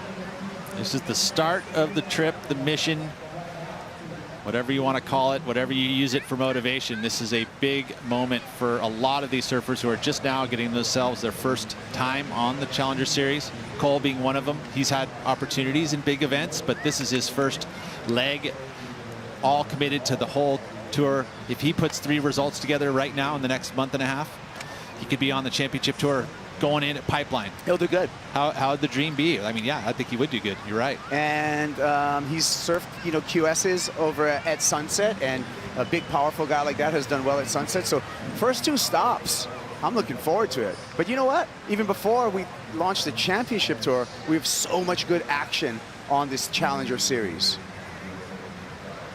Now, even thinking about going into 2022, we've got on the Challenger Series, got Chile. Gold Coast. Okay. No, we don't. No, we don't? Oh, yeah, Challenger Series we do. Yeah, so we're going to start off the Challenger Series there at that beautiful point. Start of it, so there's some before, just like that, and then there'll be some at the end again to really finish it out. So 2 kind Let's not get ahead of ourselves, though. All right. Let's talk about 2021 Challenger Series. Let's talk about Cole Hausmann throwing the tail, the air reverse. Kid can do no wrong in this heat. Yeah, he's feeling confident. I mean, he already put 2 numbers up there. It makes things a heck of a lot easier to go big. Igarashi. Making it easy for himself.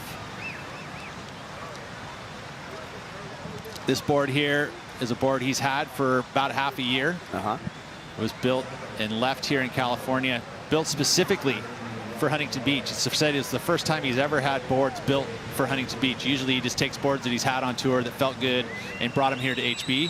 This one was made specifically to surf here. He's got 2 of them over there. One's an EPS stringerless carbon. This one, you know, full carbon, but both epoxy as far as, or styrofoam cores, and they're just super lively under the feet. Kanoa just driving through this outside section, fitting it in. And Pete, I just want to pick your brain a little bit after we get through this replay, because I want to enjoy the surfing of Cole Hauschman first. And this. He has this great matchment of quickness and footwork, and then drive through. You know, it's not like he's one or the other. He's just great mix of both. Flare above the lip and then driving through it. And that's like the separation that he has, Cole does. I was going to ask you about the differences between that EPS board with the carbon fiber stringer versus the full carbon fiber board. What would be the differences in the feel? The other one would be softer, as we watch this first here, live action. Edgard Grosjean. And was on his way. Yeah. Whoa. We mirrored each other. On his way, yeah.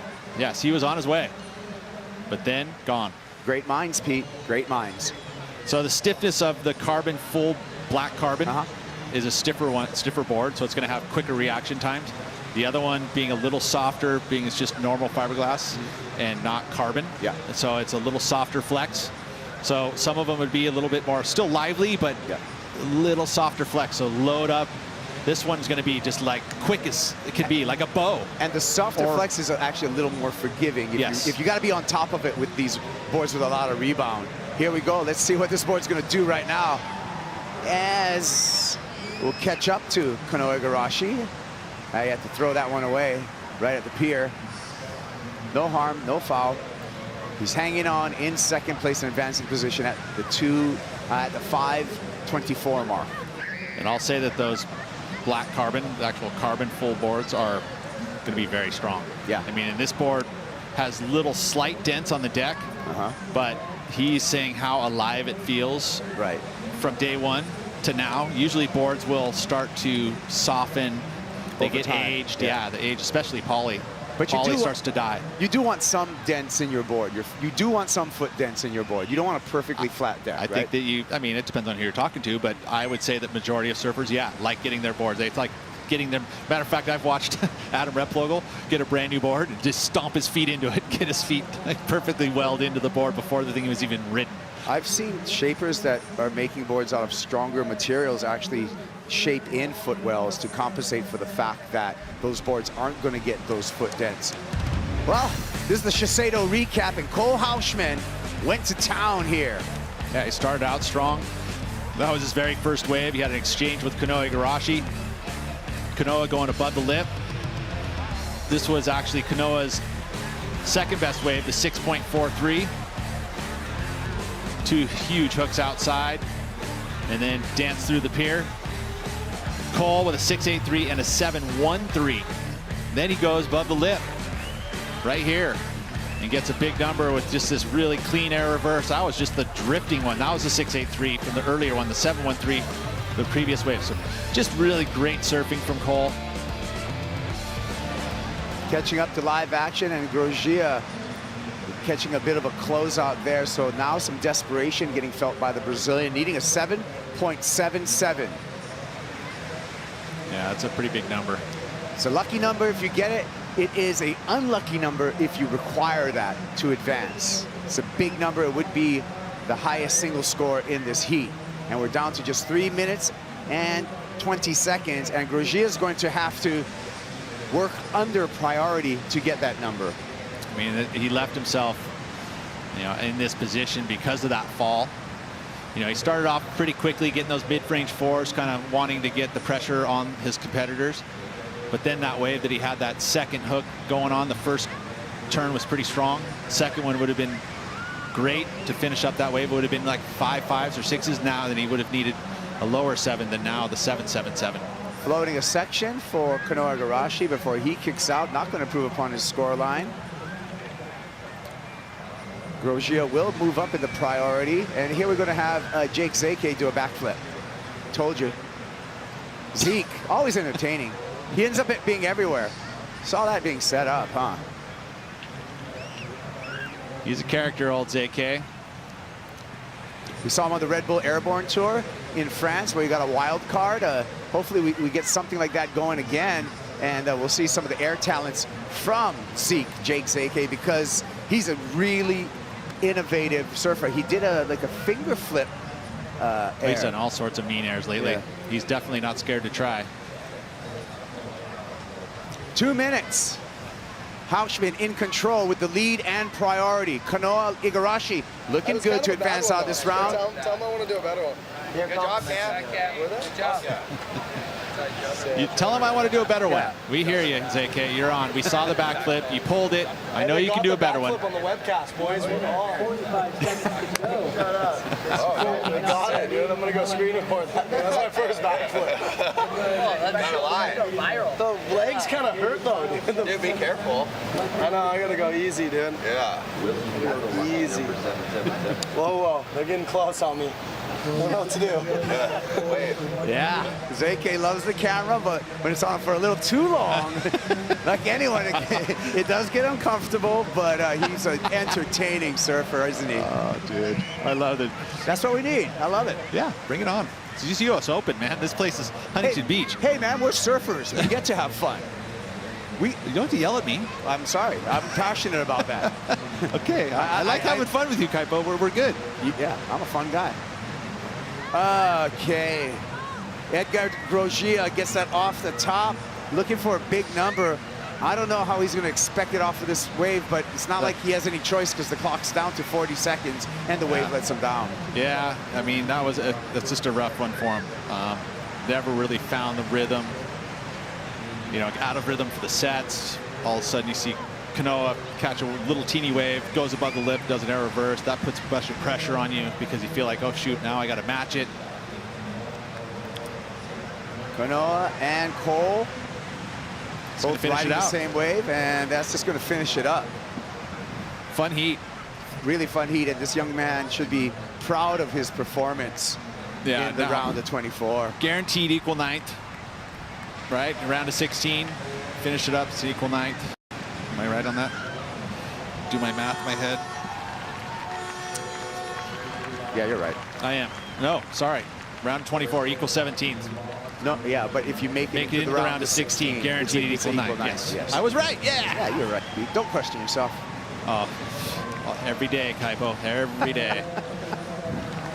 All right. There's Dad. He's right here. Pops. Whose dad is that? This is Dad. That's Cole's dad. Cole's dad. Cole's dad. He was a soccer player, and I called it that, but he's football. He's a football player. And confusing me again. He's a soccer player, yes. right? Okay. And a very good one at that. And so is Cole. You know, but I think at this point we kind of see where his passion lies. All right. Good job, Cole Hausman. And great consistency from the two-time champ, Kanoa Igarashi. We're going to take a break. We'll be back with more. We got Heat 8 coming your way here at the US Open of Surfing, Huntington Beach.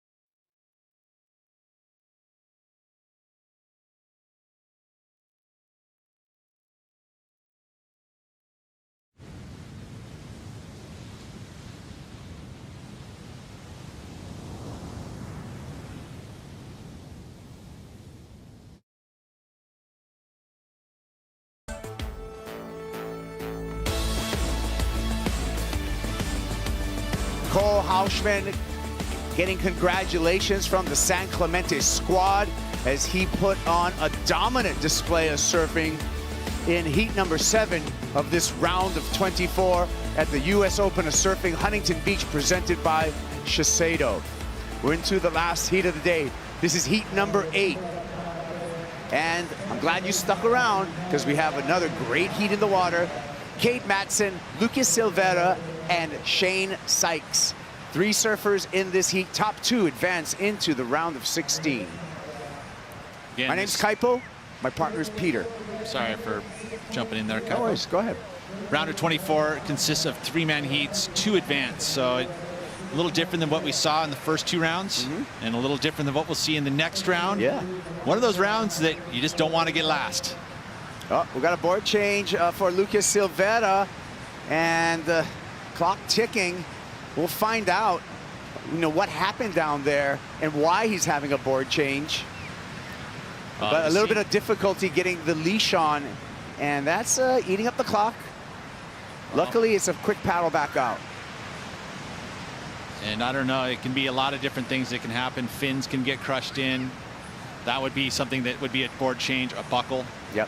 Didn't look like it was in 2 pieces, so not completely broken, but a buckle or a fin is the only thing that I would think of that would actually be a complete board change. Any other dings you could probably get away with. Say if it hit the pier and got a little rail ding or something like that. But fins are steering mechanisms. You need them. You need them. And really a lot of times surfers can change the feeling of their boards by just changing that fin template. Cade Matson, young man from San Clemente, California. Think about all the talent that's coming out of that town right now. Yeah, Cade in the last round, the round of 32, beat Kanoe Igarashi. So, some of the young men from San Clemente have been handing it to Kanoe Igarashi in a couple of these rounds. He recently got a 3rd place finish in the WRV Outer Banks Pro, part of the qualifying series. Yeah, it was 1 foot. And Cade Matson, 6'2", probably 185. Yeah, not a small kid. No, and making it happen in really small conditions. Another big guy, 6'1", Lucas Silveira, 25 years old, out of Rio de Janeiro, Brazil. He's a former World Junior champ. He had a taste of the big show, and he's got a wild card at the 2016 Oi Rio Pro. He'd love to have a full-time pass on the championship tour next year. Heading over to the Meo Visla Ericeira event, which is at Ribeiro de Ilhas, which is the place that Lucas won his world title. Wow. So that event there would be close to his heart, and obviously would be a lot of experience there, and would feel very comfortable heading to the number 2 event on this leg of the Challenger Series. That's Shane Sykes. He's from South Africa. He made the longest trip here to Huntington Beach out of all the surfers. Shane's been working hard over there, South Africa, to get his position onto this Challenger Series, and this was the 6-point ride that we saw from Cade Matson. There you go, 2 big, huge snaps on the outside. Earns the 6, didn't even have to work for the inside section.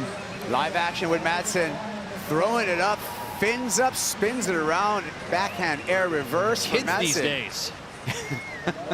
But I mean, you think about it, in this last 3 heats, Cole, Cade, just San Clemente going off. And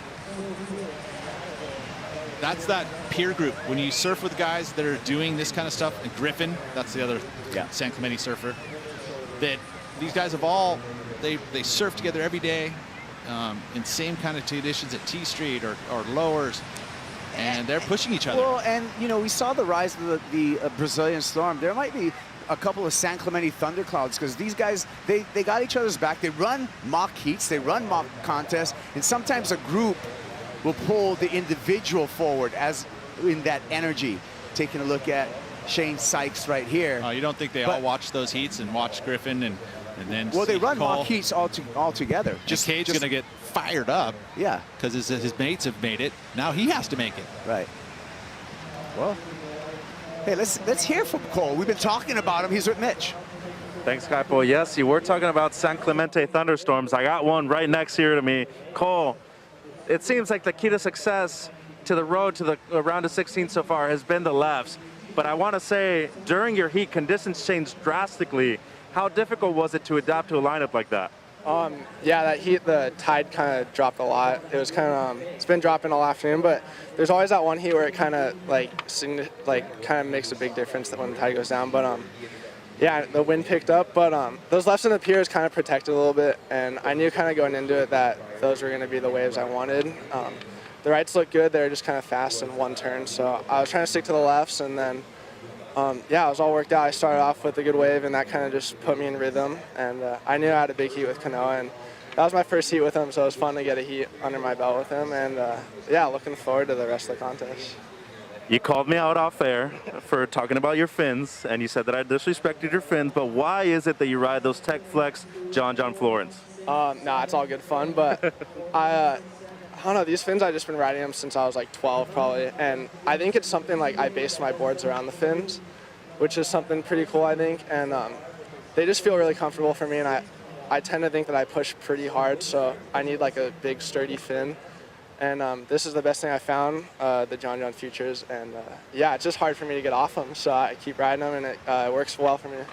What about the success that SoCal has had in this event so far, including yourself? Yeah, all the San Clemente guys just from down the street. It's good. We all been kind of rolling together, and yeah, it's been fun. Every morning we like go for free surfs down at our local break in San Clemente and hang out and just kind of like take the pressure off each other and just know that we're doing this for fun. Like it's all this is what we train for, and it's all fun when we get here and we worked hard for it. And yeah, I'm stoked to see all my friends and all the boys doing good. So it should be fun. Congratulations and thank you for your time, Cole. Kaipo? Yeah, there you go. Cole Hauschman facing the fin critic, Mitchell Salazar, and he had to answer to his audience. You know, he was just going, I don't know why this guy's riding this fin. One thing I can say about fins, Pete, is when you find a template and a set that you like, you stick with them. Oh yeah, 100% you do. And there's nothing wrong in that. And the idea behind it is Cole's a strong surfer. He puts them on boards. They're stiffer. They give him a different reaction. And that's why he's attuned to that reaction of those fins. He loves that template. It's a large template. It's a stiffer fin. It works good for him. There's no rules. That's why it's so cool. Right. You're going to find something that works for you. 100%. And it doesn't mean just because it works for your buddy, doesn't mean he works for you. What's your template? I like the Futures AM1s. I've actually got a little fin I've been working on with Futures. Top secret. But it's something that I think will be pretty cool. And I like glass flex. Like I actually use glass fins, similar to Connor Coffin uses glass. Okay. Parker Coffin, they like that flex pattern. Ask me, though. What fin do I like? What fin? Go ahead. I like the AM template as well, but in an FCS2. And I like the honeycomb layup because it's a little bit more forgiving. I'm not as powerful as you are. I didn't ask, but that's cool. Yeah. No, we're talking fins. But I know. Honestly, you stick with your fin when you change boards, so you're eliminating a variable there, and you're going to have more consistency. If you're switching boards and fins, you're just going to be all over the place. So that's some just advice to just the surfing public as a whole. Yeah, and if you're going to experiment, you have a good board, you know it's a good board, then you experiment with the fins, right? And then if you have a board and you put your normal fins in it, it feels a little different, and you're like, well, I should change the fins. Maybe I'll change the way it feels. But always surf a new board with the old faithfuls, fins, so you have a baseline. Yes, right? Thank you. Yes, I agree with that. All right, some equipment talk at the 19. We could go all day long with this stuff, Kipes. Yeah, I'm into it. We're both into board building. All right, Cole Hausch, Cade Matson, sorry. Cade Matson is our leader in this heat, and he's just showing really quick surfing, trying to better his 4.67 there. We'll see what the judges decide. I'd say so, yes. Carried a ton of speed. He had to traverse over to another section.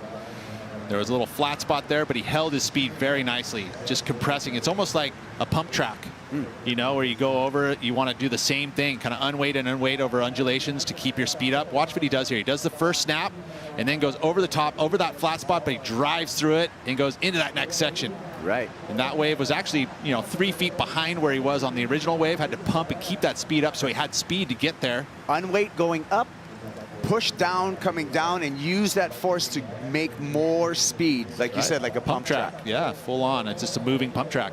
It's like foiling, same thing. You want to get better at speed in surfing? hit the pump track actually on your skateboard, work it out. For sure. Let's see a little right for Lucas.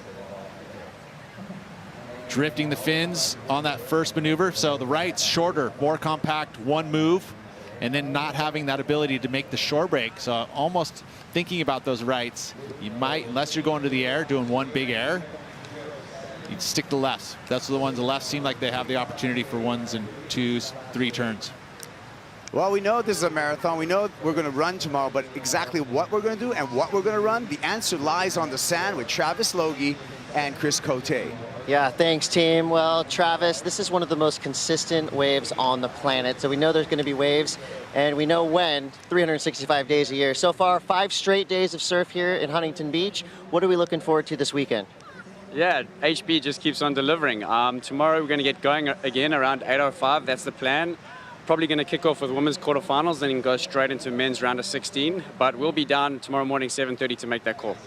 Awesome. Always ready to rock when Travis Logie is in the house. So you heard it here first, 7:30 a.m. The call will be made, and all signs point to go. But we'll see you in the morning. Back to you guys in the booth.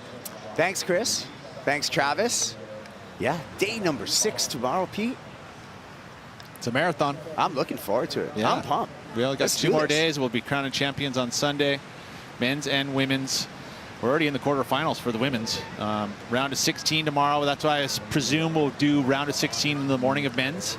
I don't think we'd start with the quarterfinals of the women's. I don't believe, and maybe even second guess the commissioner. I'm not second guessing anything. I'm just thinking that men's would go. Okay. I don't know why you'd run. I mean, I've had some experience. I'm not guaranteeing what's going to happen tomorrow. I don't make that decision, but ultimately you'd think the 8 heats of the men's, which is going to go into man-on-man competition. Yep. We'll see that. And the 4 heats of the women, and then we'll probably call it a day there. More speculation, and then on finals day we'll have quarters for the men's, semis and finals for the women's to start, and it'll be another great day here in Crown a Huntington champion Beach. by midday. And good boy. Sorry. All good. 16 minutes. I didn't know whether you're talking to me or the dog on the beach. I was talking to both of you. Okay, thanks. Good boy, Kaipo. 15 minutes and 50 seconds. We're only halfway through this heat, and it's been extremely entertaining, both in the surfing by Cade Matson and the conversation with Peter Mel. Ooh, Silveira. See? Lucas Silveira. Adjustment. Good adjustment. Going left now. Yeah, he's going to ditch that 1.1 that he has in his score line and try to... Look at his best number. Yeah. All he needs is 2.47 to get into the number 2 slot. Let's remember, too, that Cade Matson out front, pair of 6s, looking solid. But the real battle now is between Shane and Lucas, because both of those guys have not put up a big number yet. Hey, and Pete. second place is an advancement into the round of 16. Pete, let's take a break right now. All right. Okay, we're going to take a little rest. We're taking a break, but we're going to be back I'll do some meditation. right after this with more action. The final heat of the day from U.S. Open of Surfing.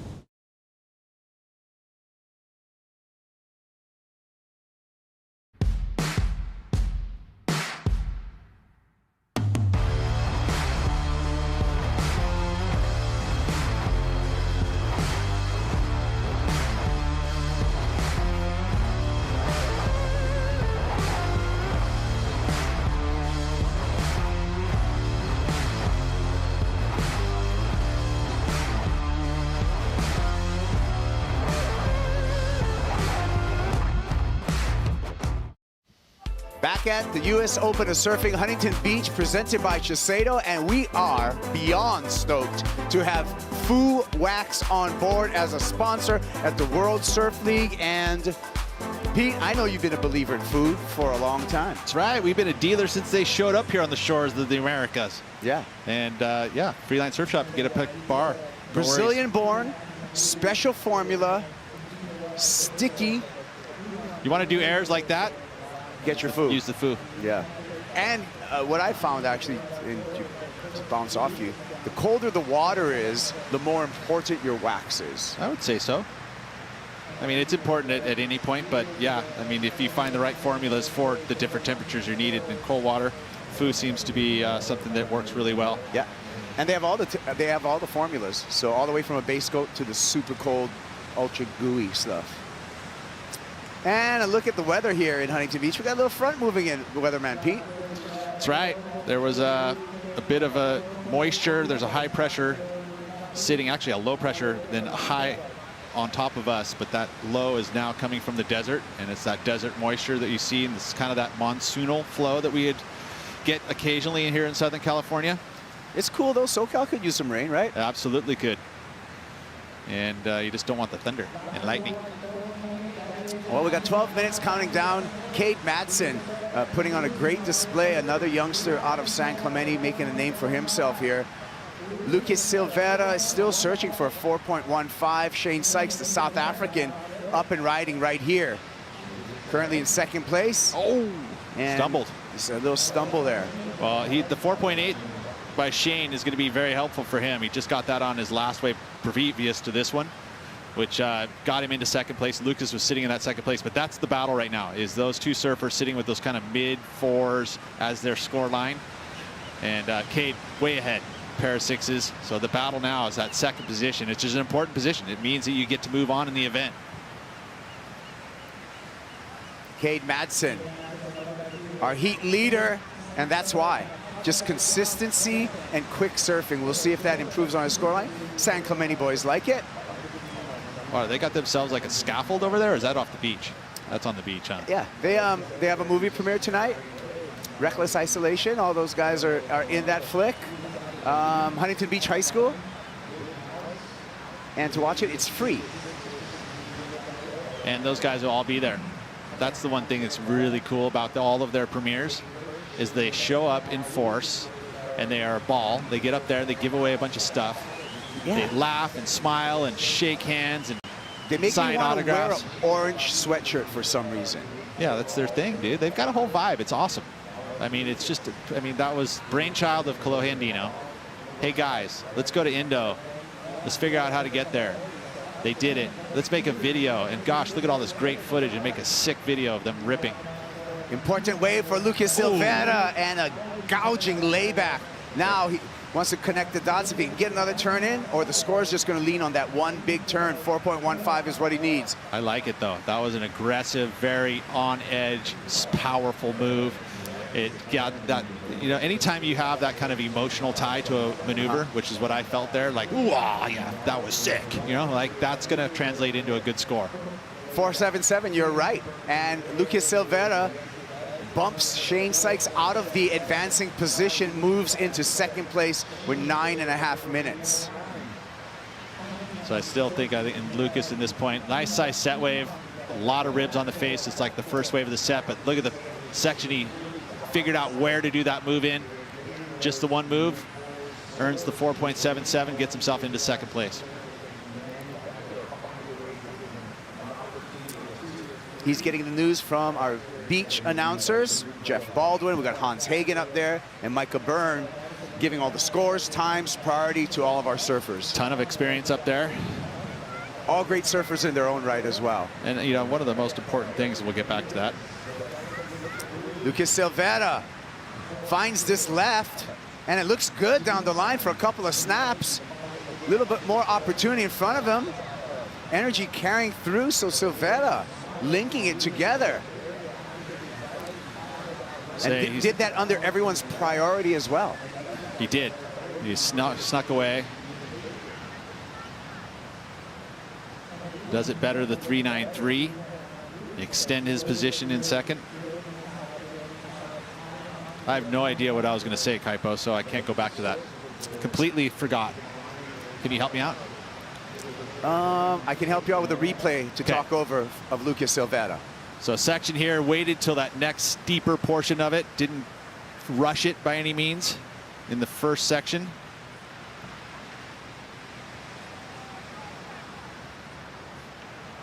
I would say there's an improvement there.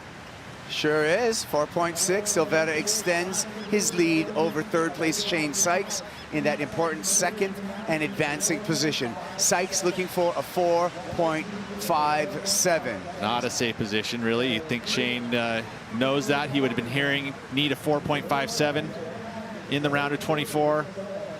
With 7.5 minutes to go, you'd think, yeah, I could pull that one off. Tell yourself that. Beric de Vries there. There's the South African squad. I love the international affair, the support that's coming up, the camps that happen on the beach. It's fun. That's a few brews. You don't see that necessarily as much on the championship tour as you do on the QS. So it's fun to watch. It's fun to be a part of. Yeah, the Challenger Series, the evolution of the qualifying series, and set in motion for a real pathway to the championship tour. Qualifying series is going to be run regionally going forward. Those qualifying series events will help you gather points so that you can get into these Challenger Series, and these Challenger Series are all about qualifying for the championship tour. Second season for the World Surf League, and we're kicking it off right here in Huntington Beach.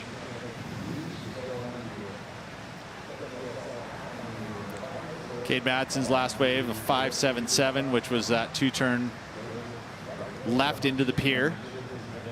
And his 7th wave. Cade's been very busy out there. And out of those 7 waves, there's no just completely, I mean, he's got one fractional one, but other than that, they've all been some scores. So it shows the consistency with Cade Madsen. Lucas Silvera, up, out. Yeah, the rights are going to be tough. Just at this tide, they shut down super quick, so you can't even really get any speed to go into the single maneuver. But what's making them do that? What's making? It's the tide. It's just literally as the tide drops out, the rights are going to shorten because you mostly have south swell. So it's moving from the left of your screen to the right, and it's just the virtue of the angle of the wave. The lefts are bending a little bit more, so they're bending out to sea, so they kind of have that opportunity to get 2 turns. Look at this set, though. This is a major set coming in here. You got priority with Cade still, your heat leader. Get ready for action. Cade's going to have to make a decision sitting on first priority. They're going to let that first one go, maybe clean up the lineup a little bit. Look at these lines. Yeah, I was going to say, that's a pretty major set here. Biggest of the heat. That doesn't mean it's going to be the best, though. I mean, it could be a straight closeout because it is pretty low. Shane Sykes is going to take this right. Opportunity for the South African. It closes out. There you go. It's an example of it right there. Uses his priority too.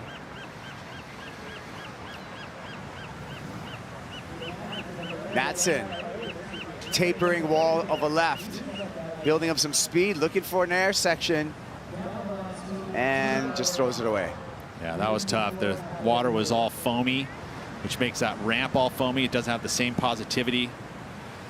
He was waiting for something, a little cleaner lip. Never really happened for him. He's trying to better a 6.0 with a big left like that. I liked his thinking there. Go for the big air. You know, he lofts himself a big lofty 3 and lands, no worries. He's bettering a score.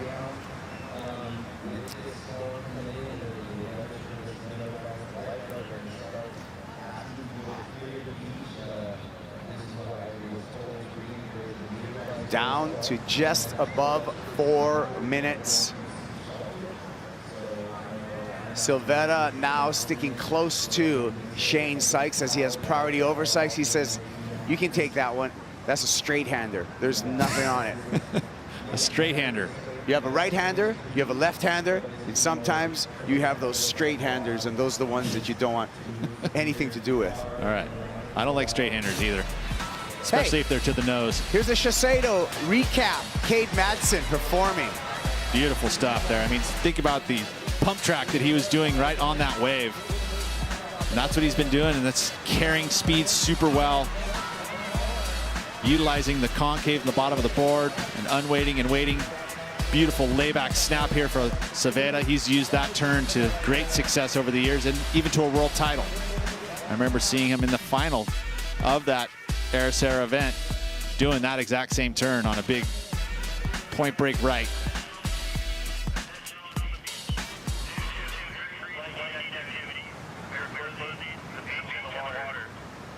Oh, we just got 3 minutes remaining. And more waves coming through here right now. Final heat of the day in the round of 24, heat number 8.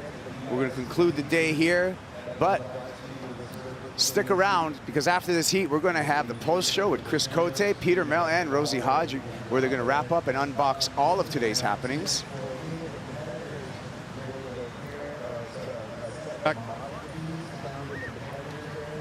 2 minutes, 30 seconds. Madsen. And comes unstuck there, goes down, pokes the nose, no big deal. He's still going to be in the lead. Well, it sounds like that little cell that we saw is clearing the pier. So I would assume that we're going to be clearing our beach here pretty soon as well. I know the lifeguards are making announcements here. So we're going to have a brief post show just to update everyone watching, and then we're going to clear the beach as well. Yeah. We may not even get to that post show. Oh, hey, come on. Be a sport. Keep it positive. Be a sport, Pete. All right, all right. Well, do you want to get zapped?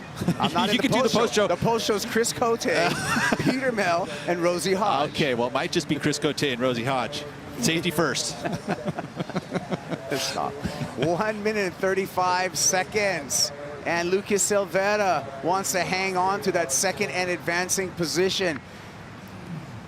Shane Sykes in the white jersey can have a buzzer beater right now. He's got first priority, so he's got a choice if a good wave comes through, and he can easily surf to that requirement of a 4.57. That's the battle, right? We talked about that. He has a priority. We saw it happen with Griffin Colapinto. All of a sudden, an 8-point wave comes straight to him with, I didn't even look out the back. I'm like, is there even a wave coming? Could be. You know what the cell has done, though? It's made some waves. It's the wind has backed off. It's gotten glassy. Although they've closed the beach. They're sending everybody off the sand. There we go. Cade Mattson's up and riding. Vertical. Holds up bomb turn and big snap right next to the pilings, too. Solid. Continues on a roll with really solid surfing. He's advancing. We're going to see him in the round of 16, no problem. Lucas Silvera. He may improve here if he can get another maneuver done. Oh, yeah, he does. He's carrying the 4.6 as his low. Muito bon. Uh-oh, set out the back, though. Here's Sykes looking at one.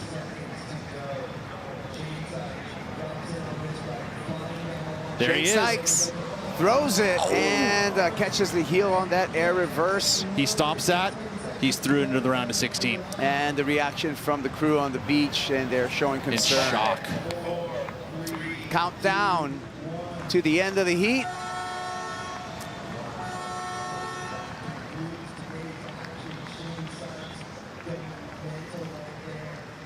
Well, Cade Matson feeling good about that performance and giving a handshake to Lucas Silvera.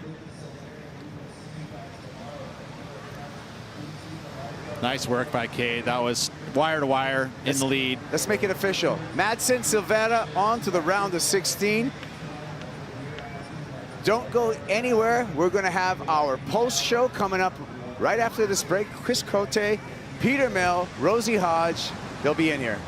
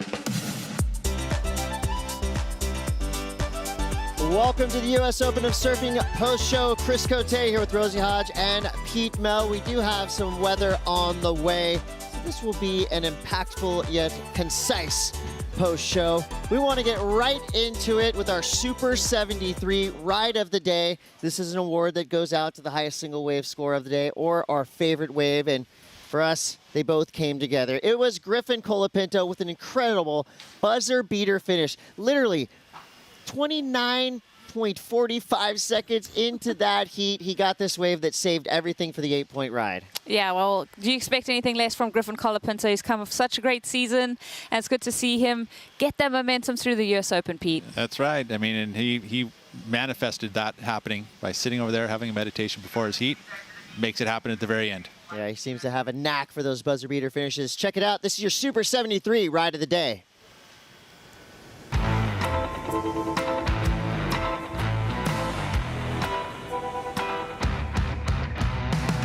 Wow, this wave popped up out of nowhere. Great start out the back. Another good section. Oh, boy. He needs a 5.54. He is nearly there. Those two turns out the back. That was one of the best combos we've seen in this entire heat. He's got to complete this ride. The drama builds. Okay. Another turn. Enough. Fin free snap. An 8-point ride. Another one of the highest single wave scores of the day. A buzzer beater.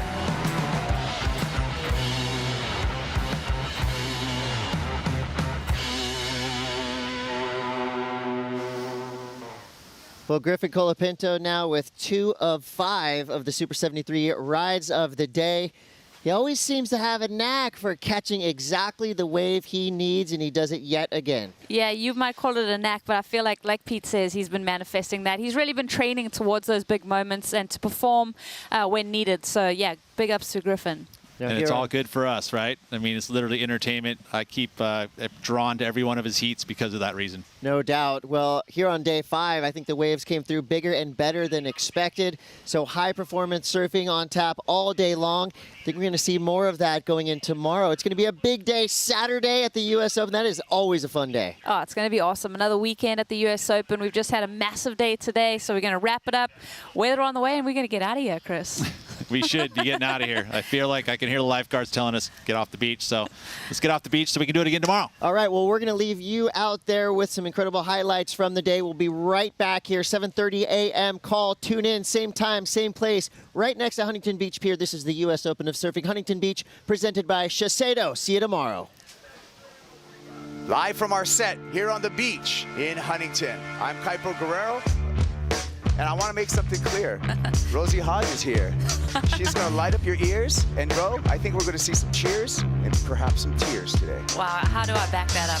Starting off with Caralupo. And a nice snap off the top. Combos it up. Nice steep wave. Just mistimed there. Looking grim for DJ Shimmy Disco. Every man for himself till this task is over. The finish line sits behind what they never showed us. Oh. Sawyer. Oh, nice smooth style. Ooh, perfect little ramp, tags it. Wow, great opening turn from Coco. Double pump bottom turn up into the lip. She lands it. Courtney still eyeing up the backhand and a very solid finish. Betty Lou Sakura Johnson. So good they had to name her 4 times. Yeah, check it. Betty Lou looking beautiful on her backhand. Love that hand drag to finish on the inside. Judges are going to devour that. Now we pivot to the men's bracket. Rob, you better get to know the soul of a clever bloke. They down, but their clout chasing is very shallow. Fickle battles of the ego and the men of Hallow. Uses priority, goes huge with the grab. 2 quick backhand snaps from Kalohe. He's moved over closer to the pier for that solid finish. Wow, what an impressive start. Alex Ribeiro. Oh. Perfect execution. Huge finish. The fist pump claim. Griffin needs a wave. Wow, this wave popped up out of nowhere. Great start out the back. Another good section. Oh, boy. He's got to complete this ride. The drama builds. Okay. Another turn. Enough. Fin free snap. An 8-point ride. A buzzer beater. Hate to be the pessimist, I wish I never mentioned it. Do on gloom, sentence to the friendliest of headiness. I see you on the other side, questioning the benefits. Don't feel obliged to remember this. This copyrighted event broadcast is produced by the World Surf League for broadcast around the world and may not be retransmitted, reproduced, rebroadcast, or otherwise distributed or used in any form without the written consent of the World Surf League.